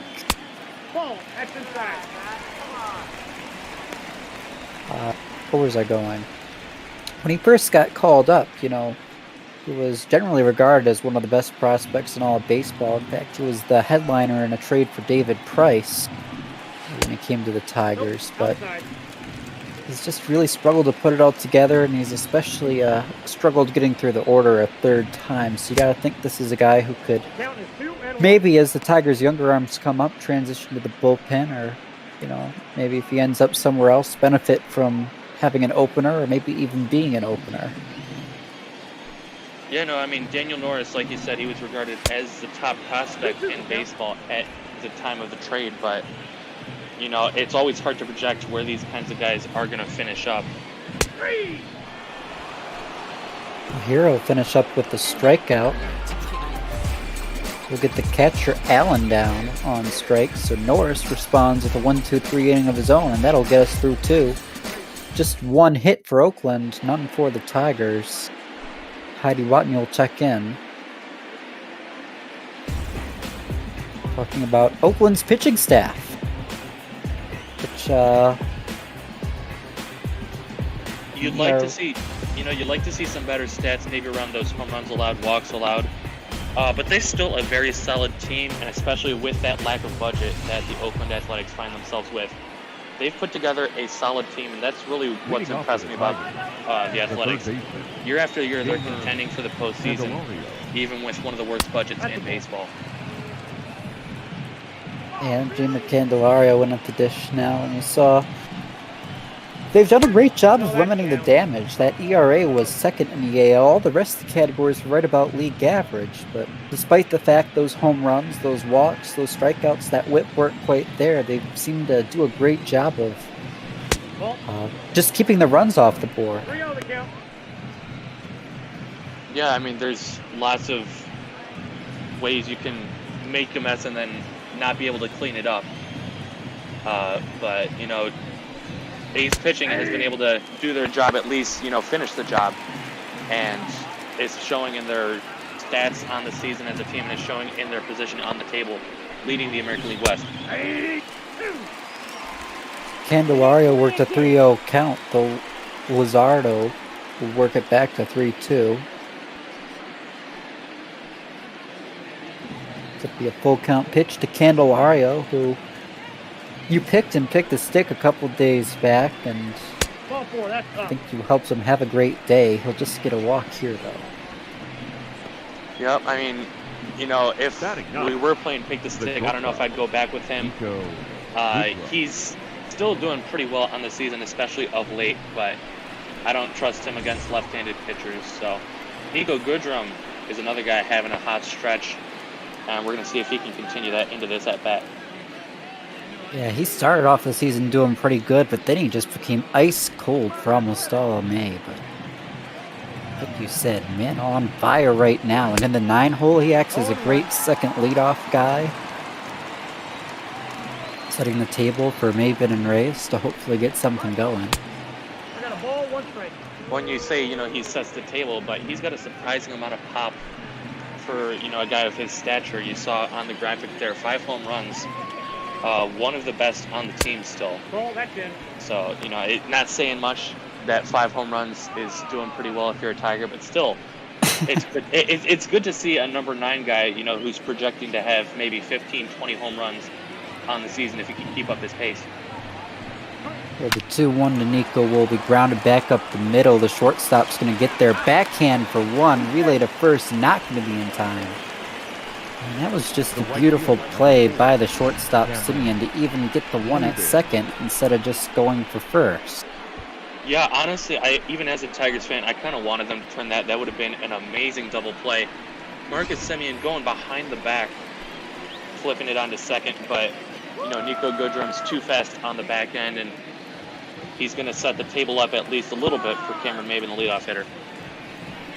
Avoids the double play, so that does keep the runner on for Maven. He'll take strike 1.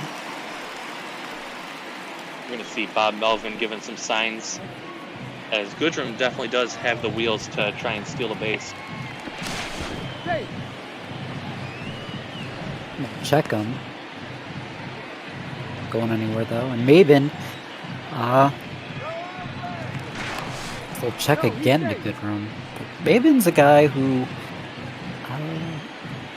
he has sleeper potential to be a really solid player. Of course, this is his 3rd stint with Detroit. Nico's going, he'll be safe. Take a look at this, he got his lead.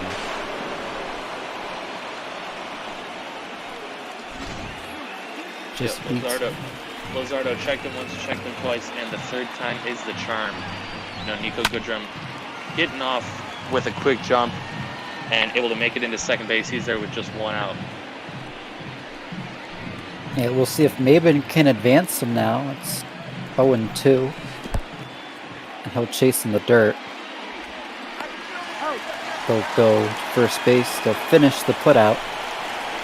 They'll finish the strikeout, rather, with that 2-3 putout. And that'll be Luzardo's 3rd strikeout of the day. Makes it 2 out for the Tigers. Still a runner on second base, this time for Victor Reyes. Drew a walk in the 1st inning and had a good eye. He was down 0-2. That's easily a spot where you can go chasing, but spit on some pitches, getting himself on base, and he's going to try and do that again to, if not drive in a run, at least get himself on base and extend the inning. Austin Romine to follow, should Victor reach.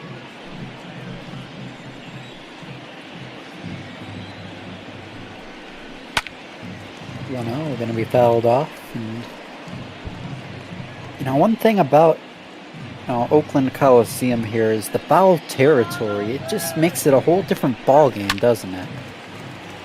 Yeah, that's another thing why it's a pitcher's park, not only because the outfield is decently deep, but there's so much foul ground that you're almost going to have to try if you want to hit it foul into the stands. This time, though, Victor Reyes keeps it just inside the bag, and that'll get down into that foul territory corner. He'll head to second with an RBI double, and the Tigers are on the board. The catcher, Austin. Yep, good job here. Pitch inside, getting out in front of it, and just keeping it fair down that line. And, as much as that big foul territory helps the pitcher when it's popped up, not going to do too much once it's already on the ground. So Reyes into second easily with the Tigers under the lead. Outside, that's the ball.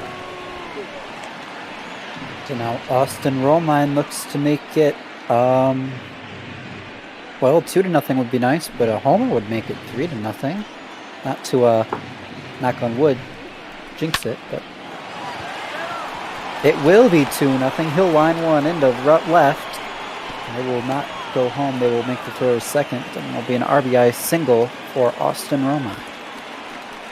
Yeah, that was going to be a tough play at the plate. Runners going on contact. And we're going to see move from the pitching coach just to go out, try and calm Luzardo down. He's had a great start so far, but the last couple of batters have maybe rattled him a little bit. So this just to calm him down. Only down by 2. Don't need to be panicking just yet.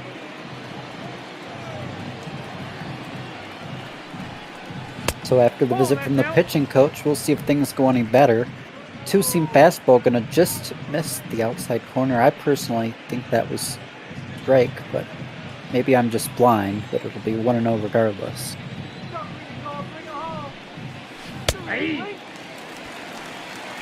Will get the call on the curve though to make it 1-1 to Jonathan Scope, who third place in the AL in assist for whatever that's worth.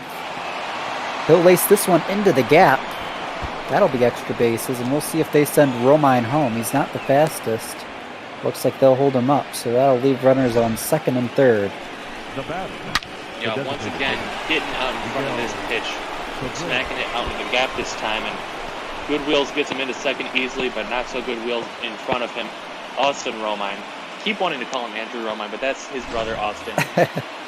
Holding him up, and he's at third, but we still got another big bat coming up. 1-0. Yep, the big bat indeed of Miguel Cabrera. Been warming up. We'll see. A base hit here scores 2. And once again, I don't want to jinx anything. I'm going to knock on wood, but I'm thinking we get a big hit here from the big man. I'm thinking extra bases. Maybe not a home run, but extra bases. Oh, he does launch one deep against the wall. He will chug, or not chug. If you want textbooks, check out chug. But he will chug second base. And Miguel Cabrera has his 9th double of the season, driving in 2. Well, I called it. Miggy's been having a hot start, and once you can see all your other teammates, raking off a guy, that gives you the confidence and the patience to look for a good pitch like that one, driving into the gap, bringing in 2. So Luzardo now going to have to face CJ Crone. He's thrown 27 pitches already this inning. Yeah, that being said, though, if you're Crone, you don't want to get too excited. You kind of got out in front of that pitch. Ball, that's out. It's hard not to be excited to see a Miguel Cabrera extra base hit. Those, they don't grow on trees because it really takes solid, deep contact for Mickey to get to second nowadays with his ever-declining speed. Yeah, no, it's an exciting time to see him drive that one up the gap. The count is 1-2. Kind of swing and a miss. It'll be 1-2. CJ Crone with the big home run. Previously, he looks to do something big here. He gets a hold of ball, but it'll be easily handled in right field by Gausman. So the bleeding ends for the A's, but not before Detroit scores 4. And that'll make it 9-1-2, due up for Oakland, looking to respond. It'll be Burrito, Simeon, and Loriano. Quick look at the Twitch chat. Brandon Kahn saying that Miggy is equal to Pujols, and I'm just going to say I would definitely take that trade if you could, just because, Miggy's been heating up of late, but Pujols at least still does have the power numbers, even if the average isn't there. No ball, 2 strikes. Man, Miggy and Pujols, both faces of the last generation, both were in their primes, amazing contact and power hitters. And kind of sad to see the both of them kind of decline of late, but still icons of the last generation, as we'll see Franklin Burrito ground one back up the middle. He'll be at first on a base hit. Now batting. Yeah, Burrito just not trying to do too much, driving this one right back up the middle. And you don't need to hit a home run when you're already down by 4. You just need to start chipping away and getting on base. The leadoff the inning is just how you do that. Marcus Simeon walked last time, and that's way back. It feels like ages ago now, but when Norris did not understand the fact there was a strike zone he was supposed to throw the pitches to. Yeah, baseball would be a lot easier of a sport if you could just throw it anywhere, and if they didn't hit it, it's a strike. But you do have to try and get it in the zone, make it a good pitch. And he's, you know, turning himself around up 0-2 here on the leadoff hitter. And you could almost say he's a fast learner, because instead of going 4-0, aka a walk, he's made it 0-2 in this at-bat, and he will make it 0-3. It's a strikeout. 4 strikeouts already through the first 7 outs. And he has put a couple of guys on base, but still doing a good job getting out of any trouble he's worked himself into. So now it'll be Ramon Laureano, one away, looking to respond to those 4 runs put up by Detroit last time. He'll take strike 1.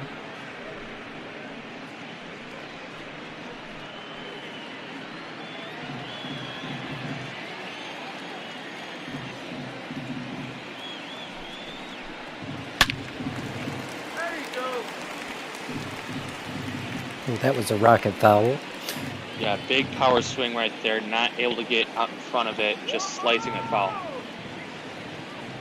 Get ready now, the 0-2 pitch. Gonna be a swing and a miss again. So Norris gets back-to-back strikeouts to start the 3rd inning. Well, after allowing the first runner to reach, but after that it's back-to-back strikeouts. Yep, first two outs of the inning are punch-outs, and he got him out in front of the fastball on the outer half. Not too often you see a guy do that, but you'll take the swing and miss whenever you can get it. So now Chris Davis is going to be the last hope for these A's here in the 3rd inning.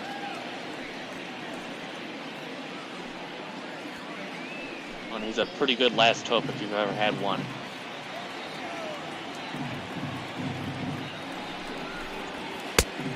And he's doing a great job laying off those bad pitches. He's worked the count to 2-0. And it's nothing too surprising, as you saw 32 walks on this season, puts him tied for 4th best in the American League. He's not only doing great with the bat, but he's doing good with his eyes. That's really what makes you go from a good hitter to a great hitter, isn't it? So, you know, good hitters, they can hit balls, they can hit for power, but what makes you great really is if you can recognize those off-speed pitches and work the count. Yeah, that's what makes you elite. Yeah, I mean, if you don't get too greedy, you're going to get yourself into those good hitters counts more often than not. And then you're going to see those pitches that are a lot easier to hit, and that's in turn going to make you a better hitter overall. Nope, that's inside. Ball 4.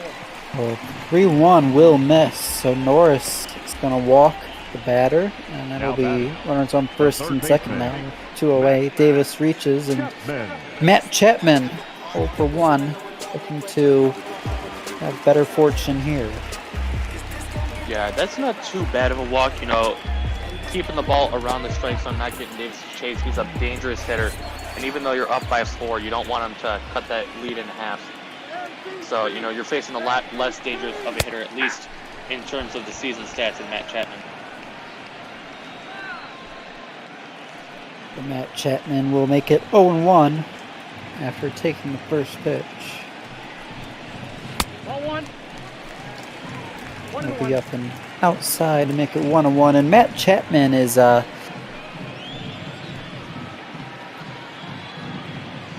was I going? I'm trying to think of how to say this well in English. He's well known for his glove. 2 balls, 1 strike. Yeah, perennial Gold Glover. You know, he is the walking web gem over there at third base. You know, him and Nolan Arenado, always candidates for the best third baseman in the major leagues. But Chapman doing a lot more with his glove this season, although he has worked himself into a 3-1 count. Another walk here would load the bases, and it would really struggle or signal danger time for the Tigers. Instead, he'll hit one back up the middle, and that'll do something a bit better than loading the bases. It'll send a runner home.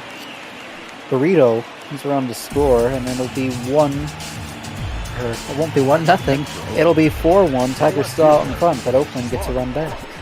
Yeah, I can honestly, understand your mistake. Not often that you see the Tigers out in front. So when you see the other team score, you're assuming that that's the first run of the game. But Tigers are up 4-1. Good job just hitting it right back up the middle. And with 2 outs, A's are able to get something out of this inning.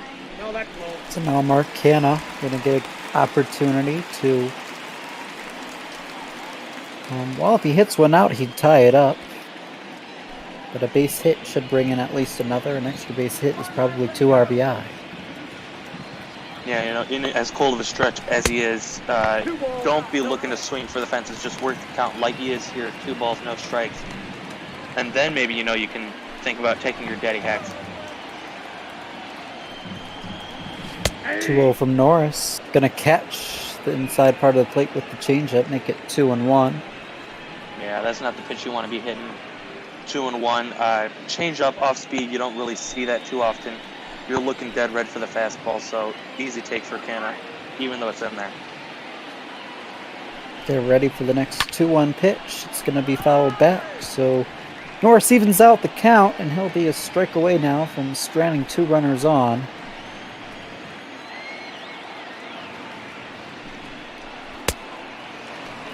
And that's indeed the case. Swing and a miss. Changeup messed up the timing. And it'll stay 4-1. Oakland gets one back, but Detroit still leads. We're a third of the way through. Then my bottom of the order go up for Detroit. You are watching ML Baseball. Well, I will say, Cookie, with the threat of extra innings, you reprimanded me a couple of weeks ago with that Tigers-Giants game, so we're assuming it's a third of the way through, but we never know. Here on Botball, we have seen lots of crazy things, especially just in the past week or so. Yeah, it's been a crazy last couple of weeks long. Lots of extra innings. We had that 19-inning game a little while back, and of course we had a no-hitter to finish off the day last night. So Leading off for the Tigers, the left fielder. you never know what'll happen in Botball. Well, and to start the game off today, we almost had back-to-back games with no-hitters for the Colorado Rockies. John Gray going through 7 innings without giving up a hit, only to watch his bullpen blow the game. And the Dodgers ended up winning it 4-3 on a Cody Bellinger walk-off. Nope. That was a walk-off in extras, wasn't it? Ball 1, Yep, no walk-off strike. homer in extras. Jock Peterson able to tie it on a 2-run shot of his own in the 9th inning. Always happy to see those Dodgers win as a Dodgers fan. And also as a Tigers fan, it's nice to see them lead today. And we'll see Christian Stewart get one down the line in left field. It'll be a base hit to start the 4th inning. Yep, EB in Toronto also pointing out that we had back-to-back walk-offs in extra innings today, as it was the Toronto Blue Jays walking off the Texas Rangers earlier today in the second game of the day. Been a little bit more quiet, but still lots of fun action here on Botball on Twitch, and we enjoy bringing these games to you, even if they're not always the best content in terms of exciting games. We'll see if this one gets a little more exciting. We got quite a bit of offense going today. Of course, really on both sides we've seen quite a bit of offense. Candelario goes down on strikes, looked a little bit shocked. Up next for the Tigers. Yeah, I'm a little bit shocked too. That one looked a bit inside, and we're going to take a look at this one from our overtop camera. It does look to be about an inch or so inside, but that's the umpire's call, not mine. And it's already out number 1.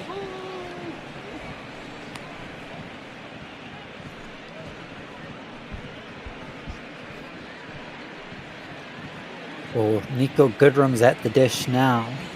Running into that fielder's choice. Eventually, I believe he came around to score his last time. This time he'll rep a single into left. Yeah, and it was important that he was able to beat that one out on the back end of the double play try. He did score the lead run for the Tigers, and a lot of the damage was done with 2 outs. So, you can't really understate how important it was for him to beat it out and, not let the inning die right away.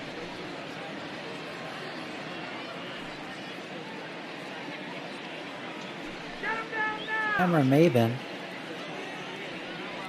struck out twice so far, looking to avoid the hat trick already in just the top of the 4th inning. 2 runners on. He'll dribble it though. Third base, the gold lover Matt Chapman will take it to second for 1. He'll be safe. Relay to first, also not in time. So it'll be an infield hit for Cameron Maven.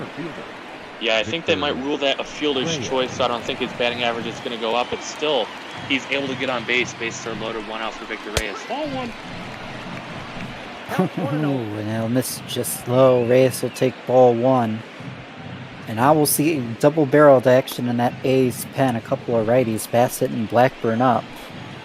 With Luzardo not looking great here on this one. He's getting a little bit of help from Victor Reyes with a swing and a miss on the pitch below the knees. And we're about to show you guys pitch number 69 on the evening. Oh, that was a nice pitch. Victor Reyes did make contact, though, fouled it off. Very nice pitch. Couldn't quite get around on it. Not enough contact. Another foul ball. And, you know, if anything, if the Tigers don't get anything out of this, they're at least driving that pitch count up. I don't think Luzardo comes back out for the 6th if he even makes it that far.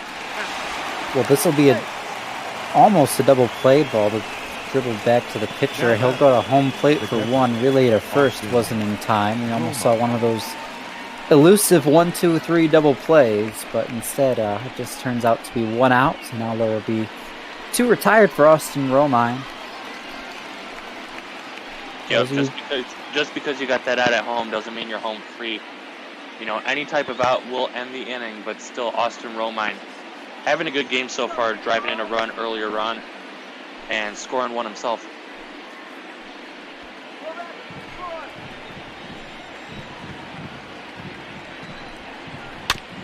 Austin Romine dribbles it. Third base, Matt Chapman has time, and he'll make the throw to first. So Tigers leave him loaded. Can't extend that lead. It'll stay 4-1 Tigers, as it'll be 6, 7, 8 due up for Oakland. And we have our first trivia question. Well, not our first. It's the trivia question of the game from the big guy. Who is the only player to have a season with a 200-plus OPS plus, qualify for the batting title, and have a batting average under 300? That is a tough question. You know, you don't usually see guys with that low of a batting average still having a great season, especially, you know, winning the batting title. Qualify for winning the batting qualified for the batting title, excuse me. It's not very often you see people, I mean, a 200 OPS plus, that's like, you're twice as good as the average player. Well, Daniel Norris looking twice as good as the average player right now. 7 strikeouts already through 3 1/3. And, you know, as much as you love to see the swinging third strikes, I think a lot of people have a nice spot in their hearts for the called third strike. Get to see a little bit of umpire flair. And Norris has been doing great with the strikeouts despite the walks and sometimes working himself into danger. And even with all that said and told, with the walks and the high strikeouts and the high number of base runners, he's still only just now hitting 60 pitches.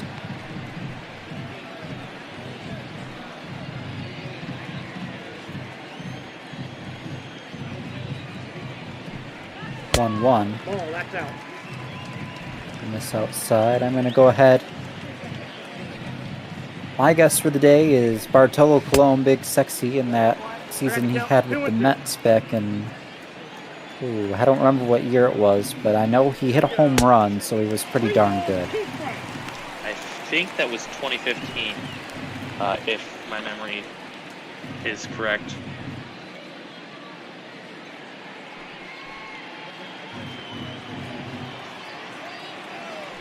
Well, anyways, Bartolo aside, Daniel Norris, 3-2 pitch, gonna get a high fly ball.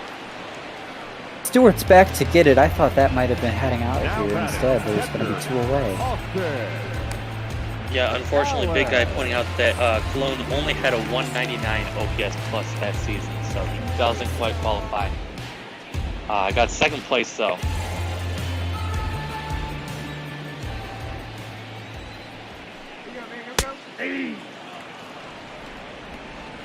So Austin Allen in at the dish now. The catcher, he's an 0-1 count quickly from Daniel Norris. The next pitch going to be hit into center. For base hit, you know it. Yep, just doing a good job wrapping it back up the middle. And Hayes has been doing a good job not trying to do too much with pitches, not getting out in front of them, rolling over. And we do have a hint from the big guy. He usually does try to keep it team-related, and he does confirm that it is team-related for this trivia question. So it's going to be a Tiger or an Athletic, and not the most well-versed in Tiger history, but I can't really remember anybody who would have had numbers like that.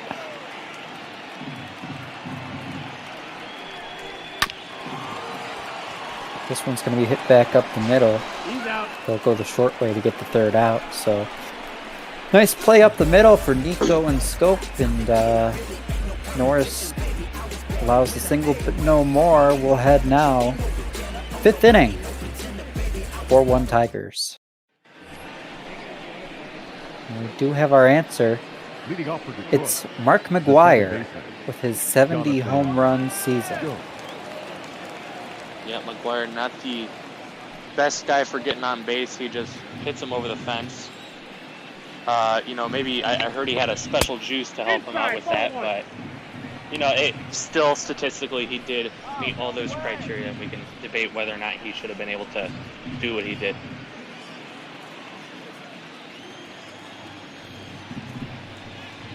One thing that's not up for debate is the fact that Jonathan Scope is now on a 1-1 count to start the 5th inning. Pitch number 75, inside, 2-1, nice little change piece, but doesn't quite catch the zone. Scope will put a buggy whip on it, but it'll go just foul. He got out in front of that one. He was looking for that pitch, but he just got a little bit too far out in front and strike.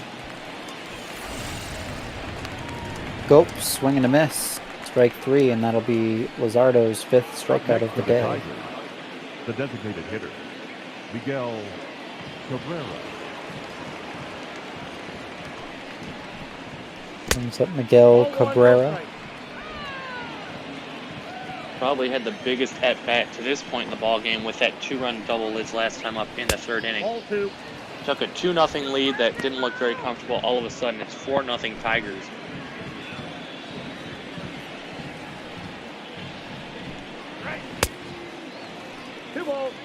Swing and a miss, 2-1.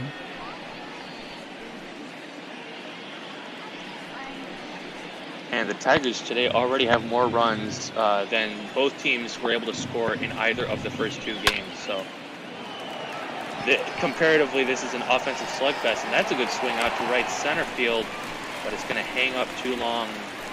And I believe that's Laureano making the catch. Yeah, that's Laureano. Nice catch. And Cabrera, man, he gave it a ride. But he'll be retired for the 2nd out. And, you know, I kind of want to reminisce a little bit because that long shot from Cabrera kind of reminds me of some of the, I suppose you could say, the good old days for these 2 teams. I mean, I suppose Oakland's back to the good new days, but those 2012 and 2013 postseasons, these Tigers and Athletics really became sort of rivals of sorts. Yep, in the meeting up in the American League Division Series both of those years, Tigers able to scrape by in 5 games both times. And both times finishing out on a stupendous Justin Verlander start. Both times in Oakland as well for that Game 5, if I'm not mistaken. CJ Cron, though, going to delay that conversation a second. He will hit one to the wall in center field, and he'll slide into second with a double. Yeah, usually you see a guy getting the red light with 3 balls and no strikes, but Cron's one of the few guys you might consider giving it to, especially with his power. He showed them why he still deserves to be able to swing at those types of pitches, driving it Not even up the gap, just really over the head of Laureano for a 2-out double.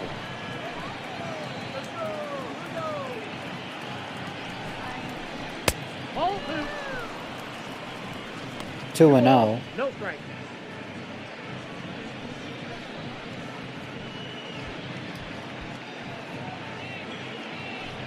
And Luzardo, like Norris before him, having trouble finding the strike zone, going down 3-0 to Crone. Now he's down 2-0.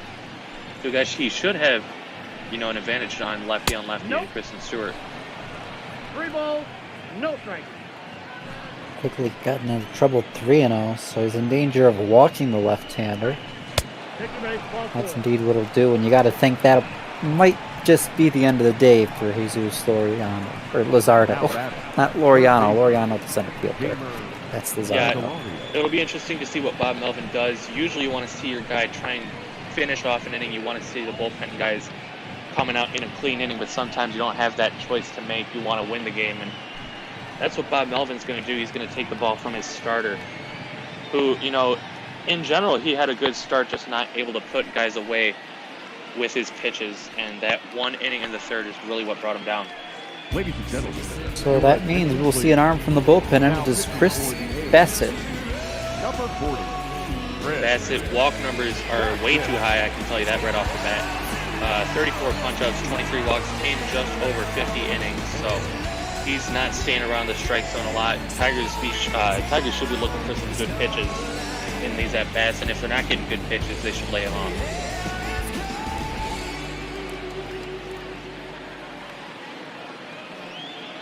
We'll see what Chris can do. He inherits 2 on with 2 away here in inning number 5.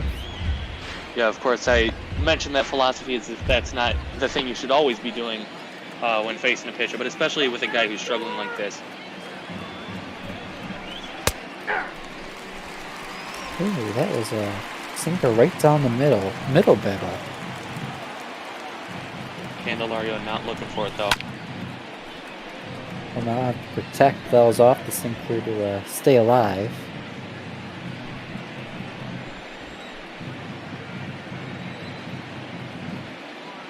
Get ready, the 0-2 pitch. Jamer Candelario, swing and a miss. So Chris Bassett comes in and takes care of the jam. Oakland. Well, Luzardo didn't look great his last 3 innings. Gave up 4 in the third, left them loaded in the left them loaded in the 4th, and then lets 2 reach in the 5th before Bassett bails him out.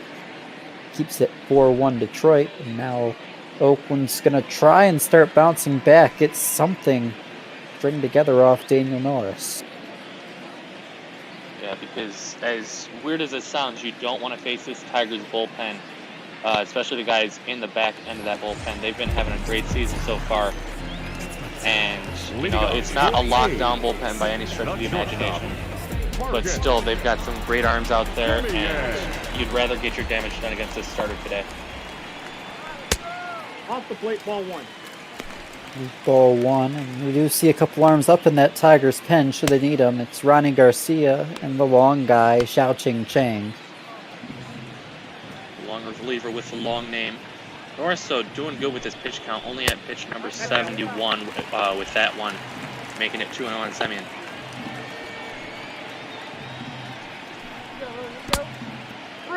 Make that 3-0, missing in the dirt with what looked like a fastball.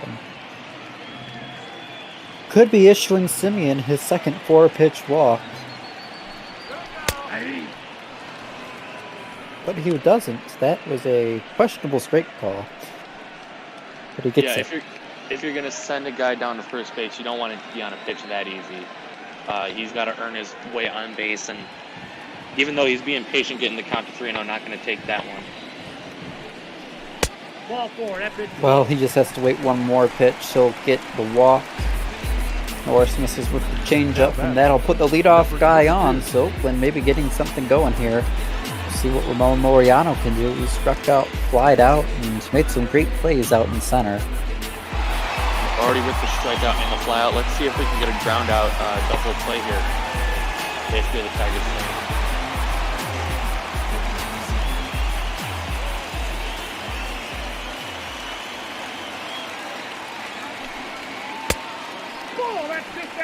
outside. It'll be 1-0.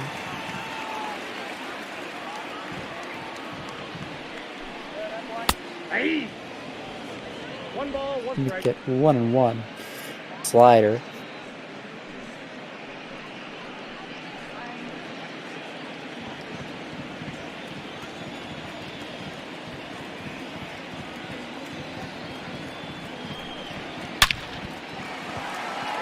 Solid contact, back up the middle on the 1-1 pitch. They'll hold the runner at second though, getting it in quickly is Reyes. And runners on first and second, and that extends Luriano's hitting streak to 10 games. Yeah, I mean, you saw on our center field camera, line drive almost looked like it was going to hit the camera if it had enough steam on it, but it does drop into center field. Back-to-back base runners now for the A's, leading off the inning, and one of the most dangerous bats in this lineup. Arguably the most dangerous bat in Chris Davis. Count 1-0. One could even make an argument he's one of the most dangerous bats in the whole league. Well, he is one of the most dangerous bats in the whole league, but you could make an argument he is the most dangerous. If you wanted to. He takes pitch, or he'll take ball 1 rather, from Norris. He'll foul off the second one to make it 1-1.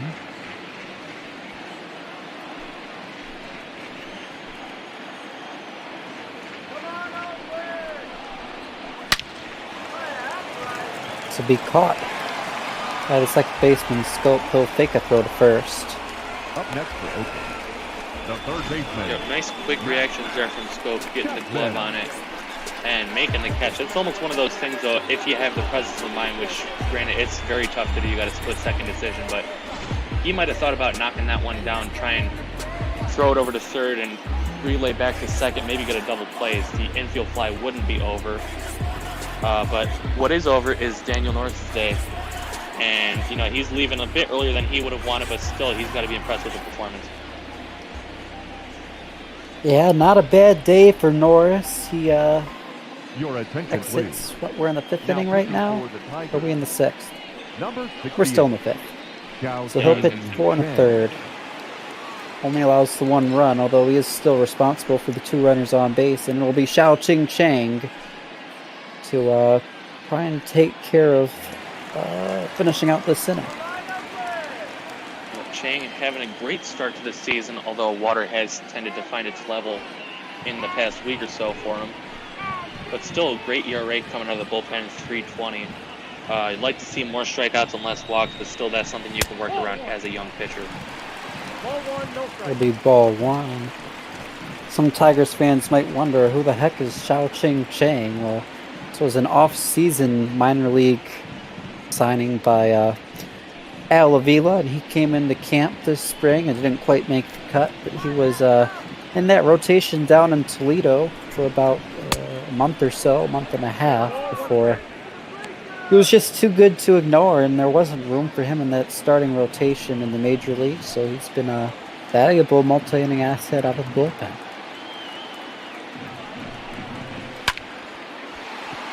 He'll get a hold of this pitch, so it'll be flied right to Christian Stewart in left for the second out, and a bit of an errant throw in, but cut off by Chang. Yeah, like you said, that's the big important thing that you're going to get from Chang. He's got multiple innings in his arm. A lot of guys from the bullpen, you see them go 1, maybe 2 maximum innings, but Chang can get you 3, 4 if you really need to eat some innings up, and Tigers are in a spot where they'll need to eat some innings up. Still up, but not by much. 1-0. First pitch to Canna, gonna miss for ball 1. Yeah, I remember I called Chang's debut for the Tigers, and he came in relief. I believe it was for Daniel Norris. And I think he ended up pitching 4 or 5 innings that day in relief.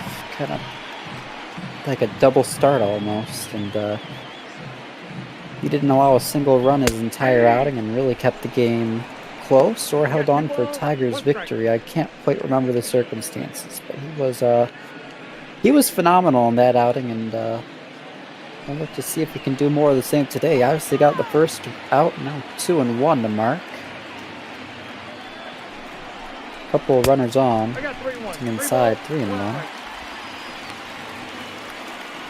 Canna and Olsen, both dangerous bats, so you got to choose which one you're going to try and face. You're already down 3-1 to Canna.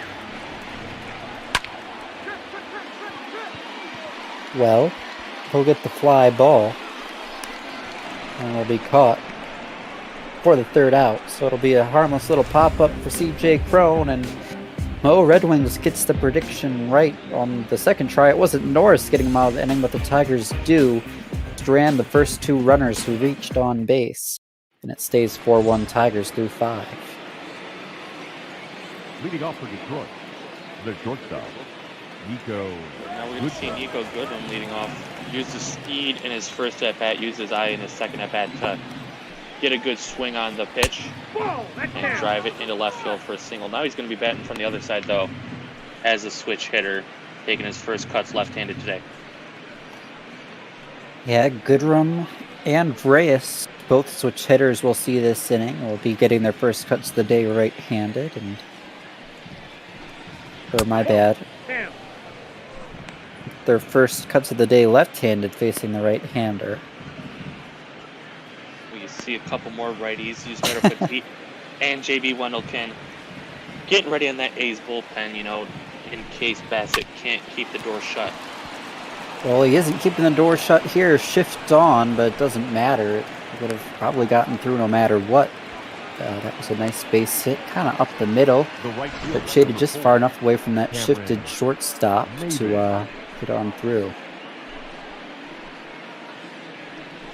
You know, just a good job of beating the shift, and if everybody was playing straight up, I know you agree with me, the shift doesn't always work. I'd love to see guys taking swings like that, and really embarrassing defense has shown them that, you know, maybe most of the time the shift does work, but you can still find holes in spots where you normally would have fielders. Cameron Mabin, an 0-1 count. Bassett has a... I thought that was a curve almost, but instead it's a change, but still had that same really loopy action to it to make it 1-1. Yeah, big break, and almost looked like he didn't throw it at full speed on the changeup. And with that sinker now, Cameron's going to be up in the count 2-1. And this is a spot I might even look for a hit and run from Gardenhire if he's trying to start this offense back up. Got a good hitter at the plate and a great base runner on first. Well, now we'll see a ball dribbled out in front of the plate. Mabin will be retired over at first, but the runner will advance to second. No chance of the double play, so now Nico Goodrum will be at second with the run away. Yeah, I mean, it's going to be a very tough turn if you wanted to go to second base for the double play. Knowing the speed of the runner, not really trying to force the action, so he just gets the easy out at first and gets him one step closer to ending the inning. Yeah, Victor Reyes, another ground ball on the infield for this Athletics team. Chris Bassett induces this one to second base, though, and Burrito will throw first base. Only 2 away. Nico now at third. Going to see one of the Romines coming up. Is it Andrew or is it Austin? Who knows?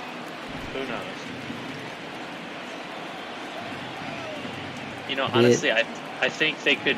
They don't quite look like twins, but they definitely, you can tell they're related. And I feel like if one of them wanted to, you know, swap with the other for a day, I don't know how many guys would be able to tell.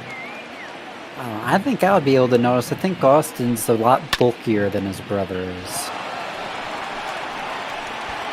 Austin does just hit a fly ball to right, though, in this at-bat, and he'll go down to end the inning. So Nico Goodrum, the leadoff single, manages to advance to third on a couple ground outs, but stranded there to end the inning. Leading off for the A's. Great job by Bassett to get a second inning of work in, and now Chang will be back out there after getting the last 2 outs in the 5th, facing the bottom of this order, oh, almost the bottom of the order, 6, 7, 8. Olsen, Grossman, and Allen. Olsen, at least in this game, batting like a bottom of the order guy. And even last game, 2 strikeouts today, 2 strikeouts yesterday. Chang looking to give him a hat trick here in the 6th. 0-2 is the count. Break 2. Good spot if he does want to give him that hat trick. Blowing the fastball right by him, challenging him up in the zone, and Olsen's not ready for it.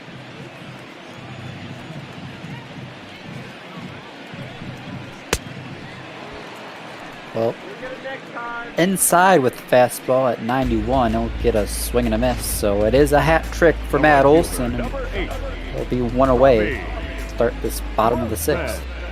Yeah, pretty embarrassing at bat when you go down on 3 pitches. You would have liked to at least get some contact on the ball, but Chang will definitely take the 3-pitch strikeout for the first out.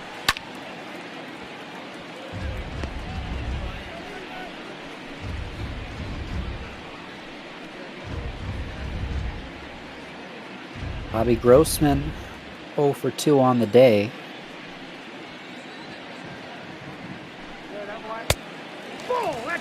Miss outside, ball 1.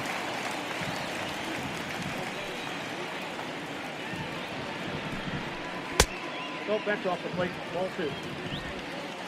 Again, 2-1. That slider just looks like it isn't quite breaking. Like he's expecting it to. Maybe trying to throw the, what do you call that? The backdoor slider? I'm not sure. I think that's the front door because it just does come into the strike zone.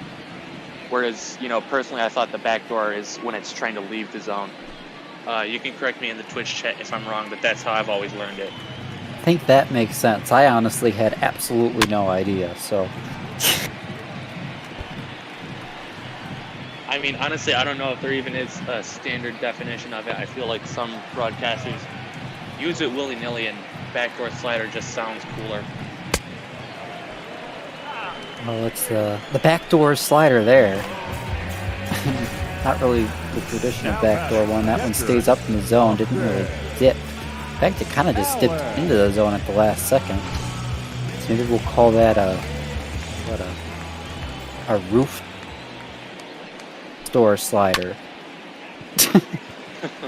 Gets the second out regardless, and it'll be a first pitch swinging for Austin Allen. He'll fly out to race and center, and Chang will work out the getting 1, 2, 3.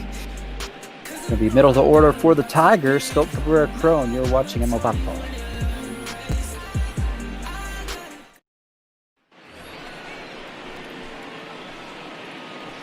Leading off for the Tigers, the second baseman, Jonathan Go. Jonathan Scope, 1 for 3 on the day. Almost got that average back up to 230. Maybe June will be his month. He had a great April, not a great May, and we'll see if June works out any differently. I mean, he had that really great month in April, cooled off in May, and, you know, through 2 or 3 games here in June, he's starting to pick it right back up. Yep, and, you know, you wouldn't like to see the streakiness continue, but you'd at least like to see those numbers start to climb back up in these warmer months.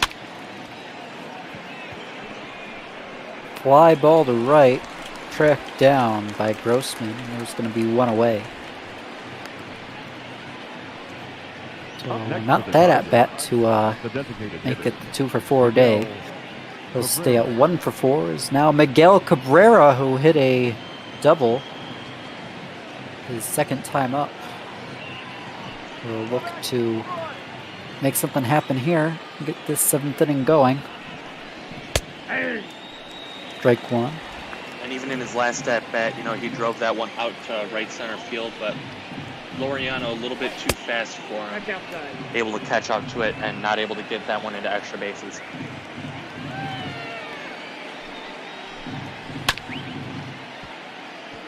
I don't know what he saw in that pitch. That was a 4-seamer that might have even been below the zone, and he does at least manage to foul it off, keep it out of fair territory to make it 1 and 2. A good eye there, evening the count back up on the fastball inside. 2-2 pitch to Cabrera. Another one hit foul. Yeah, that pitch middle in is one of the many that Cabrera can get to in his heyday. Well, not in his heyday anymore, but in a full count, 3-2. Bassett about to throw his 26th pitch of the day, starting to get up there for a reliever. That's ball 4. It'll be ball 4. Yep, not going to help himself out by putting the big guy on, and Now going to batting. see another big guy in this lineup, CJ Crone. Having some good swings, not getting the results for them so far. Only 1 for 3 today. CJ. Big chance to get some insurance runs for these Tigers. A Tyran reliever on the mound, a runner on first base in Detroit. Still in what would be a save situation, only up by 3 on Oakland. Inside ball 1. Works the count to 2-0. Cutter inside on that pitch. Yeah, even though you've got some trust in your bullpen, you never want to give away opportunities, especially a 3-0 count. Once again to CJ Crone, you saw him turn it loose on the 3-0 count last inning, or last time up. I don't know if he's going to do that this time though. Let's get ready. The next 3-0 pitch, going to catch the outside part of the dish, going to be 3-1. Yeah, sinker just breaking back into the strike zone. That's definitely not the pitch you're looking for, 3-0. But 3-1, I can definitely see him taking a rip at this one and looking for maybe his second double of the game.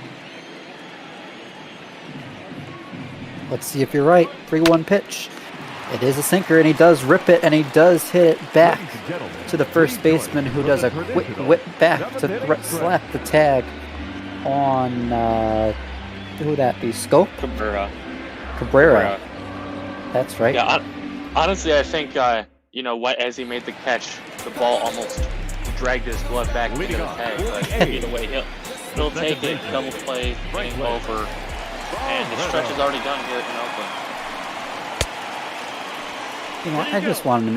It sounds a lot cooler if he planned it, but you're right. That ball was hit so hard, it probably forced his glove back with all the momentum in that ball. A nice 3 unassisted double play to get out of the inning, and now bottom 7 after the stretch. Jamer Candelario with the bare hand play to get things started. Tough play, you hear it all the time as you listen to Tigers radio. Jim Price talks about qualifying the theory of the runner. He knows he's got to hurry with that throw, he's got to make the bare-handed play, and Candelario does it to perfection. Absolutely stunning play there. Bare hand, moves it quick, and yeah, if you want to get... You've been saying Barreto, but I still love calling this guy Burrito out for the first out of the inning. Up to the top of the order, Marcus Semien.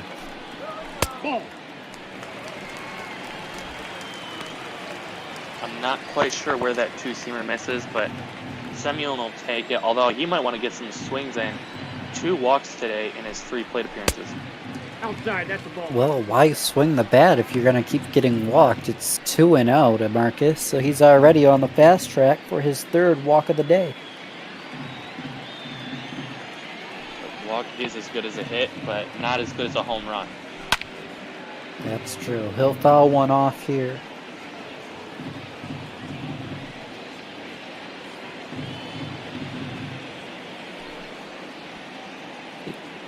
Oakland would love a home run, or even a walk for that matter. Not this, though. It'll be a 3-1 putout. Ching will cover the bag to get the second out of the inning. But Oakland's quickly running out of time. With their last 7 outs now, down by 3. Yep, and for those of you guys just joining us, looking for the Los Angeles Angels, going to Minneapolis, taking on the Twins. We are running a bit behind schedule today. Had 2 extra inning games to start off the day, and still having some great ball games coming up, as this one's lined into right and not able to be caught by Maben. Oh yeah, Maben botched that. Oh, and he botches it. Thank you, Matt Pascursion. That'll put a runner on for Chris Davis.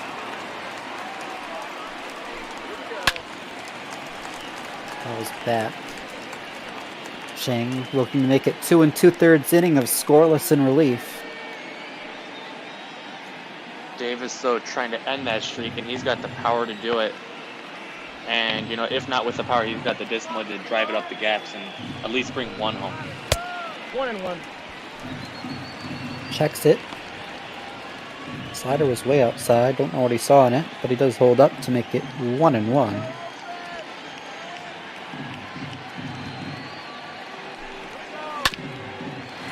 And he'll just ground this one. Candelario, another nice play, puts it the short way to Skook at second, and that ends the inning. Oh, excuse me, everybody.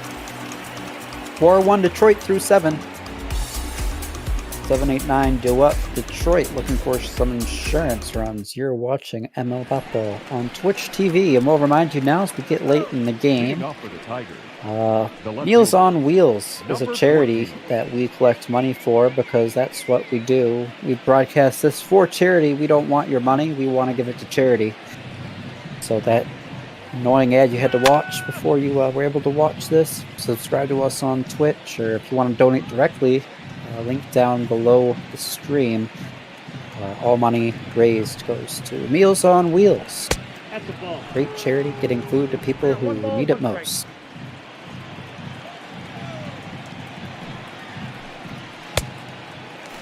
Anything you want to add on that front special? You know, they're a great organization, and we would really appreciate it if you could spare some money to donate.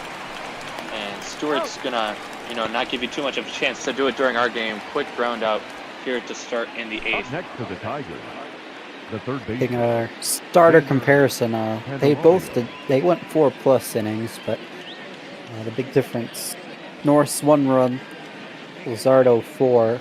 And you can see, well, you saw the rest of the categories. We won't talk about them, but those aren't the ones that matters. At the end of the day, it is the run column that matters most, and Detroit's up 4-1 there. Both these bullpens have done a great job, though, of limiting the damage afterward. Both Bassett and Chang yet to allow a run.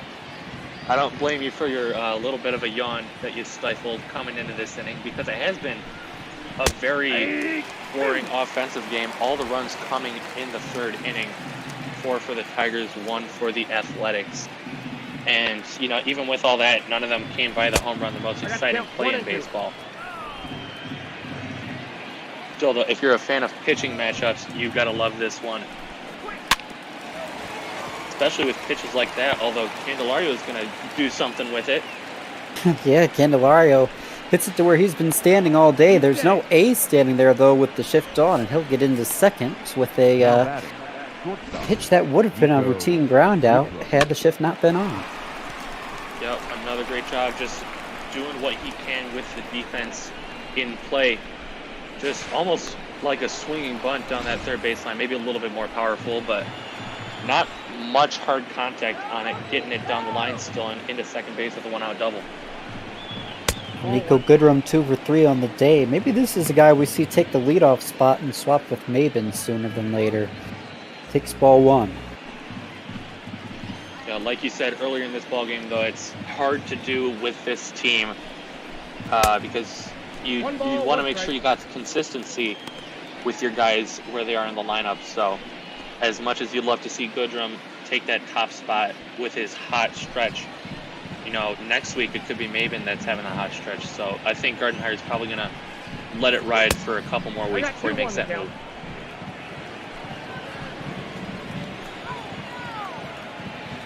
Two and 1 to Nico. Yeah, that's a good point, because Goodrum's just now getting hot. We don't want to see him finally get on this nice little stretch, and maybe the pressure of hitting leadoff puts him back in a slump. Or maybe Mabin's hot next week. Balancing act galore. He'll work the walk here, though, so he'll be 2 for 3 with the walk today. A nice day for Goodrum. They've seen enough. That reliever will bring in Yusmeiro Petit. What do you got on him? Petit is one of the, you know, slowest fastballs in the league, but he works his way around the strike zone and still able to put up good strikeout numbers. 20 Ks in 19 innings pitched compared to just 8 walks. So he's got a man, you know, in the good spot to get another strikeout here as we see Stomper trying to distract him maybe in the batter's box. Yeah, Mabin's getting his 5th at-bat of the day. Take us right down the middle. four-seamer just comes in at 88 on the gun. Doesn't get much slower than that, especially from a right-hander. I got the count 0-2. Yeah, righties are the guys that you usually see throwing the power pitches, and the lefty guys are the specialists. But Petit's been working his way around the league with that 88-mile-an-hour fastball, and he's done a good job. Have to assume that if his fastball's only coming in at 88, he's got to have a good mix of off-speed pitches and maybe some good breaking control to go along with it. Yeah, no, he's got some good breaking pitches, a nice changeup, and he does have different types of fastballs. He's got the cutter that he can feature from time to time. Ball, that's out. As we see it right there at 83. And that was a really slow, loopy cutter. Looked almost like a slider, but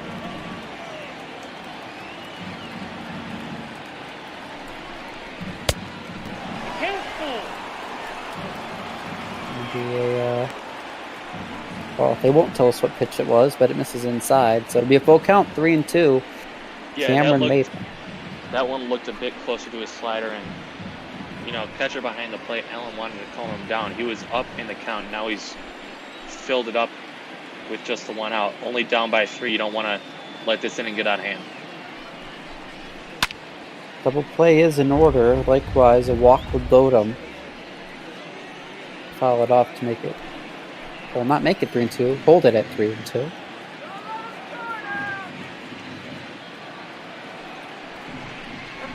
Three-two pitch. The bat shattered to pieces. Mabin, what just happened? He didn't run, and then he started to run after the catcher got to the ball, and the catcher made the... What? Yeah, I think Cameron Mabin is going to be getting a seat in tomorrow's ball game. He did not run out of the box on that broken bat chopper, and even with the throw getting away from the first baseman, he's able to get back in time and still record the out number 2. So I don't think I don't think Ron Gardenhire is very happy in the dugout, and I wouldn't be surprised to see him get a seat for a day or two after that play. Well, it'll be Victor Reyes after the runners advance. Strike one. Yeah, that was... He seemed to play with the part of the bat that didn't go flying towards the second baseman for a minute instead of start running, and I think kind of did a dance to make sure he didn't get tagged by the catcher, who, like you said, made the throw down to first, but it pulled the first baseman off the bag. But since we saw Mabin playing games, he wasn't even able to get to first base before the first baseman got back to the bag after being pulled off. Yeah, Petit, though, definitely taking advantage of that, already up 0-2 on Reyes, the next hitter. Working a lot better to Reyes. He'll foul one off to keep this alive. Couple runners in scoring position with 2 away. Big insurance runs if they can be driven home. Oakland looking to keep it close. Missing inside is Petit 1-2. Yeah, you got to remember, just because Cameron Mabin made a boneheaded play doesn't mean that Reyes can't still pick up the slack and drive in, 1 or 2 runs with just a single and really break this one open. Take ball 2 to even it up. So we'll get ready now. 2-2 pitch on the way. Curveball. Going to be hit in the air down the line, left field, and it'll go foul. The left fielder, Canna, couldn't get there to make the play. It didn't look like he made the best contact, and I didn't think Canna was ever going to get there. It was just a question of whether or not it was going to stay fair. Fouls it off again. And Reyes really doing a good job not making it easy for Petit. Fouling off some pitches, taking some pitches, driving up that pitch count. Pitch number 15 going to be ripped by Reyes, and that looked better off the bat than it actually ended up being. It'll be handled easily by Gausman and Wright. So we're halfway through the 8th inning. 4-1 Detroit. Oakland looking to cut into this deficit. They want to get at least one here, and they'll have to face the Tigers' setup man, Alex Wilson. Yep, Wilson with a 2.45 ERA on the season. It was sub-2 just last week, but a tough stretch in Arizona. Definitely ballooned that ERA And I say balloon, he's still pushing a great season so far. But he's going to look to keep up the great work that Norris and Chang did before him.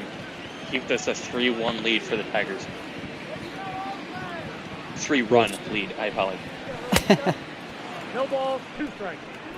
He's quickly gotten Chapman 0-2, and some fans might have been calling for Wilson's head to start the season. I know you weren't around back then, Special, but he actually opened the season. He had an awful ERA his first few outings, so it's obviously that small sample size, and he looked terrible, and it seemed like it might have been a mistake to call him up out of camp, but he ended up working through it, and like you said, he was pitching pristine numbers up until that Arizona series, and they're still pitching pretty darn good. He'll get a strikeout here to Matt Chapman to start the 8th inning. Yeah, I got that 2-seamer. Righty on righty is going to break inside, and it looks like it's going to be on the corner. Then all of a sudden it's starting in towards you, and Chapman not able to get the bat on the ball. Strikeout number 1 for Wilson. To Marcana.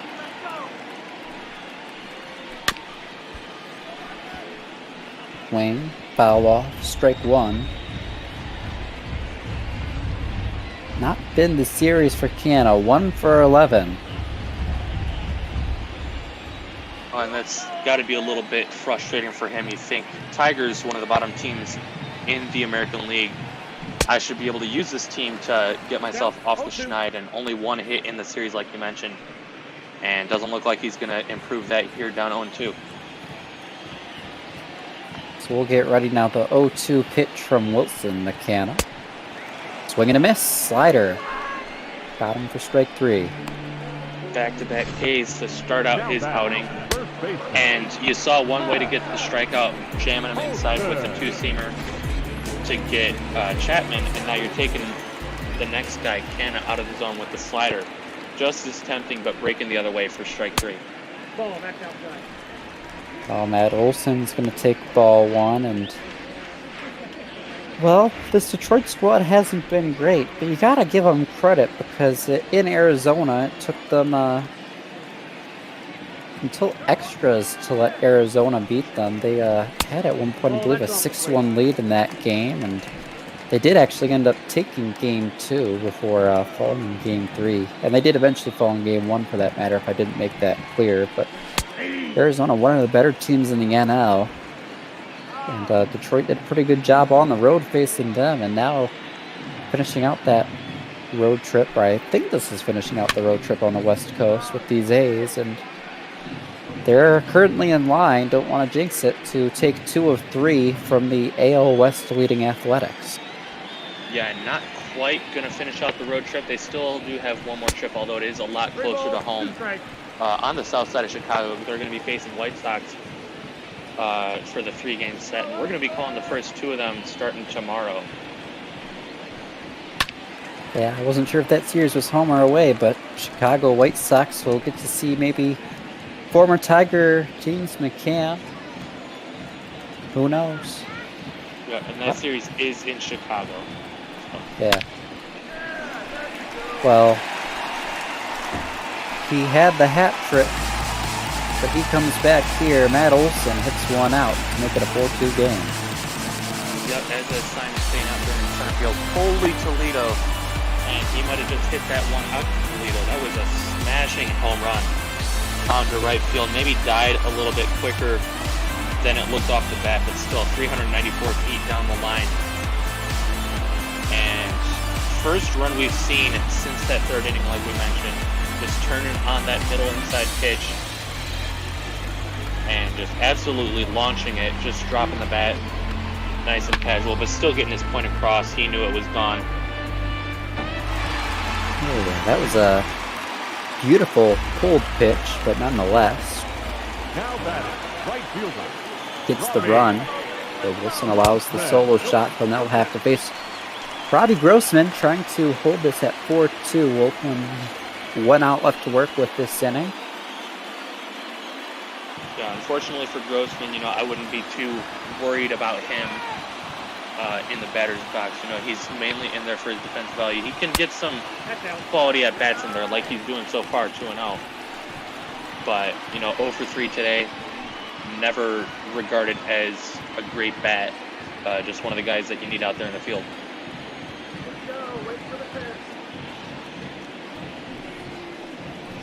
2-0. Catches the zone, kind of a get-me-over slider, makes it 2-1. Yeah, and 2-0, most guys are looking for that fastball, so a nice cheeky play there from Wilson. Dropping the slider in there, maybe a hanging breaking ball right there, but getting the strike nonetheless. All right, so 2-1 pitch. Let's see it. It's going to be a fly ball left field. And Mark Canna, or my bad, wrong team. Christian Stewart comes in. He'll make the catch. And Matt Olson with the big bomb this inning, our first offense since the third. Makes it 4-2 Tigers. That actually hit off the foul pole. Oh, I didn't even see that. Just grazing it, but still a monster shot. You know, I'd love to see Mark Canna on the Tigers with his 17 home runs on the season, but it's not to be just yet. Although I don't know what his contract situation is, but you know, if he's got an expiring deal coming up, maybe the Tigers could do like they did with Austin Romine here at the Dish, sign him to a 1-year deal, and Romine is sending this one out to right, going to be caught by Gausman for out number 1. Tough luck for Romine, solid contact, but right to the batter. Or not the batter, the fielder. I'm sorry, everybody. It's getting late in the game. That means your cookie-isms are going to start picking up where he has no idea what he's talking about. I mean, that has been happening all day, but... with the late start we've had, we're almost at bop ball after dark. So, you know, crazy things happen. And a crazy good swing there from Jonathan Scope, getting out in front of that hanging curveball. Had hit me written all over it. Beardy and Matt supposed to call the game starting at 9 Eastern. That's already about 17 minutes late, and we're still waiting to get through the 9th inning. Scope's got the 1-1 count. Like you said, he had that great swing on that first pitch, then takes ball 1.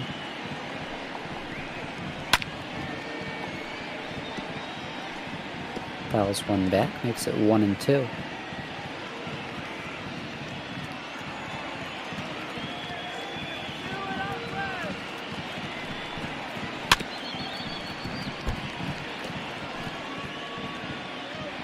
was a good curveball there from Petit. Scope just barely able to foul it off. And you saw he got him out in front of that one, just tapping it away. So next 1-2, another foul back. Making Petit work. And that change of speeds definitely fooled Scope, even if it was just the one pitch, because he likely could have taken that fastball out into left field if he was looking for it. Well, all he's looking for here is a way to not be as embarrassed. He chases one in the dirt. He'll be a strikeout victim. Petit's first to the ball game to make it 2 away for the big fella, Miguel Cabrera. Yeah, granted, it's still early in the game, but if you picked Miguel Cabrera for your guys, Ram picked the stick, you got to be feeling pretty good today. Just the one hit, it was a double, give you 2 points, 2 ribbies, we'll double that to 4, and then the walk, giving him 5 points on the day. Not the most impressive outing by any means, but still having a great outing respectively. Nope, outside. We'll have to get back to playing the Ram pick the stick for our 2 games coming up this weekend.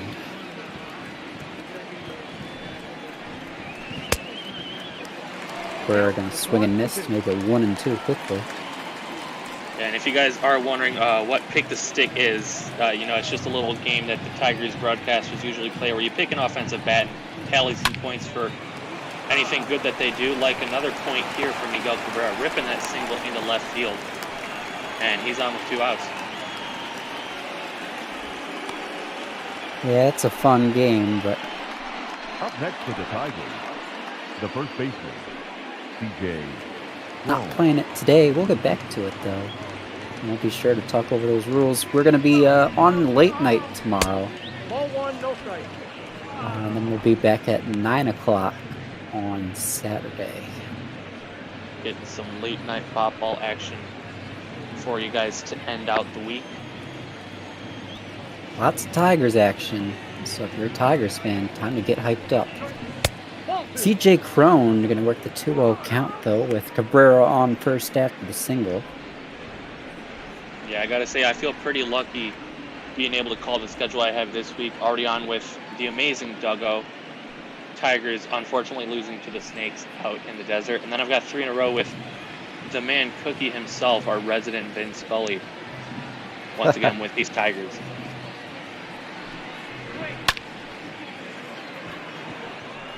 Crone will get a hold of it, but not good enough. Center field, Laureano's going down, and that'll end the inning. So bottom 9, we need to see at least 2 runs to tie it up for Oakland. 8-9-1, DET Balin, Burrito, Simeon. You're watching ML Botball, and it's been an absolute pleasure to call this one with you, Special, and all the previous ones we've had, and I'm looking forward to tomorrow and the day after.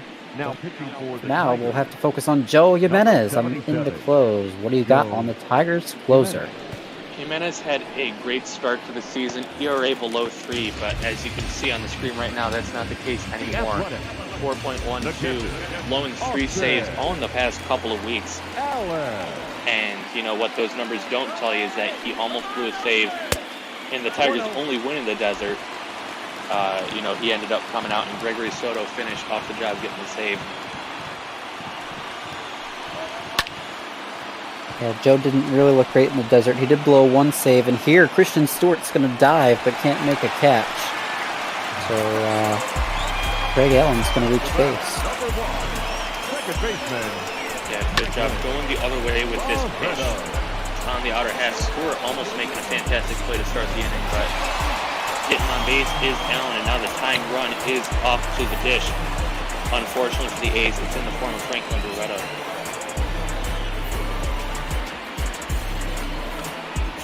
Franklin doesn't have much power in the bat, but hits for pretty good average. 1 for 3 on the day.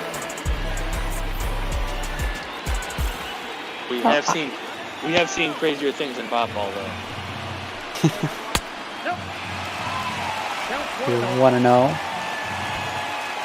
And I don't know, maybe this is just me, but I never really thought, I mean, Joe Jimenez, for those of you who aren't Tigers fans, kind of went on a rapid rise through the Tigers farm system back in, I believe it was 2018, it might have been 2017, but he was pitching phenomenally, and he came up to the majors, didn't look awful, but I really haven't ever been sold on him as being a closer type arm. I think the potential's there, but I just don't have the confidence he's going to be the one to pull it all together and be that perennial closer for the Tigers.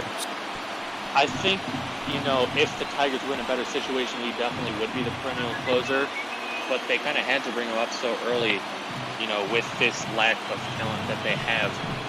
And I would have liked to seen him more in a middle relief role in his early years, and then maybe, you know, this season put him in a setup role, but Tigers don't have the pieces around him, so he's going to have to try and close out some games and get thrown in the fire. He'll get a swing and a miss here, so he does get the first out. Now a double play would be all it takes to end it. At the top of the order, due up. Double play, a tough thing to do, though, coming up with Marcus Semien, leadoff hitter, in the dish, and Jimenez doing a great job taking him outside of the strike zone. And Barreto just a little too worried on that pitch, got him to chase well out of the zone. But we do see a diving stop. They will go to second for 1, relay to first in time. The reverse jinx works once again. Tigers getting the win. Unfortunately, Daniel Norris not playing long enough to get the win on his own, so it will have to go to Xiao Ching, but an amazing performance by the Tigers offense and the pitching staff to take 2 out of 3 here in Oakland.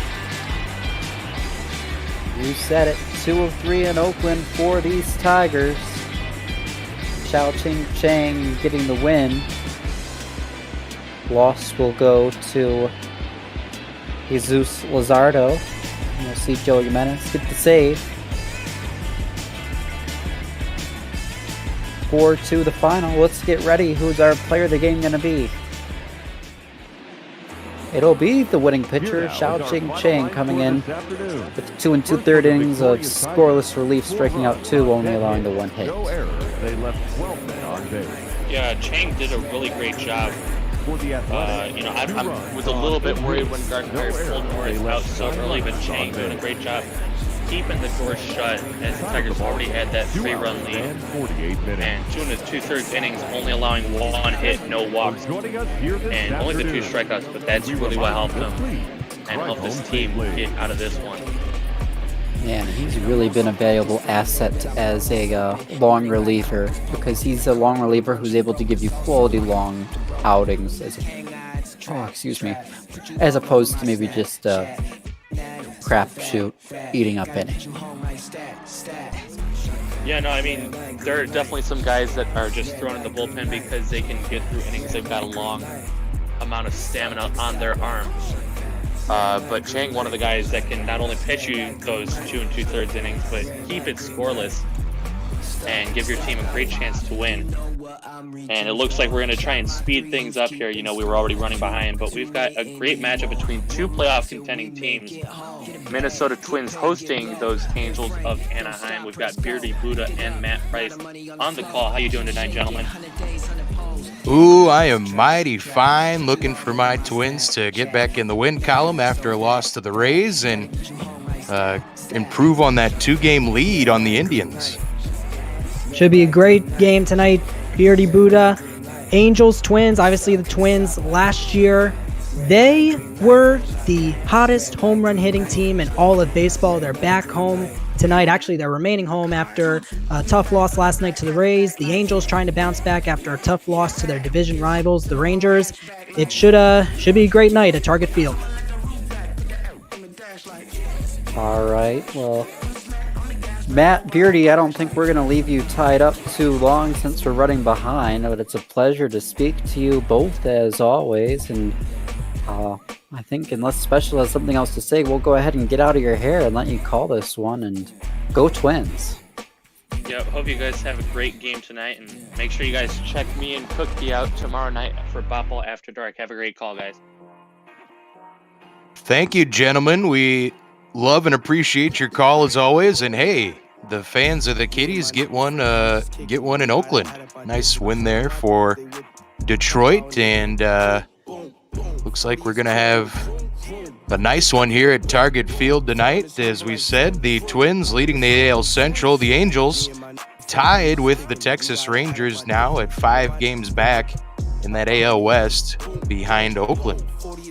Very, very surprising turn of events that we've seen coming out of the AL West so far this season. Go back to the Houston Astros, 3 consecutive AL West crowns. Right now they're in 4th place. The Oakland A's trying to win a division title for the first time since 2013.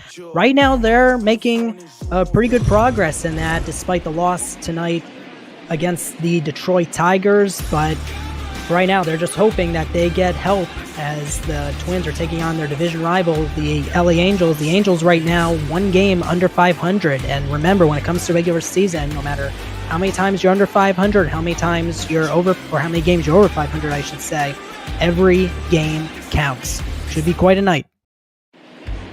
It's Throwback Thursday here on ML Bot Ball, and we want to appreciate all of you if you're sticking around from last game. If you're just joining us for this game, well, we got Randy Dobnak, former Uber driver, on the mound, and he's going to make his 13th start here tonight, looking for win number 5. Randy had 8 shutout innings, I believe, in his last start. But nice start for Randy Dobnak. We'll see how he follows it up here. And on a Throwback Thursday, Tommy LaStella standing in there with those nifty Angels jerseys from the 90s. The California Angels jerseys. Gotta love it. Dobnak starts way outside.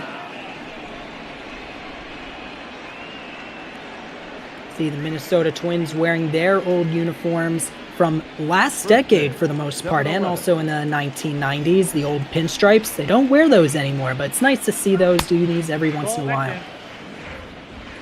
No, that's the one Twins jersey I have is a Kirby Puckett Twins pinstripe, those old pinstripes. So those are near and dear to my heart, as Twins won some World Series kind of in those pinstripes. And Dobnik's gets LaStella to foul that one away. It'll be a 2-1 count here, as Blue's going to toss that one back to Randy. I've got a throwback line for you. Touch 'em all, Kirby Puckett. Oh, yeah. That's the little, I don't even know what they're called. The little command in the Twitch chat is, and we'll see you tomorrow night if you do exclamation point twins. But anywho, Dobnak, another foul there to La Stella. La Stella batting .294 this season, does have 8 dingers and putting up a nice fight here against Randy Dobnak to lead this one off, as that one's a little tapper back to the mustachioed magician. And that's out number 1. I was just going to mention Tommy La Stella, despite the ground out there, he has become one of the most dynamic players you could watch out for in all Major League Baseball. Last year, he just went off. He broke out hitting 16 home runs, 44 ribbies compared to pretty much all the seasons he had played prior. It was so much fun to watch, and so much fun to watch him in this season. Yeah, that was in just 80 games with the Angels, too. So working out that trade from the Cubbies, and David Fletcher now stands in here, batting .306 on the season, and looks at that one that catches the bottom of the zone for a 1-1 count.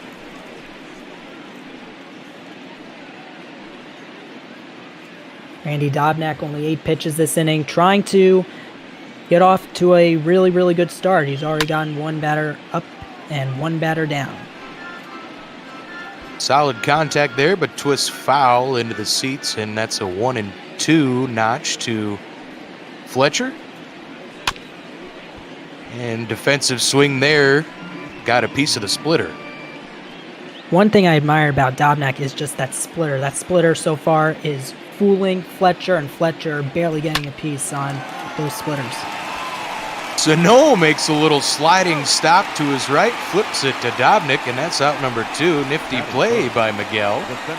I'll tell you what, Miguel Sano is a big fella, but he can definitely make plays like the one we saw there. And Tommy La Stella, he grounded to a 1-3. David Fletcher grounding into a 3-1. As a large animal myself, I appreciate guys who got good feet. And Miguel Sano does have good feet, despite he's jacked. I saw him at a Timberwolves game this offseason, and he is a large individual if you ever see him in person up close. I believe it just by looking at him on the television. This one stroked well to right, but right at Max Kepler. A little bit of a shift there. That'll end the first inning. Randy Dobnak sets him down 1-2-3.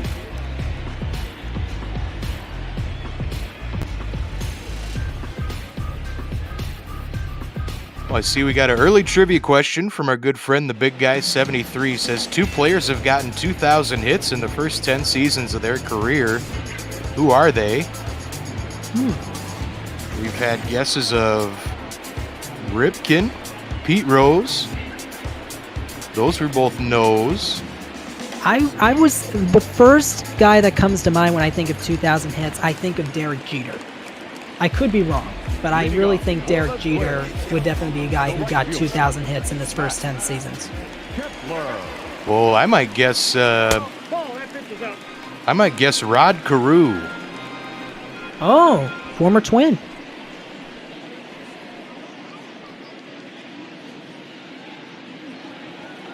See Max Kepler taking pitches from Griffin Canning.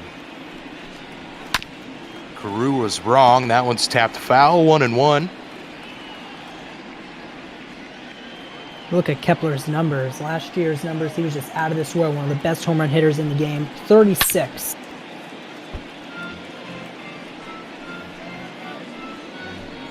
Yeah, career year for Max, and he's going to be around, signed a 5-year contract, about the same kind of a deal that Jorge Polanco signed as well. And Twins are very happy with how the German product has developed over his career, and this year hitting really good against lefties for the most part, which has been a thorn in his side for most of his career, but off to a solid start atop the Twins order. Adding a 327. And strikes out here. Griffin Canning records his first K of the night. We said he has 72 on the season. He might put up a few against these Twins hitters who can be aggressive at times. Max Kepler is someone who just loves to swing the bat every single pitch. Got fooled on a high fastball there, but nevertheless, a good 6-pitch battle.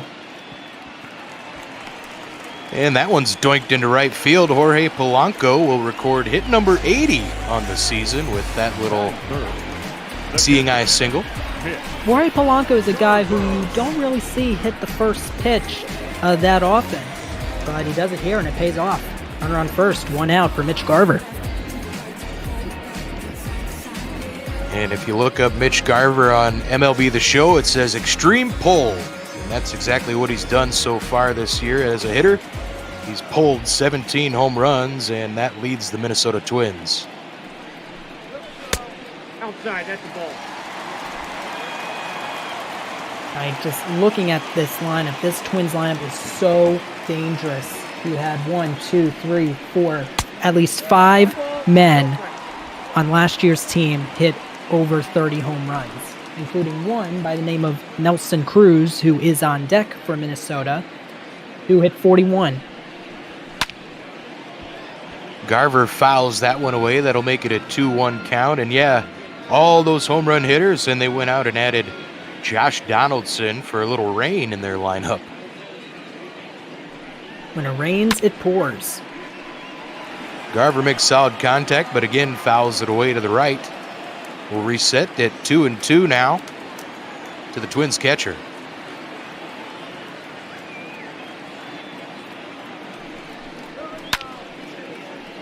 Fouled away once more. Garver still catching that 94-mile-an-hour fastball from Canning. We'll see if he goes breaking pitch here. I like Canning's thinking there, though, because that same pitch was the pitch that fooled Kepler. And swing and a miss. There's strikeout number 2 for Griffin Canning. Not a high fastball like the last at-bat, but it was one that tailed out of the zone, fooling Garver. Good start so far for Griffin Canning, as now there's 2 out, but now he's got to face another big fella, Nelson Cruz. That was some nifty movement on that heater, as we're going to have a stolen base attempt here. Jorge Polanco is going to be tossed out by a mile, and that'll wrap things up for the Twins in the bottom of the first. We're through 1 at Target Field. No score.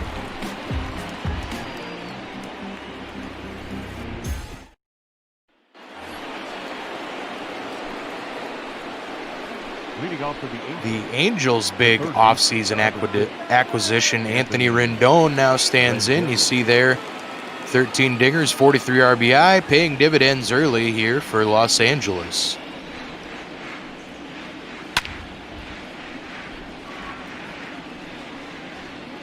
I want to go back to that caught stealing there. I'm a little surprised that Polanco tried to go with 2 outs and one of your best home run hitters at the plate. I get the aggressiveness, but it's not something I would have done.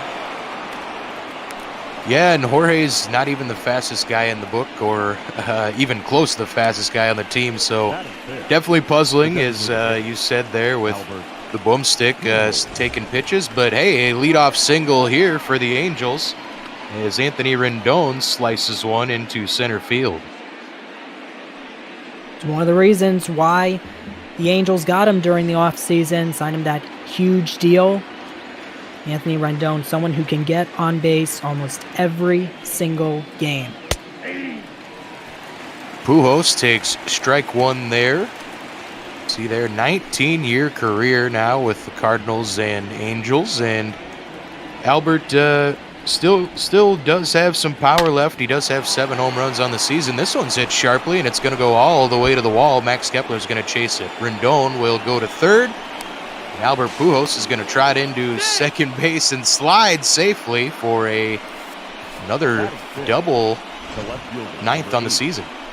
Good piece of hitting there by Albert Pujols. This is a guy who can hit it to all parts of the ballpark, shooting the gap in right center field, and good base running too. He's not a guy who's known for speed, but he was able to safely slide into second base and give the Angels a second inning threat. Nobody out here. Randy Dobnak struggling a bit here as we're in the top of the second inning. Justin Upton, he has 7 home runs on the season and recently went over 300 for his career. Well, for all the veterans this Angels lineup has, they still can get the job done. You just never know when they'll do it. Dobnak has Upton down 0-2 here. Upton 5 home runs away from 400 of his fabulous career.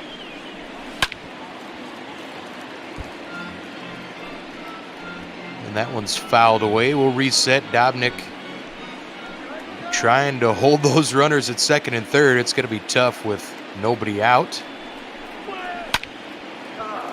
And fouled away once more, so Upton hanging tough.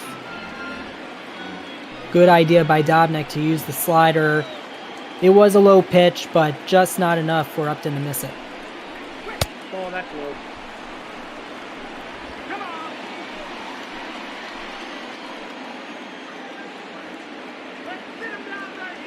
1-2 pitch to Justin Upton. That's in. And that's a taken for a ball. We did have a couple answers to our trivia.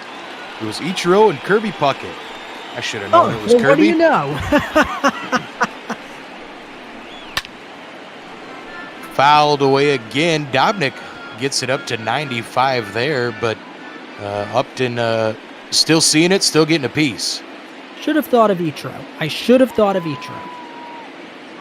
I should know. I'm a baseball guy myself. 3-2. Full count now to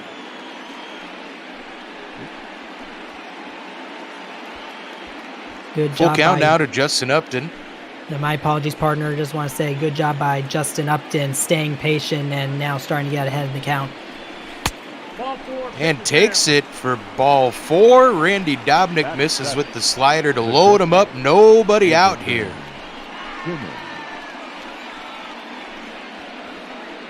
Well, that's just a great at-bat by Justin Upton where he was just behind in the count.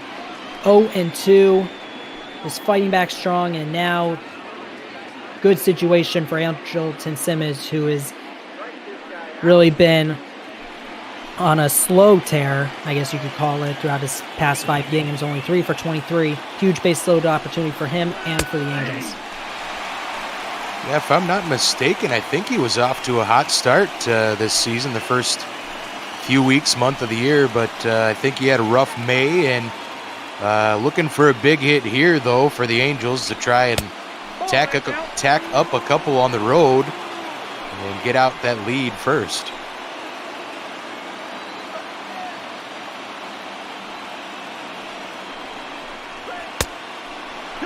Ooh, checked his swing there. 2-1. Dobnak gets the fastball in there at 93. That was a solid pitch, but didn't get Simmons to go.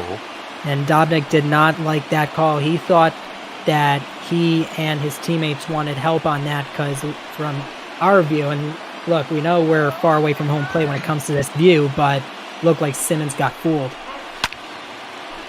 Fouled away. It'll be a 2-2 count now, so perhaps another long AB coming here as Randy Dobnak's pitch count climbs to 30.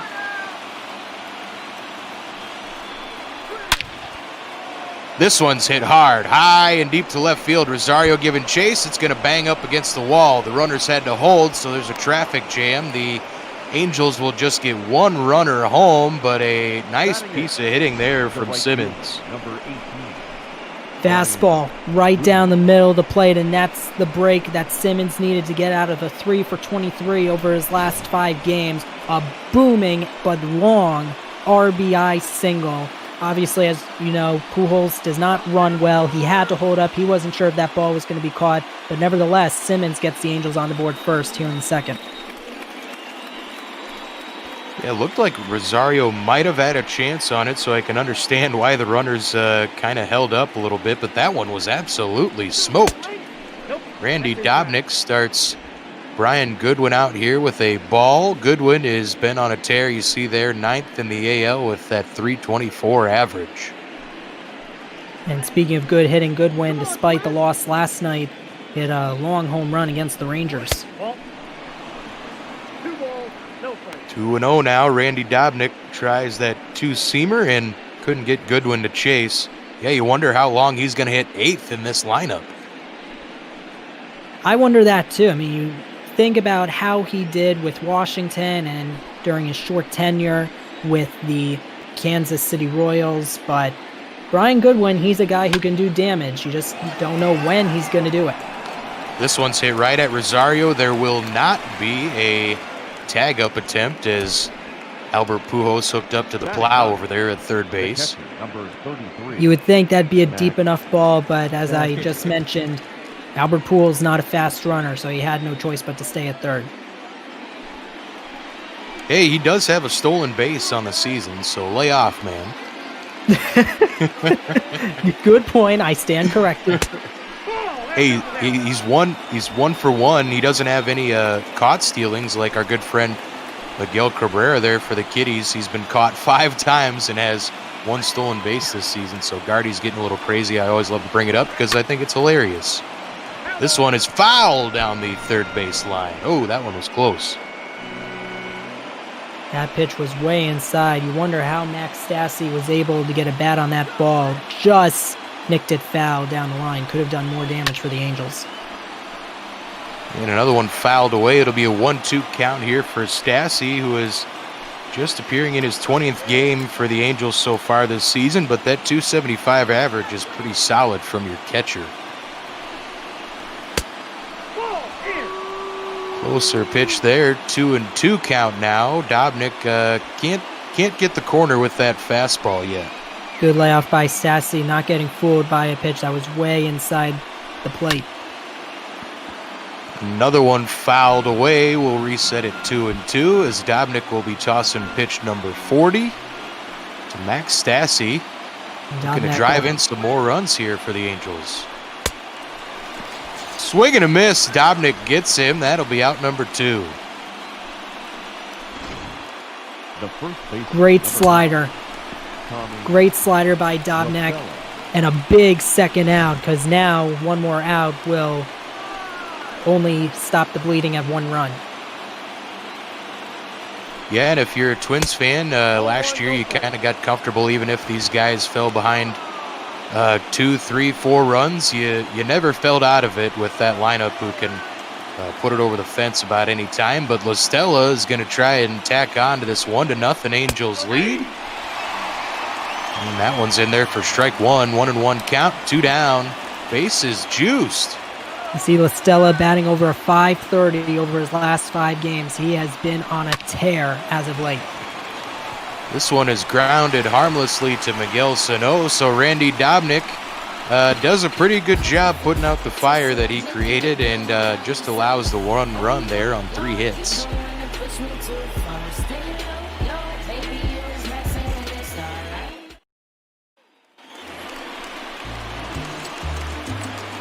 We'll once again see the boomstick. Nelson Cruz at the dish as he was up when Jorge Polanco was tossed out at second. Nelson Cruz batting cleanup in this Twins order and has 16 dingers on the season.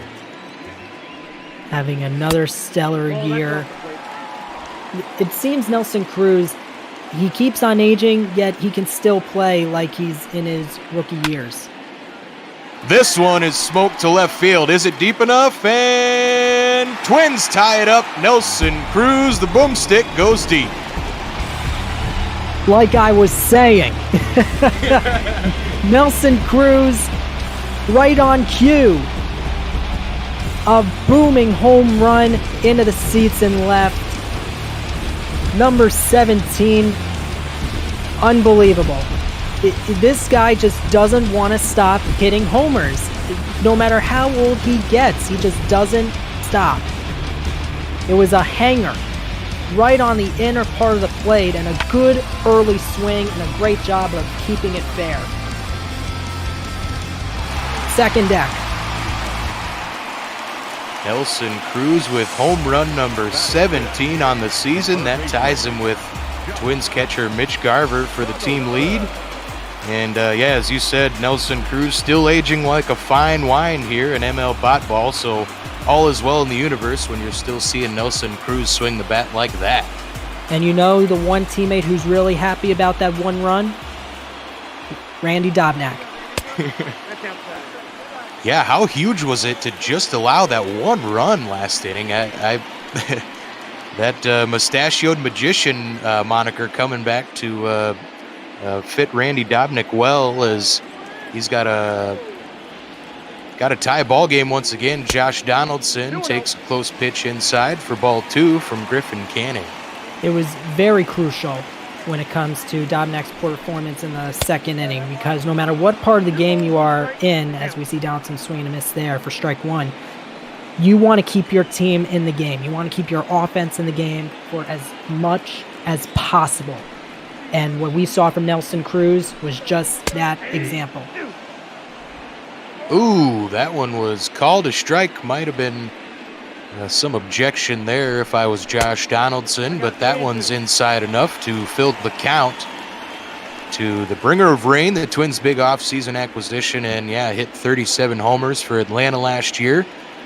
Basically, it came down to the Twins and Braves for his services this offseason, and Twins won that bidding by doling out the largest free agent contract they've ever given a player, and they figure that Donaldson's going to at least be productive in this lineup for another couple of years.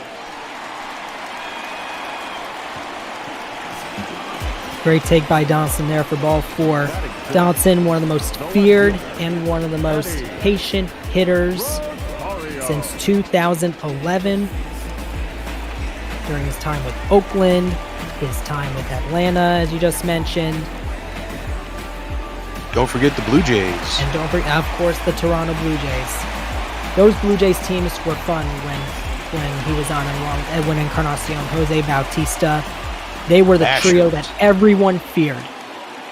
Mashers, yeah, they hit many a home run here at Target Field to open this one up back in the early days of this stadium, and Twins were fading and Blue Jays were hitting bombs at that point, and saw a lot of balls hit out of here at Target Field by the Toronto Blue Jays, but Eddie Rosario grounds one here. Donaldson had to hold up a little bit. They're going to try the double play, but Eddie Rosario gets to first in time. Well, Donaldson had no choice but to hold up, because if he was hit by that baseball, he would have been out immediately.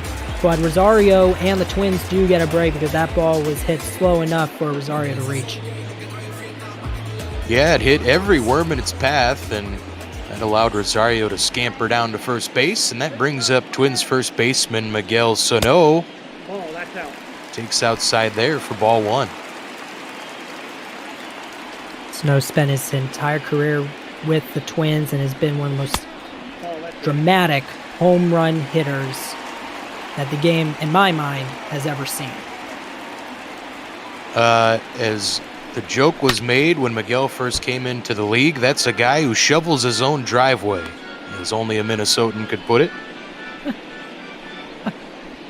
Miguel's homers are a thing of beauty. I love when he gets a hold of one and squares one up and just drives it a mile. Definitely a highlight. He had a couple awesome home runs last year. And signed a believe 4-year extension with the Twins, and wouldn't be surprised if Miguel spends his entire career here in Minnesota, as they're the ones who originally signed him back when he was 16 out of the Dominican. Well, Twins fans do love him, so if he were to stay, obviously wouldn't be surprised. Full count here to Miguel Sano, who is top 10 in the American League in walks taken. And he takes one there. That was a close pitch, but a nice one taken by Miguel Sano. Inside fastball thrown by Canning, but just missed the inner part of the zone. And now the Twins have a threat of their own with one out.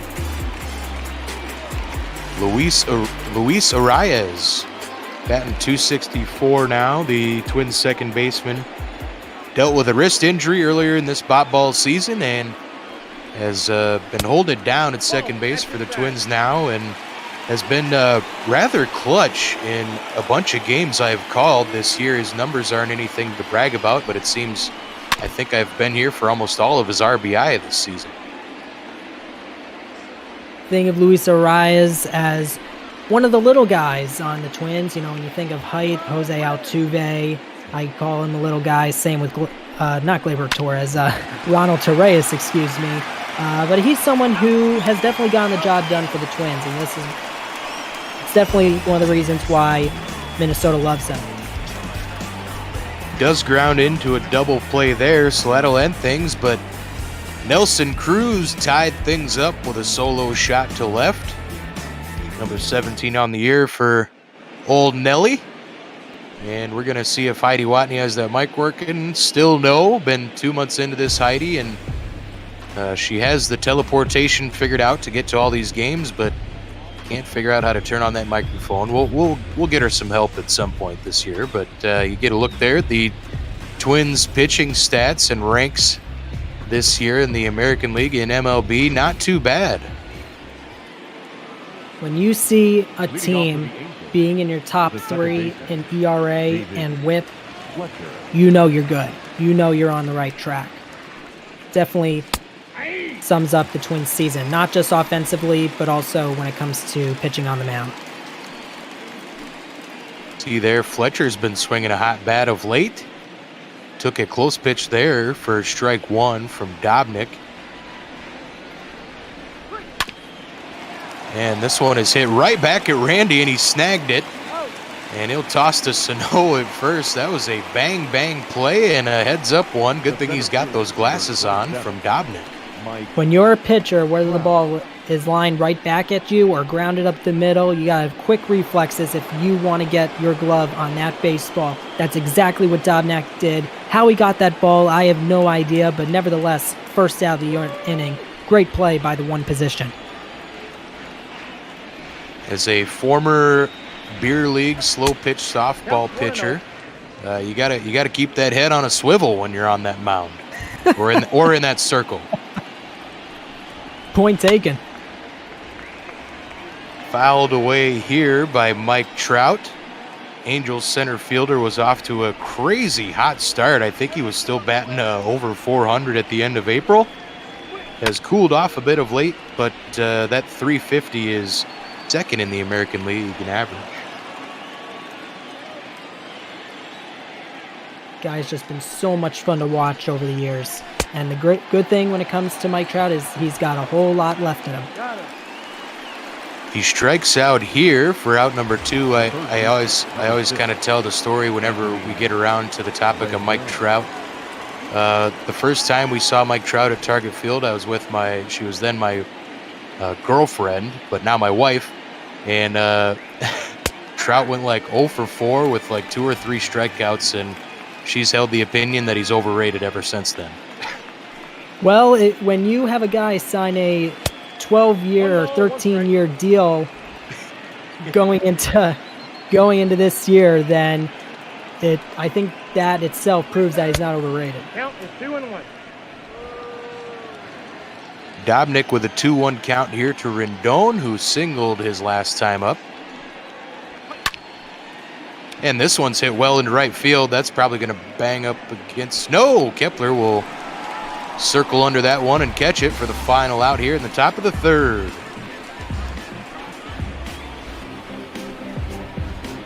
Just the inning that Dobnak needed. 1, 2, 3. That was a nice calm follow-up compared to his top of the 2nd inning. We'll see Byron Buxton take some hacks here now against Griffin Canning, who's been rather efficient, just 34 pitches here today. Ball 1. And one more thing about Mike Trout, if your wife thinks that Mike Trout is overrated, she needs to know that he had 45 home runs and had 104 ribbies during the 2019 campaign. Trust me, I've tried. That's a ball. You got 2 balls, 1 Oh, man. 2-1 count to Byron Buxton. Griffin Canning searching for more strikeouts to add to his total on the season, and he gets Buxton to foul that one away for a 2-2 count. Now, Byron Buxton hasn't really been known for his bat over time, but he can swing the bat, he can hit some home runs, but he's well known for his defense and for his speed. He can reach third base the moment a center fielder were to go all the way to the wall and grab a baseball. That's ball 4. Takes a walk there, so Byron Buxton will take the free pass to lead off the bottom of the 3rd for the Twins. He's also patient, and that at bat right there is a good example of that. So Buxton could possibly be on the move. He does have 12 stolen bases on the season. That's second in the American League, way behind Malik Smith, who I think is over 20 now for the Mariners. And we see a throw over, kind of a close play, but safe.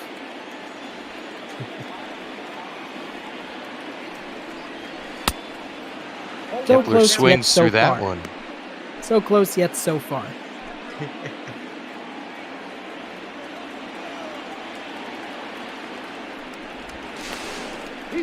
Another toss over. They're trying to keep Byron honest over there at first base. And with an 0-1 count, I wonder if Kepler is just going to let it go or be swinging. That play was a little bit close. Kepler takes a close one there for an even count. As Buxton has been caught stealing 6 times this season, surprisingly enough. As that one's inside for ball 2.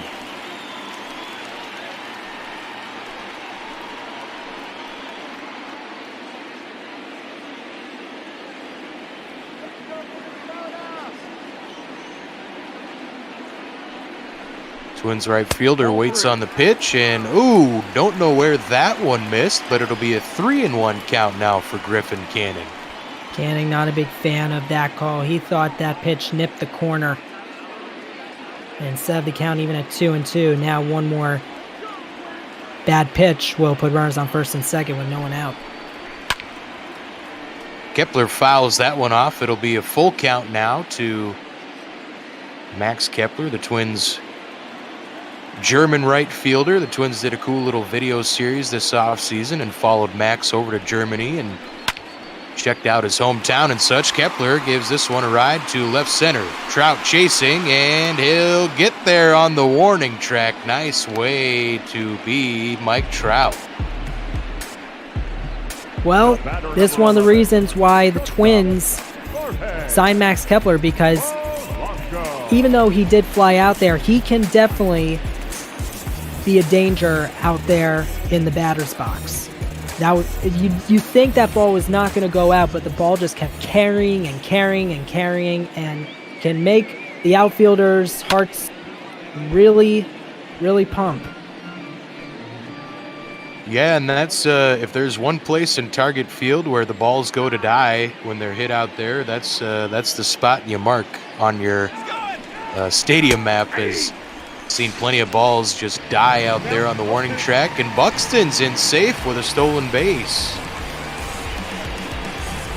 Well, Buxton made sure that he wasn't caught a 7th time this year. He had a great jump on that fastball. No chance. Jorge Polanco is down 0-2 with 1 out, and base hit will definitely score Byron as he takes ball 1 there.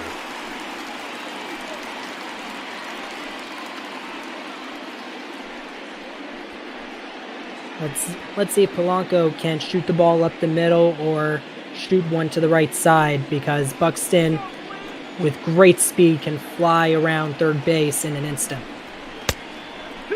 Well, if there's a guy in this Twins lineup who's going to get you a hit this year, it is Jorge Polanco. He leads the Twins in hits. He picked up number 80 in his first at-bat of the game, and possibly on track for another All-Star appearance like he had last year, as this one's hit to center field.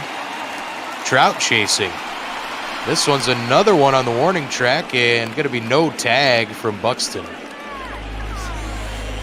Well, despite that ball going a long way, as astonished as I am that ball did not go out, what is really astonishing is that Buxton did not tag. You would think, despite Trout having a good throw into the cutoff man, you would think that Buxton would motor his way to third base. I am very surprised he did not tag up.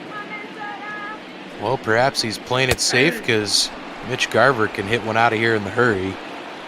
As Twins catcher takes strike 1 there from Canning and swings through that one. Nice pitch, nice changeup from Griffin Canning. 87-mile-per-hour changeup that just fools Garver on the inside part of the plate. Tried to hit almost the same pitch that Cruz hit for a home run back in the second, but no dice. Go-to pitch to Garver. This one's tapped foul. Ooh, reset. Once again, he tried to go with that changeup, and Garver did get a piece that time. Which Garver does not strike out a lot. He only struck out 87 times last year. This one's in the dirt. Buxton will hold at second. That was a solid block from Statsy.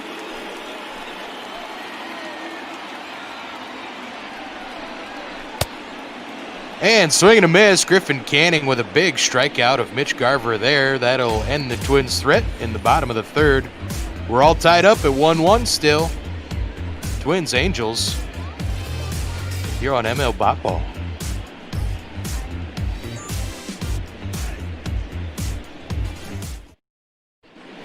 Folks, we want to remind you that we are raising money for Meals on Wheels, as we have since day one here on ML Bot Ball. It's our goal 1B. 1A is have fun. 1B is to toss some cash to Meals on Wheels and get some good food to fine folks and help out a great organization during these strange times of the COVID-19. But yeah, we've raised up quite a bit of money so far. Your subscribes here on Twitch all go to that. Your any dollars through the PayPal link all go to Meals on Wheels, and we appreciate you. Any of you who have contributed, if you haven't, think about it. We'd really love it, and I'm sure Meals on Wheels would love it, and the folks they serve would really enjoy a nice hot meal. So thank you to all those who have donated. We love having you around.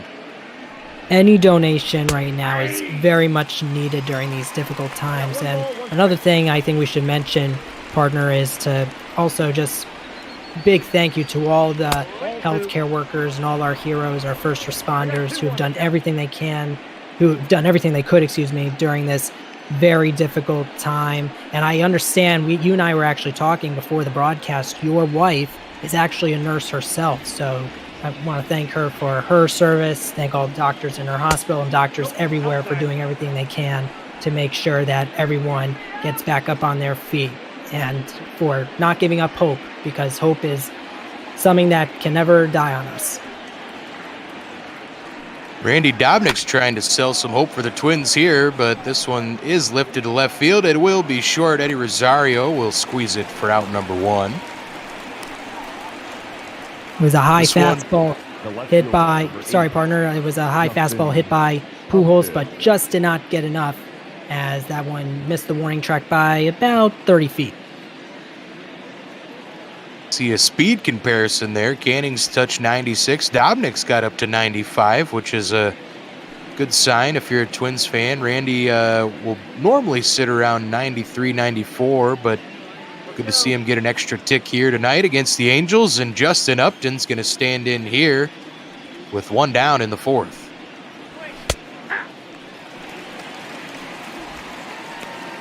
Strike one there. You see Upton as an RBI, or a double and RBI his last 5 games, and having a pretty solid season, I'd say, for the Angels. He grounds this one to Luis Arias for out number 2.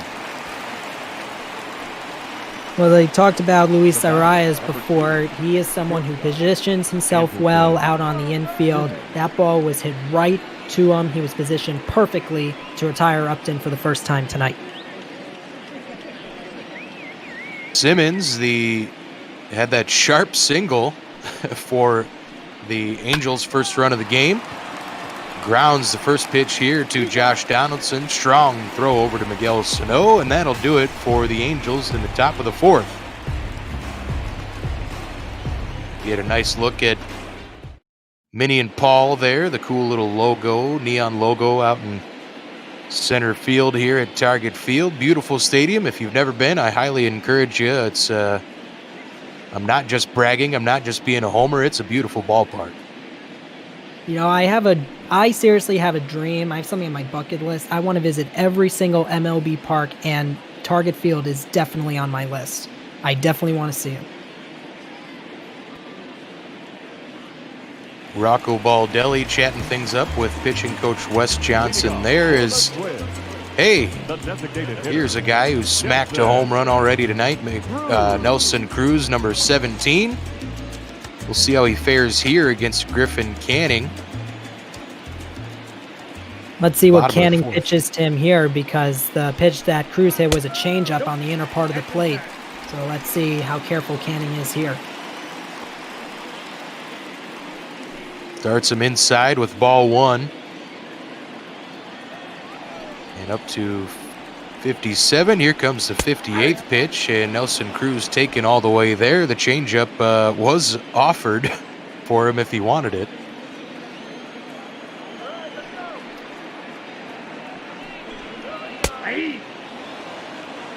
Ooh, that one's in there for a strike. Canning gets the fastball across for strike number 2. 1-2 count to the Twins' designated hitter. Cruz exchanging words with the home plate umpire. He thought that pitch was high. Rocco Baldelli not liking it either. That one's low. He'll even it up at 2-2. The heater couldn't find it.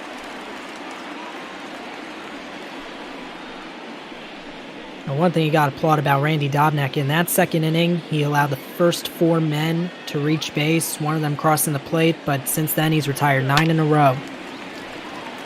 Cruz fouls this one off to the right, so we'll reset once more at 2-2 as Canning's pitch count continues to climb. This one is stroked foul once more. That one's off to the left this time as Stassi was setting up outside. Cruz had waited a little longer. Cruz had waited a little longer for that pitch. He would have probably had his second home run. The high heater works there. Griffin Canning with his 4th punch out of the night. Nelson Cruz falls victim there.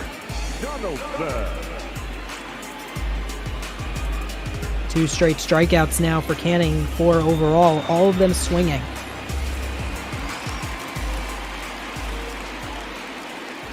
Josh Donaldson stands in now and looks at strike 1 there. Nice pitch from Griffin Canning. He's finding the paint and just nicking it. Just nicking it.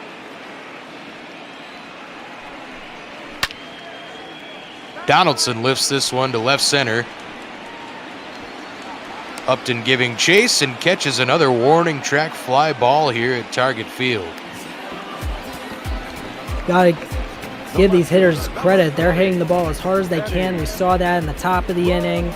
We saw that in the bottom of the 3rd with 2 long fly balls off the bats of Kepler and Polanco, each to Trout. Here, a long fly ball onto the warning track that Upton tracks down. Canning has given up 7 home runs in 56 2/3 innings pitched coming into this game, so not great, not terrible as you might say. And Eddie Rosario starts out 0-1 here with 2 down. My apologies right there. I was just going to say that, you and I were talking before the game how it's likely with how good these teams have been as of late, despite the losses yesterday, we could expect a lot of fly balls or home runs, and so far we've gotten a lot of the fly ball and 1 home run. Rosario gets a piece of the slider there. We'll see where Canning goes with an 0-2 count. Another one fouled away. Tried to go inside on Rosario. Looks like our home plate umpire went down for a second. Hopefully he's okay. Looks like Rosario's bat got a piece of the home plate umpire. And the shift still works. It was the outer half of the shift, but that's a liner to Rendon to end the inning.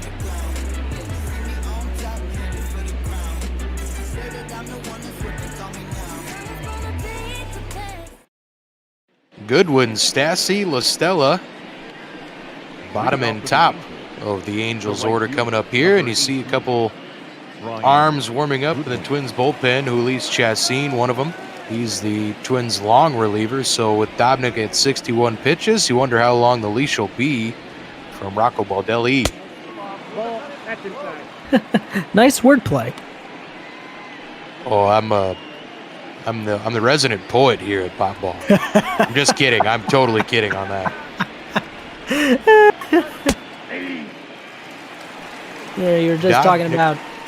Whoop, my apologies, partner. Oh, you're good, man. We got to It's stop fine. interrupting each other. I was just going to say that Randy Dobnak, just to go off your point at the beginning of the inning, Dobnak has another good inning here. It's likely he'll go at least 6. Nope. As we said pregame show, Dobnak went 8 strong innings his last time out, as we get a visual there on the Twins bullpen. Ulysse Chassin and Fernando Romero, 2 of the Twins' longer relieving options, getting warm, and that one catches the corner. Dobnak has a 2-2 count here to Goodwin. Splitter is one of Dobnak's favorite pitches, and clearly fooling Goodwin for strike 2 is definitely one of the reasons why. I mean, we saw it last year. We've seen it so far this year. Now the count's full, but pitches like that can definitely help fool hitters and keep your team in games. This one is stroked well down the right field line. That'll reach the corner. That'll be a leadoff double here in the 5th from Brian Goodwin. Ends a streak of ends a streak of 9 straight batters. We have an injury. Max Kepler's hurt. He got hurt chasing that ball. Not what you want to see if you're a Twins fan. Is Kepler going down will be well, it'll be not the first big injury for the Twins this season. We'll see how long Kepler will be out after this one goes, but unfortunate for the Twins, and we'll see Marwin Gonzalez, former Astro and beneficiary of trash cans, taking over in right field. Well, that is a very tough break for the Twins. One of your power bats, and not to mention your leadoff man gone for the rest of the game. And you know, all Twins fans and the team itself can do is just hold their breaths and hope that this is not a serious injury. Stassi with an 0-1 count here against Dobnak. Nope, that's the ball. Got Goodwin standing on second. And Randy Dobnak has a 1-1 count now. Final line on Max Kepler, 0 for 2, strikeout and a long fly out to left center field.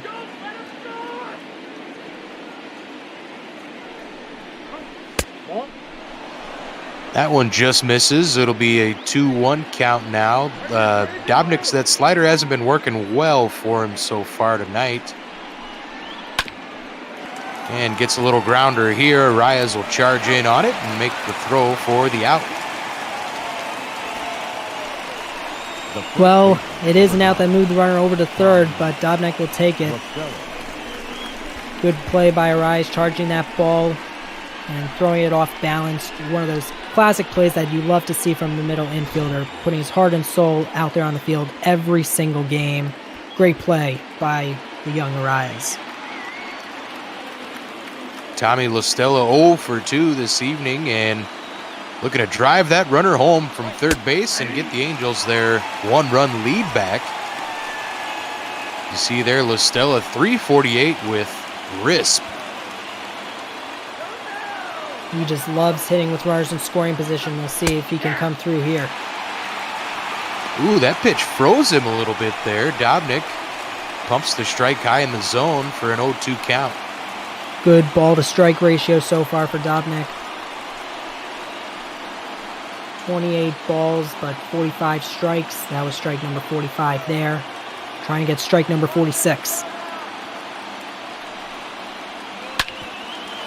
And this one is grounded. Arias lays out for it, knocks it down. Will the throw be in time? No, the runner's going to score. Angels take the lead. Now back. Second base. Good effort by Arias. That run was going to score as Arias was playing deep. But good piece of hitting by La Stella. Another hit with runners in scoring position right on cue. And the Angels get the lead right back here in the 5th. Yeah, nice effort there from Arias, but throw not in time as, man, he laid out all the way for that one. I was surprised he even knocked it down, but La Stella gives the Angels their lead back. It's a 2-1 game. David Fletcher at the dish with just one down. Ball, that's out. 2-0 count now. Again, the slider. Nobody's chasing it, Randy. You got to figure something out. Fletcher 0 for 2 in this game. A ground out to first, stand up, ground out to a pitcher. So 3-1 and then 1-3. This one's lined sharply up the middle, but a double play opportunity. Twins turn it to get Randy Dobnak out of the inning. Great turn right there. Nothing better than an old 6-4-3. Pitcher's best friend, Dobnak out of it. Miguel Sano, Luis Arias, and Byron Buxton, bottom of the Twins order coming up here as Miggy will take hacks after walking his last time up.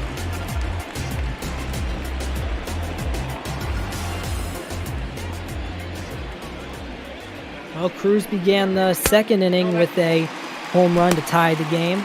Let's see if Sano can do the same thing leading off the fifth, as the Angels have a couple of arms throwing in the bullpen at the same time, might I add. The synced up bullpen, we talked about it one game. That should be the new Olympic sport, is synchronized bullpenning. Synchronized bullpen, I love it. If they can find people who can dive at the same time, they can find people who can pitch at the same time. What is your favorite routine from synchronized bullpen? Oh boy. So it's funny you bring that up. Have you ever seen what guys in the bullpen do, like when they're warming up, all the little weird stretches and exercises they do to get their arms loose? Of course, all the time. Oh, we didn't really start paying attention to it until last season. We'd stand out in center field a lot at Target Field, and always thought it was hilarious, all the little medicine balls and little tricks they do, throwing it against the wall and all the silly little goofy things they do. I think the bullpen's just a goofy place, usually with a lot of goofy guys in general. You got to get loose somehow, though. You got to put them somewhere. Arias fouls this one off. It'll be an 0-2 count to the Twins' second baseman. Quick recap on that hard ground out by Sano. Sano hitting it as hard as you could up the middle, but they had the shift on for him and paid off for the Angels. This one's up the elevator shaft and caught by Stassi for out number 2. As Canning is turning in quite the fine start here. We'll see if he can post another 0 and get Byron Buxton out and get himself out of the 5th.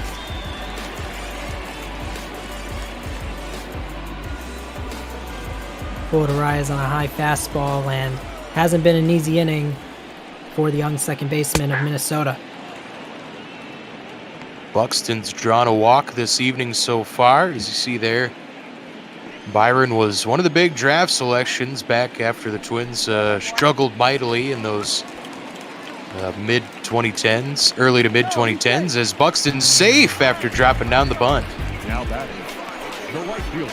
You know, I'm thinking, why is it that some players bunt with 2 outs and no one on? Well, I give Buxton an exception. That was just a beautiful bunt up the left field line. Pitcher couldn't get it, catcher couldn't get it in time. Buxton being the throw by a step. Twins have life here in the 5th.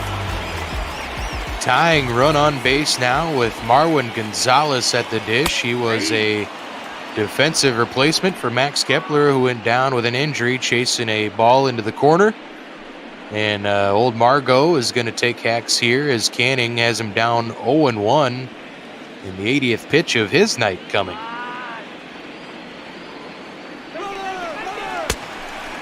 Outside, Buxton's going down to second. They did the throw out, and he's out.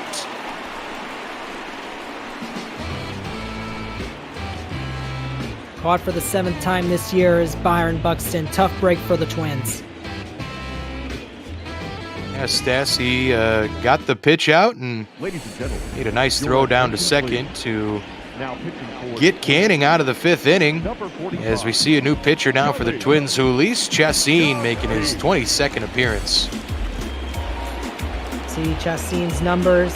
Has had a pretty good year for the Twins in his first year with the club. Yeah, Twins brought him in as a possible 5th starter in this rotation. That didn't work out, but he's carved out a little niche in this long relief role, and oftentimes he'll be brought in, usually not in games this close, but maybe with Dobnak only going 5 innings. Twins were comfy bringing him in the middle innings here with just a one, or being down 1 run. We'll give you a final line on Dobnak in a moment. Trout starts out with 3 straight balls from CHC CIN.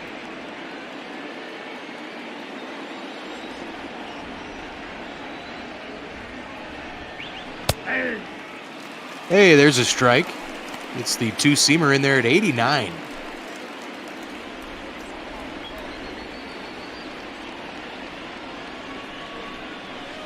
Ball four. And that's low. They're going to put Mike Trout aboard to lead off the 6th. Well, not a way you want to start the inning if you're CHC CIN, because you got one of the league's, if not the league's, best player on first place. And Mike Trout is a guy who can do it all. He can rob home runs. He can hit home runs. He can even run the bases. He is an all-out player, and you don't want him on because with the Angels up by 1, you do not want another runner crossing the plate this early in the game. This one is hit to center. Buxton will chase it in the gap and catch it for out number 1. And yeah, Mike Trout does have 5 stolen bases this season. He's been caught 5 times, but I mean, he'll go down as one of the best to ever do it, if not the best to ever do it, I think, when all is said and done in his career. I hope we have at least maybe another decade of Mike Trout, if not more, playing high top-end baseball. Well, it's not at least a decade. It should be more than a decade. He did sign that 13-year deal. Yeah, you'd wonder how productive he'll be towards the tail end of it. Hopefully he can, find a fountain of youth like guys like Nelson Cruz and even Albert Pujols to an extent. As this one's lifted to center field once more, that'll be out number 2 from Buxton. Good job by CHC CIN getting the dangerous Rendon and Pujols to each fly out after the leadoff walk, and now one more out can get the Twins out of it. Just want to give a quick final line score on Dobnak. 5 innings pitched, 2 runs, both them earned on 5 hits, 1 walk, and a couple of strikeouts. 1-0. CHC CIN starts Justin Upton with a slider that was way outside. Comes back with a high fastball, no chase there. As Upton's up 2-0. Upton is a guy who can swing the bat and do damage no matter where runners are on base. Fouled away, that'll be strike 1, the slider. Just got a chunk of his bat there.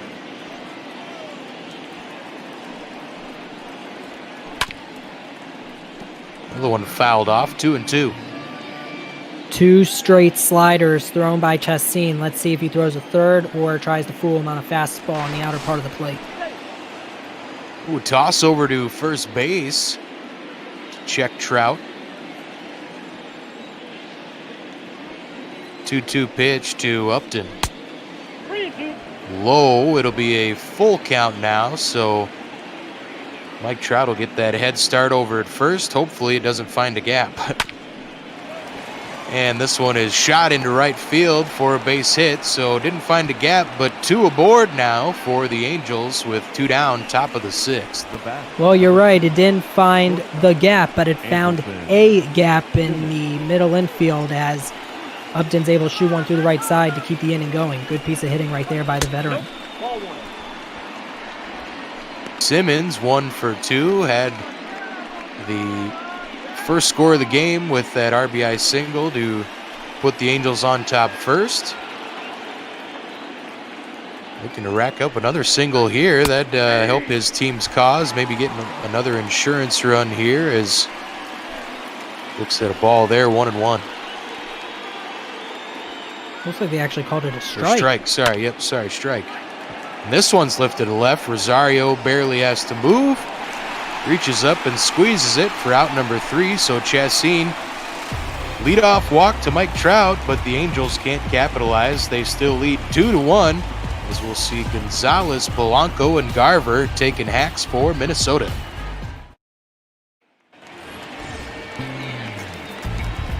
Leading off for the Twins, the right fielder,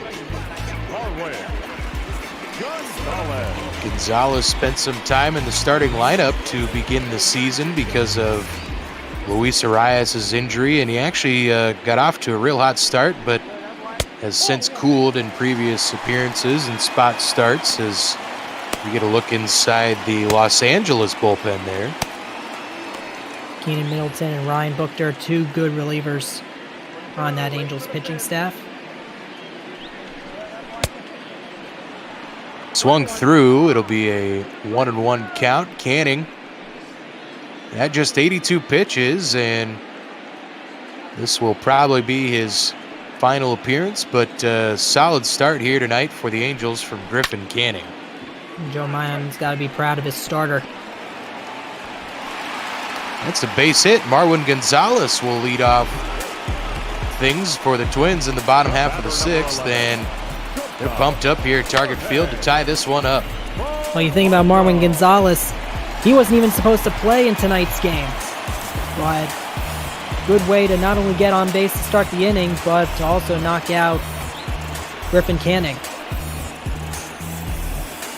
As I said, solid start for Canning tonight, and in line possibly for win number 2 on the season, but Griffin Canning was about all you could ask for if you're an Angels fan, and we'll see Dylan Bundy making his 29th appearance out of that Los Angeles bullpen. Dylan Bundy, you see his numbers 4 and 5 on the year. He even had a save opportunity, which he blew. ERA just over 5. We'll see if the Twins can take those numbers to their advantage. Jorge Polanco, 1 for 2 this evening, takes a strike there on Dylan Bundy's first pitch of the night. Change up at 82. Twins, of course, getting Bundy after spending most of his career with the Orioles. And Polanco looks at another one there, quickly down 0-2 here from Bundy. See Polanco third on the Twins this year with 37 RBIs. Trying to get at least one more against Dylan Bundy, who's trying to make his mark in Los Angeles. Close pitch there, taken for ball 1. The slider couldn't connect or get Polanco to chase.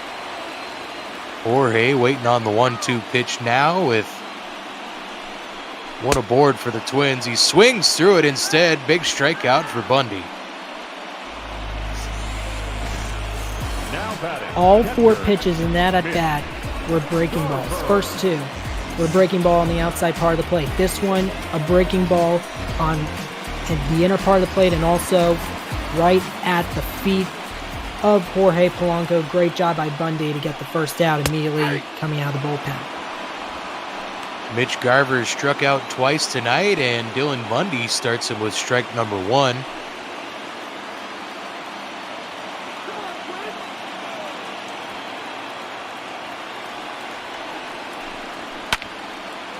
Garver fouls it away. Again, Bundy has another batter quickly down 0-2. Marwin Gonzalez standing over there at first base. Twins trying to equalize. Swing and a miss. Garver goes down for the 3rd time tonight on strikes. Well, Joe Madden's got to like what he's seeing out of his right-hand reliever, Dylan Bundy. It was once again a breaking ball. Polanco and Garver absolutely shocked that they could not hit one of those breaking balls from the arm of Dylan Bundy. Nelson Cruz, the boomstick, takes outside for ball 1. There's someone M. Garver in the chat. If that's the real Mitch Garver, please stand up. As Cruz is going to ground out here to Rendon, and he's going to toss to first to get the force out at second. So Twins go quietly after the leadoff single from Margot. Goodwin, Stassi, and Listella coming up for the Angels.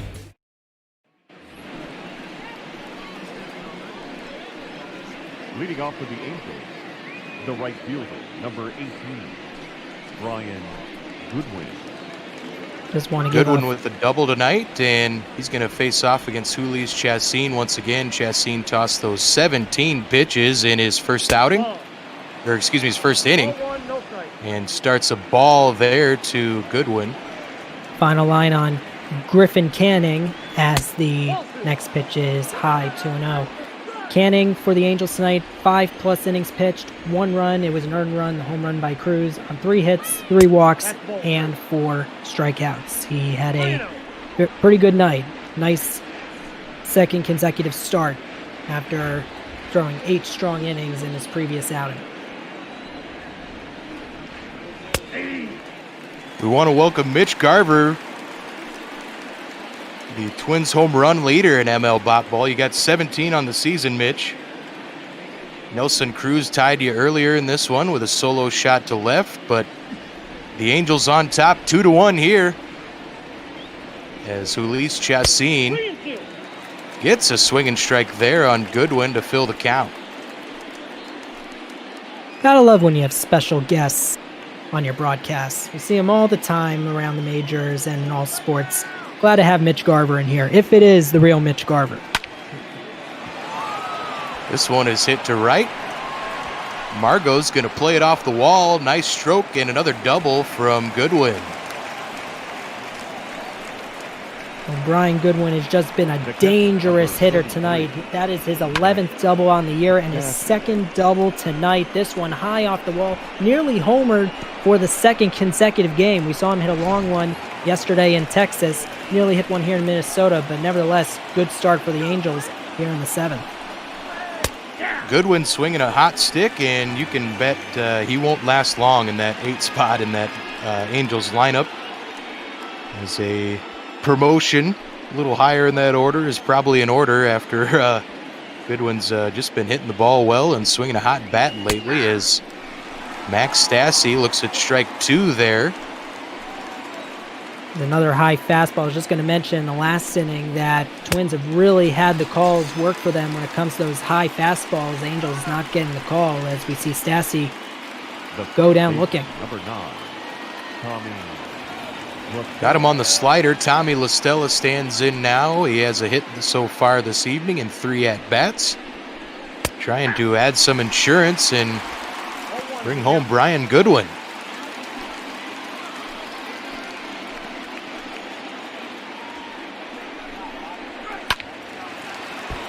You This saw one's fouled away.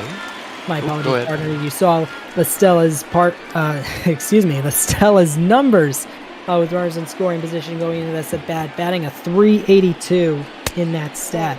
In fact, he already has a hit with runners in scoring position tonight. It was an RBI single back in the 5th that gave the Angels the lead, and that's where we stand right now.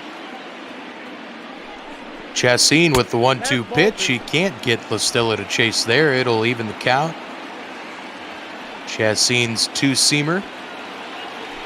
Not a whole lot of movement, but can be dropped in there sometimes. This one's grounded to Arias at second. And that'll be out number 2 here for Jhoulys Chacin. And you know what? That is an out that Chacin will take. Yes, he moves the runner to third, but the main idea is you're 2 outs now. You face David Fletcher, who's 0 for 3 tonight. Righty on righty matchup. This is the matchup that you want if you're Chacin, Rocco Baldelli, and the Twins. Fletcher 0 for 3. That average still above 300. One of a number of hitters in this Angels lineup who is close to or above 300, and this one will get down and find the corner. Angels will take a 3-1 lead. Fletcher with an RBI double gets some insurance for Los Angeles. Well, I stand corrected. You think this was the matchup that Chacin and the Twins wanted. It was a righty-righty matchup, but you never thought Fletcher would swing at the first pitch. He did just that, and it gives the Twins an insurance run here in the 7th. Speaking of goofballs in the bullpen, Sergio Romo going to take the mound now for the Twins, making his 14th appearance this season, and the Angels with that 3-1 lead and 2 down here, top of the 7th. That's a ball. I'll just Romo starts out Trout with a slider. Trout took a walk his last time up. Wouldn't maybe mind walking him here.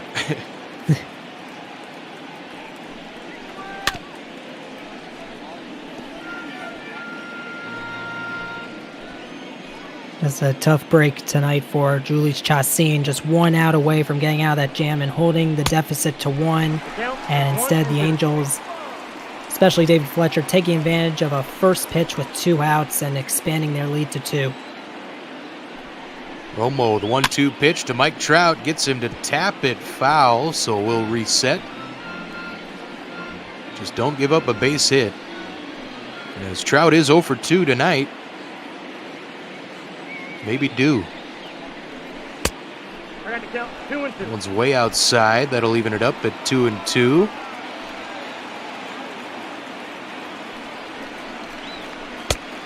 got a full count. Full count now. David Fletcher will get that head start from second. And this See is a if Mike big Trout pitch. can make some contact. This is a big pitch if you're Sergio Romo, because you do not want Anthony Rendon to come up. Even though there's 2 outs, you don't want him up with a runner in scoring position. That's one of his best stats this year. And he walked him. So perhaps a chance for Rendon to collect some more RBI. The third baseman. As Mike Trout coaxes a 2-out walk from Sergio Romo.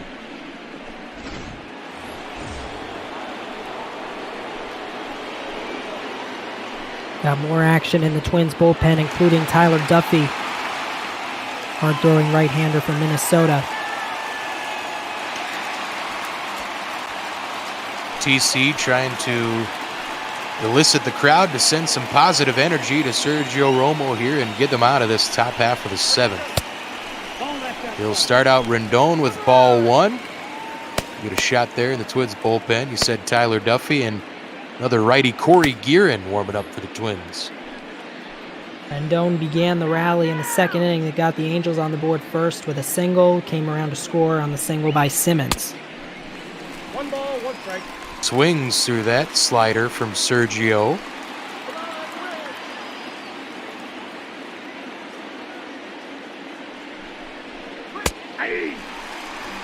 Ooh, nice pitch there.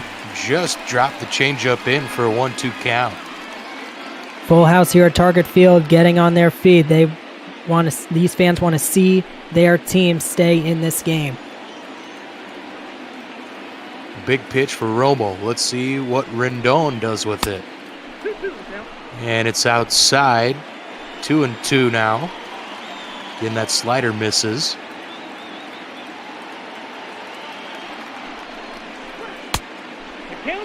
Ooh, checked his swing a bit there, but once again, we're at a full count with 2 down and a couple on now.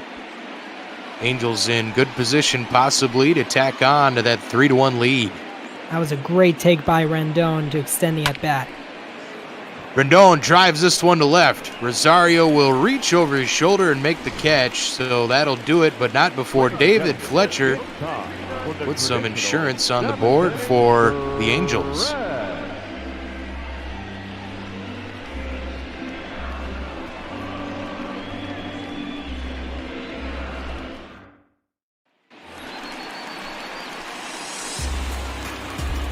Leading off for the Twins, the third baseman, Donaldson.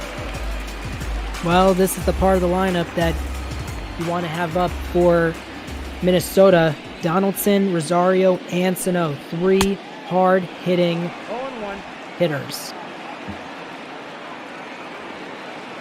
See there, Donaldson 2 for 11 against Bundy lifetime, and I guess maybe a little surprised to see Bundy out for inning number 2 of work with a close game, but manager Joe Madden trusting him to get things done as he had a pretty efficient first inning of work here this evening. More than efficient. Joe Madden just loved what he saw out of his right-hand reliever. Dylan Bundy, that breaking ball so far has worked for him tonight. Let's see if it continues here in the bottom of the 7th. 3-1 now to the bringer of rain. I don't see any clouds here at Target Field tonight, but you never know, as Dylan Bundy trying to get Josh Donaldson out here to lead off the bottom of the 7th. Swing and a miss from Josh. That'll fill the count. Josh Wood on a fastball looked like it would have been ball 4.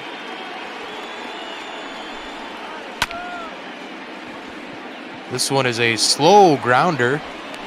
It's going to be gloved by Fletcher and tossed to first for out number 1. The left fielder, number 20. And guess what kind of pitch it was? Breaking ball. This time it was Donaldson who was able to get a piece of it. Unfortunately, it was a slow grounder to the second base side for the first out, as Dylan Bundy continuing to work hard out there. Twins hitters have been off balance all night long, and Bundy continuing that trend here against the Minnesota roster. As Eddie Rosario down 0-1. Now 0-2 as he swings through that breaking pitch. So Bundy has something special working on his spinners. This one's lined back up the middle. That'll be a base hit for Eddie Rosario, just under the glove of Fletcher. Oh, maybe that's the spark that the Twins needed. They finally get to Dylan Bundy. Great piece of hitting through the shift, might I add, with three infielders on the right side, but one of them was playing right up the middle and right behind second base. And just like that, the Twins will have the tying run come to the plate against Bundy. Miguel Sano 0 for 1 has coked a walk here this evening and takes strike 1 there from Bundy. Sano known for hitting clutch home runs in final 3 innings of regulation. Swings through that one from Bundy. Another breaking pitch as it's an 0-2 count now to Miguel Sano.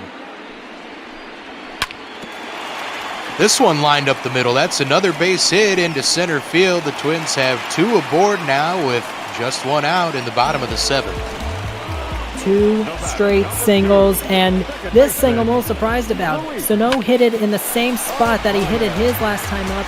That last time up, the Angels had a shift on for him. I'm surprised they didn't have a shift on for him this time, despite the runner on first. But this single knocks Bundy out of the game. Ryan Butcher making appearance number 11 on the season for the Angels, and some solid numbers there as you see he's death against lefties, a average given up of under 100. So we'll see how Luis Arias fares with that. And we'll see how Joe Mann plays this. If he's in to just face the lefty, you would imagine that he would bring in a right-hander to face Buxton, who's on deck. In there for strike 1. As you see, Arias is batting .308 with runners in scoring position this season, so a prime opportunity for you here, bud.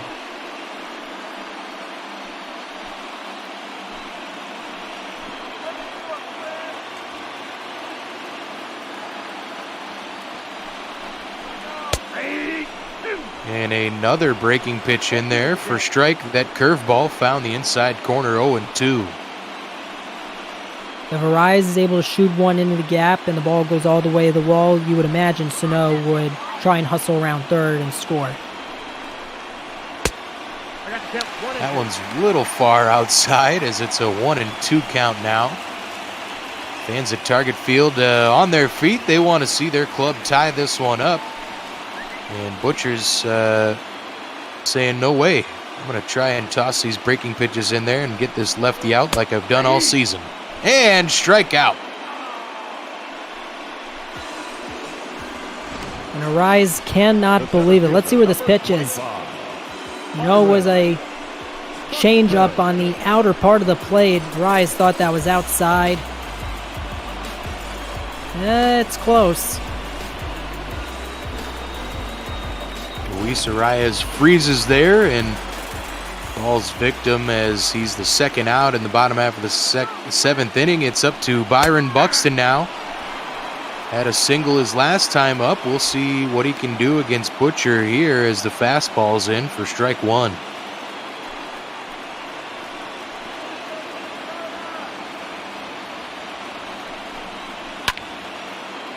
Buxton's going to doink this one into center field for a hit. And they wave him around, and Eddie Rosario scores. It'll be a 3-2 ball game on a little blooper from Byron Buxton. In the words of Joe Buck, you want action? We got action. Great piece of hitting by Buxton. That was a high fastball thrown by Buehler, and Buxton just got enough on it to dunk it in front of Trout. Great base running by Rosario, and it's a 3-2 game. Marwin Gonzalez now at the dish here. 2 on, 2 down. He fouled that one away for strike 1. He singled his last time up. We'll see if he can produce the same results and possibly tie this one up for the Twins. That run, by the way, charged to Bundy. And the runner on second is also Bundy's responsibility.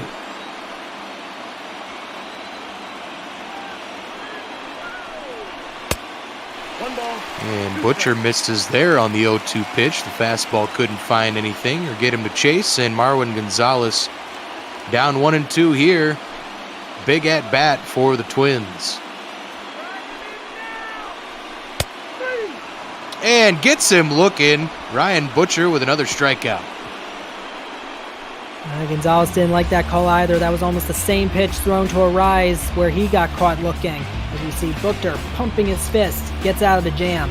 It's a 1-run game. We're in the top of the 8th now. Albert Pujols coming to the dish. Had that double back in the second inning, and old Albert going to try and maybe set the table for some possible insurance. Get that run back that the Twins took in the bottom of the 7th. Inside, ball 1. 36,271 in attendance here tonight, and should be a good weekend series here against the Angels. Sergio Romo in for his second inning of work. When I see Sergio Romo pitch, I think of Adam Ottavino of the Yankees. It's in the dirt. 2-1 now. Romo's fastball at 86 there.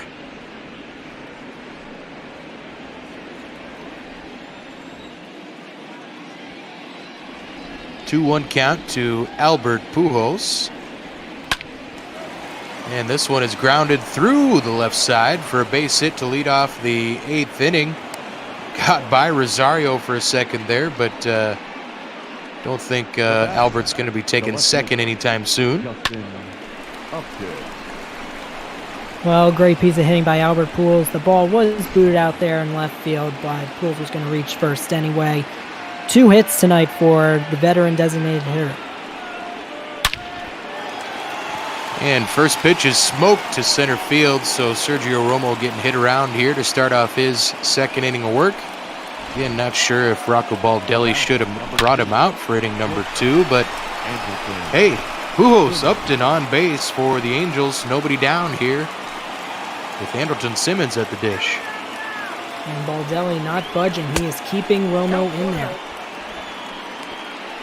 And you got to be careful here because even though Simmons is a right-hand hitter, guess who's up next? Brian Goodwin. 2 doubles tonight, including a long one to begin the 7th. Tapped foul, that evens it up. Romo getting hit around, and yeah, Twins didn't do that much last year, have relievers pitch more than 1 inning, except for Taylor Rogers, really. As Taylor had multiple inning saves last year. He did. He really helped the Twins out. Sergio Romo helped him out down the stretch too, and of course, after the Twins clinched, had that hilarious video of him streaking in the outfield with his spandex on that the MLB Network cameras caught. It was a hilarious moment. You had to remind our audience of that. You had to remind our audience. Gotta love Sergio Romo. And that's in there for strike 2, so full count here to Simmons. 2 on for the Angels, nobody out. And Romo gets a swing and the miss. Andrelton Simmons will head to the dugout. Change up.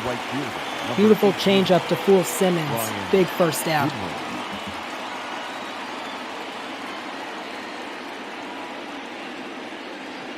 Taking a look at our pitcher comparison.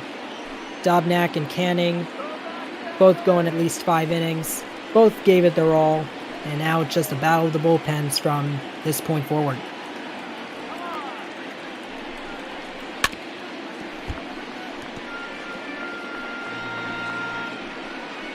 See Brian Goodwin, who fouled that one off. He has 2 doubles tonight, but this is his situation. He's batting a .348 with runners in scoring position.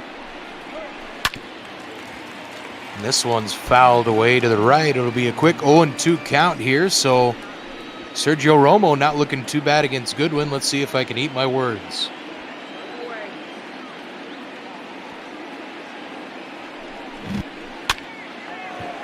This one is popped up to shallow left field. It's going to get down for a hit. They'll send Albert Pujols around, and that'll be another run of insurance for the Angels with a 4-2 lead now. As they're looking good against the AL leading Minnesota Twins. My goodness, Brian Goodwin, of all players, have yourself a night. 3 for 4, including 3 doubles. And it gives the Angels the run right back, and it knocks Romo out of the game. Yeah, perhaps Romo left in a batter too long. As we see Corey Guerin now making his 24th appearance. He's been pretty solid in that Twins bullpen so far. We'll see if he can stop the bleeding for Minnesota as Max Stassi steps in now, takes the strike. Just 1 down here, 2 on for Los Angeles.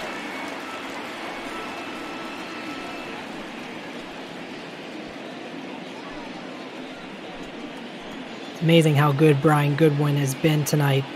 Having himself a career night. That pitch is in there for strike 2. Corey Guerin has Stassi down early. You see there Stassi 208 average with runners in scoring position so far this season. Fouls that one away. We'll reset at 0-2.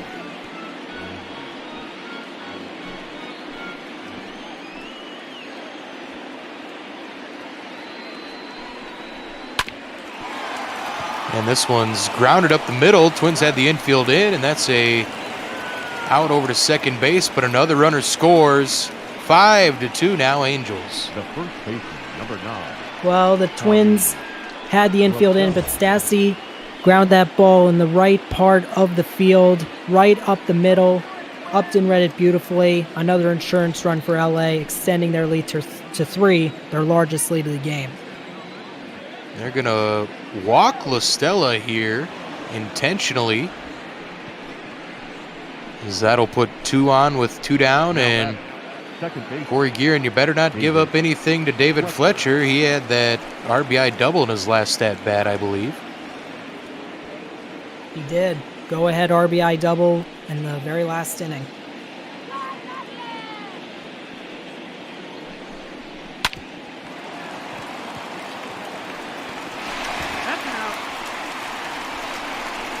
Another great play by Arise. Fielder's choice.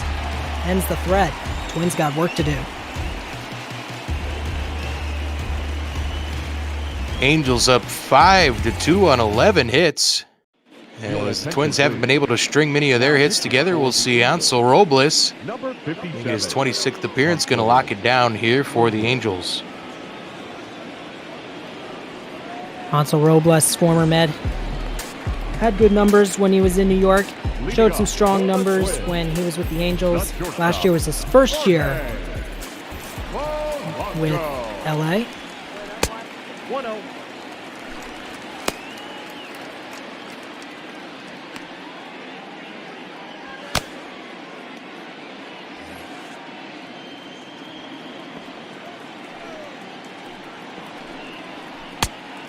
Nope, inside, ball 2. Want to be careful if you're Robles, because you never know with the way the Twins have been playing this year, entering tonight 23 games over 500, you never know when they have a rally in their bones. The count's 3-0. 3-0 count here to Jorge Polanco. Robles, you never want to lead off your inning of work with a walk. Ball 4. And that's exactly what he does as Jorge Polanco takes a real close pitch there for ball number 4. Catcher number 8, Mitch Garver.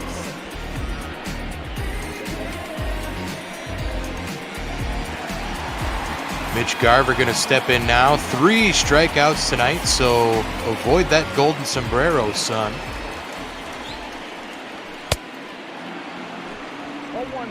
Fouls that one away to start out 0-1. Robles. Got to keep him honest there and keep pumping in strikes. You got to be aggressive against Mitch Garver because he'll be aggressive against you.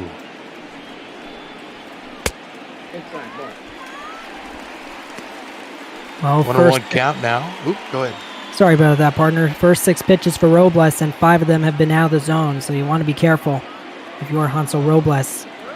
Especially with the next hitter on deck. It's the guy with the home run for the Twins tonight, Nelson Cruz. 1-2 count here to Mitch Garver. In danger of striking out again. And instead, he lifts this one to center. We'll see if it's going. Trout at the wall. It's gone! Mitch Garver with a 2-run shot here in the 8th, his 18th of the season. That one just over the wall and just over Trout's glove. A 399-foot shot.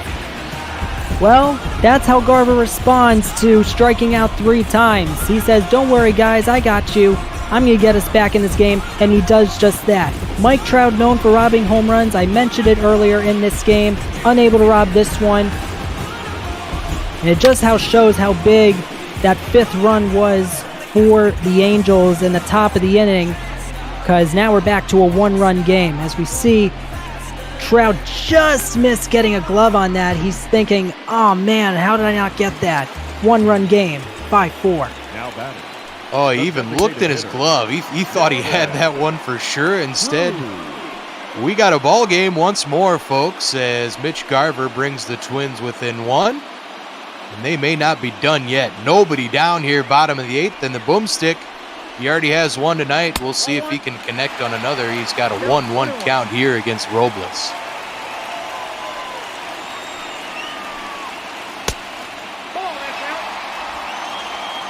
And if I were the Angels, I'd get their closer ready. Yeah, we'll see if there's any action in that bullpen as Nelson Cruz is up 3-1 here, and that's a very dangerous count to a very dangerous hitter.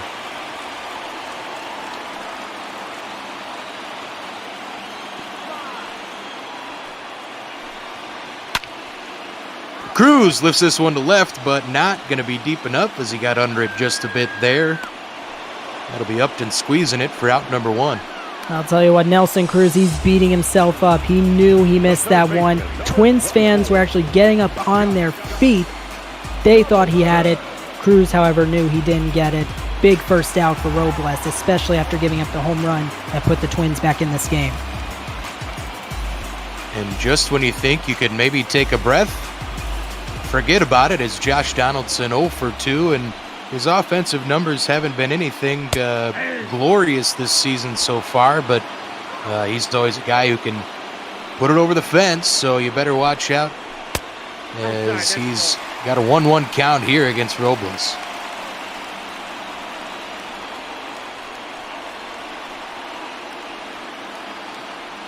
Got the first out. Now you say to yourself, okay, you want to calm down a bit.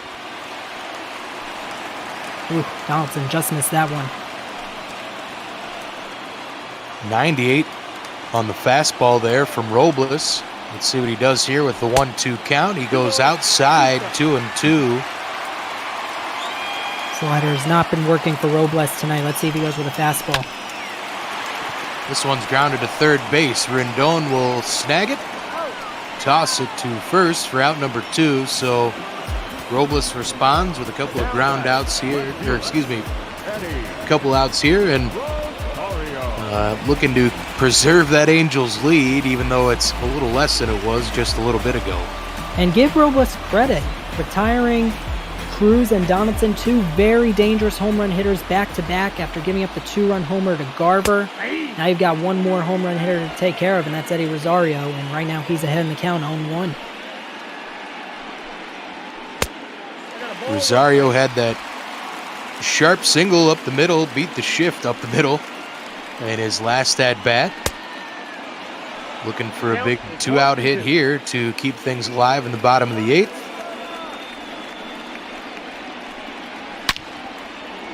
Fouls that one away. We'll reset at 1-2. Robles got up to 100 there on that heater.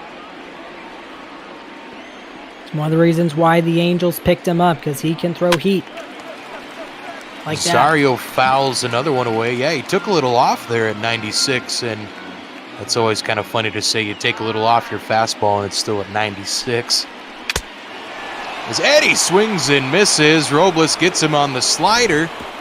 That'll do it for the Twins, but not before Mitch Garver gets the Twins within 1 on a 2-run blast just over Mike Trout's glove into the bullpens.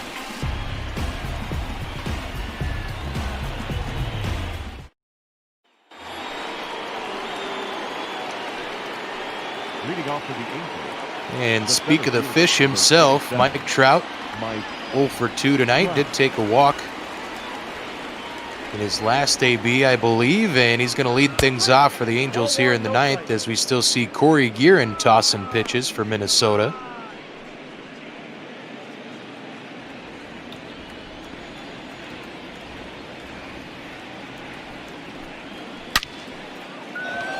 And this one's lifted to right field. It's going to be a long run for Gonzalez. He'll watch another one go high off the wall. That one hit the limestone, but it's a stand-up double. A leadoff double here for Mike Trout. Well, the Angels are really playing some double action tonight, hitting double after double after double. Mike Trout nearly hitting one over the limestone. That one actually hit under the limestone, but nevertheless, another good leadoff double by the Angels. Yeah, it looks like they might get those 2 runs right back here if things keep going the way they have for the Twins bullpen so far tonight. Mitch Garver blocks that one in the dirt to keep Mike Trout honest.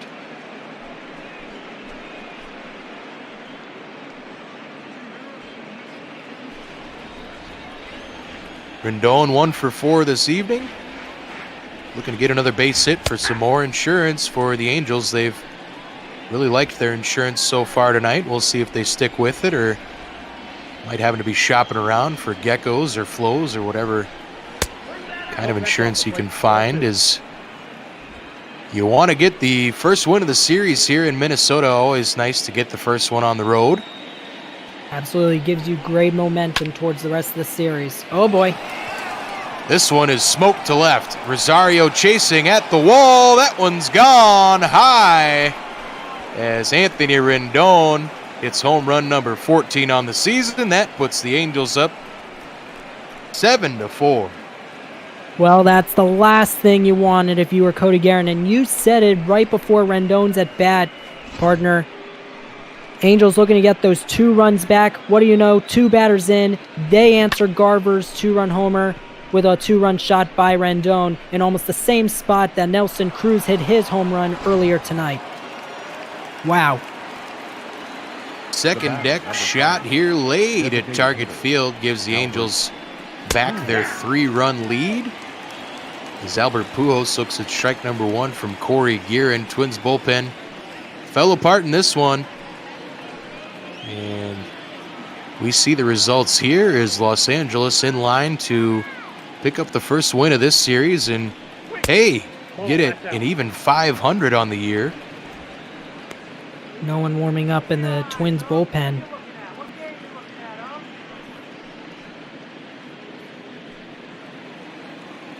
1-1 to the Angels' designated hitter. Pujols, a nice night, 2 for 4 this evening. Takes a close pitch there for ball 2. He crossed the plate on the RBI double by Brian Goodwin back in the 8th inning. Flails at that one. Changeup fooled him outside. 2-2 count. Funny game, baseball. You just never know. And we're not done. Look out. That As we saw, Twins lineup can score a couple of runs in a hurry and a couple swings, but I think they might be done for tonight. They've been off balance for the most part, besides the homers, as this one's hit out to Buxton in center field. He'll track it down for out number 1. Now batting, left fielder, Justin Upton.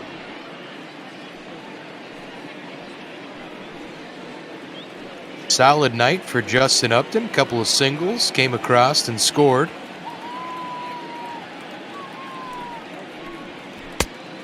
And the Angels left fielder swings through that low pitch for strike number 1. The changeup fooled him. Actually continued the 8th inning with an RBI single that broke it open a little bit. Or check that, it wasn't an RBI single, but he did single his last time up. That started another rally for the Halos and actually scored on a fielder's choice. This one's a shot into right field. That's a liner for a 1-out single. Justin Upton reaches for the 3rd time tonight.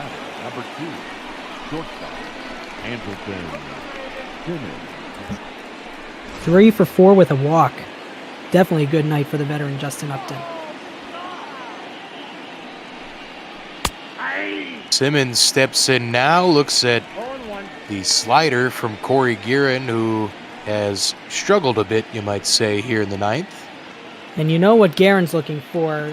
His best friend, the double play, because guess who's after Simmons? The guy who no one thought would have good of a night as he has, Brian Goodwin. That one just fouled down the third base line. Andrelton Simmons quickly down 0-2 here. Corey Guerin at 22 pitches. And that's another foul.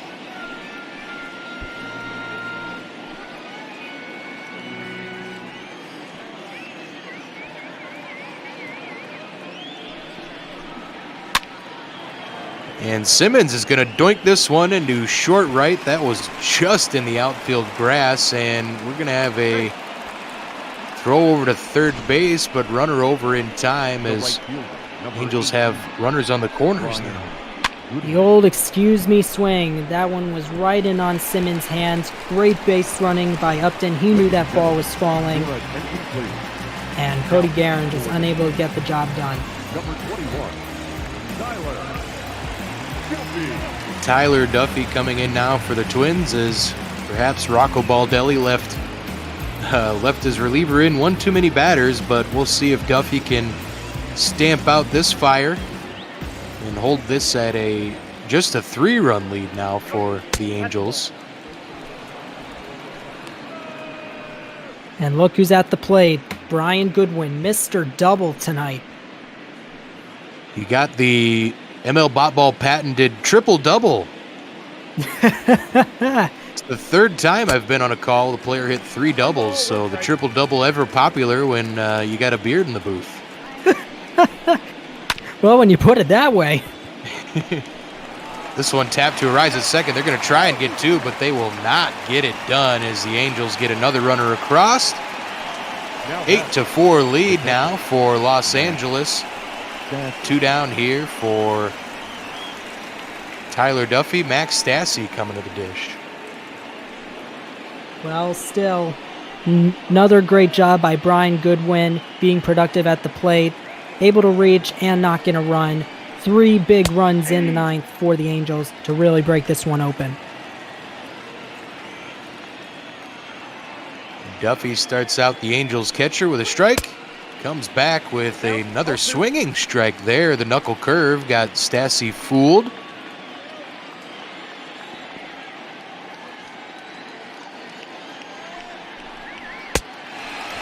Swing and a miss. Tyler Duffy gets Stassi to strike out, but not before a game-changing home run from Anthony Rendon. Got the 2 runs back off a Garver's shot, and the Angels lead 8-4 here as we head to the bottom of the 9th at Target Field.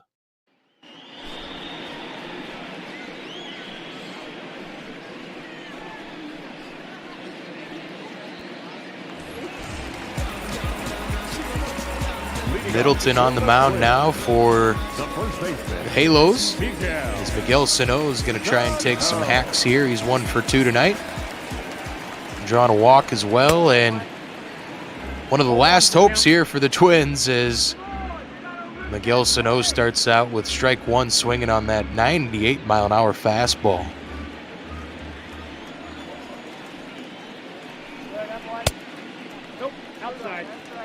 Ooh, close pitch. The changeup apparently didn't catch any of the zone, but I'd maybe argue with Blue on that one. Instead, it's a 1-1 count. Some questionable calls by the home plate umpire. Sano's going to lift this one to center. Trout giving chase. It's back at the wall, and Miggy with a bomba to dead center here at Target Field. A bombard. Miguel Sano. Hello. Straight away center.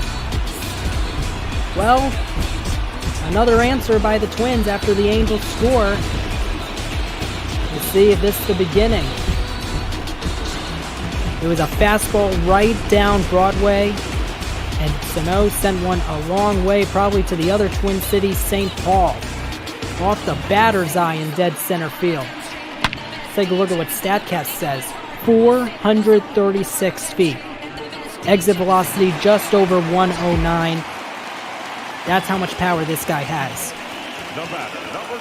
Yeah, just too bad for the Twins. There weren't a couple of guys on base as that one was crushed by Miguel Sano. That was number 10 on the season for Miggy, and good to see him making some contact and driving one out to dead center here at Target Field.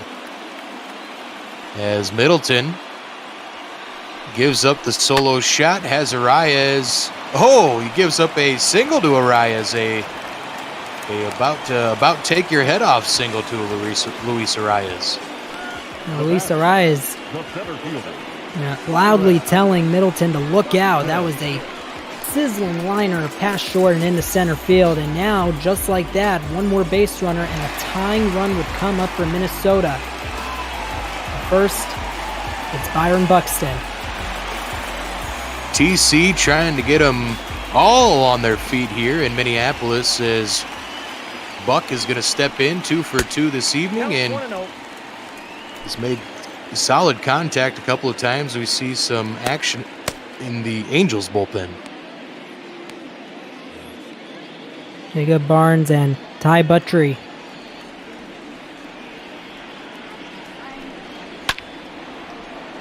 Buxton fouls it away.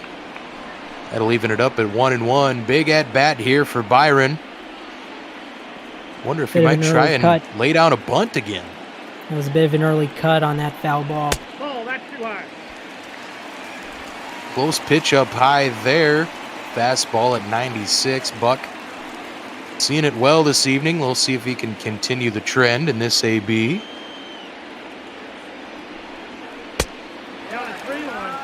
And low, 3-1 count now.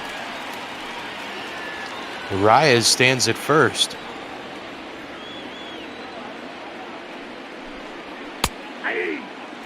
And there's a strike on the outside corner. It'll be a full count now here to the Twins center fielder. Good call by the home plate umpire just on the outer part of the plate. Swing and a miss. They get Byron Buxton. That's the first out here in the ninth. A big one for Middleton. Big one indeed. A 3-2 count. You're one ball away from allowing the tying run to come up with no one out. Big first out. Angels not out of the woods yet, but that's exactly who you want out, especially when it comes to someone like Byron Buxton, who can fly around the bases in a jiff. Number 31. Ty Buttry making his 21st appearance on the season.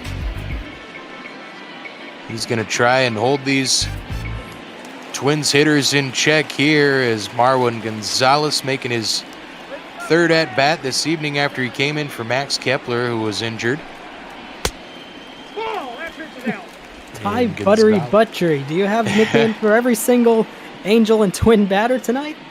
Oh, if you're ever on a Bot Ball After Dark broadcast with me, hold your horses, because that'll be a fun one.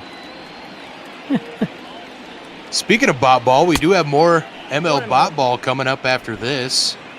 If the Twins can't tie this one up and extend this game, we're going to see Philadelphia at Miami coming up next. Should so be a stick good around, one. folks. Yeah, we got more ML bot ball coming for you, but Twins going to try and ruin your plans here if Marwin Gonzalez can get a base hit and keep this one alive. As that one's fouled off to the right, it'll be 1-2 count one more time.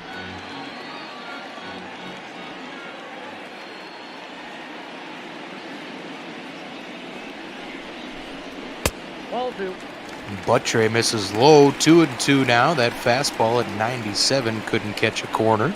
Well, you knew a fastball was coming, but Gonzalez was not fooled as Buttrey missed his location.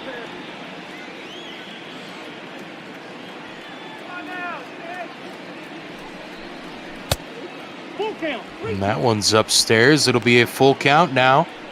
Luis Araya is still at first base. Gets a little talking to there. Ty Buttre trying to keep this one intact for the Angels. Gonzalez fouls off a high heater at 98. Great job by Gonzalez to protect the plate. 8th pitch of the at-bat oncoming. Nope, that's ball 4. Ooh, takes a close pitch there, but a nice one by Marwin Gonzalez. That puts 2 aboard now for the Twins with just 1 down, so Jorge Polanco represents the tying run. And this is not the matchup you want. He can hit home runs, and he has a batting average right now of over 315. Ooh, hacks at the first 99-mile-an-hour fastball he sees there, fouls it away. 0-1 count, Buttre coming right back.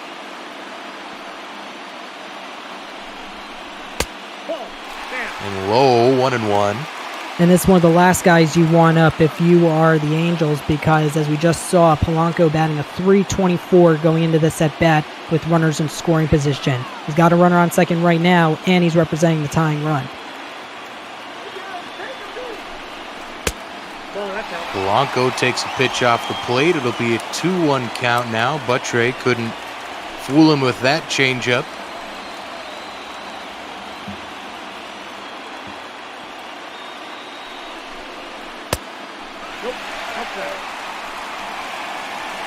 Fans getting loud at Target Field. One more bad one and the tying run's on, and the winning run would be at the plate.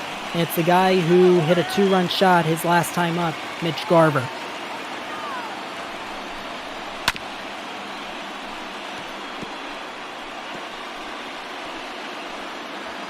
Breaking ball was right down the middle of the plate. Polanco able to get a piece on it, but bit of a late swing.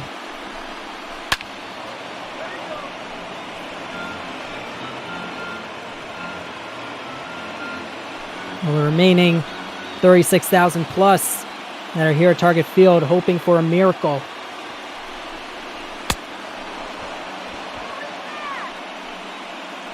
Big strikeout there, as Jorge Polanco is the second out on a fastball on the inner part of the plate. Good pitch by Buttre, and it all comes down to Garver with a big 2-run home run his last time up that for the moment had kept the Twins in this game.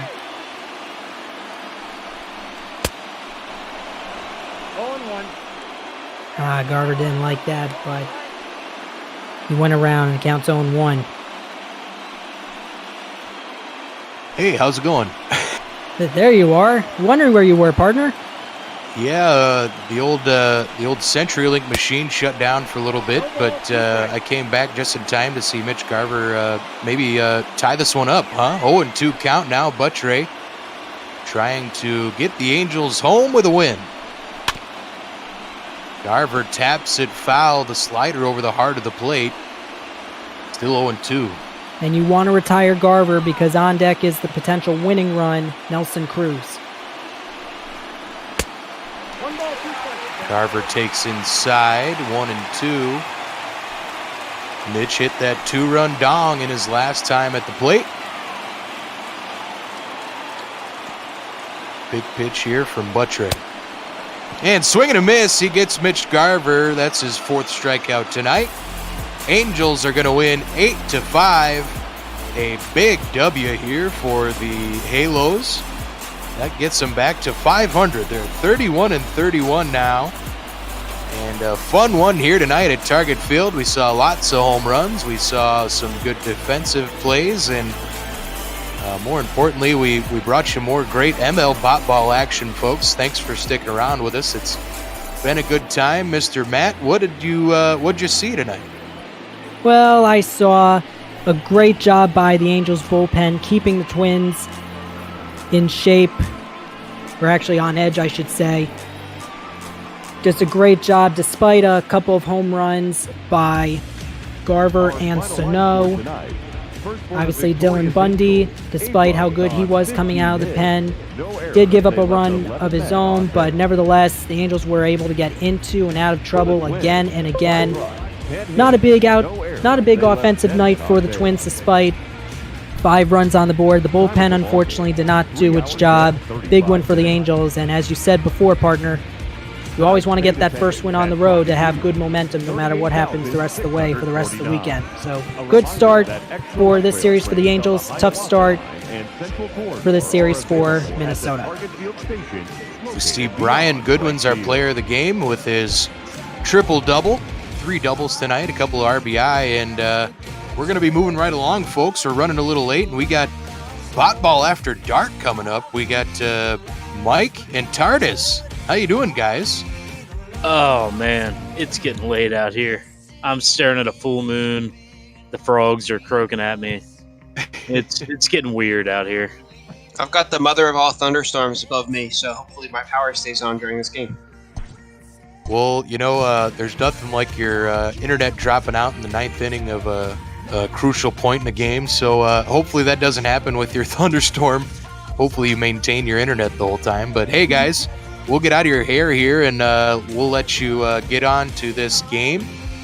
We want to thank everyone for joining us for the Twins-Angels game. We hope to see you around for more ML Bot Ball. We got this one here tonight and more coming up tomorrow and this weekend, so for me and my partner, Matt Price, tonight, we thank you for joining us, and have a good call, fellas. Thanks a lot, Beardy. Thanks, Matt. And we are going to move on to our final Bot Ball game of the night. Welcome to Bot Ball After Dark. It's about after dark there, Tardis. Hopefully you're holding out. I hear the clouds are really rumbling up your way. Oh, yeah, if you can. I don't know if you can hear them through the mic. They're loud, and I'm seeing lightning everywhere, so hopefully it doesn't get too bad. Well, I know you're right there in Philly. Thankfully, this game is under the protective dome of Marlins Park down in Miami.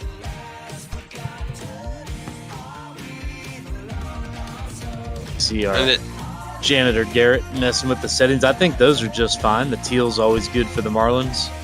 Love the powder blues from the Phils. And it's the different powder blue. It's the early 70s as opposed to the maroon ones, which are the technically home jerseys for the Phillies now. Yeah, it's a little bit weird how they decided to do that, but I think it looks good either way. All I know is that it definitely sells at the gift shop, otherwise they wouldn't be wearing them so much. Oh yeah, I got a Bryce Harper one like 2 days after he signed. I love it. And Harper, of course, wearing those powder blues when he hit that walk-off grand slam last season. One of the enduring images of, not for baseball in general in 2019, but definitely for the Phillies in 2019. That was a great night, not the ending to the season they wanted, but definitely got all they wanted out of their big signing that night. Oh yeah, and he had the Philly Fanatic headband on, just like the best possible Philly look I think you can ever get, except for maybe Larry McCutcheon in the maroon. Yeah, Larry McCutcheon's tough to beat. I think he's getting a little bit stir crazy here. He definitely is. Maybe he'll answer my tweet and we'll finally get him on the game. He is starting in left field today because Adam Hasey's hurt, so Kingery's playing center. Yeah, that's a tough break for the Phillies. Hazley has really come on as a bright spot at the top of the order, batting well over 300 now into June. But he's on the shelf. McCutcheon, who had been the leadoff hitter for all of 2019 until his ACL injury, started off in the starting rotation or starting lineup in 2020, but a rough go of it at the plate had put him on bench duty, but now back in the starting lineup as we are going to get ready to go here from Marlins Stadium. For the Marlins, it'll be Caleb Smith, Dr. K on the mound. Leading off for Philadelphia, the left fielder, Not sure if anyone on the Twitch stream gets the show or not, so I'll just leave that awkwardness out there. But it will be McCutcheon standing in to lead things off as Smith fires outside, 1-0 to begin this one. These Marlins jerseys are beautiful. I like them better than what they've got now. I never really understood why I get that they had they were supposed to switch to Miami instead of Florida when they moved to this stadium, but they could have kept those uniforms. Those are beautiful. As McCutcheon swings and pops that one up on the infield, it's going to be Rojas camping under it. Makes the grab, and that's one quick out here in Miami. And I don't know. I think the Marlins have never really gone wrong with their uniforms, logos, designs, as far as I'm concerned. I think they've all looked pretty good.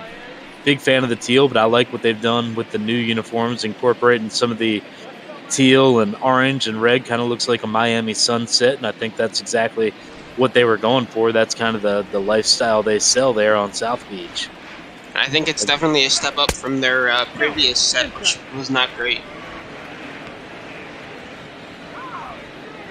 It's JT Realmuto now digging in. Realmuto, a rough start to his 2020 season. He's been better of late, but 239 not where he envisioned himself as we creep towards the summer months. He takes another one high now, 2-0.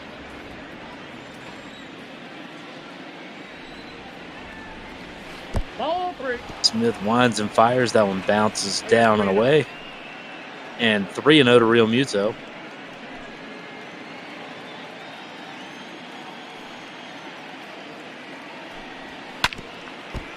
Realmuto with the green light, hacking away there.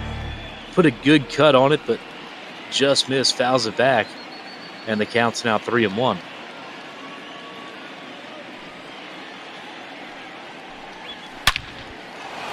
Realmuto on another one. Tattoos that one straight back up the box. And that's going to be in for a single. First base hit of the game. And Realmuto now on first with one out here in the top of the first inning. JT's been absolutely raking. He hit for this cycle not too long ago, and ever since he's just been killing it on all cylinders.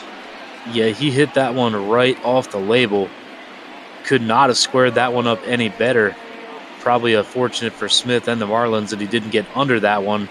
That would have carried much. That would have gotten out of here, but squares it up, lines it back up through the middle, and he'll be on first base here as Bryce Harper digs in with one out and one on here in the first.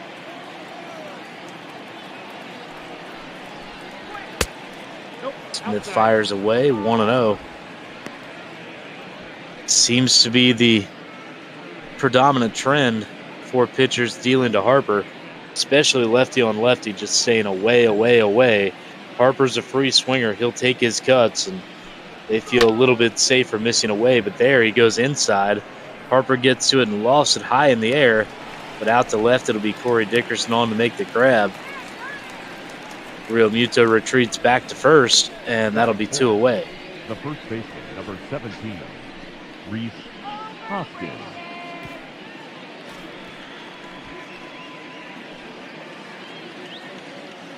So Rhys Hoskins now your batter. Hoskins and his struggles on the batting average side have been well documented throughout this pop ball season. Just recently climbing over the Mendoza mark. That 205 is actually a good sign for him compared to where he was at 2-3 weeks ago. He continues to hit the ball out at a great rate. Leads the team in both home runs and RBIs. He gets into that one. Sends a rocket out to left, but not quite enough. It's going to drop in, though, in front of Dickerson. Thought he had a beat on it, but it drops down. Finds some grass just short of Dickerson's glove. Realmuto advances to second, and it'll be first and second with two outs.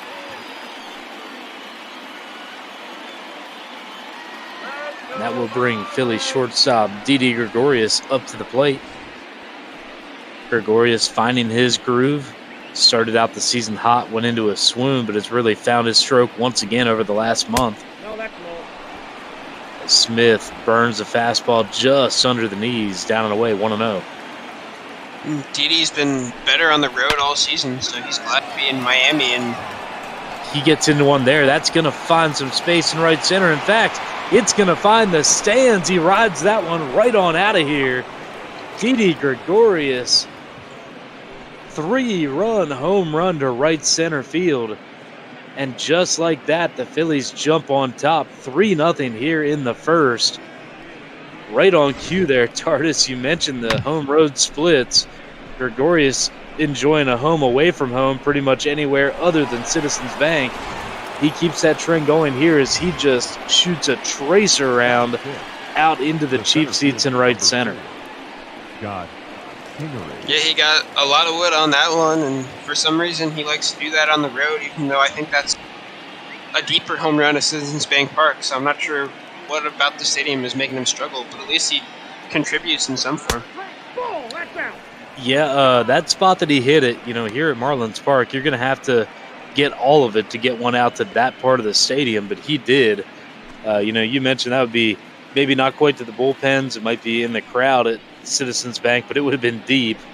It would have been a no-doubter for sure. It was a no-doubter even here at Marlins Park as Kingery's going to pop that one up. Alfaro takes it just in front of the plate for out number 3. So that'll do it for the Phils in the first, but not before Sir Didi. A 3-run monster shot to right center puts Phillies on top 3-0 as we head to the bottom of the first.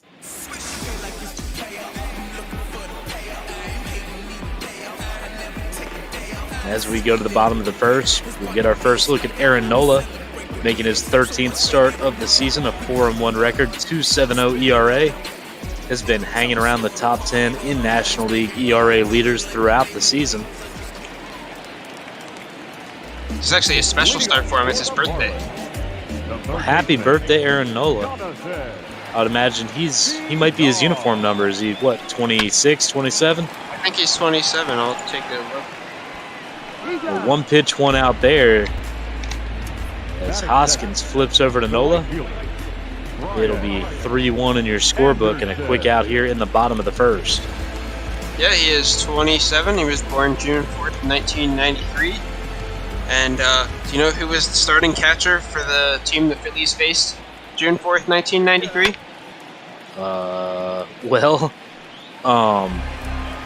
If you gave me a team, I might have It's an the idea, Colorado Rockies. Oh, okay. Well, let me think about it as Brian Anderson digs in and rips one, but right at Gene Segura. He's going to actually catch that one on a line. Brian Anderson a little bit frustrated there. He's going to have to shake that one off and walk back to the dugout. Hit it on the screws, but right at Segura, because that'll bring Corey Dickerson to the plate. Let's see. Rockies catcher in 1993. Ooh. We've got a guess in the chat, but I'll let you throw in yours. Dickerson first pitch swinging and sends that one foul. I know more of the 1993 Rockies than any non-Rockies fan should, but I'm drawing a blank on the catching spot. I only said this for a reason. Is he someone who possibly played for the Phillies later? You could say that, yeah. I could say that. You could say that. My first guess was F.P. Santangelo. EB in the chat says Joe Girardi, and that is correct. The current manager of the Phillies was catching for the Rockies the day Aaron Nola was born against the Phillies. Well, there you go. I did not remember Joe Girardi as a Rocky. I didn't either. Somebody tweeted that. Laced, knocked down by Hoskins.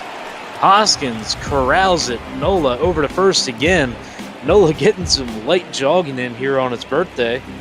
And it's 3 up, 3 down for the Marlins here in the bottom of the first. We head to the second. Phillies up 3-0. Leading off for Philadelphia, the third baseman, Alex Bohm. So we lead off the second here. It'll be Alec Bohm, third baseman for the Phils, stepping in. Smith deals. Bohm, first pitch swinging, rides one out to center, but there is a lot of real estate out there. Ramirez runs it down. And that'll be one quick out here in the second. Roof open here on an uncharacteristically sunny 11:42 evening here in South Beach. As Gene Segura steps in. Smith deals inside 1-0. EB's got some trivia in the chat that I didn't know.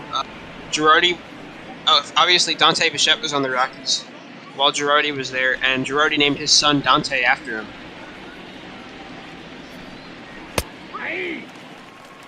That one's pumped over at the belt, 1-1. Yeah, those Rockies of the mid-90s, they could hit them. The old Blake Street Bombers. As Smith misses low and away, 2-1.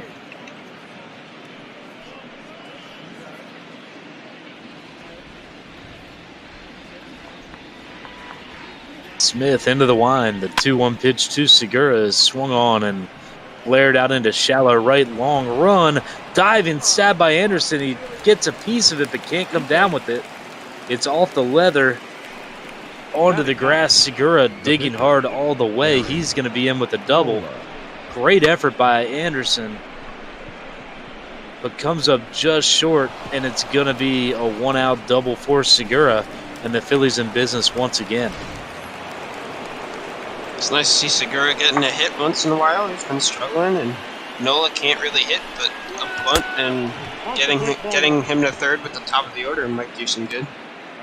Yeah, for as great as Nola's been on the mound, he is not what you would call a threat at the plate. Does a decent job bunting, although the Phillies might have him up here swinging with the man already in scoring position. He swings right through one there, 1-1.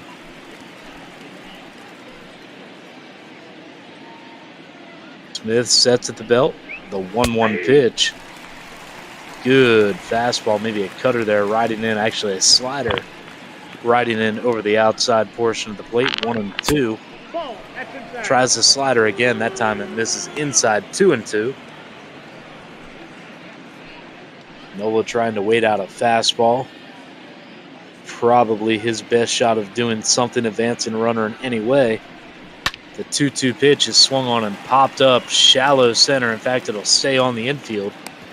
And Rojas is right there for it. 2 away. The left fielder, number 22, Andrew. So that'll turn the lineup over. Andrew McCutcheon stepping back up to the dish. Pop out to begin the ball game. However, the Phillies with 3 in the top of the first on the 3-run shot by Didi Gregorius. Currently leading by that margin. As Smith pumps one over the knees, 0-1 to McCutcheon. Speaking of hits, we've got an early game trivia question from the big guy. Who are the top 3 players with the most hits in Florida/Miami Marlins history? I got 1 ball, 1 strike. I'm going to say Jeff Conine just because he was always a Marlin. He is Mr. Marlin. That's a good guess. McCutcheon sends one out to center. Hit well, but right at Ramirez. He grabs it, and that'll do it for the Phillies here in the second. No runs on 1 hit, no errors, 1 left on base. We go to the bottom of the second. Phillies on top, 3-0. Looks like you got him. Jeff Conine is correct. I'm going to say, what's his name? Why can't I remember? Gary Sheffield. I don't know why I couldn't remember his name just now. That's embarrassing.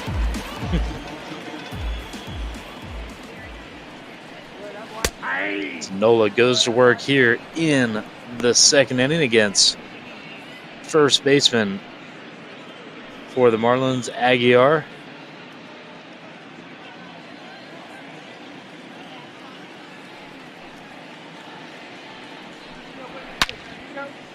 Aguiar sends one deep into the left field seats, but well foul. Jesus Aguiar coming in the last month or so. Garrett Cooper had been the starting first baseman for the Marlins. But Aguiar showing some more pop, but not here as Nola gets him chasing. 1, 2, 3. Good morning, good afternoon, good night. And Nola with his first strikeout of the day records the first out here in the second. That one's nasty. Nola's... Actually, I'm not going to say that. Never mind. I see a lot of wrong guesses on the trivia here, going with some more memorable Marlins. I'm going for the more long-tenured ones. I'm going to guess Mike Lowell. Marlins don't really keep guys for that long, do they? Not always. That's Bolton. Nola misses just below the knees. A 2-0 count now to Assam Diaz. It wasn't Lowell. Okay. Good slider. Diaz can't get to it, and it's a 2-1 count. I'm just trying to think who was there killing the Phillies when they were starting to decline. Another one running in that Diaz can't handle. 2-2. Has anyone guessed Luis Castillo? I don't think we have. We'll see. Another slider. Diaz waves at it again. And Nola picks up his second strikeout of the inning. Just nasty, going inside, just pounding the zone on Diaz. And sends him right back to the dugout. 2 down here in the second. Nope, that's inside.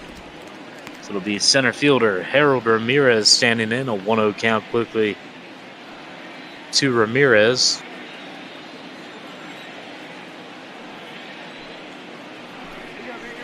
Hey! 1-1. Knuckle curve dropped right in on the inside corner by Nola. Still early in this game, but Nola's starting to feel it when he can locate all of his pitches.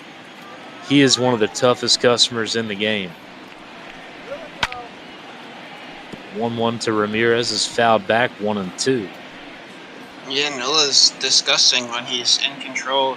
What, 2 years ago he was top 3 in Cy Young? Yeah, had a great season as he retires the side, strikes out the side. Does it on, I believe, about 11 pitches. It wasn't many. Not quite an immaculate inning, but very close. So Nola dispatches the Marlins in order, 1, 2, 3, all of them going down, swinging, as we will move to the third inning. Phillies still on top, 3-0. The catcher, JT Realmuto. We got all the answers to the questions. Luis Castillo is correct, and Hanley Ramirez was the last one. I feel good knowing 2 of those 3. I would have eventually gotten to Hanley. I probably would have guessed Juan Pierre before him. 2-0. Phillies legend. Caleb Smith working quickly. Realmuto fouls that one back, now 2-1 to the Phillies catcher.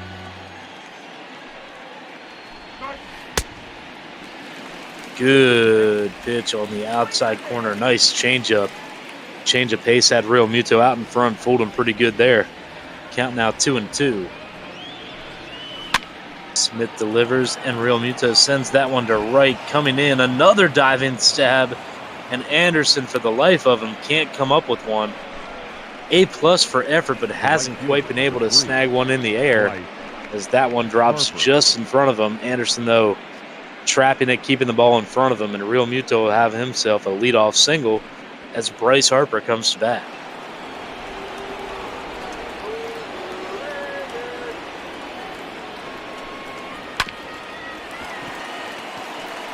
Harper sends one to second, and the Marlins are going to make a mess out of that one.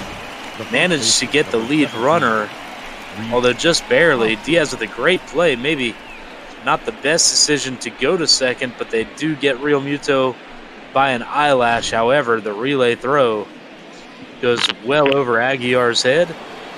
Harper will advance to second. So I guess a glorified sacrifice bunt of sorts. It'll be man on second with 1 out, and Rhys Hoskins coming to the dish. They're lucky they added the nets to above the dugout. That could have hit someone right in the face. But there's probably not anybody sitting there anyway. So. Yeah, always a decent bet that you're not going to hit people in the stands at Marlins Park. Although judging by our feed, a pretty decent showing here tonight. Hoskins fouls that one away.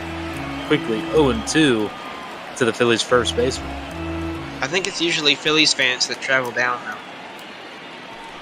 Yeah, some teams are plagued by that, as Hoskins watches one up and away 1-2. Plenty of teams out there that have decent attendance, but all too often it's because they have the Phillies in town, the Yankees in town, the Red Sox in town, all those teams with fans throughout the country. As Hoskins looks at another one high, 2-2.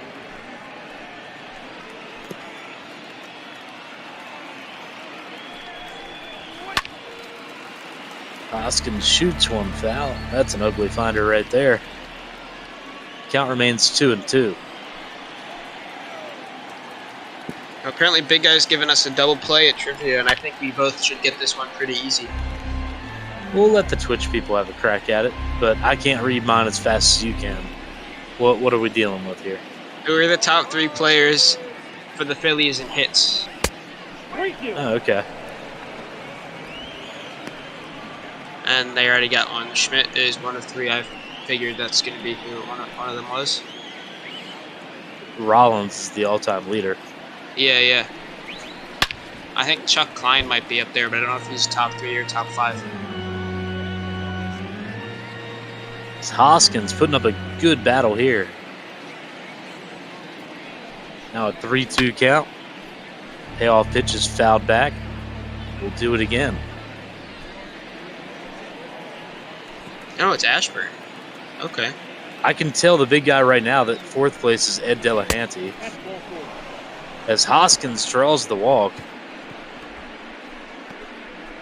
So it'll be 2 on with 1 out here.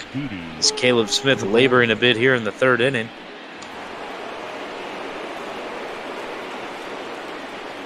Ed Delahanty, of course, 4th all-time in Phillies hits history, but 1st all-time in Major League history in getting drunk and dying by falling into a river and getting swept over Niagara Falls.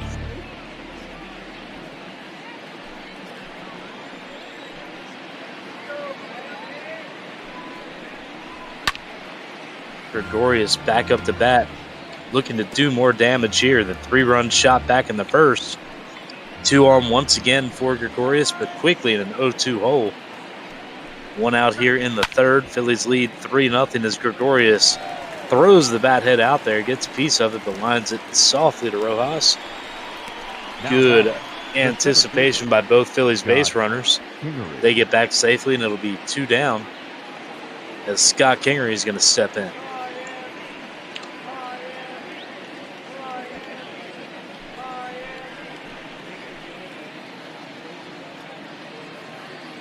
Smith sets at the belt, delivers to Kingery. Good curveball, but isn't called on the outside corner. Smith would like a second opinion on that one, but it's 1-0 to the Phillies left fielder. I guess center field tonight. I didn't catch that, Tardis. Did you? I would assume the Kingery's in center and. Yeah, I was in charge of that. I was in charge of that. Okay, thank you.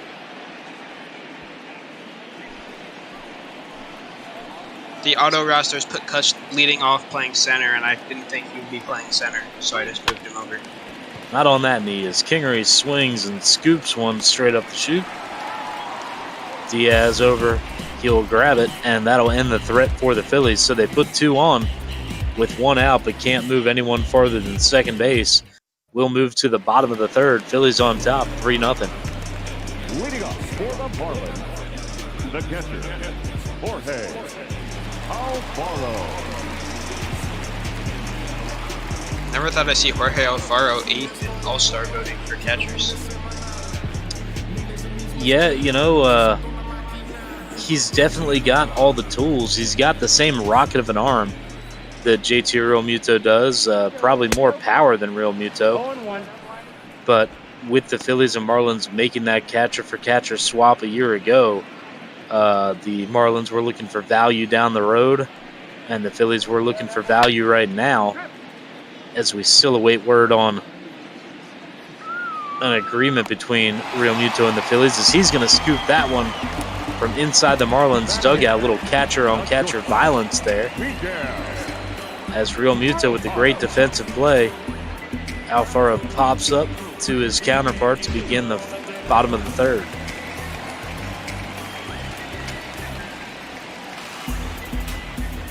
That'll bring shortstop Miguel Rojas to the plate. That's a ball. Nola sticking with a lot of off-speed inside to the right. He's kind of pitching backwards here early in the game. Just misses there, 1-0. Maybe he decided, I'm 27 now, let's change things up for once. Rojas was anticipating that one as he rifles one deep down the left field line, but hooks foul. 1-1. But in this day and age, that's what you got to do. You can't get into too much of a rhythm. Everyone's going to get the book on you and know exactly what to expect. As Nola fires high, and now the 2-1 incoming to Rojas. That's going to miss inside 3-1. That's where it helps if you're a pitcher to have just a great memory. Some pitchers, they can walk you through every single pitch of every single at-bat, if not just for the last night, maybe a game from a year or two ago, and they just know what they've given you in the past and can play that chess game. As that one shot out to right on a line, but Harper playing shallow, taking a few steps in and grabbing that one, and one away here in the third. Or I'm sorry, two away here in the third. Nola is 27, wearing number 27. That was his 27th pitch. Nice. And a beautiful 28th pitch as he burns the outside corner. 0-1 to his counterpart. I got the count. Caleb Smith at the dish and not looking too comfortable up there. Took strike one, flails at strike two. And Nola now staring down what he hopes will be his fourth strikeout victim of the night. He goes into the wind. The deal to Smith. Ties him up with a good fastball. And indeed, it is another strikeout for Nola. So we will head to the fourth inning. Phillies still in front, 3-0. That was a good fastball right there. Perfect placement. Almost, or I think it had a little too much plate, but perfect placement where he can't do that much with it. Yeah, there's nothing that's ever been wrong with a low fastball, especially when you can throw it 93, 94, 95. If somebody gets to it, good for them. But more often than not, even if they get the bat to the ball, they're not going to be able to do much with that kind of speed on the kneecaps. Philadelphia, the third baseman, Alec Bohm. And as we go to the top of the fourth, it'll be third baseman Alec Bohm stepping in. Smith back on the rubber for the Marlins. He deals low and in, 1-0.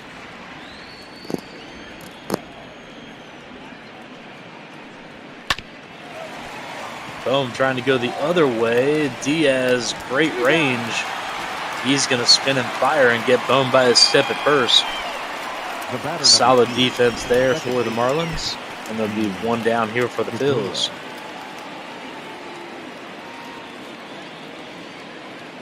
See the down on the farm report. Rough day so far for the Marlins organization. Phillies trying to make it a trifecta here as they lead 3-0. Thanks to that 3-run shot by Gregorius back in the first. Segura steps in. Smith fires up and in. Catches the inside corner. Strike one. We've gotten a lot of requests to take a look at the minor leaguers, how they're doing. And because there's only 2 major league games scheduled for Monday, we're watching a couple AA games because there's also no AAA games for some reason. Yeah, I think it should be a fun day. Everybody gets a step or two, or maybe even 3 outside of their comfort zone. See some guys we haven't seen before, but all in the spirit of ball, and especially in the spirit of our charitable causes. Which for anyone that's on the Discord, they can go to the announcement screen and see the different things we're doing there coming up. 2 balls, 2 strikes.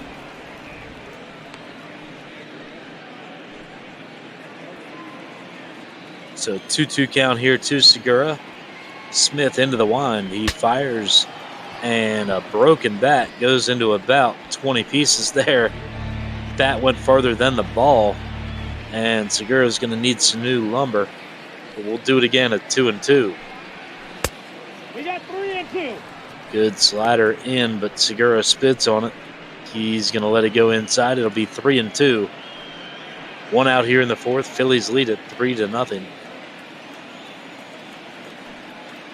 Smith rocks and fires, and Segura watches it go low. He'll draw the 1-out walk. Now batting, the pitcher, Aaron Nola. And that will bring Aaron Nola to the plate. With a man on and 1 out, got to assume he's probably just trying to move Segura along with the bunt here. He does square. He gets it down. It's a pretty good one, but Smith is going to get aggressive. Go to second and get the lead runner. Nola does beat out the relay throw. But all credit to Caleb Smith there. That was a pretty well-placed bump by Nola.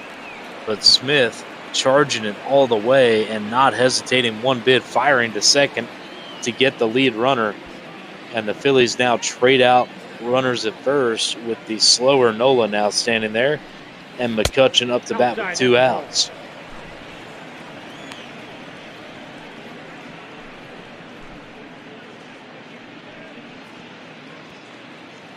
McCutcheon 0 for 2 on the day, trying to get this 2020 season started. It has just been a mess for him at the plate so far. This here he puts a good swing on one, but fouls it back 1-1.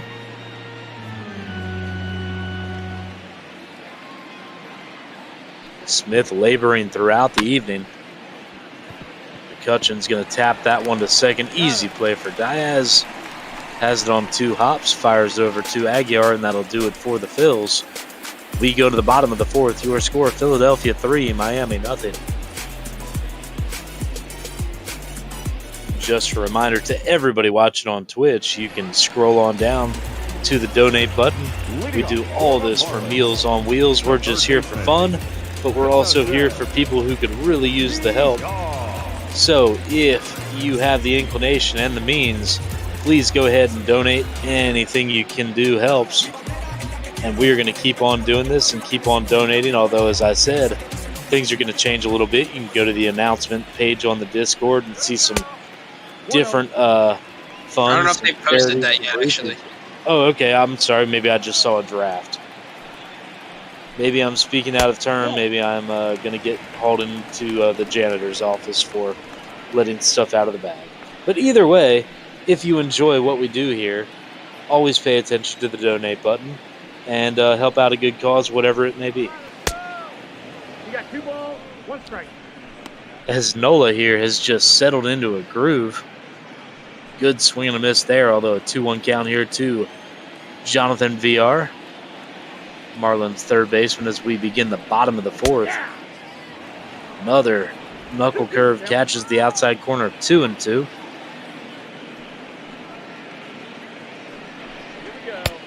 Count is 3-2. Nola rides one up and out of the zone. It'll be a full count.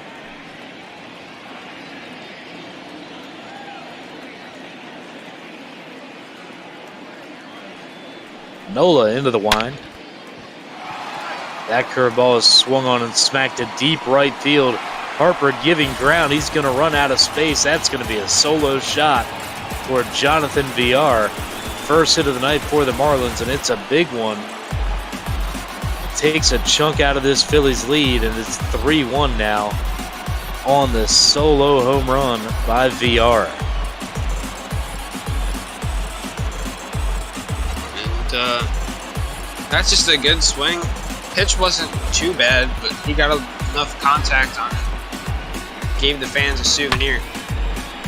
You know, I'd say it was a fat hanging breaking ball, but at the same time, on a 3-2 count, you might expect a fastball, so sometimes you can get away with those, and they'll be out in front, but VR wasn't. Stayed back on it, dropped that bat head on it, and rode it right on out of here. As it'll now be right fielder Brian Anderson stepping in. Anderson 0 for 1. Nola dealing with his first adversity of the day after the home run. But going right back to work here. Good high fastball fouled off 1-1.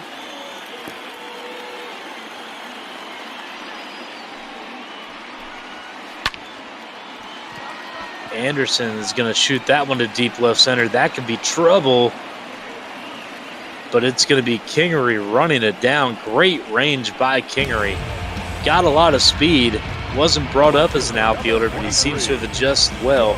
Can definitely track a fly ball in there. He saves extra bases by tracking that one down deep in the gap. No, I'm really glad I moved Kutch back to left field. I don't think he would have gotten to that. That might have been an issue for McCutcheon and his 1.5 good knees. But now it'll bring Corey Dickerson to the plate. Dickerson, of course, with the Phillies for the final couple of months of 2019, was given his outright release and then signed with the Marlins and has become a good, productive, everyday player here with Miami this season. 1-1 to Dickerson, misses down and away, 2-1. And that was a good contract by the Marlins. Dickerson's been really good when he's healthy, but he does have some injury issues in the past. I would have liked to see the Phillies keep him, but they're